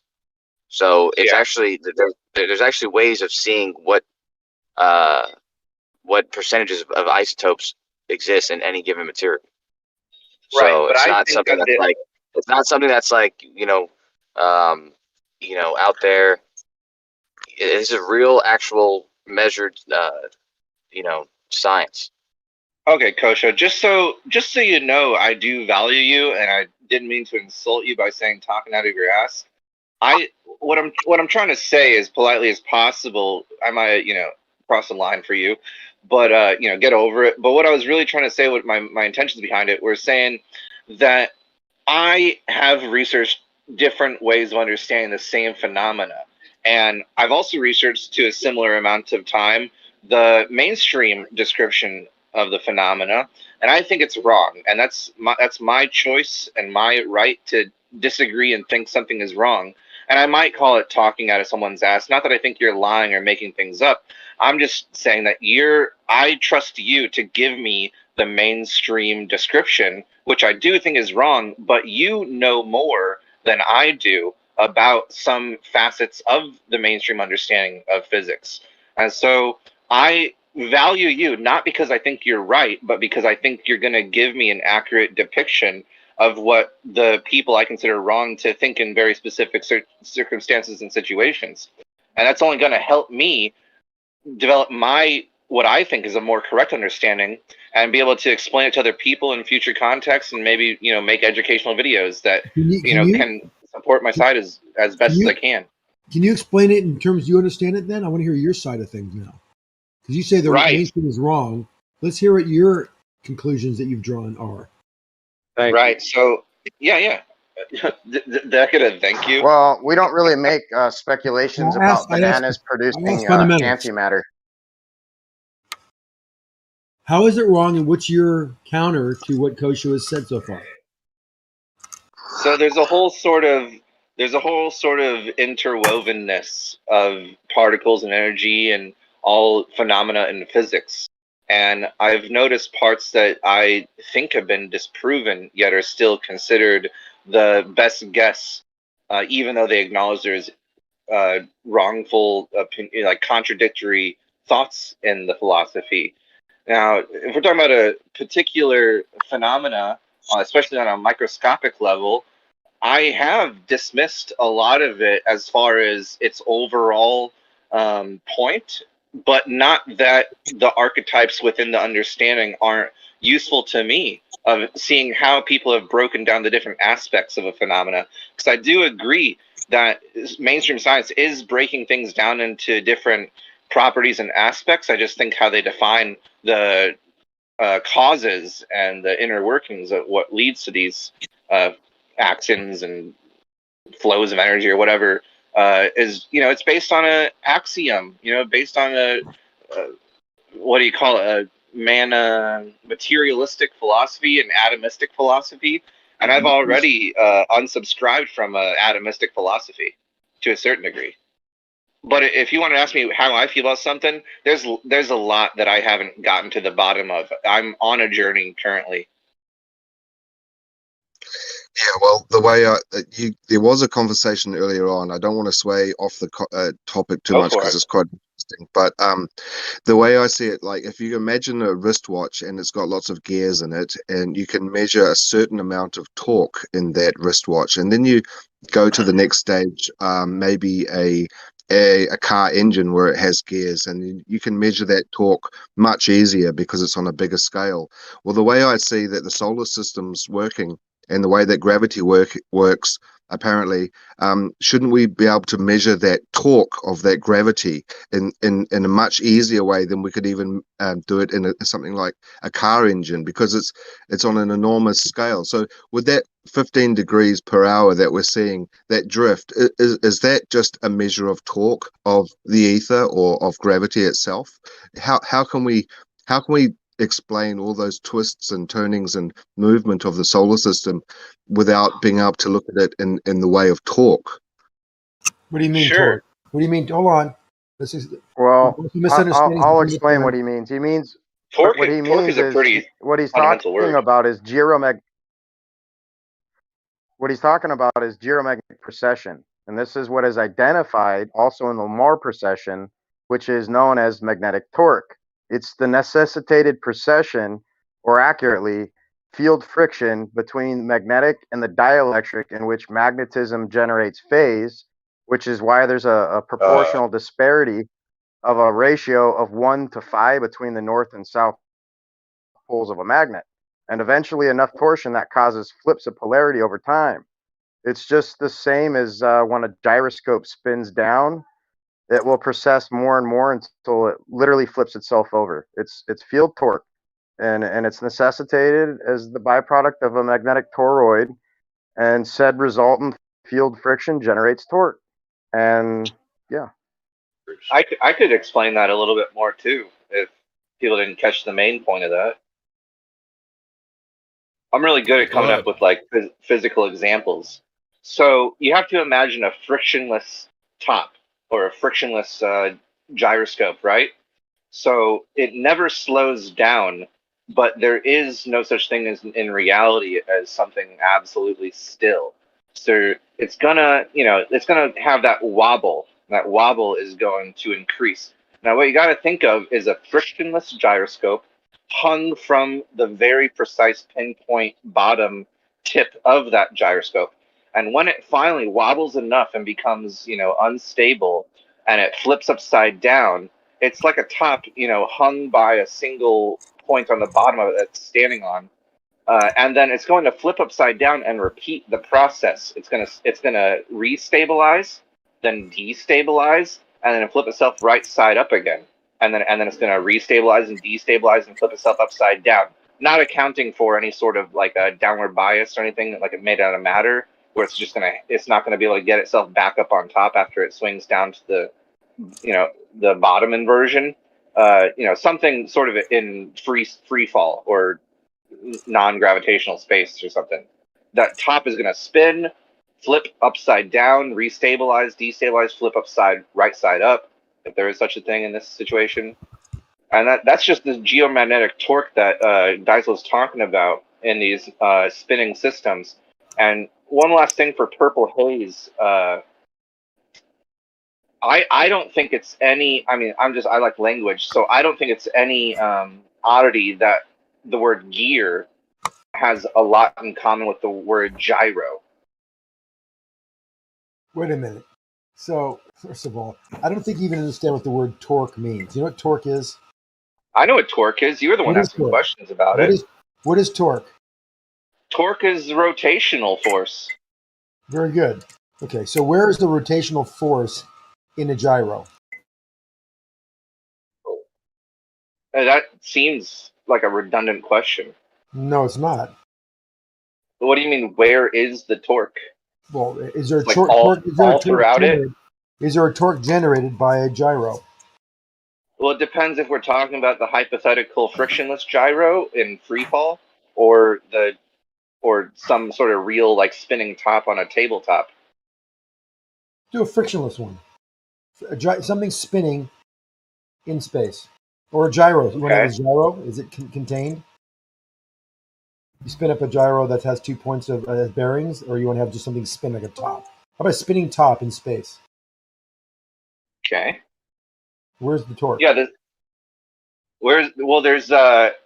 There's vertical and horizontal torque. If that might be a good way to put it. One of those words might be tripped up. Well, there's going to be like the torque of it that it could apply to something else, and the idea of it like it's spinning, right? So it's going to have that you said longitudinal torque. You said torque, and you said torque was rotational force, and I would accept that. Now you're saying there's a torque of this. Right. There's a buildup, right? There's a torque. Torque only is a force. A force only can be created when there's a change of momentum, and in the case of a gyro, there is an angular momentum. So this angular momentum has to change. What is causing the angular momentum to change to create this force, which would then be a rotational force, which is a torque? There is going to be a change in 1 degree, but in a frictionless system where this top is spinning without any drag or gravity or anything like that, there's going to be a buildup of what Dyslow said about geomagnetic precession, and that's the wobble. And the wobble will eventually flip the top upside down to that's an imbalance. That's like it's almost analogous to a thermal runaway of a thermal system. It starts wobbling, and the more it wobbles, the more it creates these certain forces in certain areas of the top, and then before it gets to the point where it can't contain itself anymore, and it flips over and is stable for a moment, but still has a little bit of a wobble that will continue to add to an unbalanced system, and the unbalanced system will. It's like a resonance frequency. Taking the resonance. Yeah, I agree. Are we on the same page then? Well, why? This has nothing to do with any kind of magnetic principles. Yeah, we're not talking electric. There's no. Well, I'm sure it relates. Oh, I'm sure it relates, dude. Like they're not. No, just no. Were you saying there was a charge generated? No, there's no charge generated by spinning in space. But there's going to be torque in the sense that it's spinning. But there's also going to be torque. One sec, Xanac. There's going to be torque in the idea that it's spinning around an axis. But then the axis also has torque when it flips upside down and right side up again. That's another expression of torque. No, there is a torque. There is a force generated when it does get out of balance. Yeah, it flips. It rotates upside down, which is different than its rotation on a central axis. There's a force that actually was required to do that, but there was no force. There's no force innate to something that's just spinning. It just has rotational. It's this angular momentum. And when it gets out of balance, then we start talking about the gyroscopic principles of that. I'm just talking about. Again, you're relating it to real life. I'm talking about the hypothetical frictionless free-falling gyroscope is going to spin in a horizontal fashion, but then once it destabilizes and attempts to restabilize upside down, that's also a torque or a turn or a twist to from upright to downright. Right, but if it wasn't if it was perfectly balanced, that wouldn't happen. It only happens. But there's no such thing as absolute stillness or absolute balance. It's always going to be in motion. That's just one of the laws of nature. Any unbalance will eventually manifest itself in the characteristics that you described. Yeah, everything's always unbalanced. There's no perfect absolute balance here. But this unbalanced nature of anything spinning will feed that phenomena. It will cause that phenomena to occur. More and more force, as it gets out of balance, it creates a force, and that force creates more out of balance. That out of balance now is even greater. It causes even a greater force, and then it will flip itself.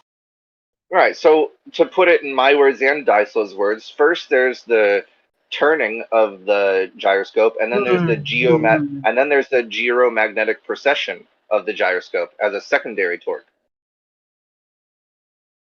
You're conflating two concepts, geomagnetic and what's the other thing you said? Start out with geomagnetic principles and the gyroscopic are two different things.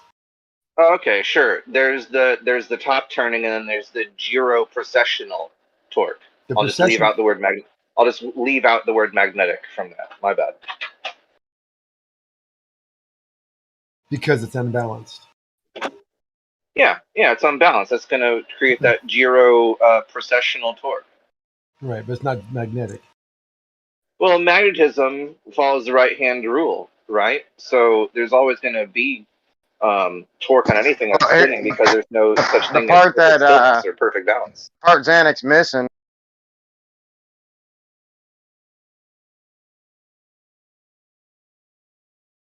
Dicelo, you cut out? Yeah, I was just waiting till you're done. Yeah, the part that Xanix's missing is that anything involving matter is automatically going to have mass involved with it. Or I'm sorry. Well, yeah, that's true too. But magnetism. Magnetism. Yeah, magnetism. You can't get away from magnetism at all. Can't get away from it, bud. Yeah, omnipresent, man. Where there's have- mass, there's magnetism. have Where there's neutral light, there's magnetism. Where there's electricity, there's magnetism. Where there's the dielectric, there might be a little bit of magnetism. You keep on using that word, and I don't think you know what it means. Yeah, well, I'm using it in a different. I'm using it in the term of the dielectric field. I'm not talking about a dielectric insulator. Insulator. Dielectric is just an insulator. Oh God, Zanik, I don't want to go down that road again with you. We've been down there too many times. You're refusing to either remember or hear me. I know it. I understand Well, it. We use it in real life. It's how we make semiconductors. I always go back to that subject matter because they understand how dielectric works and they use it to make semiconductors actually function. That's how we can talk on our computers and process things on those boxes that we call computers. Because they're full of semiconductors. Zanuck, I feel like all you have to do to understand Dicelo is replace the dielectric field with the electrostatic field. Electrostatic field is incredibly weak. It doesn't matter how strong or weak it is in different places and certain situations. Relative to the other fields that are present, yes, it is. It's insignificant. I'm not comparing it. I'm not comparing it to anything. Electrostatics are definitely a field, but that's not has nothing to do with why things, for example, why things float or fall in our atmosphere. Well, we weren't talking about that. If you want to take it to that after I say this, we can. But Dicelo was talking about magnetism is going to be involved where there is the electrostatic field.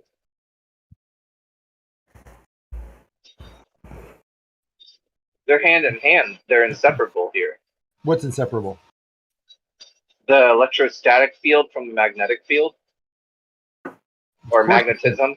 Sorry, magnetism. No, of course they're caused by completely two different sources. They're completely different. I disagree. So what about an engine turning a flywheel? Electrostatics is not electromagnetism.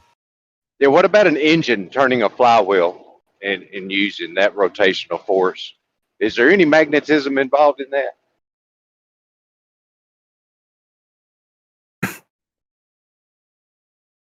Good question. What do you think? Obviously, on a lower level, I mean, there's going to be the constant flow of electrons between just the wheel itself and its surroundings. Well, how is that? Anytime you have a rotational field, you have a phase disparity. No. Yeah, whatever. There's no phase disparity in a rotating flywheel. Yeah. So what's the purpose? Please show me how you measure that. Yeah. What's the purpose of the flywheel? Give me your independent and dependent variable in that particular experiment. Yeah. The purpose of the flywheel is to conserve momentum, right? So you can restart the movement of your car or your machine or whatever with the stored energy instead of giving it up. And that's all. And that's all. No. The flywheel is the part that transfers the energy from the tail end of the motor, right? Which is it's funny because it propagates the pistons up and down vertically, but yet we get this rotational torque generated through gearing and such, and the You don't cam need a and flywheel how for the that. cam You don't need a interacts. The You don't need a cam. flywheel. You don't need a flywheel for that. Flywheel's function is completely different than what you're saying it's for. It's two I'm just functions. explaining the flywheel. The flywheel butts the tail end of the engine to the transmission. That's the only purpose of the flywheel. But there is something within the flywheel. Now, Yeah. What's do within you the know what flywheel? that You don't is? need a flywheel Man. to make a car drive. You could have a Now, the direct man- from the crank. The end of the crank could bolt right to a drive line, go into a differential, and drive the wheels. You don't need a flywheel. Flywheels are for two purposes and two purposes only. One, to allow the mating of the transmission to the engine via a clutch. So a clutch has a surface to act on, and even then, you can have sophisticated clutches that wouldn't need a flywheel. There's another component. And second, I said two, and you cut me off at the end of one. Number two is to absorb variations because of the natural frequency of the engine, make it smoother so it doesn't fly apart. So it's got two purposes. All right. Well, there's another component within the bell housing where the everything meshes together. Everything doesn't mesh together. It has one. It's circular. It's kind of like a donut shape. Do you know what this is called? Your torque converter. That's on automatic. Yes, sir. Torque converter. Stay manual so we can keep things simple here. A manual transmission car. It's just Well, we're talking about transmissions. Yeah, there's a transmission in a manual transmission car. That's why they call it a transmission. Could be a 5-speed, could be a 3-speed, could be a 6-speed. The torque converter just converts that rotational energy into Don't even hydraulic. go there because that's a much more complicated concept. How torque converter. Oh, works. you don't want to go there, do you? No, because I know. No, you can't even understand how a manual transmission is working. You don't need a flywheel to do anything magnetically.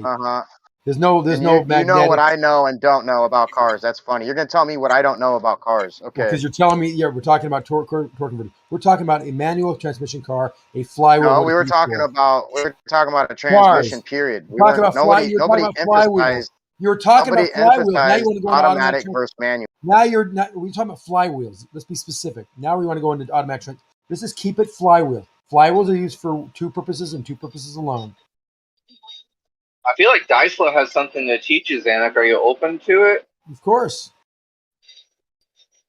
Well, someone wanted to talk about the torque converter. Let the guy who was talking, who you interrupted, talk about the torque converter because he had something to say.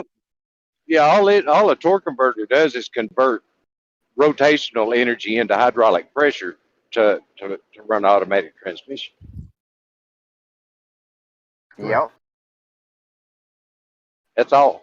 But let's keep it back to the flywheel. But it's got to build up. You ever notice that? Like, it takes time for that to kind of spool up before, like, even when you put the car in gear, take your foot off the brake, it won't go anywhere until that enough torque is generated to hydraulically deliver that switch mechanism to alter the change in energy. Yeah, they call that the stall value of the converter. Yeah, there you go.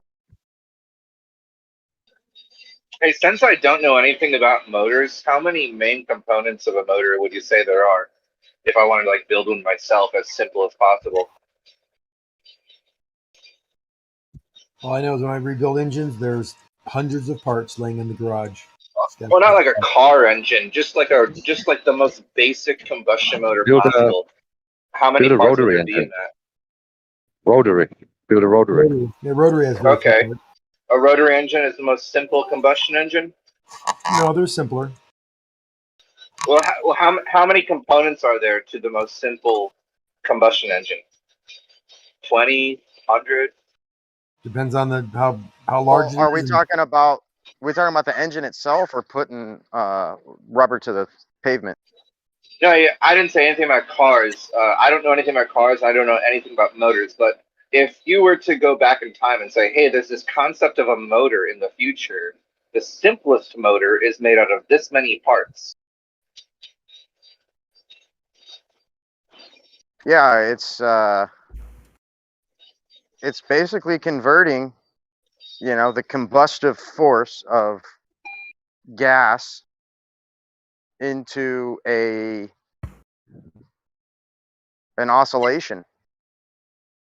Yeah, basically, well, if you don't talk about the carburetor and such, probably like 7 or 8 parts. That's it. A piston jet engine has no moving parts. Whoa. Yeah. That sounds strange.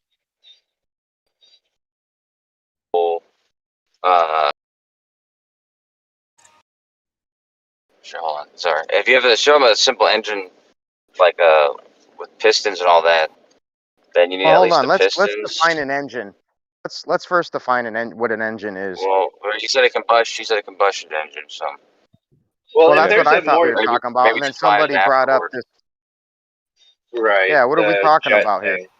Yeah, we're trying to answer that question about. I suppose a combustion engine is a very typical kind of engine, running off of some sort of combustible fuel. So if we're going with that, like I got some gasoline.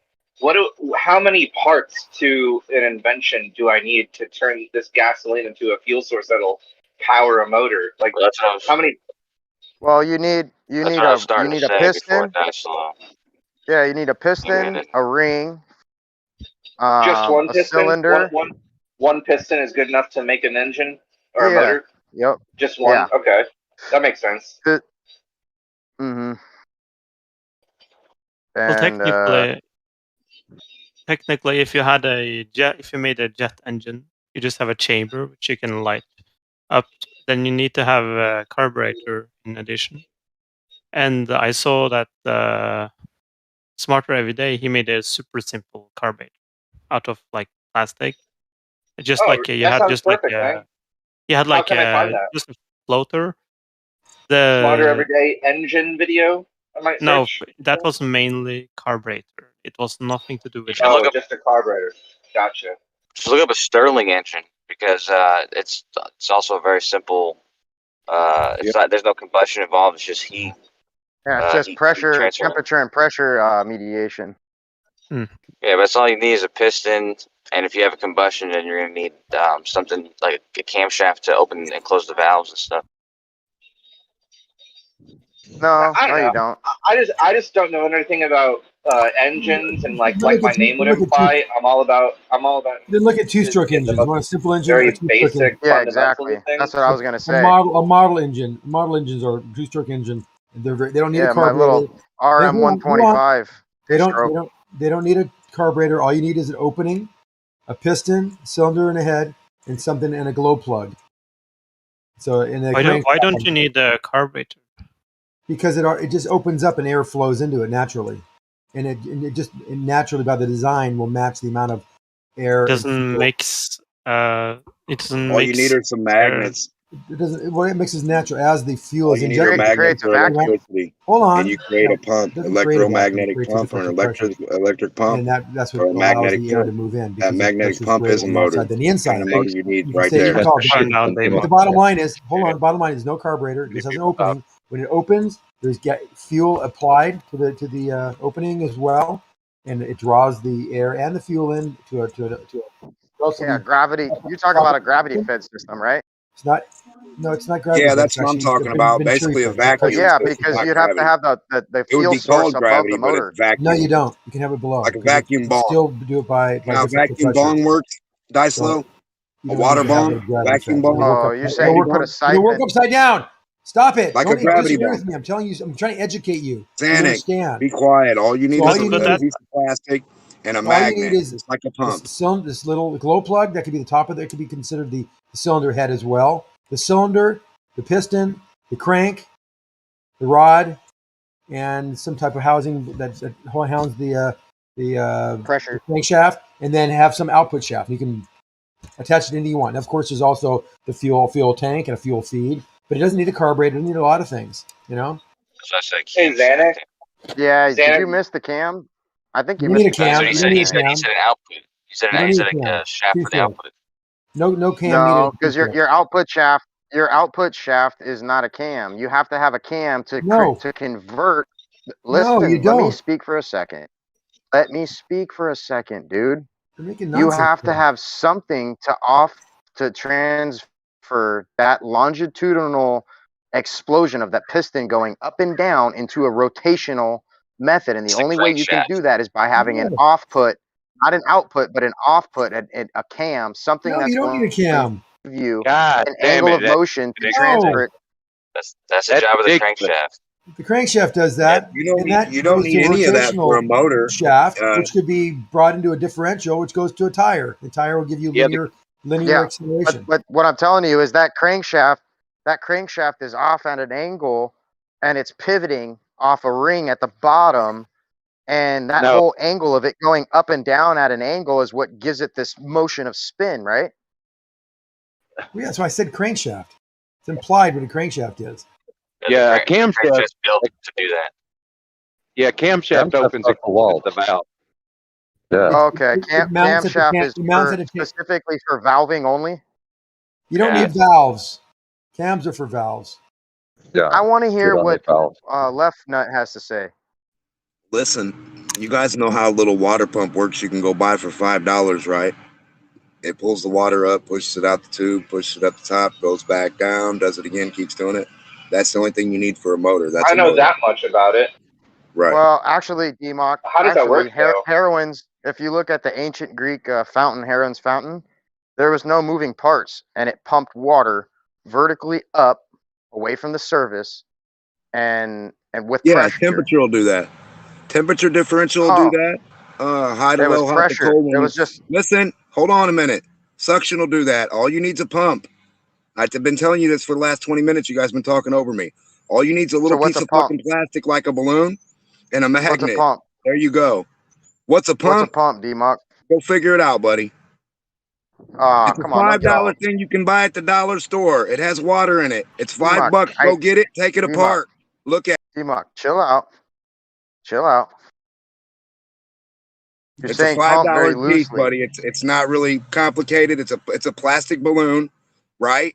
An electromagnet. When you plug it in, it pulls the plastic like wah, and it pumps. That's the motor. It's a motor. Any resistance, any Hudson's pump, at the dollar store. any compression is a fucking motor. All right, DMOC, I'm going to let you go on that, but I'm not going to mess with you, okay? You're having a rough day, I get it. Have you never seen a pump? You never seen what an air pump looks like? Or a water pump? Well, yeah, that's what I'm trying to tell check you. one out Like, real quick there's before you different, talk about them. I mean, there's shit, if you different don't types know of about them, pumps. what are you That's what I'm speaking trying to tell you, on? DMOC. If you don't That's what I'm trying understand to tell what you. an air pump or an electric pump is, die slow, then I mean, shit. You're getting all offended, DMOC. I was just asking you specifically what type of pump you're referring to. Is it an impeller pump? Is it a fucking I just told you siphon an pump? Or are you electrical talking about pump. An electric electrical magnetic pump, a impeller pump? magnetic or Yes. Okay. temperature. Any pump that you Okay. can get the differential But to that's what cause I'm. the But that's what I'm trying. DMOC, settle down. temperature. That's what I'm trying to tell you. Is At my work, heroin's fountain? hold on, I'm going to tell you. Can you hear I got me a at all? cold bucket. I got a cold bucket of ice, and it's up off the ground about 4 foot, 5 foot, not 8 foot, about 4 or 5 foot. And when I put the tube in there, the water automatically goes from there to the drain. It moves on its own from temperature differential. But go ahead, yeah. Yeah, I was just trying to say that the fountain I was talking about, there's no moving parts, there's no energy input, there's no battery. I know. It's literally just I know. Did using you just hear me? pressure. A tube, a plastic tube. You just put a tube in there, and the water flows on its own. There's no moving parts. There's no Nah, magnet. there's a little bit more to it than a tube. Yeah, you're not gonna No, just there's stick a not. straw in the water. No, there's not more to it than a tube. You just give it a way out, and it goes out. It's not going to climb out of the bucket like that. You have to give it a Well, smaller this is what I'm source. talking about, though, Zanuck. It's a differential. Or So the tube DMOC. is smaller than the outside source around the whole fucking bucket. DMOC, You you're have not an hearing me opening. though, bro. You're not So hearing when me, you bro. put that tube in there, you give it a DMOC, resistance, you there, and buddy? now it forces its way out that You little there? bitty You tube. there, DMOC? You there, It has bud? the ability. It's called the Can ratio. anybody hear me? Yeah, we can hear you. Anybody Doc. else Anybody hear hear me? me? Okay. Well, you're talking about something completely different than what I'm saying, man, and you just exposed that. No, these are all motors. All you need is high, low, hot, cold, and you have a motor. It's super simple. DMOC, Temperature is a DMOC, motor. All right, I'm DMOC, done. can you hear me? I understand Can that. you hear me, DMOC? All right. So anyhow, He can what hear I'm you, talking but he about is doesn't care. taking a configuration. Yeah, exactly. That's pretty rude, man. But I'm just talking about taking a configuration of tubes in a certain arrangement, and you can literally stick it in the water.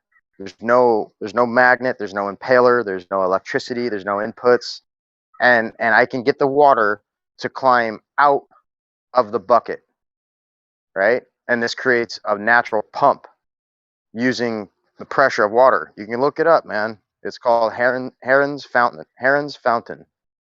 It's an ancient Greek discovery, and it's pretty neat because, yeah, I mean, what you're talking about is requiring some sort of energy input to get water to go against the pull of the said supposed gravity, where this is going against it. So a little different.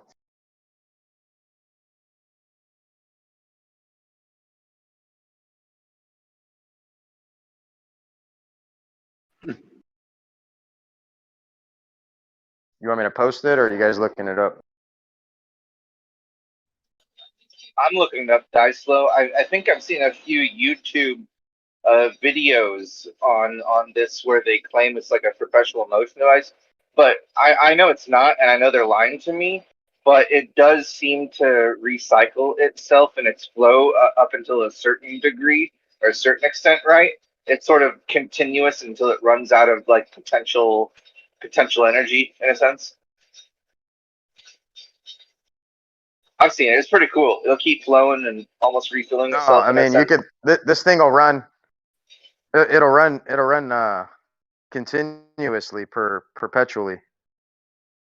No, I mean that's not possible within reality. Reality is the only professional motion device. Well, I can take this and stick it in my fish tank and use this small pump as a way to filter a fish tank without having any electricity, and it'll run indefinitely unless I, go against it in some way. But it never fizzles out, so I call that perpetual.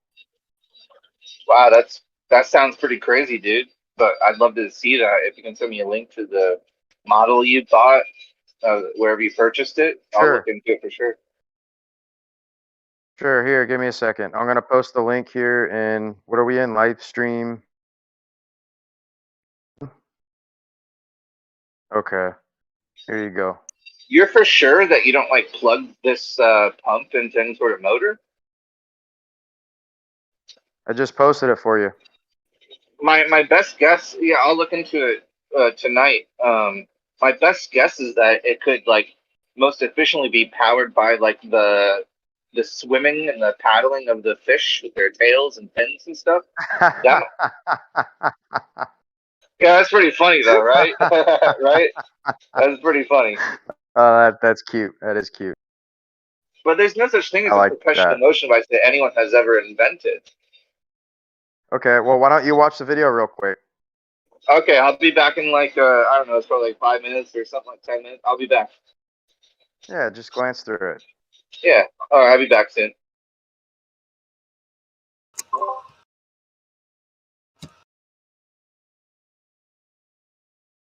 So this, what is this video showing you, guys? What do you think it's doing?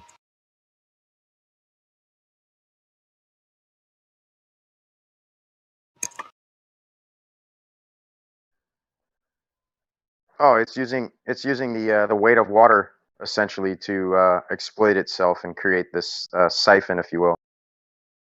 I think it uses the pressure in the atmosphere. Because it creates a siphon.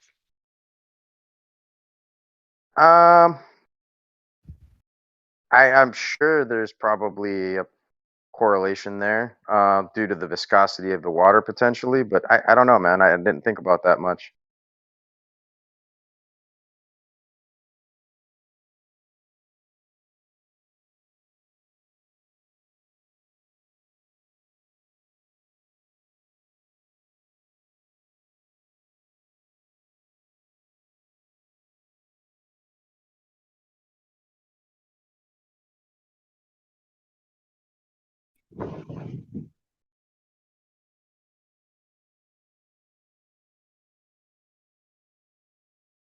I'm having dodo withdrawals. You ever had those? It's painful. Please don't invoke the dodo. Did he get Trying to booted or give something, or what? He keeps saying he's gonna give the final shot on what the dodo is, and I'm still waiting. Just that final shot, the final injection of truth. I need it. Before I do something crazy like dye my hair green or something, I need to know.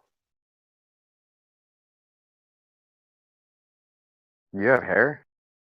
A lot of hair, man. Hairy man. I'm hairy. All right, nice to meet you, Harry.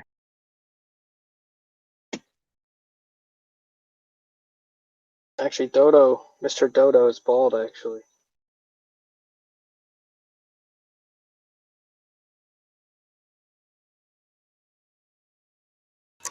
Yeah, your video die slow is crap. That's a bullshit video. Like there's a lot of those perpetual motion videos. That's one of them. You saying that it's fake? He didn't actually do what he just did? Oh, you can't have something that goes forever. It's called perpetual motion device. It can't happen. He's turning a little paddle wheel. And theoretically, that thing can go forever, and he can produce electricity with it forever. You can't. Well, I can show you a device that has no moving parts and can produce a small amount of voltage. Nope. Ken discovered that and created it. Yeah, right. Show it to me. You can stick some electrodes in orange and get some voltage out of it, but that's not forever though. Oh yeah, the Baghdad battery. The copper, yeah, cathode or anode or whatever, dissolving, creating that. But nah, this is different. This is different. What this is doing, it's exploiting this field phenomena that we call gravity, and it's using this certain type of magnet that they don't really make anymore. I'm trying to remember the name of what he called it. He called it like a quad roll magnet or something along those lines. It was how they position the north and south. The video you posted isn't a perpetual motion device. Okay. What's perpetual motion device then? That would be a mechanism that can run without an external fuel source that always continues to operate. So where was the fuel source? That would be the pressure differential that the dude causes by sucking out some of the air from the air contained within above the fish tank, and then it siphons, but it'll only continue to siphon for about maybe a minute a duration tops. That's why the video cut out about 10 seconds of showing the siphoning effect working. Nah, it keeps going, dude. What are you talking about? There's won't longer keep going videos. forever. You want me to give you a longer video? It won't keep I'll give going you a longer forever. video. It won't keep going forever. That's the point of it. So what he's doing is sucking out the air, which is almost equivalent as slowly squeezing the outside of a flexible bottle. And you can keep squeezing a bottle. And what he did was he squeezed it from the inside. He like imploded it. That's gonna equilibrize by releasing the water up through the pipe. It's just called siphoning. Siphoning is not a perpetual motion device, but it can trick someone into thinking that's what it is doing for a certain length of time. But it's going to run out. Perpetual motion of water. That's all I was talking about. And no, it doesn't run out. Yeah, it does run out because the original fuel source was the pressure differential he caused with his own bodily fuel. When he used his calories that he burned to perform the muscular action of sucking and creating a pressure differential within the aquarium. How do you think a siphon works, Fundy? It doesn't sound like you understand quite how a siphon works. Yeah, a siphon works by it's like squeezing a bottle by pinching it as if you were in the center of a pool and you had ropes connected to every side of the pool, and you were tugging like the sort of Mr. Olympian thing where there's two giant concrete pillars where someone has ropes connected to both of them that he's tugging on. And in replacement of the person actually expending calories to tug on these pillars to keep them from falling over in opposite directions, that's what you're doing. You're squeezing the inside. You're not squeezing. You're sucking the edges of the container together It's just pressure mediation, man. It's just pressure mediation, and air can be compressed, I but mean, liquid can't. fluid dynamics, and pneumatic principles, you know, aren't as just simple as saying, you know, oh, just a pressure differential, and it's just seeking, you know, it's equalized equilibrium or whatever. I mean, Pressure there's mediation more to it. governs all. There's more to it than that when you're talking about pipes, Gravity. right? Gravity. You've got But pressure mediation volume. governs You've all. got change in volume. There's all sorts of stuff, man. That's why it's a whole practice in itself. But So, the siphon is very simple, though. You gotta trust me, Dicelo. A siphoning of water isn't a perpetual motion device. Even though the initial energy input of you sucking hard with your lungs, all that's happening is an equivalent exchange to the amount of energy you put into sucking with your lung pressure to the flow. It's equivalent to the flow of the water. It's equivalent to the pressure you created in the first place with your lungs. It's just spread out so over. if I were to put a siphon, in the ocean, like you're trying to tell me that eventually that siphon's just going to run out. As long as the fluid remains at the level where I've got the tube going into the water, you're telling me eventually that siphon will eventually stop. Yeah, exactly. Because we're talking about taking the ocean, and if there was a platform above the ocean, just as like if there was a giant bucket above the ocean, you could siphon. Like it's a perfectly like realistic thing to suck water to a certain length of time up into a bucket above it through siphoning, but it'll run out as soon as the energy put into the initial suction is equivocated to the amount of water that's transferred. You can't just keep siphoning the ocean upward into a higher platform. It'll run out as soon as it equilibriums with the suction that was initially provided. Is anybody going to agree with that? I think that's it's not a siphon he has. The video, not a siphon. No, if you watch the beginning, he sucks a straw to get the water flow going. Yeah, but Straw. you have to do that with the siphon as well. But that's not a siphon. You just have just the differential pressure, which is higher Yeah, that's what, at the end. dude. That's what you created with him sucking. That's where the differential but it would stop if there was anything to keep that pressure differential going.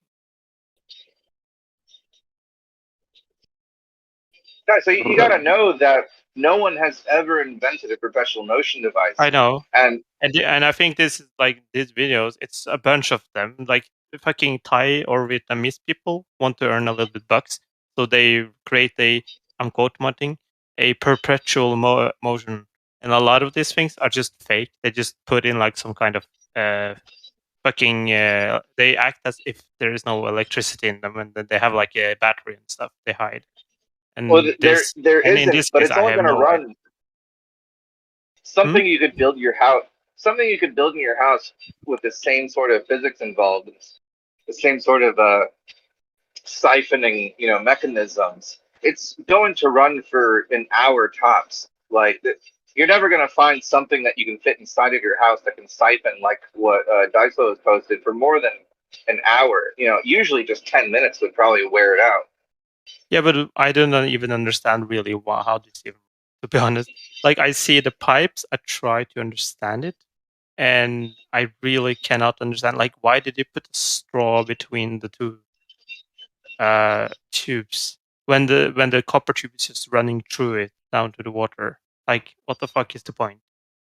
Well, I the really thing don't is, understand it. It's being self-contained in a sense to only a certain degree.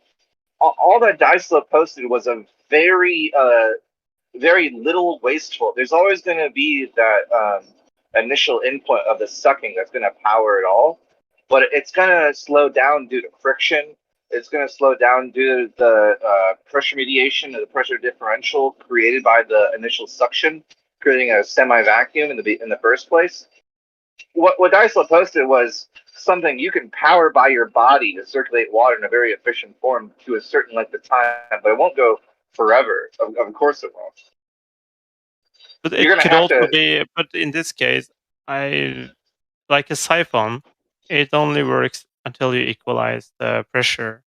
So if you have a, yeah, You're gonna okay, have so to suck then on it there, every hour or two. no, a siphon, if you have just like two different water levels and you have a pipe going up and then down again, you just suck the water and it will go through it. But in this example here, I think it's, to be honest, I think it's just fake bullshit. I think he has a pump in there. There's too many Well, cuts.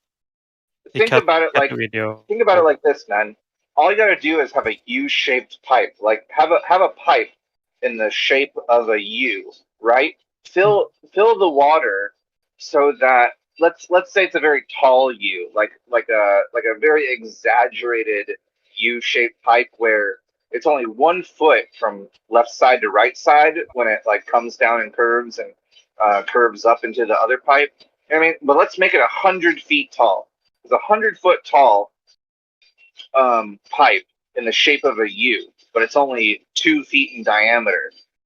The water is going to be equilibrized by being 50 feet tall on both sides, right? If it's like half full of water, you're going to have 50 feet high water up one side of the pipe and 50 feet high water on the other side of the pipe. So it's perfectly balanced. But you can close off one side of the U, and you can take a straw and close the straw up, or you can just put your mouth to it, doesn't matter. On the other side, you can suck, like when you suck a piece of, when you suck a glass, like a drinking glass to your face and make it stick to your face, right? You can do that so that you make a pressure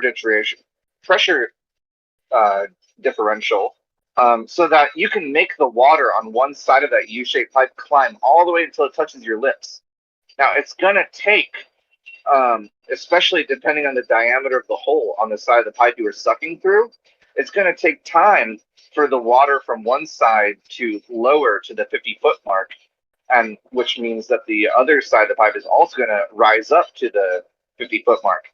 And in that time, you're going to be able to power whatever you want off that, but it's just seeking equilibrium. And the initial fuel you put in was all the effort you put in to sucking to create a semi-vacuum on one side of the pipe to create that differential. You don't get anything more out of what you did. It's a very little wasteful system, but but you can't get confused to think you're getting something out of nothing.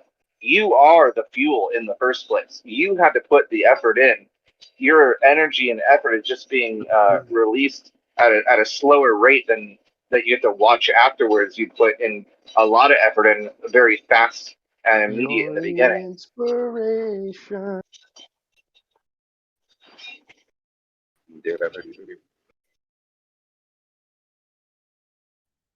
I'm just talking about siphoning water finding equilibrium. It doesn't seem to be going too well. Try my best. Oh well.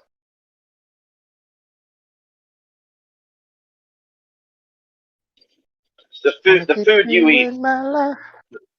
food you eat is the energy source that creates the water flow in all these siphoning systems. You had to expend the calories. You had to put in the effort to suck, and the disequilibrium you created through your suction, through your lungs, is just going to continue to be expressed in an imperfect way to create this flow of water. There's a lot of people in the room. Can we mix it up a little bit, see if some other people want to get in as well, fundamental? Totally. It's just something I hope no one falls for, to think that anyone in all of reality and existence has ever created a perpetual motion device. I wonder what Rolex don't stop. I think it's Gotta interesting get a that rollie, all the people who say that they have a perpetual motion machine still pay for their electricity. Of course. Well, they stole the free energy technology from us, and they charge us for it. So That's been stolen. That's something that you can say, but you have no backing for it. You have a flowing river next to you. I could show you how to get free power from it. That's not free energy, bro. You're What if slowing you down don't the have water. what if you don't have a river close by you? Who's gonna pay Then for you're all fucked. the materials to bring it to your home? You? It's not free at all, though. No, I said if you got a river next to you. I mean, yeah. How many Why people you- does have a river close to you? That's You gotta where does extract the- the real. where does Well, hey the man, river- you got kinetic two energy legs. from the flow of the That's your water, though. choice, man. But where does the river get the energy to flow from? From the sun evaporating it and carrying it to higher positions that it'll Take flow me to downward the from. river. So it's not free energy because it's taken from the sun, which is Who's paying is for going to that, die. mailman? What are you That's true. talking about? The sun irradiates free energy all day long. It's not free energy. Is it not free energy? Yeah, it's not perpetual motion because the sun will die. So it's not perpetual Cool motion. story, bro. Cool story. Yeah, but the Yeah, universe, nice story, the man. universe itself is a perpetual motion device, though. Is it? No, and what Because- he says is just a story. Who cares what he said? He there's I, no way. I he thought can there's a actually perpetual. I thought there's a perpetual convection cell within the oceans as well. Interesting. Yeah, the Didn't know there was a battery. tides are a free energy perpetual motion machine in addition to the sun, moon, and stars movement. And the weather. Cool story, bro. The only That's not perpetual a story, motion that's device a is the directly universe as a observable whole. reality that we've all observed every single day of being alive as a human being on Earth. Yeah, wake up, bro. Smell the coffee. It all depends on the angle of the dangle and the mass like of the that angle. one too. It's good that we have now we have debunked the second law of thermodynamics. I like that. That doesn't apply anymore. The only perpetual motion Yeah, you guys device did that a is the long universe time as ago a with whole. rocket ships, bro. Cool story. No, that's the Who rocket cares ships don't about work. the second law, bro? Energy cannot be destroyed or created, and it will Correct continue law, to wrong name. flow. I mean, Well, why I are we already even debunked talking about that free earlier energy if we today don't care with about the second law? ultra high energy light creating matter. But that's not. kind of debunking what I said. Energy can be that's not- transformed into matter, so it No. isn't creating anything. It's You transforming weren't saying something. that a few years ago, bud. So You showed guys that were talking light to the. can You guys be. were contrarinist against it, and now the evidence is there, and all this. Oh yeah, we knew that. We knew that. So did you say that someone used light or made light into matter? Yep. Yep. So you can convert energy into matter. He posted a link earlier. Yep. And that has something to do with which law of thermodynamics? Oh, I don't know. I thought you said energy cannot be created nor destroyed. Yeah, you didn't create energy nor Energy and destroy it. matter. Yeah, you didn't. You took light. Created matter. No, you didn't create the light. light. Yeah, we turned off the machine. The light went away, and matter was left behind. Matter was created from fucking Where thin did the air light go? Where did the light go? into the counter space. Sure. Yeah. In the kitchen. Yeah. But this is a theoretical, very theoretical dice law. They haven't been able Oh. to observe anything. No, this is all been done and proven. Oh, has it? Can you show me? Yeah, university study. I posted it earlier this morning. Does somebody want to refer him to the hour, or should I repost it? Repost. Okay, give me a Well, they just converted light into matter, so energy can be converted into matter. No problem. Energy can be turned into matter. Matter can be turned into energy. Energy appears to be more fundamental, but what is energy more than just the motion of the ether? And that would take us down to the fundamental aspect of it all.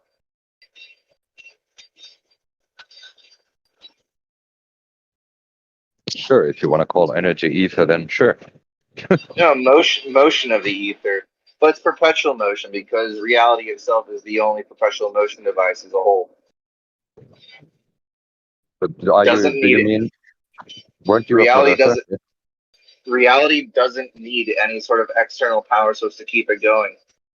It's called existence. It'll keep going. It doesn't need anything. It just churns. It just moves.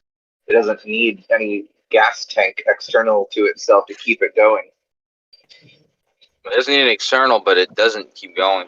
I heard you say earlier that it's like a perpetual motion machine, but the universe isn't perpetual motion. It's the second law of thermodynamics says that the entropy is always going to be increasing. So Yeah. Oh, right there. Scientist says you're gonna need to think light that through a little bit more, matters. because what you're talking about, heat death and the second law of thermodynamics, is about thermodynamics, not about existence. If you want to claim that I can destroy you with lives three, matter, guys. I can destroy your claim because you're a little confused, Coach Show. I can destroy with 3 sentences. Yeah, but that's what I said earlier. I said they had I said earlier that it was possible that they could make electrons from that. And this is what they say. This theory that the universe is heading for a heat death is also Did you say based electrons? on the fact that the creator's not adding energy to it. People don't even know what they mean.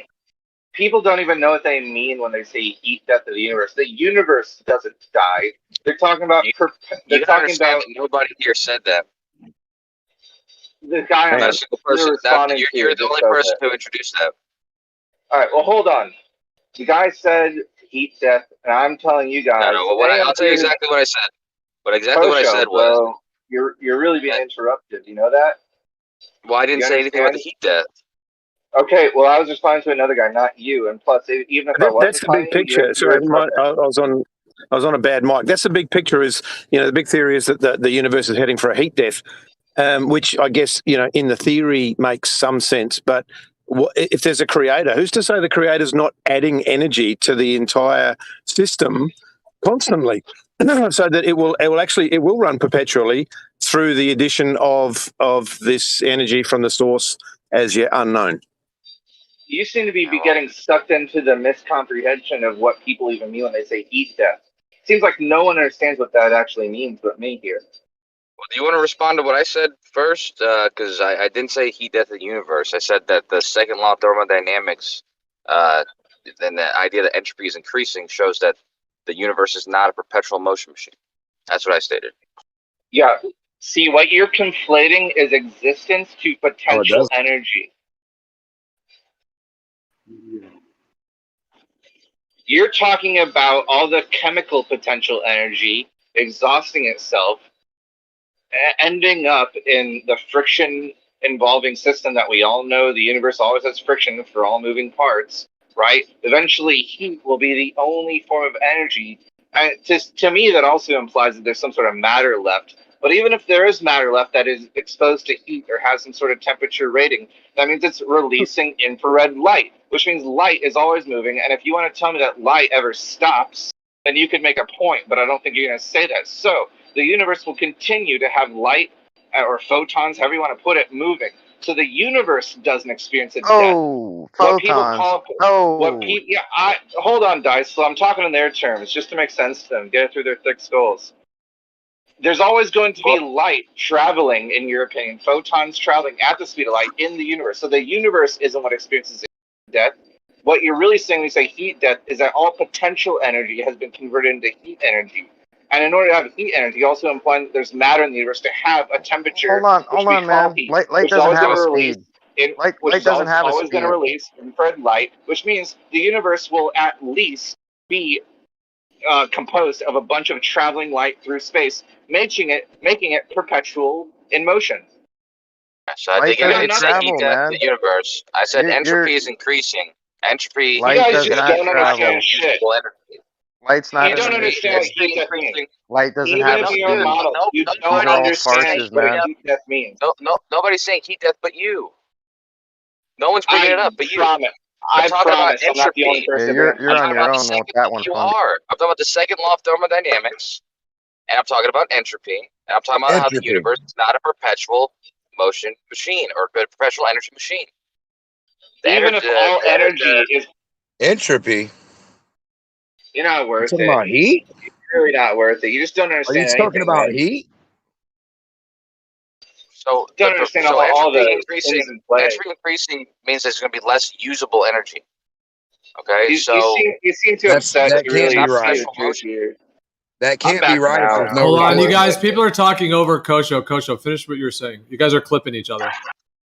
Say, I'm not talking about the heat death. I'm talking about the second law of thermodynamics, how entropy is always increasing in an isolated system, including the universe, and that for this reason, the universe is not a perpetual motion machine.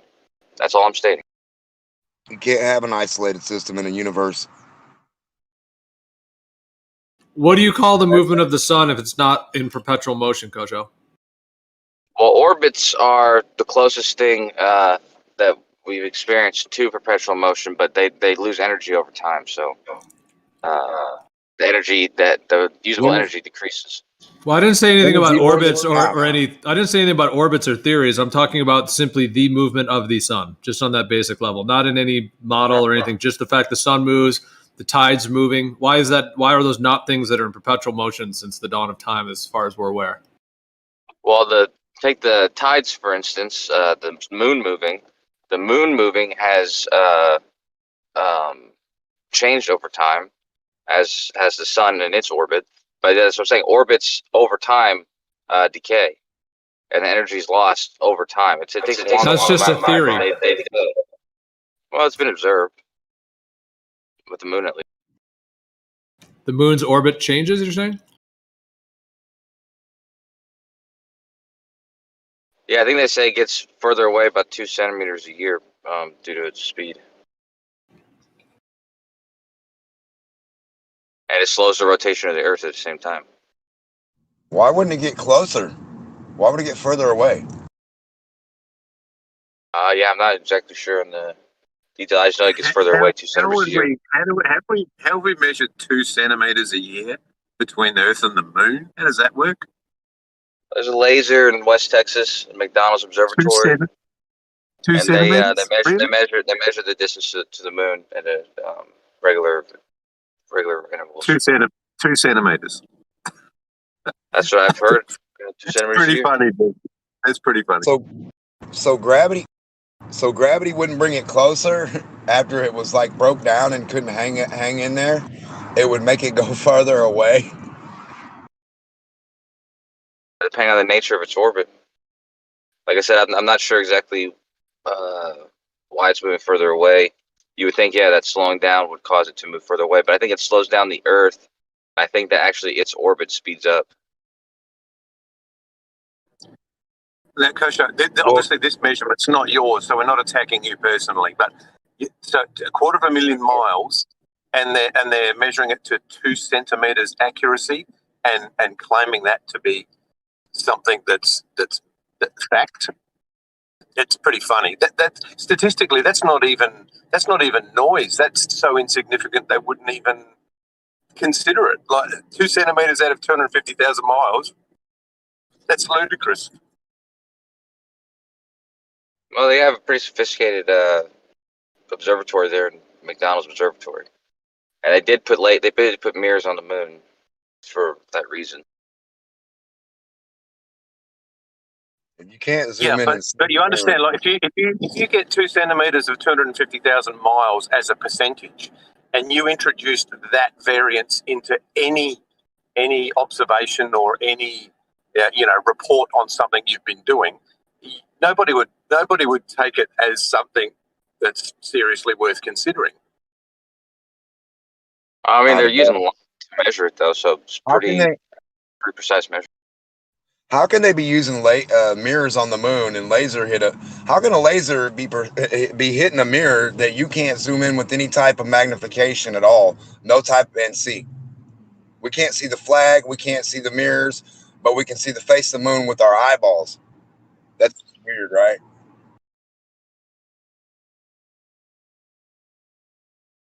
That's definitely. I mean, wouldn't you be able to like say, hey, go to this NASA channel and you can see live, they zoom in and out on certain things they put on the moon and things that are happening right now. And you can see stuff they left there. but you can. Why is that?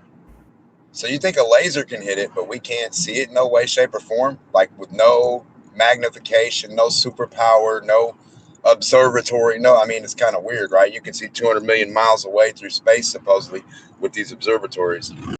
Well, in speaking to FE and the concern about measuring the 2 centimeters, I don't know how many years they've been doing this, but I would imagine that they're measure a different amount of time it takes a laser to bounce back this year, and then next year they measure it a little bit slower, and then the next year they measure about the same amount slower, and over a period of years they can kind of hone in on that difference being consistent, and maybe it equates to 2 centimeters. But Howard, in statistics, man, like that's 250,000 miles is probably close to 400,000 kilometers times 1,000 meters times 100 centimeters. That's a huge number of centimeters. I'm driving, I can't calculate it. And then you've got 2 as a percentage of that. And to make any claim that that's something significant enough to form an opinion on, I just think is silly.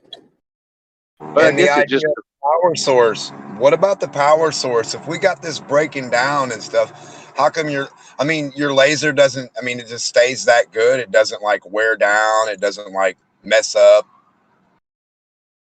Howard, were you going to respond to FE? Yeah, I was just, I guess it would just depend on the degree of accuracy that they claim in the instruments that they use, in which I'm not educated on. I don't know what that is. I just like in any other statistical analysis that you were going to do in any field of science, if that was the variance or if that was your margin for error, I don't think anyone would take you seriously. Like they would say, look, it's interesting, dude, but nobody would continue to pursue that as something that was meaningful. I guess I'm trying to find a way to put it into words, but it's just not meaningful. No, I understand. It's a like 10 to the negative some power of a percentage of the actual distance, and I understand what you're saying. It could be measured as just error or noise that would equate to that 2 centimeters. Yeah, it could be the amount of power. The amount of power you put through the thing to get it out there in the first place. No. Yeah. The amount of power doesn't change the speed that the laser's traveling. Are you crazy? Yeah, tell your own stories, buddy.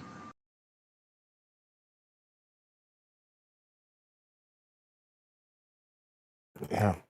Once it's emitting a laser, it's traveling at the same speed. Varying your power level will have no effect on it.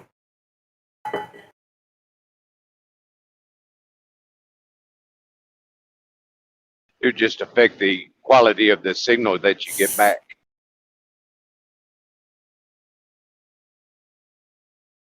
Maybe the intensity of the laser, but definitely not its speed. Right.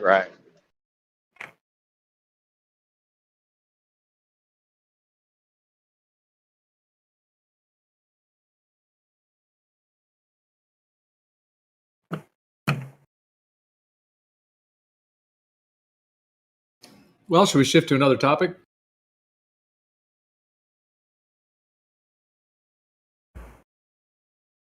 Second gear. What you got, Gio?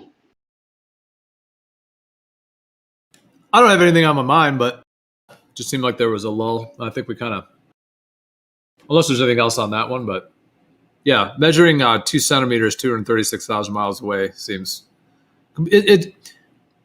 it does seem absurd, but what's even more surprising is that someone would believe it without verifying it.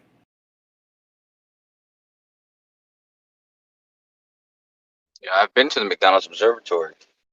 Have you guys ever been to an observatory? It's quite an experience. It's quite a surreal experience. I would imagine. But yeah, it is. Yeah, especially when you look through a telescope and you see Jupiter, like it was right in front of you, and the moons, like they were, objects with Wait, textures. those aren't CGI? And yeah, right there. They're not? Right through a telescope. Hold on one second. That's crazy. Yeah, there's definitely orbs of light in the sky. It's been known since the beginning of time, and that's what we see. Yep. Hey, well, hold on, Kosho. That was Kosho talking right before UGO.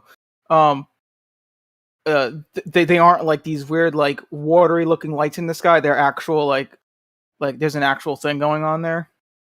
No, they're watery looking lights. Correct.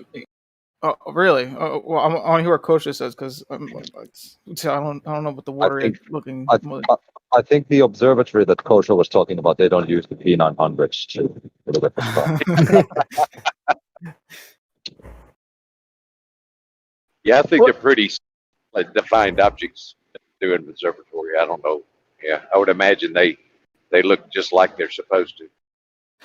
Well, I guess in a way I was kind of being dishonest with that because I mean if I'm correct, it's usually the stars that end up looking like that. But even then, though, I think with a really good telescope, they're just like really like bright spot like lights instead of that watery shit. That's usually just when it's not focused. So even then, maybe I wasn't being too dishonest. So I don't know. Yeah. I would like to go to an observatory, but I think there's no good observatories over here.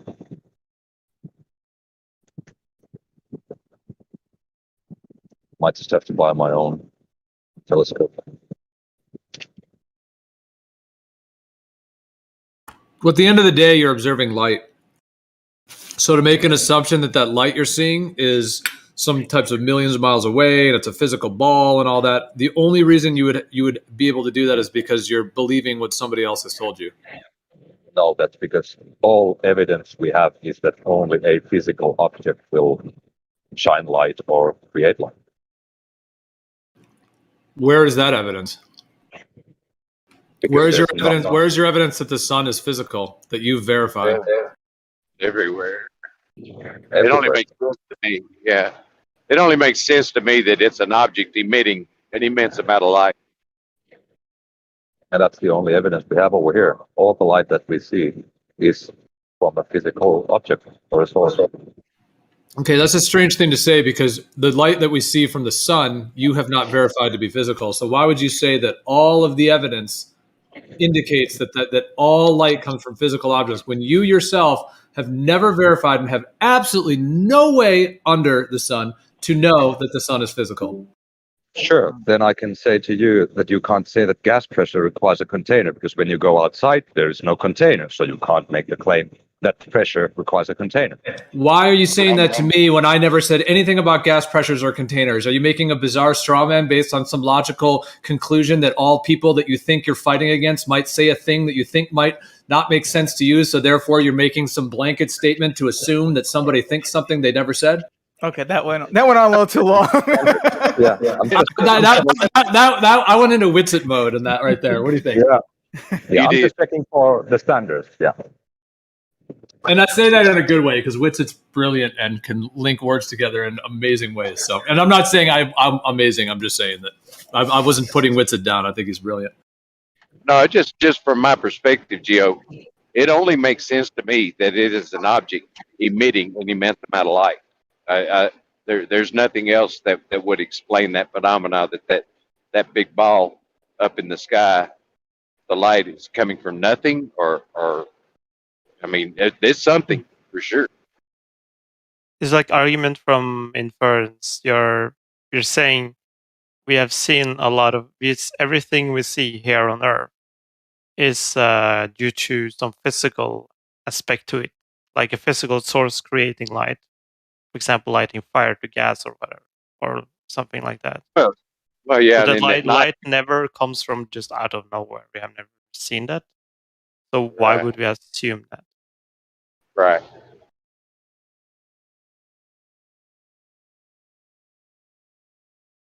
It's like the best guess with that information would be to assume with the current knowledge which we have, which is from here on Earth, that light doesn't just pop up from nowhere. It actually comes from a source. Yeah, and it's funny that like we can't say that the sun is physical because we have no evidence and we can't use like evidence that it's always a physical source for light. But then like flat earthers can say that, well, the atmosphere has to be contained because every time we see pressure, it's contained. Well, I don't think it is. So you're not talking about me. I don't know who you're talking about. Yeah, I'm talking about other flat earthers who say that grass pressure requires a container. Yeah. Well, I never said I'm even a flat earther, so there wouldn't. None of this is relevant. Sure. Okay. Fair enough. What I do know for sure is that no one in this room, and I would say no one on this earth, has ever verified that the sun is a physical object or that it's a ball. That is 1000% the case. And it's fine if you guys want to have your spirituality or your religion or your beliefs or whatever it may be. That's what I think the most we can do about the sky, because all they are is lights in that sense. So, however, I'm just saying that in terms of verifying, I mean, we can verify that water boils at a certain temperature. We can verify a lot of things, but in terms of that, I just know no one in this room has done that. So if you want to believe that, that's fine. I'm just saying it's not verifiable physical reality. Actually, you can't verify that water boils in a certain temperature. Could do it all day. Come over to my house. We'll boil water and we'll test it all day long. It can be verified very, very easily. What's the temperature? Depends on the altitude, depends on the temperature, the environment that it's in, depends on the heat source, it can depend somewhat on the type of water. If it's very, very toxic water full of certain compounds, if you put salt in it, it'll boil. So yeah, there's some factors, but we can do that all day and verify it. But nobody in this room can verify the sun is physical. You can believe things that someone did that you think they did, or they shot something or a probe, or you can do any of that all day long, but you can't verify it. How do you know that next time you boil the water, that next water you take out is not different than the other water you already boiled? Are you sure that the next water you're going to boil is going to also boil at 100 degrees? Yeah, there's no way of knowing. Well, there's a way of knowing because it's consistent. It's physical, verifiable reality. You just said that it isn't consistent because there's so many variables. If somebody punches you in the face, it's going to hurt and it's going to cause a bruise. That's verifiable physical reality. If we boil water, it's going to boil. There are some factors as to exactly how the water will boil. However, we can test that and verify that. Yeah, if someone but you punches can me in the never. face and I'm in coma, it doesn't hurt me at all. I don't even feel it. Yeah. How do you know until you have boiled all the water on Earth that there is some water that will not boil at 100 degrees?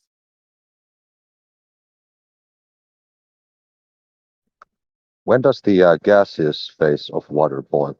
That's not really what we're describing, Funk. I mean, that's sort of like saying somebody punched me in the face and it hurt a lot. How do I know next time they punch me in the face, it's not going to hurt a lot?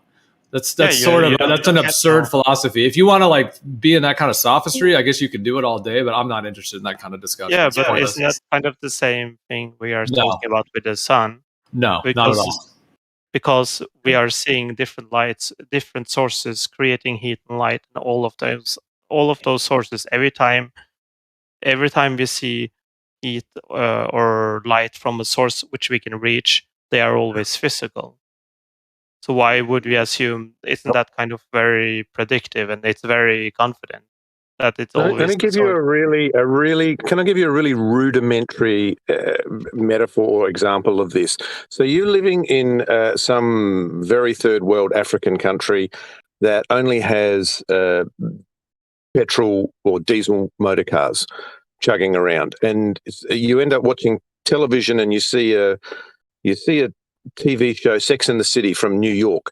Your assumption would be that all the vehicles in New York are all petrol driven because you've only ever experienced a petrol driven or a fossil fuel driven motor car. So because that's all you know exists, you assume that everything that you see in the same vein will be that because that's all you know. But the truth is we know there's electric cars in New York getting around, and the little guy in Africa would just assume they're all petrol because that's all he's ever experienced. That's the same kind of thing here.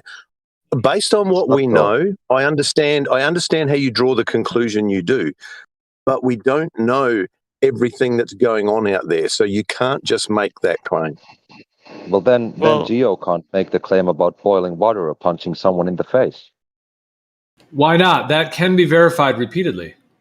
And so is the light source thing. All the light sources we know and we can create are physical. Okay, that's fine. But to then assume that the one in the sky is an assumption. Okay, and if you assume that you can heat water, boil water with heat, you don't know what happens to the water in the sky. Correct. That's because I never made any claims or ideas about boiling water in the sky, did I? I talked about boiling water here. That's what I discussed, verifiable reality. So I wasn't talking about boiling. I wouldn't say, oh yeah, if we go up in the sky and boil water, I wouldn't make that claim because that's also would be unverifiable, and I would say the exact same thing that I'm saying about the sun. Sure. So you can't say that water always boils with heat because you haven't done the experiment in the sky. Well, we're not witnessing water boiling in the sky to even be a discussion, nor did I make that claim. We see a light in the sky. So, for example, I guess the analogy or the correlation that you're trying to make, which is kind of in the weeds here, but let's say we looked up at the sky and we saw boiling water, then I still would not make the claim that you can prove that that water in the sky is being boiled because of heat. Even though on Earth we can boil it all day and we can do it, I wouldn't say that because it's still unverifiable. There could be some other reason that that's boiling up in the sky that we don't even know. So that would be false. That would be bizarre to make that claim. But based on the knowledge that you do have, you could make a pretty accurate assumption that that's why that water in the sky is boiling, right? I'm not into assumptions. If that's how you build your worldview, you can, but I wouldn't do that. No. I mean, the whole understanding and Everyone their is in understanding of light, literally, when you talk about light, is all an assumption. Light's not a particle. Light's not a wave. Light doesn't travel. It's not an emission. Light. That's an opinion. That's an opinion, It's though. not an opinion. This is verified. Yeah. This is No, what it is an science opinion. is. Light does travel, though. Yeah. Radars work. Radars no work, so light does travel. There's no photons. Light does not travel. Light is an induced. So how does it's a an radar? induction. How It's a does sheer rate of induction. How does a radar work if light doesn't travel? How do laser tapes work?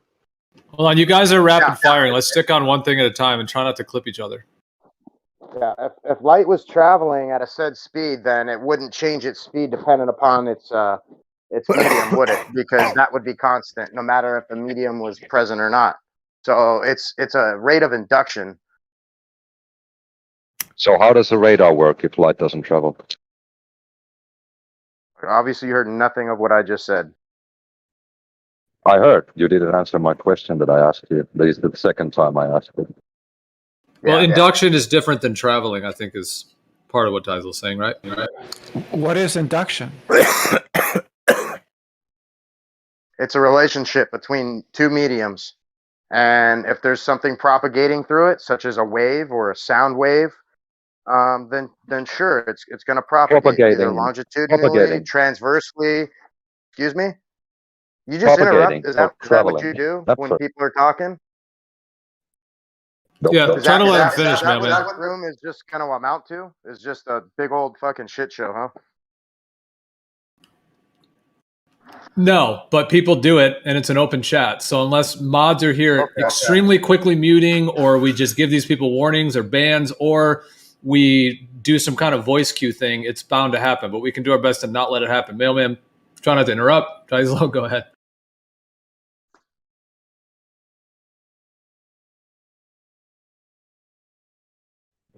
Oh, nobody's talking. I'm good, man. Okay. I still don't understand what induction is. Somebody said something, but it didn't help me any. Yeah, the propagation to me sounds like traveling through. Yes. That's just, you're just redefining it. I don't know what induction is. Yeah, it's like it's propagating through, so it's traveling through, so it does travel. Yeah, I know. I know. It's not explaining it. You're just giving a different word, and it's not telling me what it is.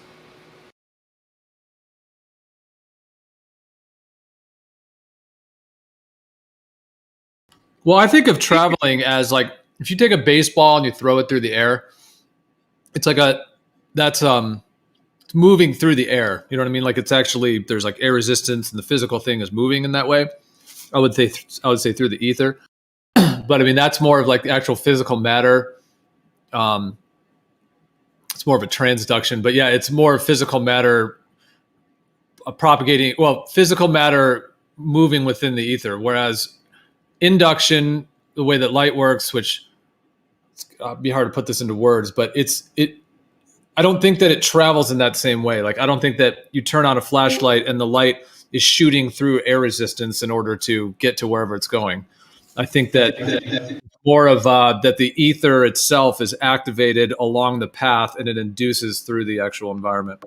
Well, you know that there's no ether, right? That's not a question I'll answer because no, I don't know that. And then you said right, which I don't agree with. So that's a completely non-applicable question, if it was even a question. Well, then I'll just say it. There is no such thing as an ether. Great. Thanks for your opinion. Thanks for your opinion. It's not my opinion. It's not my opinion. Right? So it is. No, you said right again. I didn't agree with you, so don't say right. It's just a verbal thing. Just ignore it. It's just okay, then every time you say right, I'm going to say no, wrong. How's that? Well, it's just a verbal thing. Just don't worry about it. I mean, well, you say it in a way that makes it assume like right, as if I'm going yeah, and I'm not. It's not conscious. It's not deliberate. It's just like a habit. That's all. No, I think it's a manipulative way that you're trying to manipulate the conversation to make it sound like whatever you're saying is being accepted by somebody when it's not. It's just a habit. There's no larger purpose. It's just a habit. Yeah, I heard Dima do the same thing earlier. Yeah, well, let's move on. All good. Let's move on. Yeah, sure. Well, the truth is... Take Brenda at face value. Take Brenda at face value there. That's fine.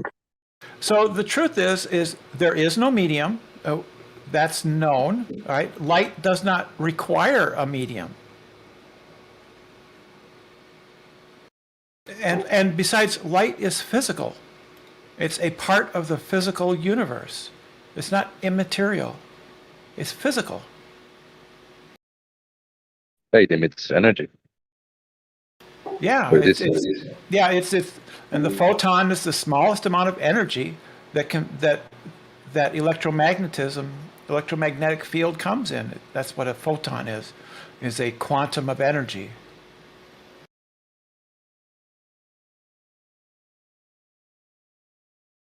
Okay.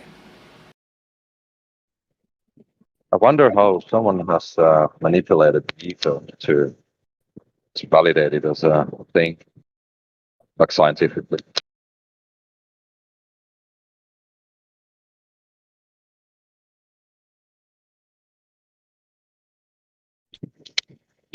I asked Witsit how he can falsify the ether, and he was stumbling quite hard.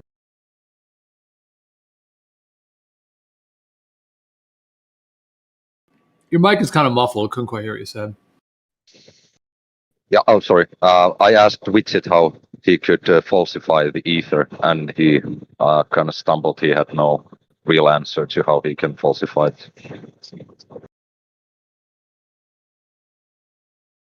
Right. So if flat earthers want to falsify physics and what the modern understanding is, then they have to explain previous experiments, why they were wrong, and then they have to conduct new experiments that would show why their concept is true.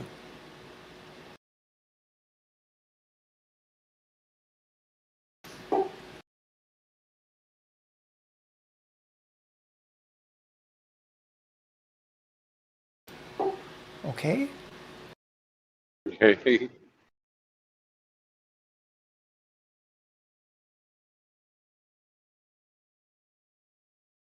Okay. Yeah, I'm not. I'm not sure who you're referring to, but I didn't.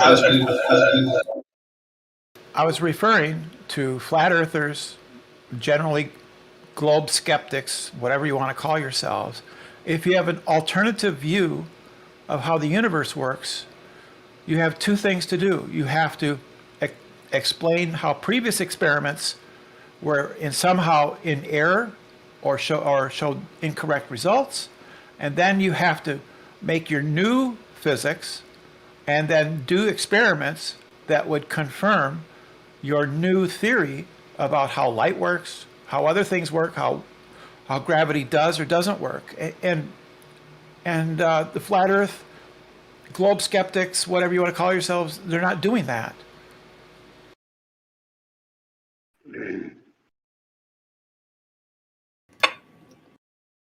All right. Well, I guess if you're aiming that at someone, I guess you'd have to ask someone in this room if they identify with the term flat earth or a globe skeptic, and then I guess you'd have to target it for them. Well, I was just putting it out there generally as the people who are not on the globe side, right? You're not, are you, Gio? I'm not on any sides when it comes to cosmology, but no. So You don't have any beliefs? no. I kind of think you do.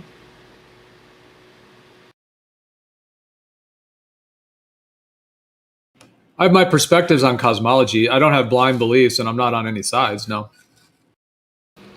A belief isn't blind, Gio.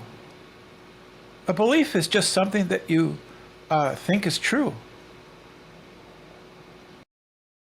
Right? So I think that Joe Biden is president of the United States. Right? And it's true that Joe Biden is president of the United States. So I have a belief that is true. Therefore, I can say, I know that Joe Biden is president of the United States. That's how it works. It's sort of like a series, nested series. I have a belief. I think it's true. I can show that my belief is true. Therefore, I know that it's true.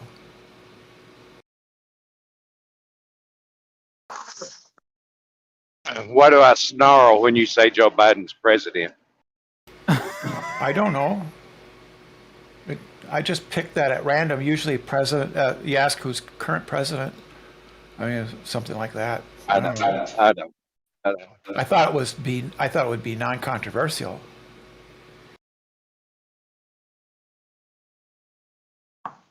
That actually is a controversial one, so maybe not the best example.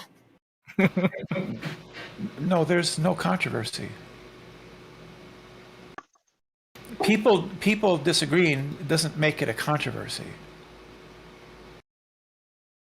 There's some collateral controversy associated with the topic of our president.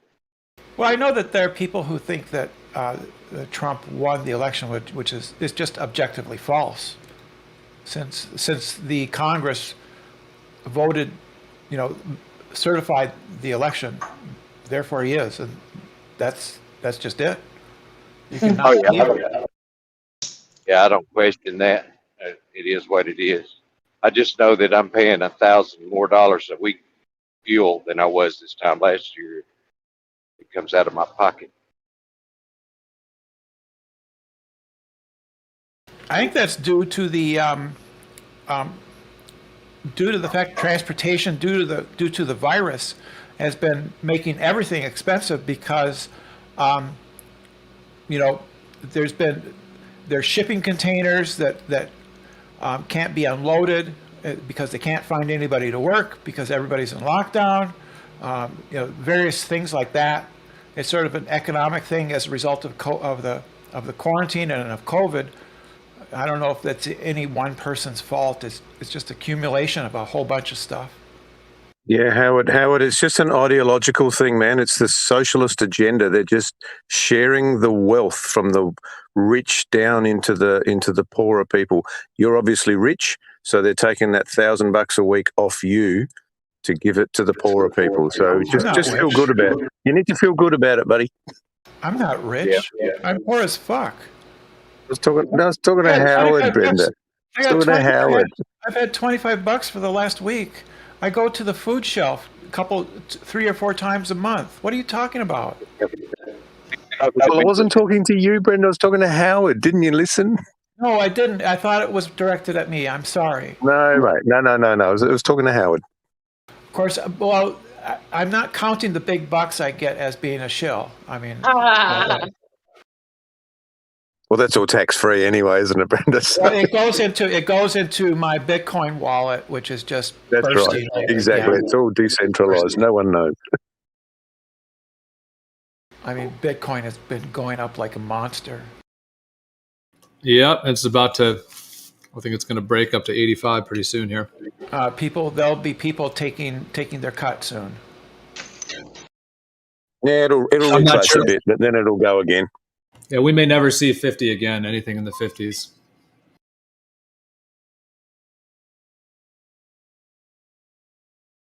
Yep, and as Bitcoin goes up, the US dollar gets weaker and big transitions come in.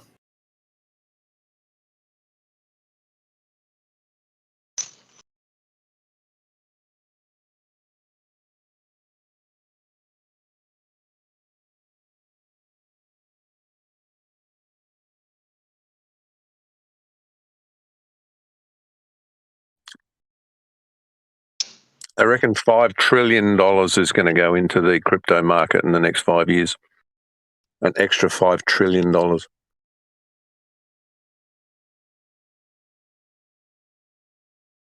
It's a good way of making money if you know what you're doing.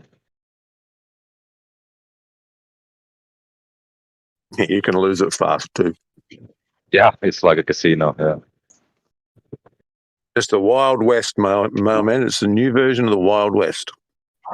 Yeah, it's like stock market or housing. I mean, It's also like a modern day gold rush as well. I mean, if some of these coins that are only worth, a nickel right now end up being worth $5, $15, $50, anybody that has even a small amount, in those coins is going to be, possibly wealthy or semi-wealthy, depending on how much you have in there. But it's like when Bitcoin was, $5 compared to what it is now. I'm not saying these other coins are going to get to 60,000, but still, it's huge, sort of gold rush type potential. it's funny you talked about the price of gas and the 98 octane gas over here is, I think it's almost €2 or over €2 a liter.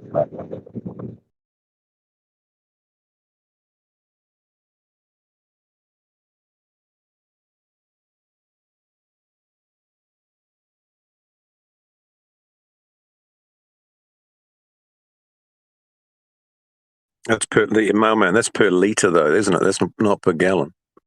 Yeah, per liter. Per liter. So it's like €10 a gallon. How big was a gallon? It was like 3.4 or something. 4.4 liters, I think. 4.4? Oh, okay. Then it's like 8.880. No more. Yeah, nearly 9. Yeah, nearly 9. A lot anyway. Yep.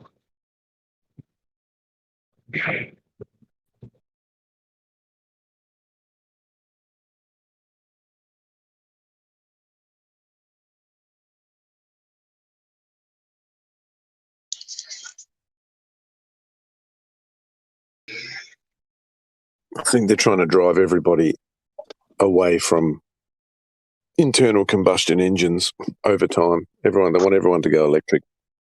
So they'll just make petrol cars more and more expensive to own. I think that is, I guess, what they're doing, but they don't think about the consequences of we have to renew the whole electricity supply chain. Yeah, all the cables to every house, all the transformers everywhere. It's mental. That's just a big job creation program. Yeah, it is. Yeah, I mean, I don't complain. I sort of have my foot in the in the business sort of. So I mean, I can't complain.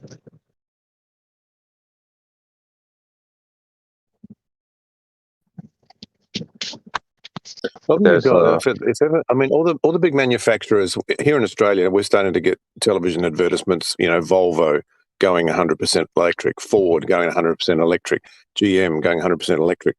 Like, obviously, for all of these competing car companies to all suddenly link arms and decide they're going to go electric, there's a bigger agenda at play here, because the world's not running out of fossil fuels. So if you go far enough down the road, if every car on the road is electric, then I don't know if people understand that your freedom of mobility has then been taken away from you, because they can turn your car off or they can limit your range of travel however they like, because every electric car is connected to the internet via the GPS, and they can turn you off or tell you where you can go, when you can go, where and when you can't go, via some algorithm or somebody's unilateral decision. That's the ultimate thing which everybody faces if we hand back the keys to our internal combustion cars. They can do it already now. They can just shut down the oil fields and just close down the gas stations and say, "Yep, you're not going anywhere." Yeah, but not individually, mailman. Like, they can decide, okay, mailman, he's not really, for example, he hasn't done something we want him to do, so we're going to limit him to a 10-kilometre radius from his house. That's all he can travel. He can't travel to the next town. He can go to the supermarket, and that's about all he can do as an individual, because they know you, they know the IP address of your vehicle, they can dial you in specifically to train you like a dog to do what they want you to do because you're not behaving the way your next door neighbour's behaving. I don't know if there's electric cars that have internet 24/7. I haven't seen one. Like you have to use the internet on the car. I think it's intrinsically part of the vehicle. It's like your phone. You can turn your phone off, but your phone is still being tracked. Your phone is still pinging off of the towers, even when you think it's not. The car's no different. And 5 years from now, 10 years from now, that technology will be even more insidious and more built into it. But I think it has nothing to do with the type of engine. You can do that on a combustion engine to use the GPS or the internet to just close the engine down. No, I've got a 2014 Volkswagen Jetta. That's not connected to anything. It just runs independently. When I turn it on, I drive it and I turn it off. You're acting like LoJack isn't a thing, though. And yeah, exactly. LoJack is a thing. LoJack being what? The vehicle locating system that they can also use to remotely shut down most modern vehicles. Sure. So what you're talking about 1.0. Then there's going to be a 2.0 version and a 3.0 version. Like LoJack, yeah, it's a thing, but it's not in every vehicle. As you know, they introduced it at some point, and as the older vehicles start to disappear off the road, this kind of technology becomes more and more introduced into the new vehicles. So my thing is down the road, once every vehicle's fully electric, fully plugged in, fully wired into the net, you're at their whim. You said you had a 94, right? No, 2014. Oh, 2014. Then you already have a LoJack system in your car. Well, Australia doesn't use it, so maybe I don't know. Maybe it's there, maybe it's not. I don't know because that system is not in use in Australia. Fair. I don't know about Australia. I do apologize for. No, so it's all good, mate. Yeah, I understand. Like, yeah, maybe the technology could be in the ECU of the vehicle. I don't know because it's never employed here in this country. So,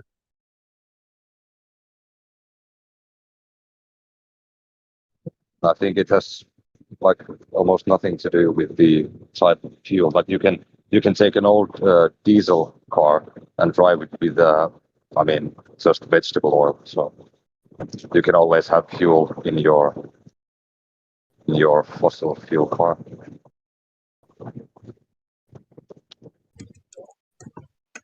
yeah, the point I was making, Mama, is once we go all electric, which is the direction that every manufacturer seems to be heading in.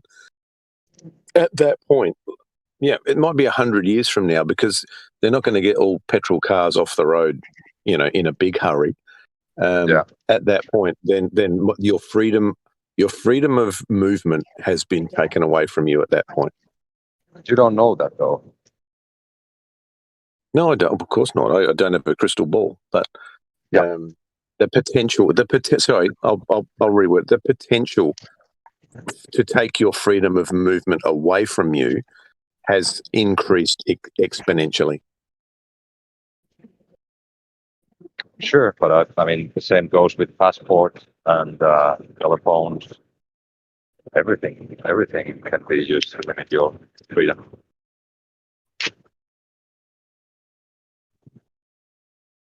Sure.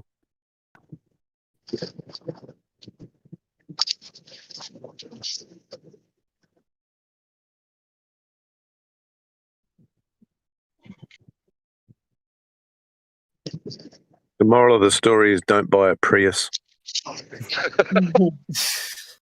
There was in the Top Gear, they drove a lap with the Toyota Prius and followed it with the M3 BMW, and the BMW used less gas than the Prius. Wow. Yeah, I saw only a few days ago. I saw a comparison, the running costs between an electric car and a reasonably efficient fossil fuel vehicle, and the electric vehicle is quite significantly more expensive to own and run. Have you Yeah, it's seen the good. new? I'm sorry. You've seen the new all-electric Harley Davidsons? Sounds That's extremely sacrilege. gay. That sounds really sacrilegious to the whole Harley universe. Yeah, you Electric. can just imagine the Hell's Angels on electric Oh my Harleys. god. They can just make sounds with their mouths. Also, the EMS as they on pull that up, one. as they pull up to the biker bar and order soy lattes. Boy, sitting on that much electricity, you're gonna fry your baby maker on that one. Oh snap! No being- thanks. It's being cooked. How Well, you masculine, should. how masculine should could use- it be if they turn out to be much faster? Yeah, they would be much faster, and you can also put them in like a little shell type thing where they're out of the rain and the wind, have heat and all that shit, and you could see with like just a camera on the inside and electrify. You wouldn't even need to look, like all kinds of shit. Yeah, It would automatically stop. Yeah, just call it a Kawasaki. Well, it would have LED. The outside would glow, so people wouldn't hit you. They could see you at night too.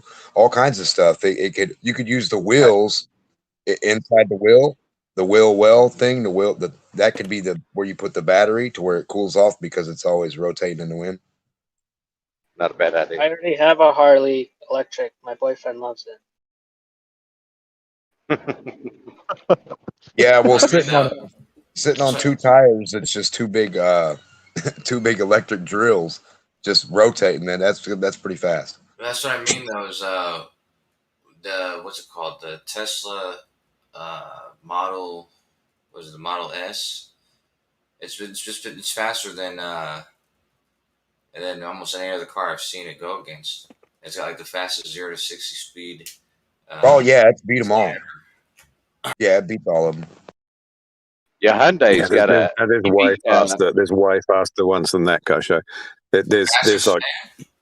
Yeah, the Tesla S. That I don't remember the name of it. There's one that's putting out something like 1,800 horsepower, 1,500 feet-pounds of torque. Like this thing is absolutely insane. I mean, it's $1 million. It's $1 million bucks, but like electric car technology. Yeah, it's a full hypercar, but they're coming out with more and more of them now. I mean, I'm a mad petrol head, and I don't think I'll ever be an electric head, but I am impressed with what they're doing.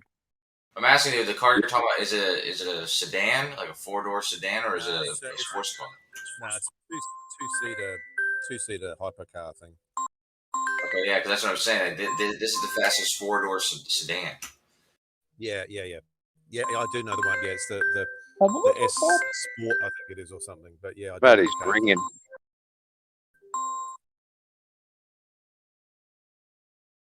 Yeah,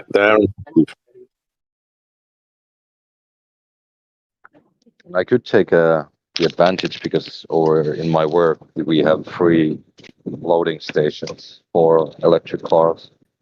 I could basically drive for free, but the electric cars are so expensive that I can't do it.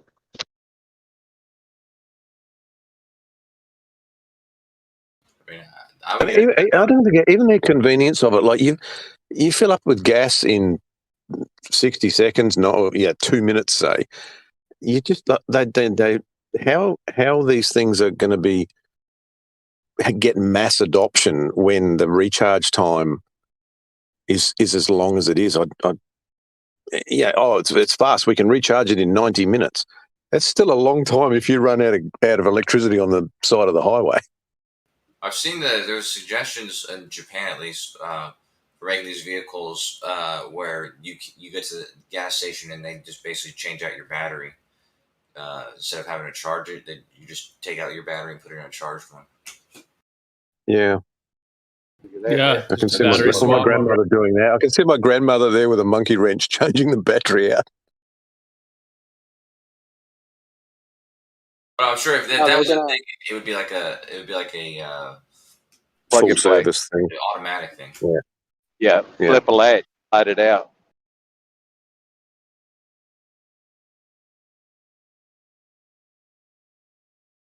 I mean, I'm renting a hybrid right now. I wasn't into them before, but once you have one, there's so many benefits that you get used to. I like hybrids better than electric cars actually, because you don't have to charge hybrid, but you spend so much less on gas. I never have to worry about gas ever. I can leave my car running for 12 hours and my gas meter won't even move.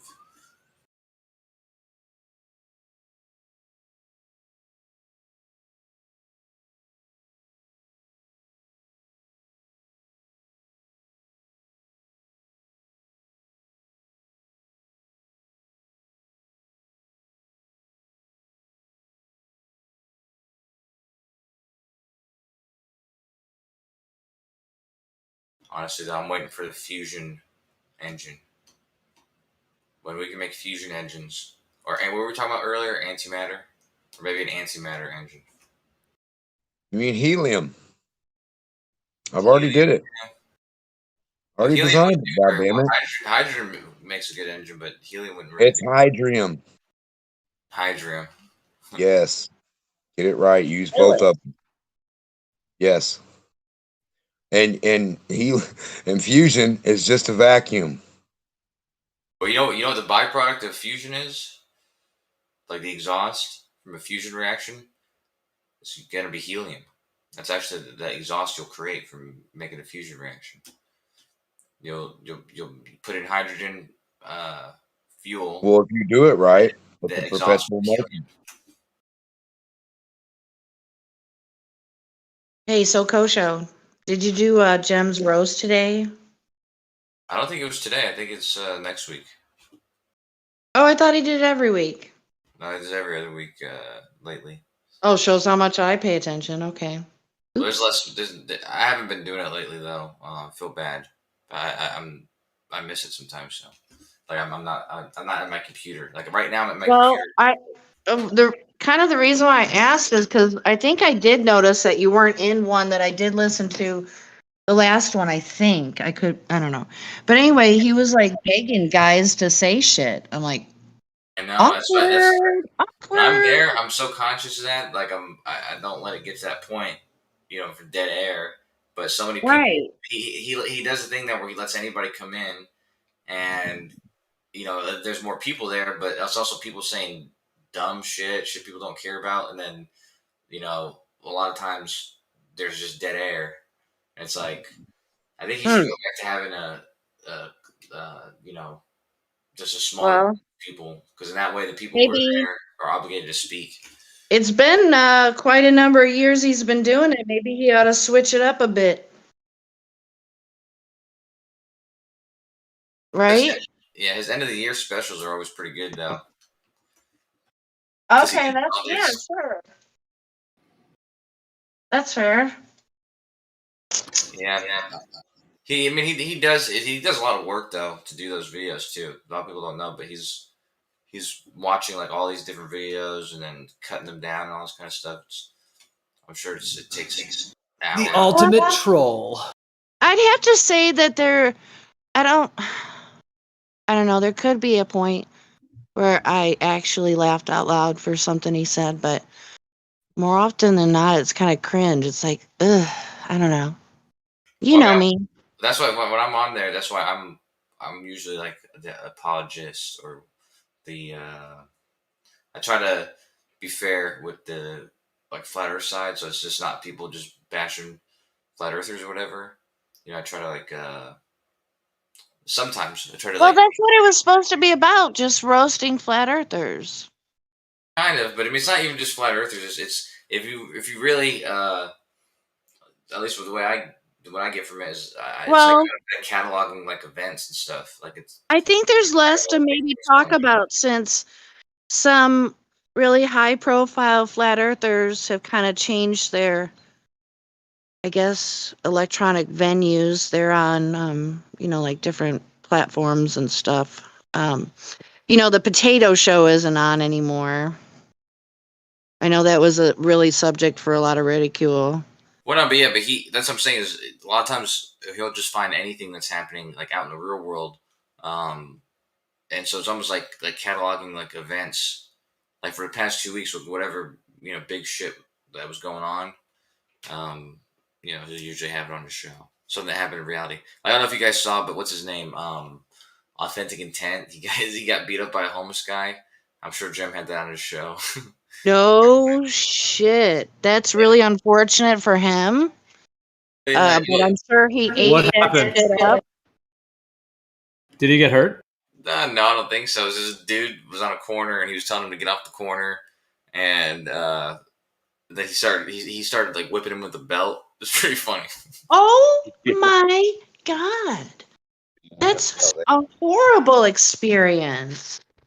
Well, I I like Authentic Intent, like his spirit, and I think he's like very entertaining, and he does have a lot of knowledge, but he sure is confrontational. I mean, I always in some of those videos, I'm always wondering like, oh man, someone's gonna attack him one of these days because he's very confrontational.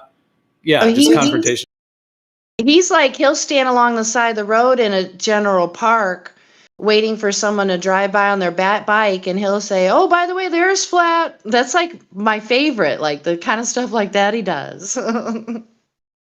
But that's really horrible that he got himself into some static. I'm glad he's okay. Yeah, me too. What happened? The Nathan Thompson? No. Yeah. Who? Look how fucking excited you sound, Zanuck. I just said, who are we talking about? I'll post the video. Hold on. Just tell me. I don't need to see a video. No, I'm just saying it's authentic intent. But I'm saying you guys asked it by Hobo. Is he the one that actually goes after people and blurts out? Ears flat. Yeah. Ears is flat. Yeah, somebody could be passing by and he'd be like, oh, by the way, the ear's flat. What's funny? The funniest, I think what's really funny is when like Nathan Thompson went down to like, was it Malibu? Not Malibu, it was Venice Beach. And he's telling people about the Earth is stationary, motionless. We don't feel spin. All the things, all the lingo that we all hear here, it makes sense to us. And other people that are not from this world, like, who is this crazy maniac? Exactly. I appreciate. You're talking about Witsit, or who are you? Yeah, Witsit or Nathan Thompson. Yeah, and I've told Witsit before that I appreciate what he knows, but he talks too damn fucking fast. He talks fast, but he says things in terms that nobody really can relate to. It's a lingo that we know about here, but nobody in the outside world, and you know what, know about. I really value you bringing that up because, I understand like the black swan, but to really understand it enough to speak of it in terms of someone like you just mentioned that has no idea that this whole thing exists on the internet and it's all brand new to them. Right.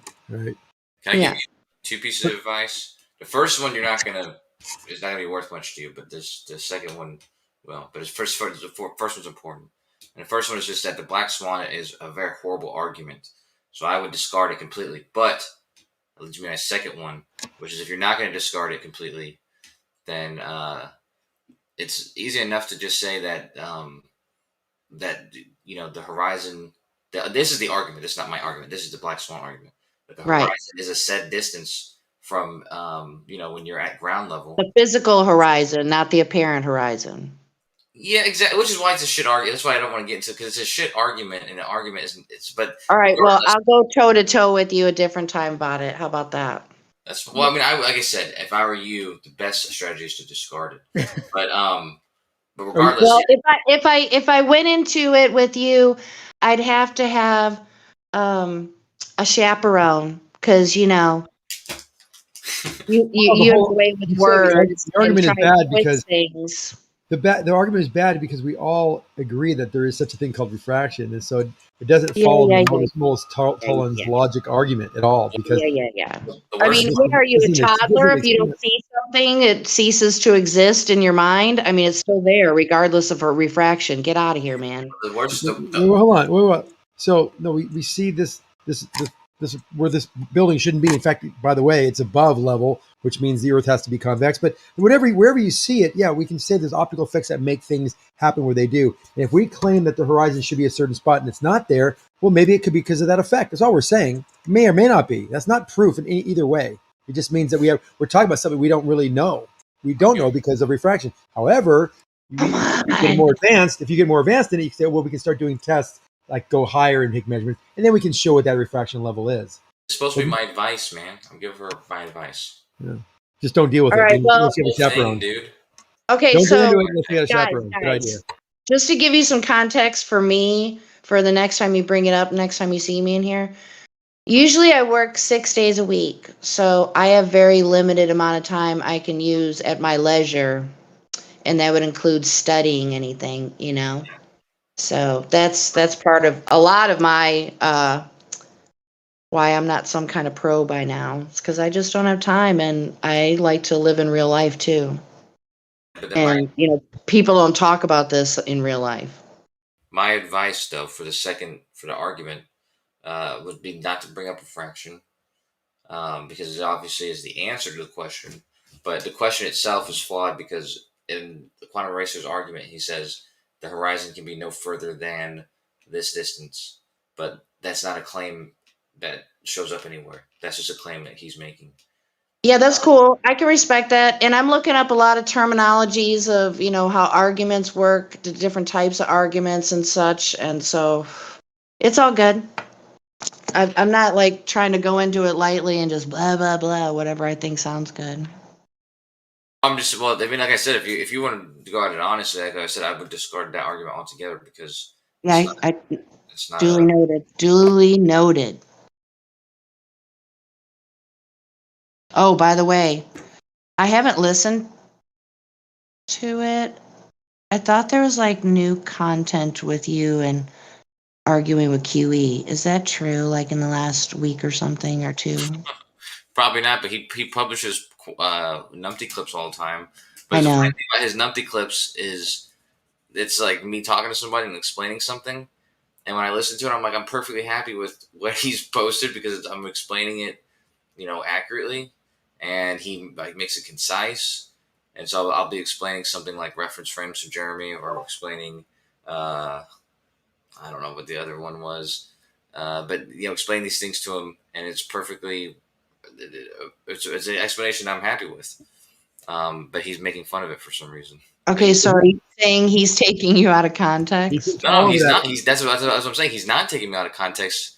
Sometimes he does. Yeah, a lot of it he does. Yeah. He's taking the other person who's I'm talking to out of the thing, and he's talking to me like, I don't know, like he was there or something. But regardless, the part that he's playing of me explaining the stuff, I'm explaining it, you know, just as it is. Like when I explain reference frame, whatever it is, it's a perfectly reasonable explanation. Like the recent one with the recent with Veach, where he's going over Newtonian physics versus Einsteinian physics. Then he has all these citations about how Einsteinian physics completely displaces Newtonian physics, right? And the argument was that all the Einsteinian equations will reduce back to Newtonian, but he doesn't present it that way. He presents it as if they come from Newtonian and they're factors in the Einsteinian equations, and they're not. They reduce to, they're not from. And so he gets that wrong. I mean, he does a lot of these things where he takes everything, even like pseudo force. And then he goes back, here's a citation from Webster, pseudo means fake. And then he has a whole like 20 different words for what fake means. That's in the dictionary. So you're wrong. But he forgets about how it's used in science. What are you ultimately trying to say here? That he takes things completely, words have meaning, and how they're used even has more meaning. It's called context. And he takes ambiguity. You're talking about not ambiguity. I'm not talking about ambiguity. I'm talking about context. And he takes things out of context. That's his biggest flaw. And he does this almost 90% of the time. For example, pseudo-force being real. Well, yeah, it's real, but it's and I've said this a million times, and I'm always muted before I can get to this punchline. It's reference frame dependent, and it's a force without origin. That's a pseudo-force. Very real, but it's reference frame dependent. So if you say, oh, I get it now, and be on your merry way, I'd be happy. But no, got to go back to the dictionary. Pseudo means fake. It's not fake means not real. It means it's imaginary. See, Lambert for you can't argue with him. Well, you just got done saying words mean things. I said no. You're not listening now either. Words mean Sorry, things, maybe but not talk so fast, dude, because like. okay, so okay, maybe I'm doing a little witsit on you, but I'm trying to get a lot out here quickly. Bam. The thing is, words have meaning, but context is everything. Say that again to me. Context is everything. Thank you. Yes. Who know the definition of best? So context is everything. So when I use the word pseudoforce, I'm using it in the context of physics. And in physics, that means a force without origin or to be reference frame dependent. That sounds crazy though. That what you just said though, that doesn't make.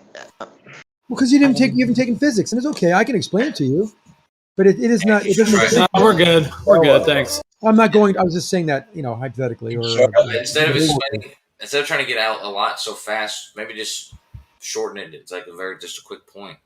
Isn't that way? Well, you have such a short timeline Hey. in these talks because everyone gets upset about people monologuing. We have flat earthers listening, right? Because I just want it to be balanced, the conversation. That's all. No, I was just talking with you, Jenny, and you get it. Now you said it over again. You said it's physics. what Xanac. pseudoforce Xanac. is. Xanac. You explained it. Now you know. Show us the physics. And we'll go unchallenged if you understand what we're talking Be about. a safe space for flat earthers. There needs to be a safe space for globe physics that we can see. Now, Xanac, show us. DMOC wants to have everything done in his kitchen. If it's not done in his kitchen, it doesn't exist. Yeah, or in a cup like a mug or a cup or Well, I something mean, like that. where else would your leprechaun exist, Xanac? Uh-oh. Uh-oh. I mean, if you're telling her about physics that you can't produce, what are you talking about, really? I can't produce it. Physics guy, you can produce orbits. It's produced. We're not talking about orbits. He's talking about stars. We're talking about pseudoforces. I was talking about pseudoforces. Yeah, those are very easy to replicate. Yeah, let me get you in your car, DMOC. You crash your car into a brick wall. Go outside and do this, and I'll walk you through it. And that's a pseudoforce when you smash you into the windshield. You're the physics professor. When your brain splatters against your eyeballs, that's pseudoforce. Listen. When you turn your car left or right, you're going to feel pseudoforce on a globe that you can't produce. I'm producing. Stop We're not even making talking about that. The way to diverge. Hey guys, I don't know. Maybe it's me, but I can't hear what you guys are saying. Kind of. I have DMOC way turned down. Behave, guys. Xanac is talking over me. Xanac, produce the global pseudo forces that you say exist. I just did. Drive your car into a wall. There's your global. Wait. You don't even have to kill yourself. Just take a left turn. You're going to feel pseudoforce. What are we doing? No, take a right turn with coffee on your central console, standing there on your map holder. No, I just take a right turn. Hot cup of coffee, 150 degrees. Take a right turn. That'll probably drive can I home use the the effect. lab where you're going to do the demonstration at that way? Yes. Take the cup of coffee, put it in the center console. Take a right turn. And where's the address of the lab we can go to see your global physics? No, your lab. It's your mobile lab called your car and a cup of coffee. Oh, okay, sure. Is this a convertible? It could be convertible too, sure. All right, just checking. Any kind of car. I was trying to drive that car to your global physics class. Put the cup of coffee between your legs on a motorcycle. Take the right turn. Watch what happens. Yeah, I'm not going to find your class anywhere of global physics because it doesn't exist. Because you don't have any. You don't have any global forces. Man, you know what? Your rhetoric and your routine, your shtick is getting really old, DMOC. Oh man. No, I only have reality, which is no globe. No globe physics, no globe presentations anywhere. I think you've been into the snow globe a little too often. Well, that's a cool story for your globe. Still, a lot of stories. Another story on the list. Do you have an actual point against what he just said about? Yeah, my point is, where's your globe physics at? Can you teach me something? About his claim, because what you just said is irrelevant. His claim is he has globe physics happening. No. Let's see it. No, his claim was about pseudoforce. You were trying to make his claim another one, so you can answer that one. His claim was other people don't understand his pseudo globe physics. So if many people don't understand physics. You can help him. Unfortunately, you can hold his hand and demonstrate him with him. We're waiting. Oh my goodness. You see, Jenny, what we have to deal with here? Are you guys high right now? I mean, who's high? We are. Or DMOC's high. I mean, Jenny, you know we're on the same page here, hon. You know we're talking the same lingo. don't try and schmooze me. I'm not schmoozing you. You are trying. No. Quit What the pandering to the fuck? female. You know, you're I'm talking. not new, dude. I'm not new. I didn't Okay. say you're new. I didn't. What did I All say right. you're new? All right, so I might not be able to articulate as well as y'all on matters of logic and reasoning and debate, but I have spidey senses that are pretty good, so What are your there's spidey that. senses telling you? What are your spidey senses telling you? That I want to be have a chaperone when you're discussing things. That's what. Good for you. Right, because all she can do is imagine, or all we can do is imagine your pseudo ideas and your pseudo presentation of pseudo nothing. We can imagine it. That's great. Now, if you had a presentation, I'm pretty sure everybody would learn a little something. Was that a positive remark?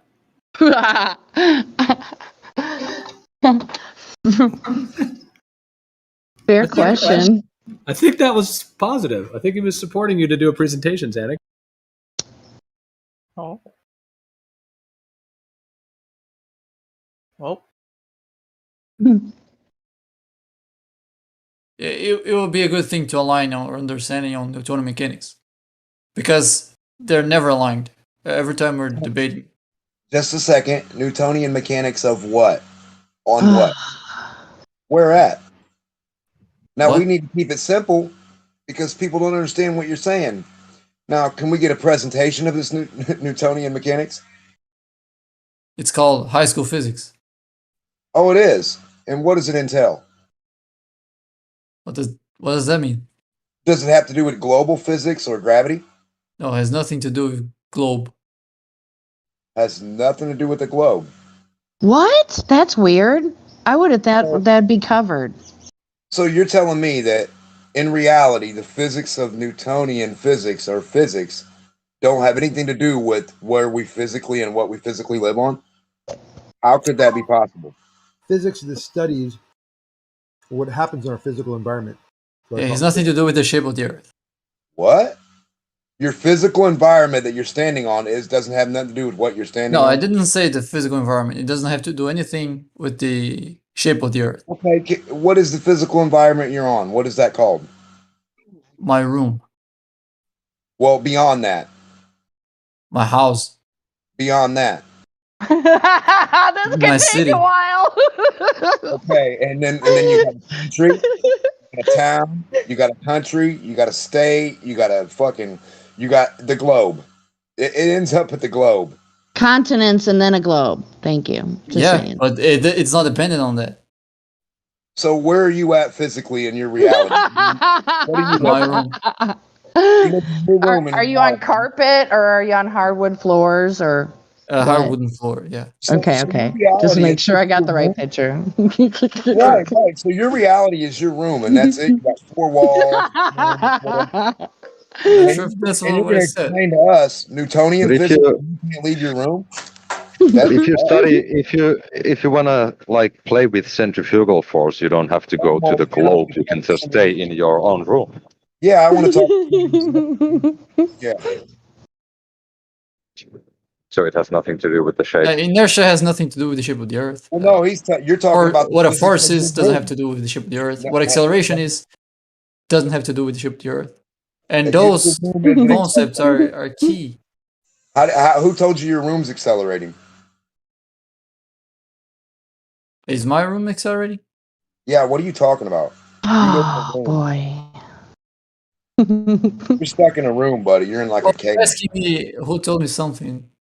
You told what us you live in a cage. that I don't know what you're talking about. I know you don't know much. You live in a cage.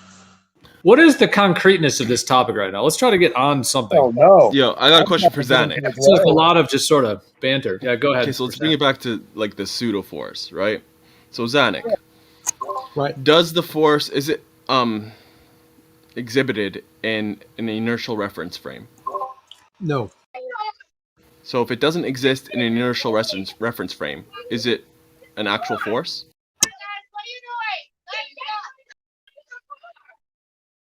Yes, because it exists in a non-inertial reference frame. That's what causes it to be a force. But it's not a physical. Okay, hold up. So it's a physical. Hold on. It is a physical force in. I've said it 100,000 times. My God, it's a force that is in a rotating reference frame. yeah, we understand. It's Hold in on. a It's non-inertial frame reference. dependent, and it is without origin. Those are two key things that have to be there. And it's observer dependent. It had like the observer has to be in that non-inertial reference frame, right? No, of course not. What do you mean? So you I can observe it from an inertial reference frame? I can be looking at I can be observing a rotating reference frame and see the effects in that rotating reference frame occur. I can absolutely see a crash. I can see a car crash in a rotating reference frame or an accelerated reference Obviously, frame. but you would have to. I can hold on. I can see it when I'm observing from an inertial reference frame.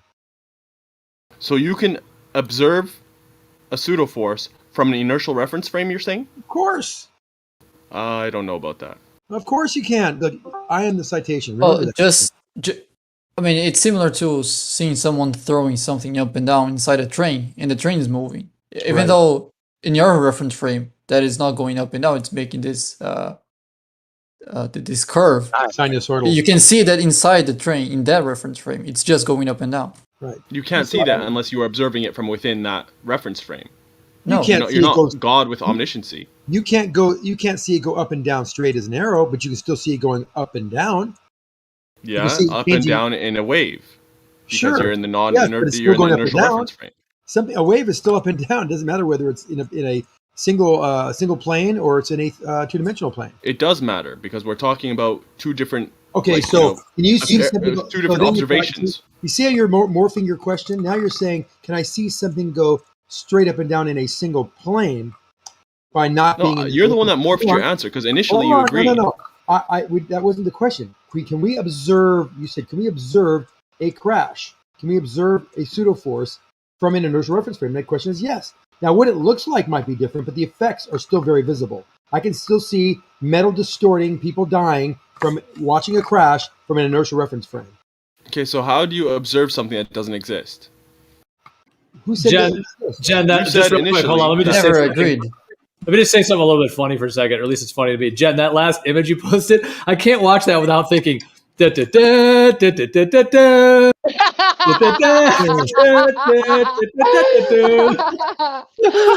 Fuck this gay Earth. Fuck it, man. Fuck the heliocentric theory. It's not a fucking model. Let's go back. They put it at the beginning of every movie, on every movie since all of our lives. This huge Universal Studios. Gio, you had it wrong.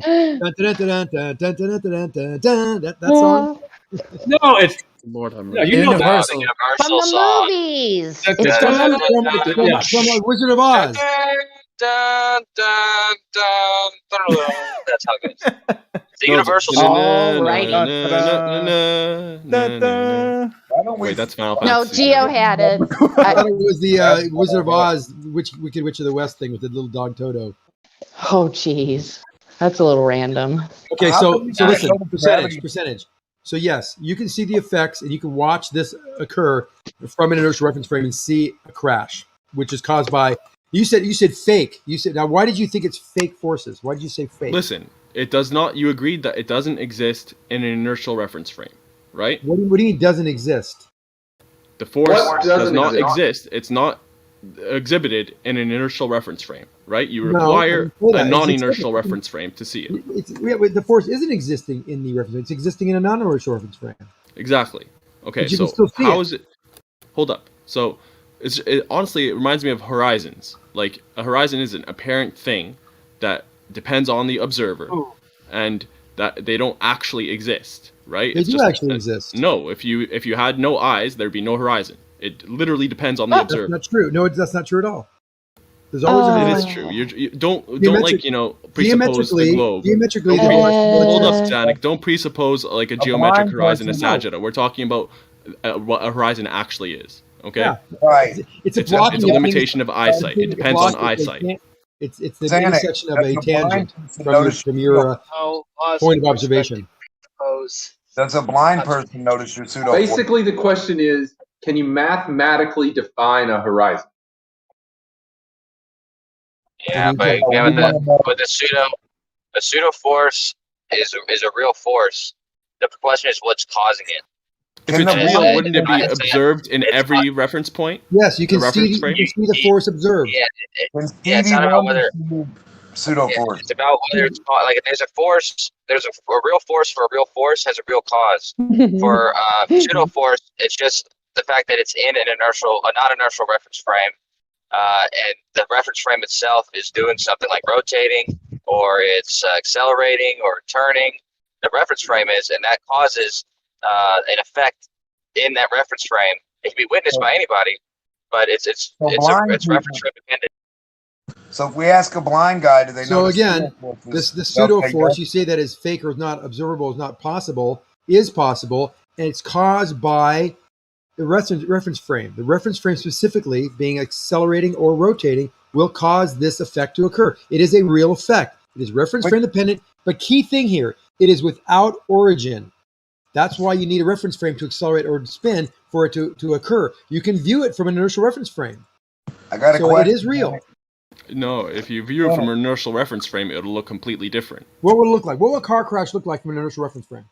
Why do you keep on saying car crash? Because car crash is an example of like that's an centripetal example of a force, for pseudo-force. instance. That is an example of a pseudo-force. No, car crash is an example of, if anything, centripetal, like a real force, because it's stopping. You know, let's say if it's spinning or something like that, it's the friction that it goes against it, right? I just want to know actual force. It's not a pseudo force. I just want to know when Stevie Wonder explained it to Zanuck about the pseudo forces that he saw. No, it's not. If you're in the car and your car crashes into a wall, this is why you don't understand this, and I'll explain why. If you have a car, if you're in the car and you're driving it, and the car crashes, you keep on moving.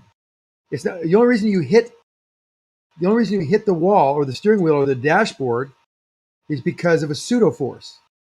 You're decelerating due to a pseudo force. No, that's not because of a pseudo force at all. Really? It's So now because your car crashed and hit something. So now you're gonna you have momentum. So you're gonna now redefine physics. No, I'm not. You're the one that's making stuff up. Obviously, the reason you're moving forward, the reason you keep on moving forward relative to your car is because your car hit something. Did the car hit you? That's what caused it. Did the car hit you? Hitting something is an actual force. It hit a wall or what have you. Because you're decelerating.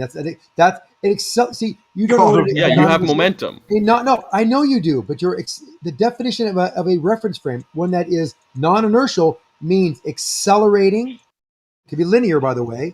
It doesn't have to be rotating, or inertial, which is not accelerating or rotating.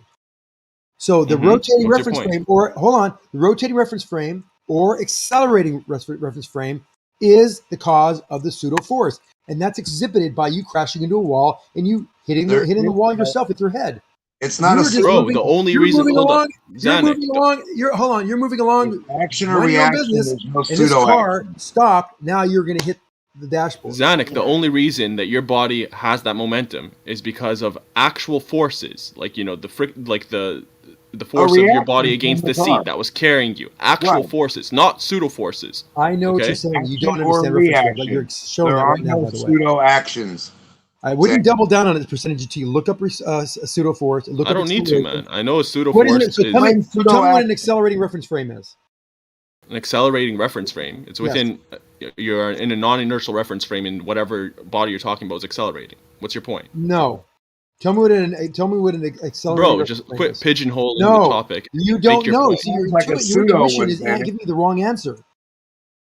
I would put pseudo. It's not the wrong answer at all. It's a non-inertial reference frame, which is increasing in speed. Reference frame, Zanuck. You don't know. See, this is the thing, percentage. You think you know things you don't. I just told you, Zanuck. No, you didn't. You got it wrong. Zanuck, go look it up. Go Google it. Come back. What did I say wrong? You said it was. You're looking at something that's decelerating in the inertial reference. You said gibberish. Didn't make any sense. I don't even know what you said. I said it's a non-inertial reference frame, right? No, that's undergoing acceleration. You can't answer what I'm asking you with that answer. No, this is what I told you. If you were listening, stop talking over me. This is red herring. You're trying to make it about something that's not what it is. You asked me what an accelerated reference frame was. I told you it's a non-inertial reference frame that's undergoing acceleration. That's basically what it is. If you have any kind of corrections, please make them. Maybe we should wrap this topic up, Zanuck, because there's a lot of people in the room. They might not all want to hear only you talk about reference frames, but I know percentages going back and forth. So let's try to maybe wrap this up so we can move to something else. So you say the reference frame is what? What is a non-inertial reference frame that is accelerating? What does that mean? You know what a non-inertial reference frame is, right? I do. When it's accelerating or rotating. The frames. No. Yeah, so it's a frame of reference that's undergoing Not a frame of acceleration. reference. Not a frame of reference. It's a reference frame. There's a difference. Reference frame is No, there isn't a difference. There Stop is a being difference. stupid. The reference frame is an environment, the entire environment that is accelerating or rotating. You're wrong again. You're trying to say there's a difference between a reference frame and a frame of reference? This is what you're hinging your argument on? No, I'm just could be a little Stop pedantic. being stupid, man. Move on. Let's move on. The reference frame is a frame that is accelerating or frame of reference. Yeah, it's a non-inertial reference frame that's accelerating, undergoing acceleration with respect to an inertial frame. Do you have a problem with that? No. Fantastic. Now, what's your point? Since we've kind of gotten past that red herring. So what causes the card to distort? The reference frame that is accelerating or the inertial reference frame? Neither. The fucking wall causes it to distort. See, you're confused again. No, I'm not. Yes, you are. The reason Lord there's a have mercy. pseudo force when things decelerate and crash into things, as they're crashing into things, that is a pseudo force. You don't agree. You're wrong.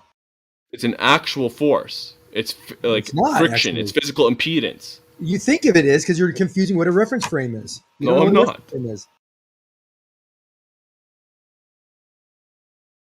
You don't understand pseudo forces. You don't understand it, man. I do understand. I'm trying to help you understand. You answered it two different ways. Okay, I asked you if the thing let's make exists an in easier an one. Let's make an inertial easier reference one. frame. You Let's said make- no, you know what? but it's also still observable. Okay, great. Let me make it easier then. Let's take a turn.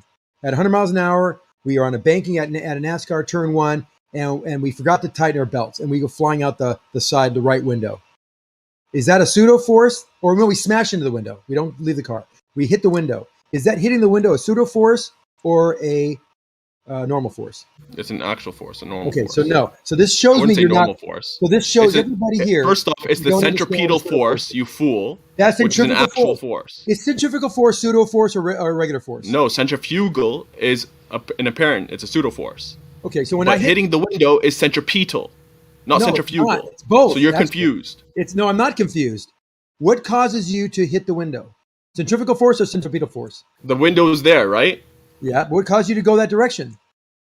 The fact that you're going that direction isn't Is the it issue, centrifugal force? because that's only in the inertial reference frame. In a non-inertial reference, I mean, in the You're tying non-inertial yourself up with reference words. frame. You just- In the you're not- inertial reference frame, hold up. In the inertial reference frame, it's not that's just an apparent thing. You wouldn't have that in an inertial reference frame.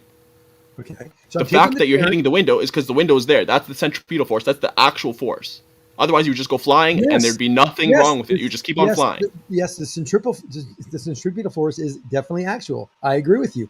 We're talking about what makes the car. See, the window's still there. It didn't do anything. It just changed directions because it's attached to the car that changed direction. But you in the car are hitting the window.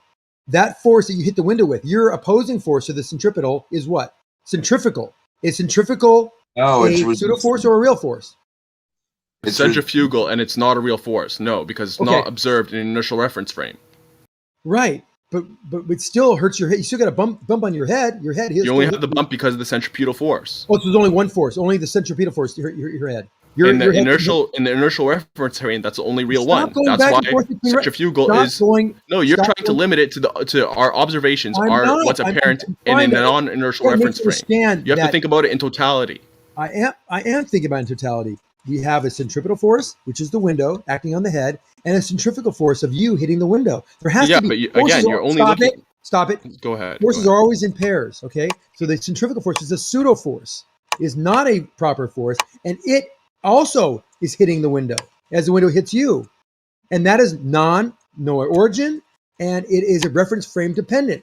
That's why it's real, because the bump on your head, even though it was caused by the window, centripetal, your head hit the window. It is centrifugal, pseudo force, still observable, still has an effect. It can be measurable, and we have a value for it. Zanuck, simply put, if it's only observed in a Can't answer the non-inertial question, reference frame, You can't and answer not, what I said. I said it very articulately and you slowly. didn't even ask And a you question, said- bro. You said Zanuck. No, I told you. What was Your the head question? Your head hitting the window is centripetal force. the window hitting your head not. is centripetal force. Centrifugal No, it's versus not. centripetal. They're both forces. One pseudo, one is not. I would encourage you to It's like not. enunciate the words better so people know what you're saying. It's But not. secondly, again, Centrifugal. you How ask about a question. centrifugal with a British accent? Zanuck, Centrifugal relax, force. relax. Zanuck, I was responding to Centrifugal you. force to centripetal Oh, Lord. force. Zanuck, does Centripetal I was make force, responding to centripetal you force and you is the window hitting interrupted. your head. Zanuck, Centrifugal I'm force. gonna mute you. I mean, someone's gonna mute Why you. would you mute I me? probably won't do You're it talking. because You're you keep just on not interrupting. No, you keep I on was telling interrupting. you. I was responding to you, and then you interrupted me. Go ahead. Criticizing me for Don't be not a baby. answering your question, which Don't you be a didn't baby. ask. Do it. I gave you a chance to ask your question again. You again didn't ask it, and then you interrupted me again. So Is you've the got to centrifugal just force? rein it in, Is the man. centrifugal force that your head hits the window? Is that a pseudo force? Listen, if it's You can't centrifugal, answer it, can you? I'm answering it. If it's No, you're not. centrifugal, it's not a real force because it's only exhibited in a non-inertial reference frame. If you Why don't does your see head it have a in bump an on it? inertial reference frame, it's not a real force. Then why does your head have a bump on it from hitting the window? Because of the centripetal force, the window being there. That's Okay? not. It doesn't. Isn't it? So it doesn't. So this is where If you're there wrong. was no window, there'd be Slow no down. bump. Correct. So since I know you're That's wrong, not and I'll try right. to explain why, please listen. So you said it's due to the window hitting your head. Does the head hit the window? Not from spinning in a circle. I No. didn't say it's Spinning from in- the window hold on a hitting your second. head. I said it's from the window Hold on being a second. there. Please quote me correctly. Hold on Well, a if the second. window's man. there, then you're No. even more wrong. Because You're now both it's the wrong. person God damn running it. into the window that is a pseudo force that has a real force that is called centrifugal force. You're both wrong. Did you say centrifugal force is a real force? No, it's a pseudo force. You're contradicting yourself. You said the window's not moving now. It's now the body hitting the window. So you just contradicted yourself. Now we have I the didn't say body. the window wasn't Hold on. moving. You gotta let me- Please quote me you gotta let me correctly. finish. You gotta let me finish. You said the window's not moving. The body. No, I didn't. That's a lie. Stop misquoting. Everyone heard that. You said the window's not moving. No, are. I said the bump is on your head because the window is there. I didn't say Right. anything about the window moving or stationary or said the window hitting your head or You anything said- like that. So you stop said the window's not misquoting me. moving. You said that. You said it again. Lord have Is the mercy. window moving or not? Is the window I moving? challenge you, Zanuck, to pull up. This is Is- recorded. I I challenge know you to these pull laws up very me saying the well, window is not okay? moving. I want to know where you get on anything and spin in a circle and it makes you smack your head against shit like that. That's not what happens. If I get on a fair ride, I slowly slide to the outside of wherever it's spinning. I go to I don't bounce my head. There, you bounce your head from going forward or backward fast. So like if you slam on the gas or slam on the brake, that's when you bounce your head off something. Or if you turn left or right, that's the same effect.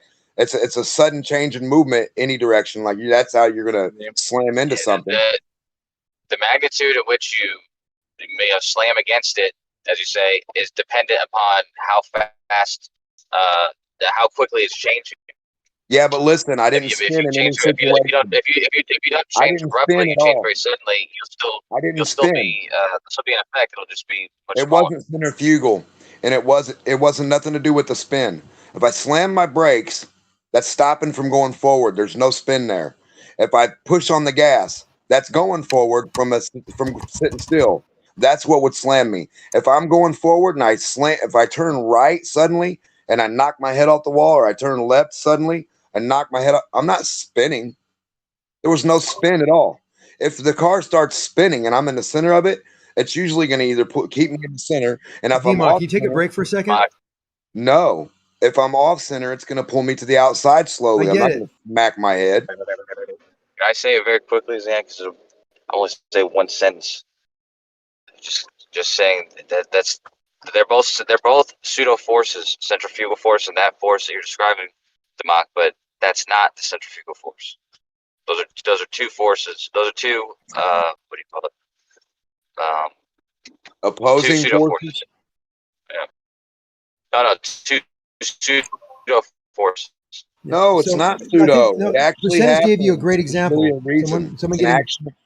It's an Dima, can I action please reaction. respond? You already had your floor. No, for a second. there's no. Where's the pseudo reaction? Let me tell you about it because Yo, Zanuck, keep my name out your mouth unless you're going to quote me correctly. I'm going to quote you correctly. I You hope said so.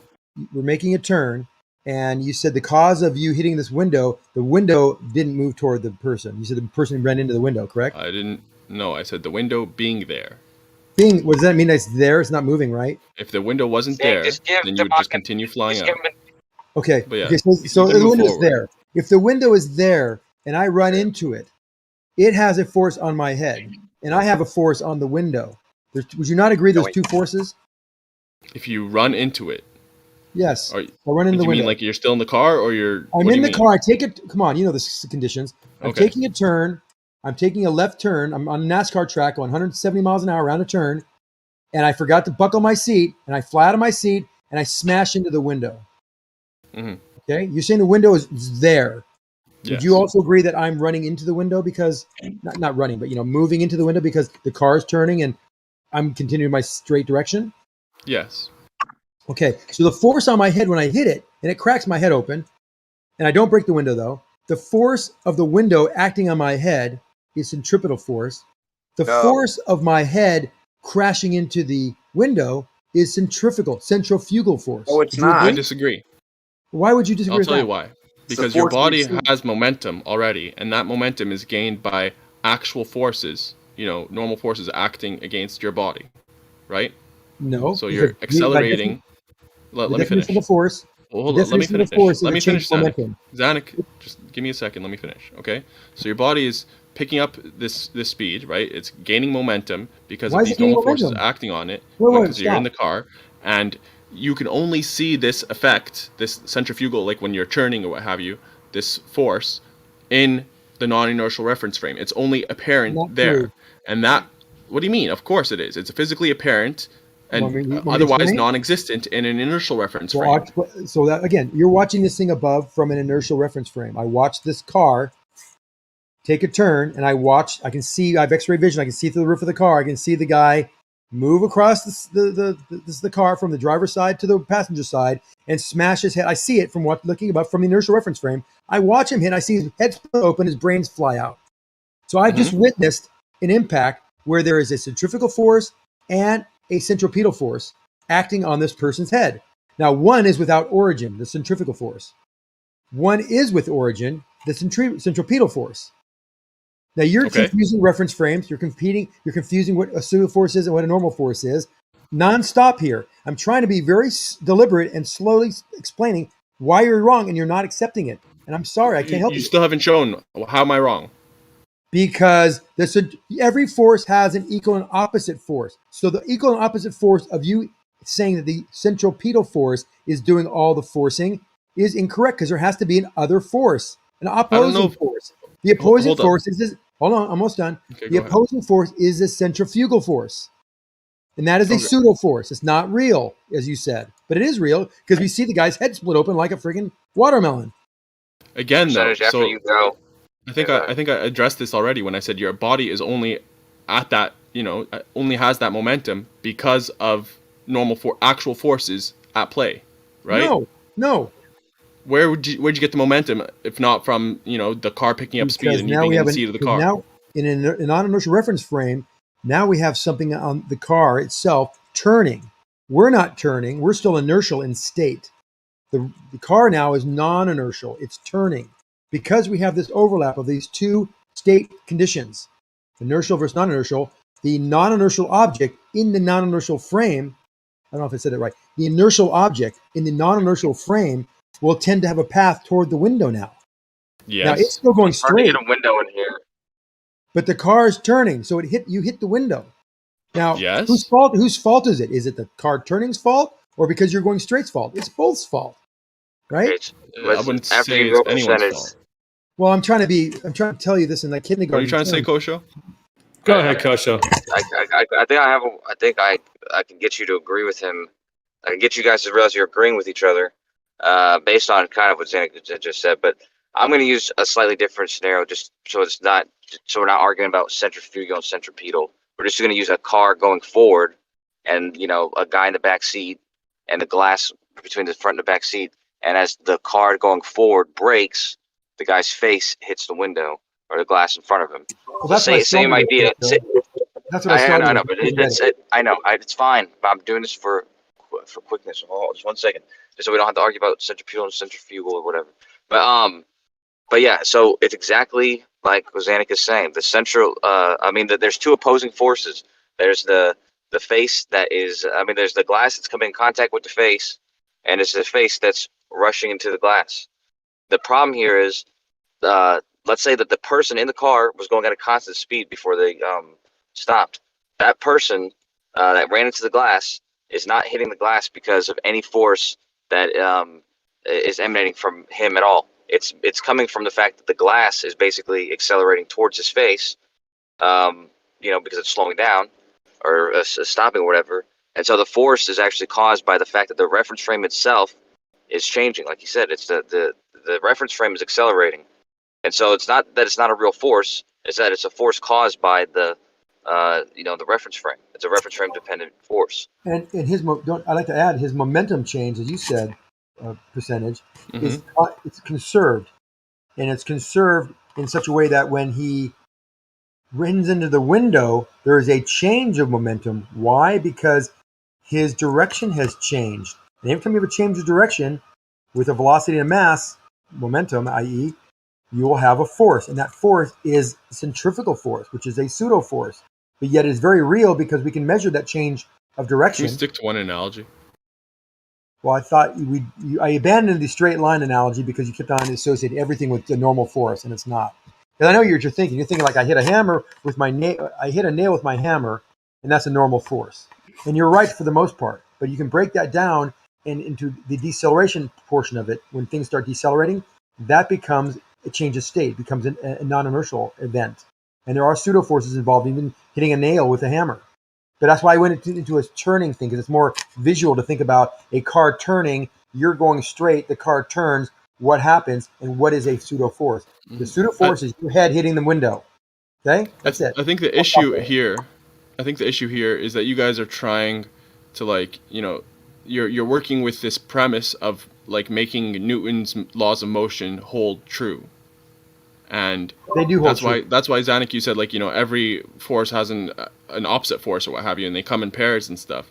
But in an inertial reference frame, that need not be the case, right? And all of these no, that is gaining of, especially all forces have equal and opposite forces.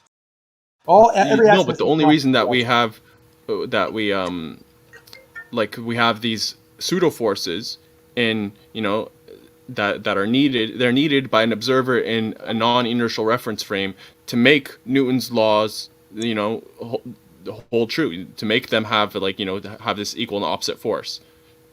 The laws of motion hold true. If you didn't need that, if that wasn't your goal, and you're looking at it from an inertial reference frame, you just see something like speed up and then slow down, and another thing go or what have you. It would be it's not something that we'd have to solve. We wouldn't have to say, oh, this doesn't jive with Newton's laws of motions or what have you. It would just be what it is.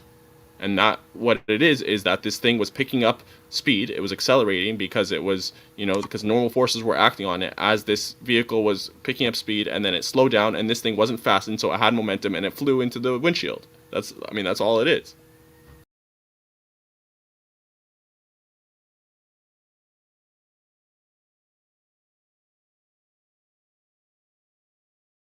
So basically, for me, the distinction between what's a real force and an existing force and not is whether or not it's exhibited in inertial reference frames.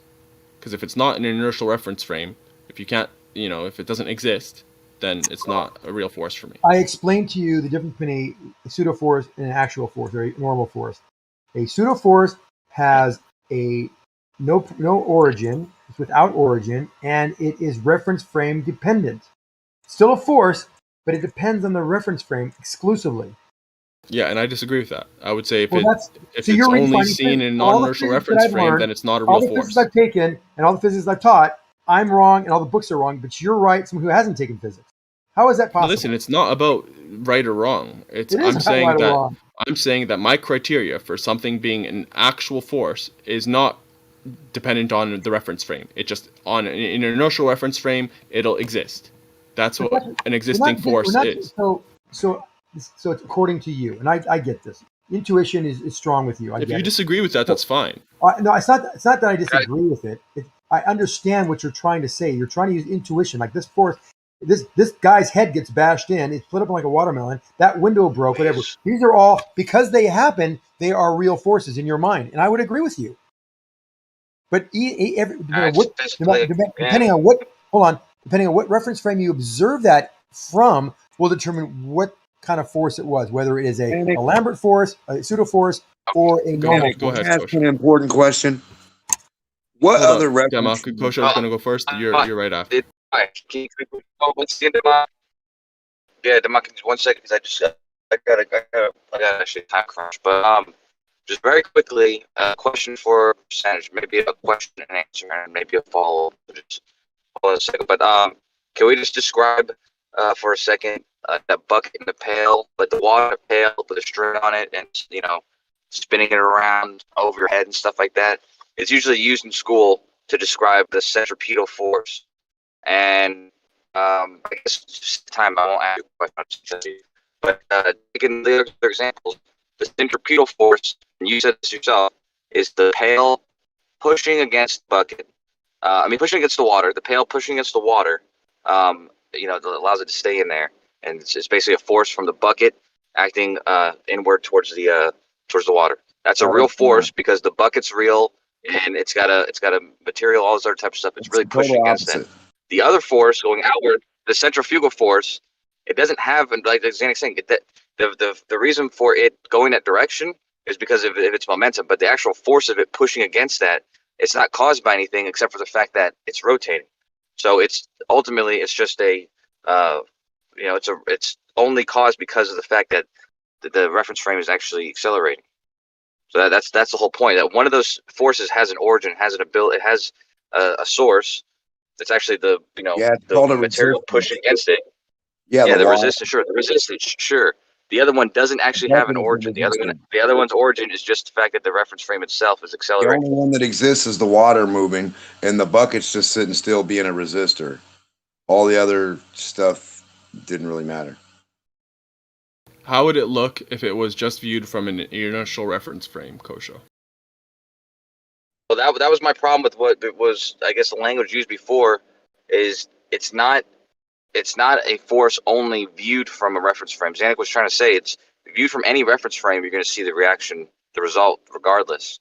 So it doesn't matter that it's viewed for where it's viewed from. It just matters that the reference frame itself is what's causing this force to exist, where there wouldn't have been a force. The bucket's not pushing down, Kosho. Who told you that? Where did you get that idea? Why would the bucket be pushing down if it's stationary? I disagree with you about it not needing, to be observed within that reference frame. I think it absolutely needs to be. Percentage. Can I ask you a question? If you guys don't mind me interrupting. Yeah, go ahead. Ask a second one too. So June, in Australia, the sun gets about 32 arc minutes, right, in size, and in December, where apparently according to the geocentric model, the Earth is tilted towards the sun, but it's 30 arc minutes in size. Wouldn't you think that if you were to tilt towards something, it would get bigger? You would think so, yes. I just wanted to ask if you checked that out or saw that before. No, I mean... Good observation. Now the bucket thing. Hold on. Whoa. I'm sorry for interrupting this. Yeah, it's tilted towards it, but... Second, Arma. If you let go of the bucket's going to go the same way the water's going to go. Just to let you know, the bucket's not going inward towards anybody. Ever. Thank you. Go ahead, Arma. Well, because I wanted to bring it up first because I didn't want to interrupt the whole bucket or debate, whatever. But I feel like this is going to derail it now if I just go on to the whole Earth tilt thing. Go ahead, kill it. Well, in any case, the Earth is tilted, towards it. But I don't think that counts for the actual orbit of the Earth, though. Because it's possible that it's closer though in the orbit, so we might have to consider that. So in June, it's tilted away, but it's bigger in size. And in December, it's tilted to, but smaller in size. Yeah, because if I'm correct, I believe we're actually, at least according to the globe narrative, right, that we're closer in the winter and slightly farther in the summer. But it's because it's tilted or whatever. Yeah. So if it's tilted, if it's tilted and we're moving and it's moving away from the sun, would it slow down, reverse, and then go back forward again, or would it just maintain a steady change of rate? I don't know. I'm just answering why it's bigger and smaller. That's it. All right. It's not the tilt. I Yeah. mean, Okay. So here I'll give you some actual. I'll give you some actual, practical, actual, real life data, and this is what it shows. It shows that, and this is right from Stellarium. Go look at the diameter data of the sun, and it says that in June, like mid-June and June,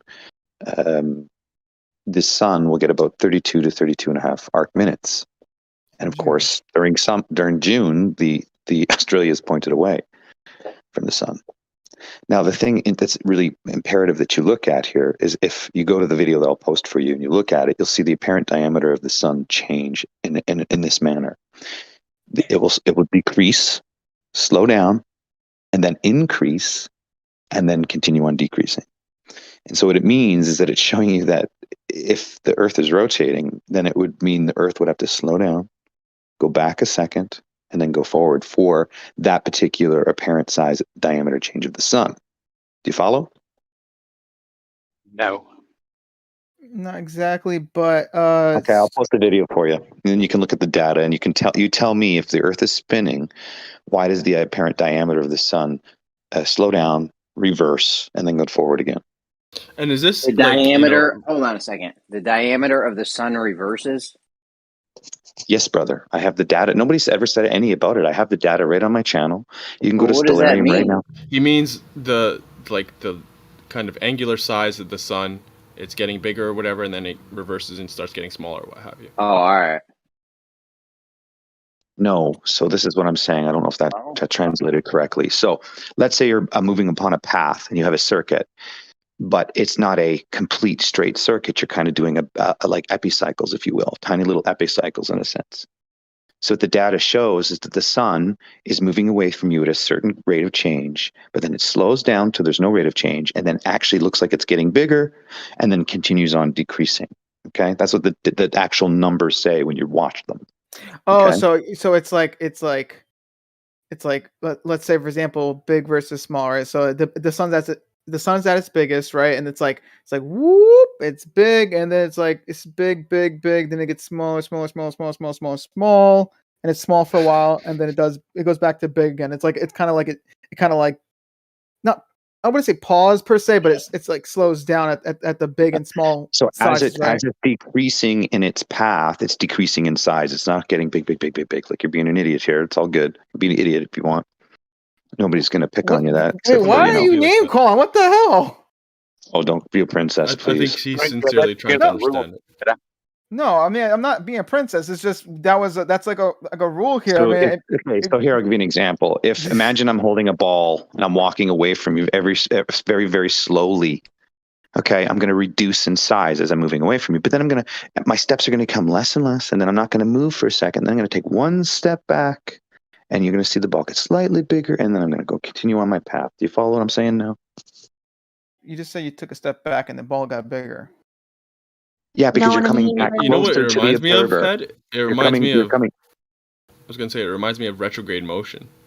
Yeah, that's essentially, if you want to put it to that principle. But the whole point is, guys, listen, if I'm walking away with a beach ball and I'm walking at one rate and I slow down and then I actually come to you a couple of steps closer as I was moving away, well, there's going to be a little diameter change in that ball size when I do that movement. That's what I'm observing in the data. Mm-hmm. I was going to ask you how can I say this? How much data, how solid is your data? How reliable is it? Have you repeated it? I'm just saying that I noticed a pattern in it. I've brought it up before. I've had Kosho respond on it, but nobody's really brought it to attention at all. I understand, right? but you mentioned 30 and 32 arc minutes. So yeah, so the that's sun, pretty precise. the sun. Okay, so go look at how Ptolemy came up with 30 arc minutes measuring the sun. These are all based on optics of the eye and little experiments using different triangles and squares and circles, and then devising mathematics based on the length and ratios of whatever device you use to find let's say a constant or a. Mm-hmm. And I'm asking, is this repeated enough that it's reliable? this 30 to 32 arc So, minute. so I didn't get the change in size. data. I didn't get the data. I didn't create the data. I don't know where the data comes from. I'm just bringing to the attention the data and highlighting the situation, and nobody said anything about it. So I understand, but did you fact check it to like see the accuracy of this So data? it's from Stellarium, right? The data's from Stellarium, so I'd imagine they've had to take considerations in presenting their calculations accurately, right? But I don't know who's using this data for studying anything, unless you're into numerology and perhaps signs, and I don't know. You're just doing that kind of thing, right? They show it. But They show it To me, correctly. It's behaving. It's behaving normally the way it's supposed to be behaving. hang on. yeah, Suggest that the data again, is showing. I'm not saying anything. What is it Hold supposed up. to Purple behave Haze like? was trying to say something, and then Fed, you could respond. To me, it sounds like there's a suggestion that due to that data, we could consider that on the summer and the winter solstice, that the sun is actually revolving around a flat Earth, and it's actually rising in altitude as it spirals in and spirals out. Well, it would make sense that way, because if it was to spiral up in the wintertime here, it would explain why it's smaller in the arc. In the summertime here, it's smaller in size. And then when it's bigger in wintertime there, as it spreads out, right? So I don't know. It's interesting. So I mean, 2 arc minutes is very, it's the same very size. small. Like, I hope I don't know how they figured it out, but, nothing. It's big enough. I think you'd need a really good telescope to be able to see that. You need I to take think that, pictures and they've been doing this for a long time to start. When they can make every star at a 90-degree angle at each latitude and longitude, and you can navigate straight lines and angles using it. They've been mapping the stars for centuries, right? So it's all done for us. It's easy peasy. We just have to learn it. Every star is about like 25 stars. That's but fair. Yeah, but in this case, this is behaving the way it's supposed to behave. Like if it. Yeah, Kosho. So listen, Exactly the way listen to my listen to my explanation, and you're telling me this is how it's supposed to behave. This is what I'm observing in the data. I remember it, but go ahead.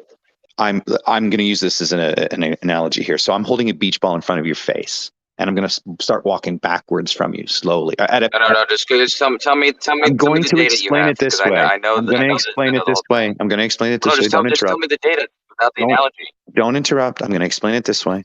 Fed, So I if mean, I you're stand speaking to the guy, and he said he prefers the actual thing without the analogy. Why not? Yeah, just give me the data, the data that you straight from the source. Yeah. I gave you the data, Kosho. If you say it's acting normally, Kosho, present your data. How about Kosho? You give the explanation. Give me the data that you say is acting weird. Again, you're not even allowing me. You're not even allowing me to clarify the explanation. Hold on. And then you're asking for the data. Show me your data, where show it's normal. Show me it.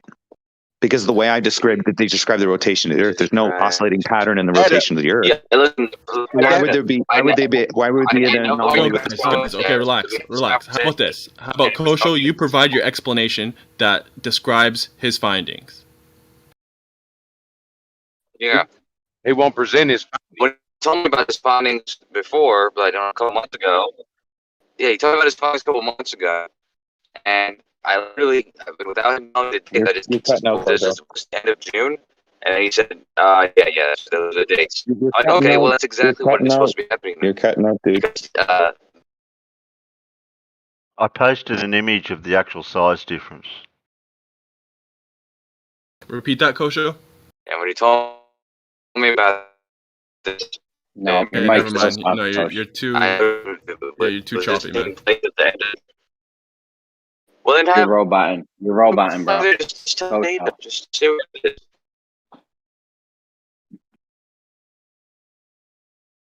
As I said, I posted an image of the actual size difference. Oh.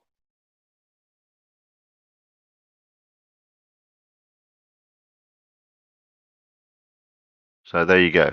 Argument over. Next topic.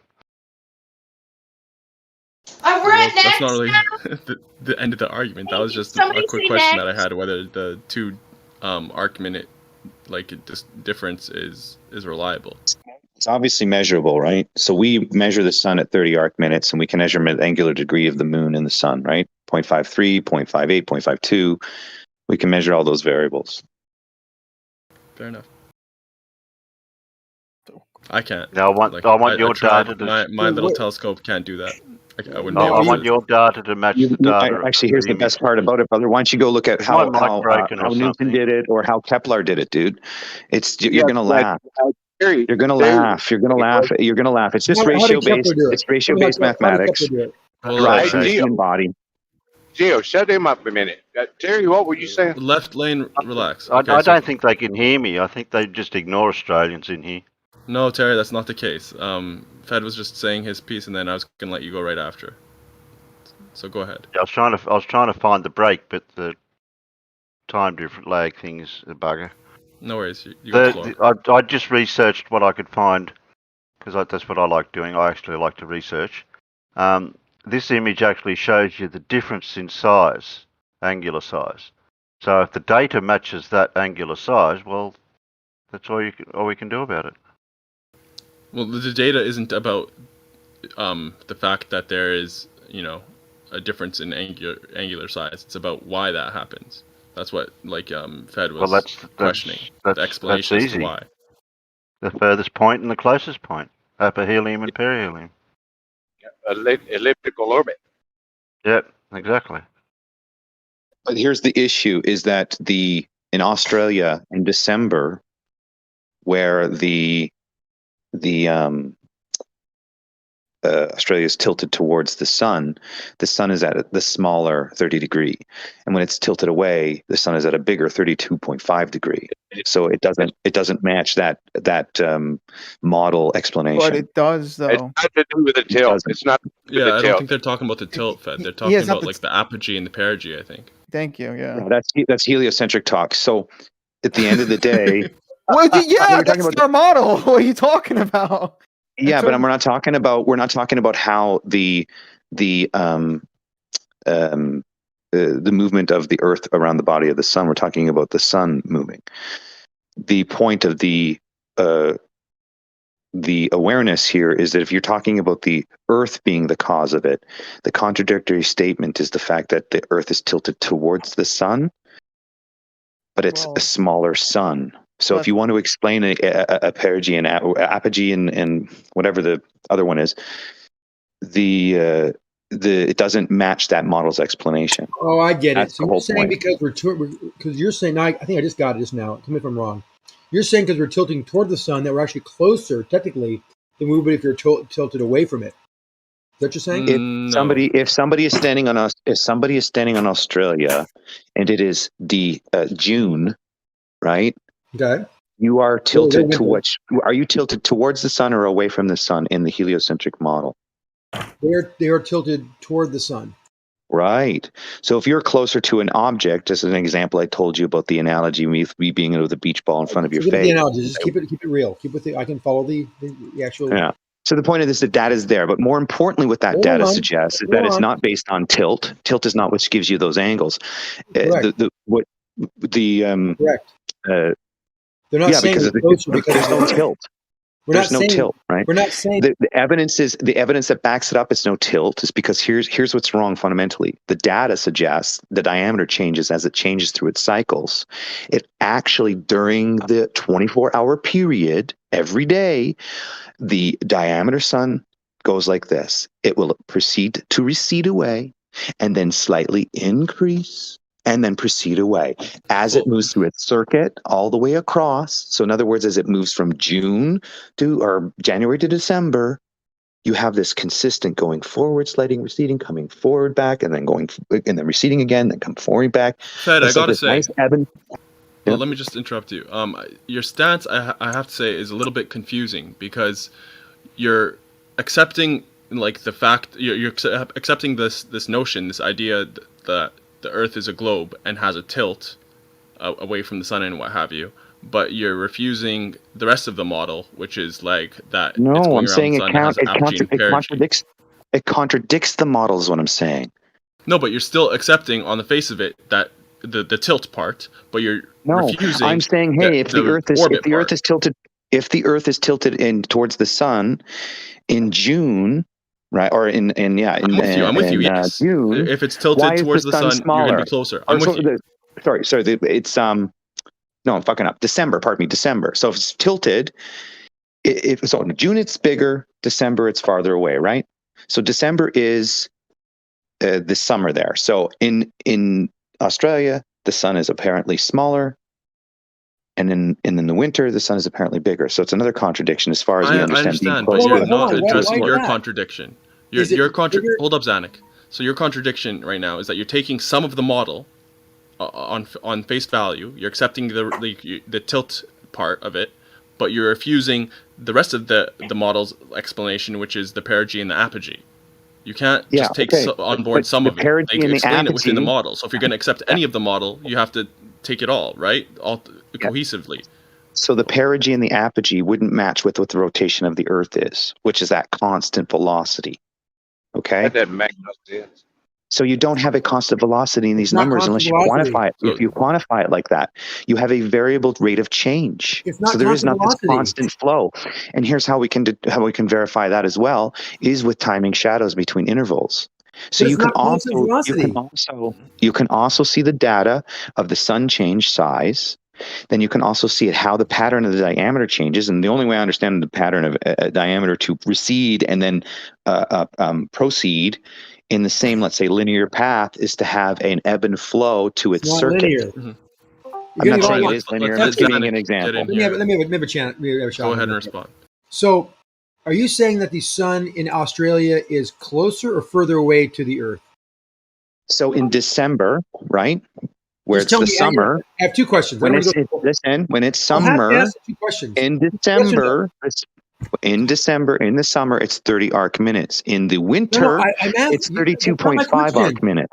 You got to stop. You got to just let me ask. What do you mean? I just answered you. Zanuck, you got to ask the question better though. You have to be Okay, specific. I'll try to You get didn't better. mention what time of the Is year. Is the Earth in our model closer to You gotta let him Australia finish to the talking too, sun? Zan. God, please let me answer it. Let Go me again. ask it. Is the sun closer to the Earth when we are in winter time for Australia in December? Excuse me, summertime. In summertime the winter in time, Australia. in your model, in the wintertime, the data says that the sun is 30 arc minutes, which means it's a smaller sun. No, Sorry, pardon me. that's Let me the rephrase that. In distance. December, which is the summertime, that's correct. December, in Where? the summertime, it's 30 arc minutes. December 21st in Australia, it's So you're 30 saying arc it's minutes. close. In So you're saying it's closer. I'm a farther, following kind of quickly. No, farther 30 because it's less. It's smaller, Zanuck. Exactly. Well, He's he's only having a told hard me time 30 arc. understanding that. We know it's about a half a degree. We know it varies from that point. But you're saying it's a constant 30 velocity compared to 32. Oh my God! I can't have a conversation with everyone just piling on. Just let me ask. But you got to listen to Zanuck. He I said am 30 arc listening, but minutes he said- versus he 32 said it's arc 30 minutes. arc minutes Obviously, in if it's December. more, it's closer. So what's more? What is it? So Exactly. what is it in summertime in? So the data December says this. in This is what the America? data says. So Zanuck, December in America, what is the size of the sun? are you a fucking retard? This What is is the size of the sun? There he goes Listen, again. both of you guys. Okay, so you guys need to listen to each other and not talk past each other. And Zanuck, his argument was centered around Australia. He didn't make any claims about the size of the sun in terms of North America, what have you. So it would behoove you guys to just listen to each other and respond in kind. So he says that it is larger in wintertime than in summertime. No. That's not what he said. You're not listening.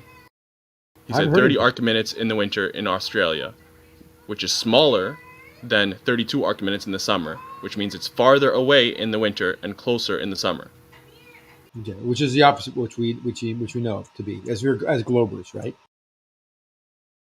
The point is, it doesn't match your model. You can't have something tilted towards something and be smaller. It would have to be bigger if you were tilted towards it. Now, if you want to have another theory, theorize about.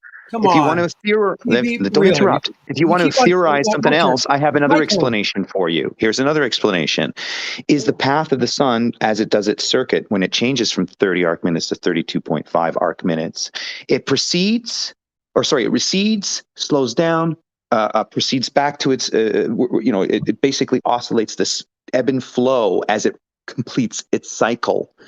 Okay, so if you want to say Be brief, the rotation of the Earth is pretty important, and the position it is. Now you're having a sun slow down and move forward with a rotating Earth around it.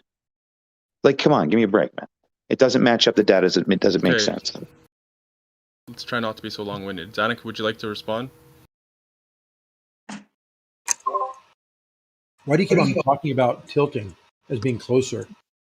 Yeah, apparently he's attributing the getting closer, further to the tilting, He which might be, is you might be a thousand. Hold on, you might be 1,000 miles closer by a virtue of a tilt in the scale of things you know things to be, right? Well, that's the So then thing. you're bringing that According up. to the globe model, the Earth is actually closer during the the southern winter, right?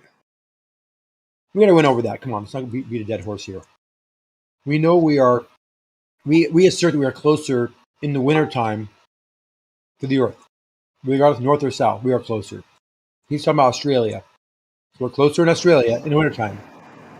It doesn't matter which way it's tilted, because a tilt would only be a small factor in this equation, right? But yeah, he's right. If you tilt something towards something, it's gonna be closer. We're talking about 1,000 miles, maybe at the tops. Yo, Closer. Zanik, you can't just say we're closer to the Earth in the wintertime, regardless of where you are. You're closer Well, to the Earth according to the globe wintertime model, in the yeah, south. he can If it's say wintertime in the north, you're not closer.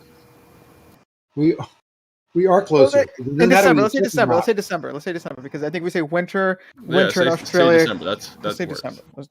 December, we are closer to the sun. We can measure it in the northern and southern hemisphere, even pointed away from it or being pointed toward it, like the southern hemisphere is in December.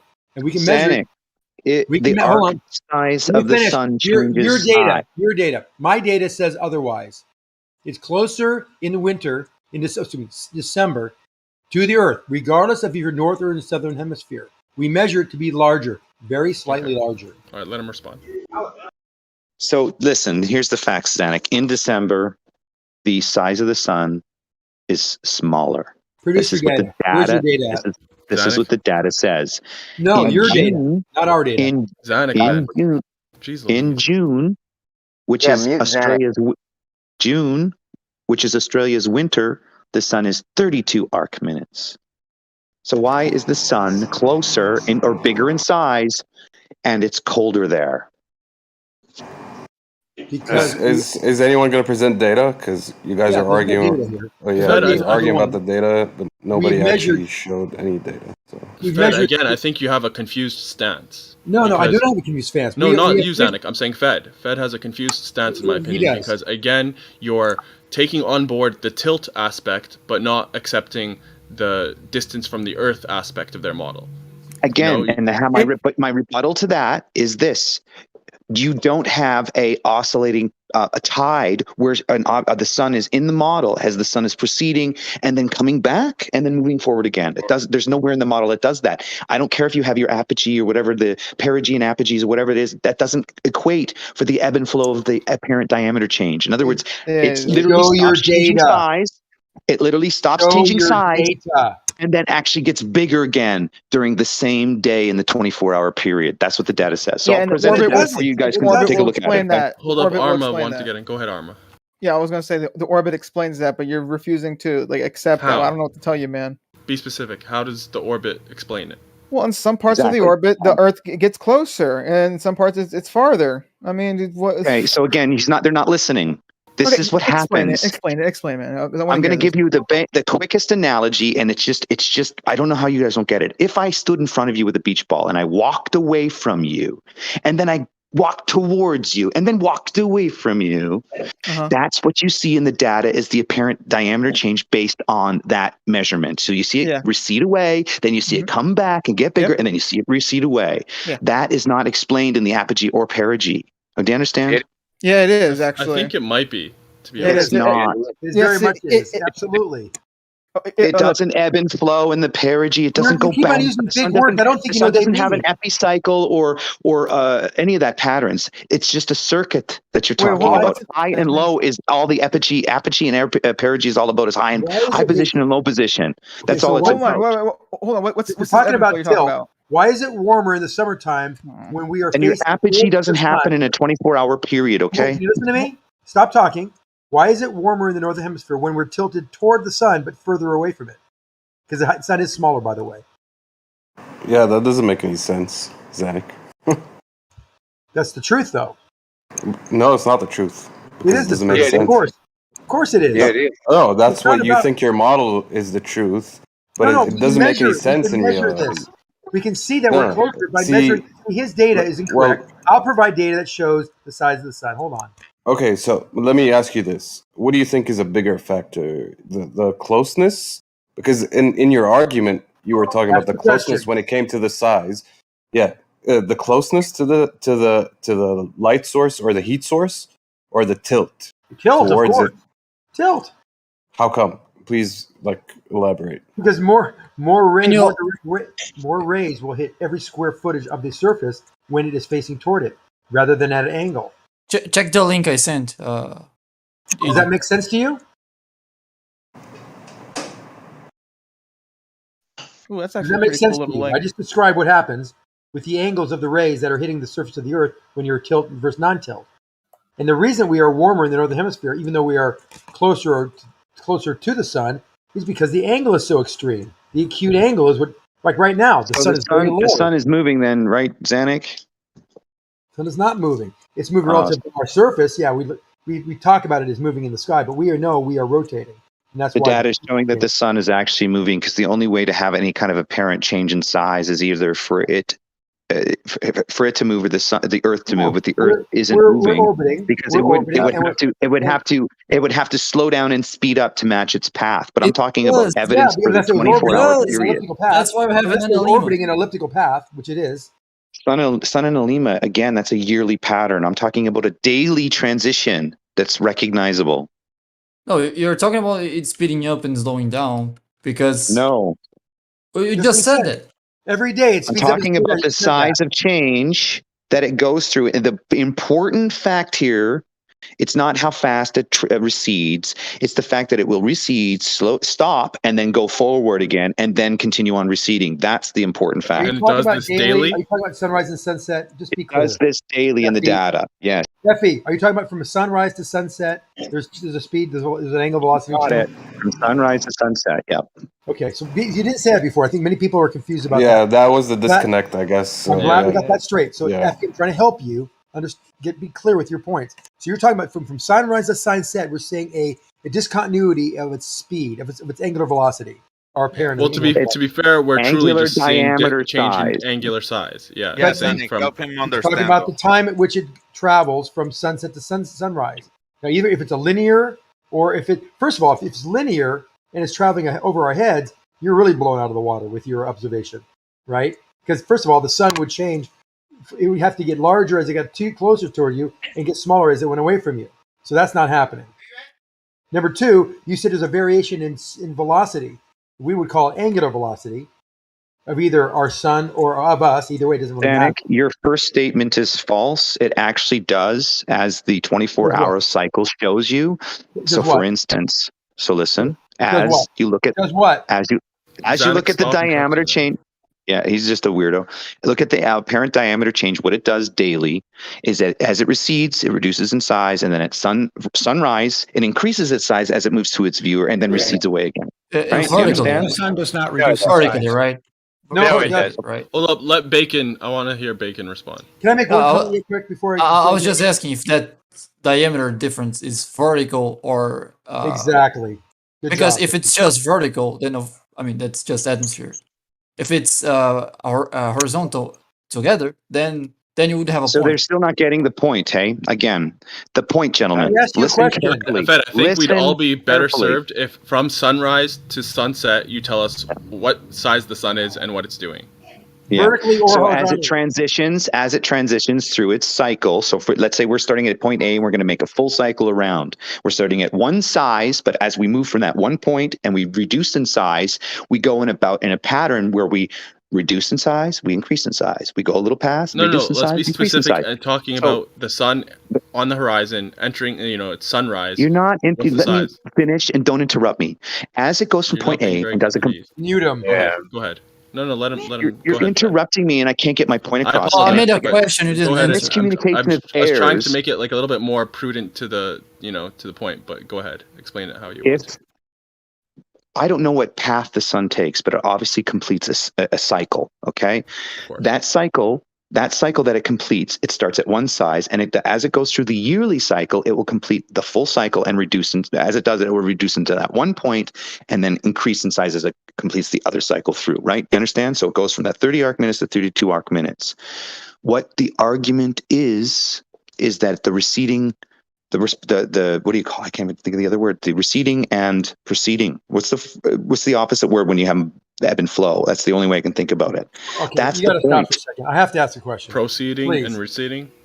Just wait a Proceeding and second. receding, I FE, suppose. FE.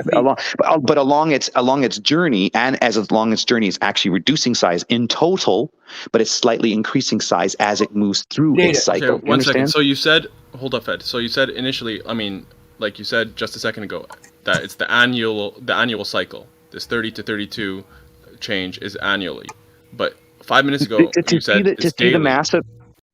So listen. So to see the full change from 32 arc minutes to 30 arc minutes, you have to do that 6 months. Okay. But as it proceeds through its cycle, right?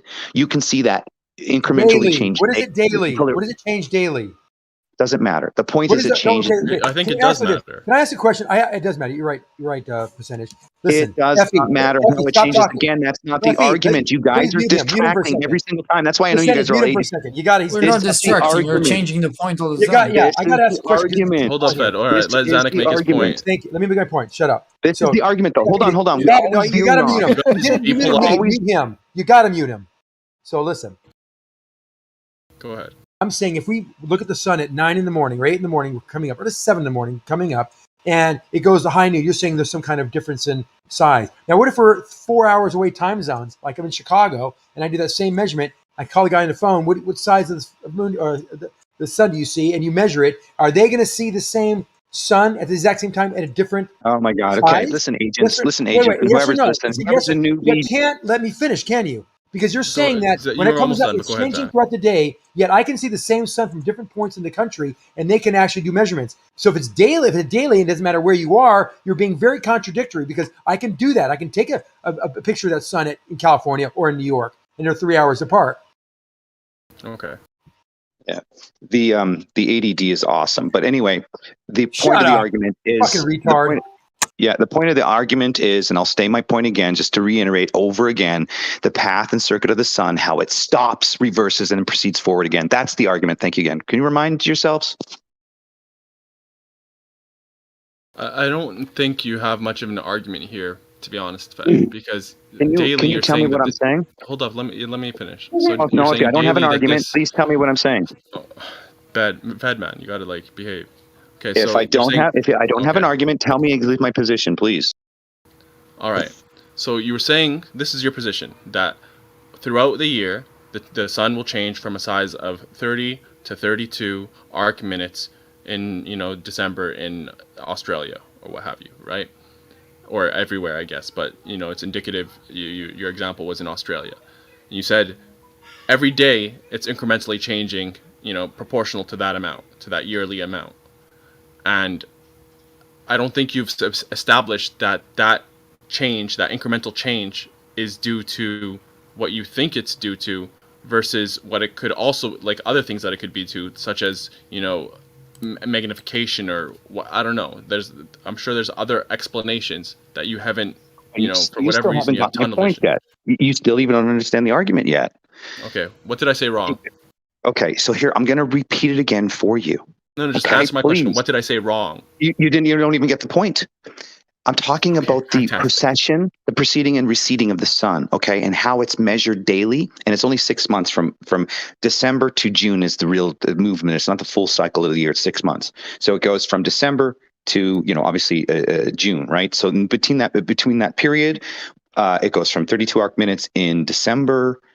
December in Australia, it's 30 arc minutes, and as it sheet again. Because now you guys got me all. Does it proceed and recede every day? So yes, that's the point. Okay, so when is it at its biggest? High noon? Okay, so it depends on the month, right? What month of the day it is, and the point of its cycle, right? So if we were to pick an arbitrary day in June, it would be 31 and a half arc minutes. And let's say you said every day it proceeds and recedes. Yes. So that means that throughout the day, it'll have its biggest time and its smallest time, right? So imagine I'm doing a half circle from you, and I'm walking away slightly, moving forward to you slightly, walking away from you. Like I'm taking 10 steps back, 1 step forward, 10 steps back, 1 step forward. That's what's happening in the data daily. Okay, so when does the 1 step forward, when it gets bigger again, happen? In the sunrise. At sunrise. Yeah. So it's biggest at sunrise, and then throughout the day it gets smaller. If it's in the cycle as it's moving from summer to fall, yes. If it's receding away generally, like that's its general path, then it will recede away generally, but increase slightly every sunrise until it finally reaches a new season. Left Lane, you want to respond?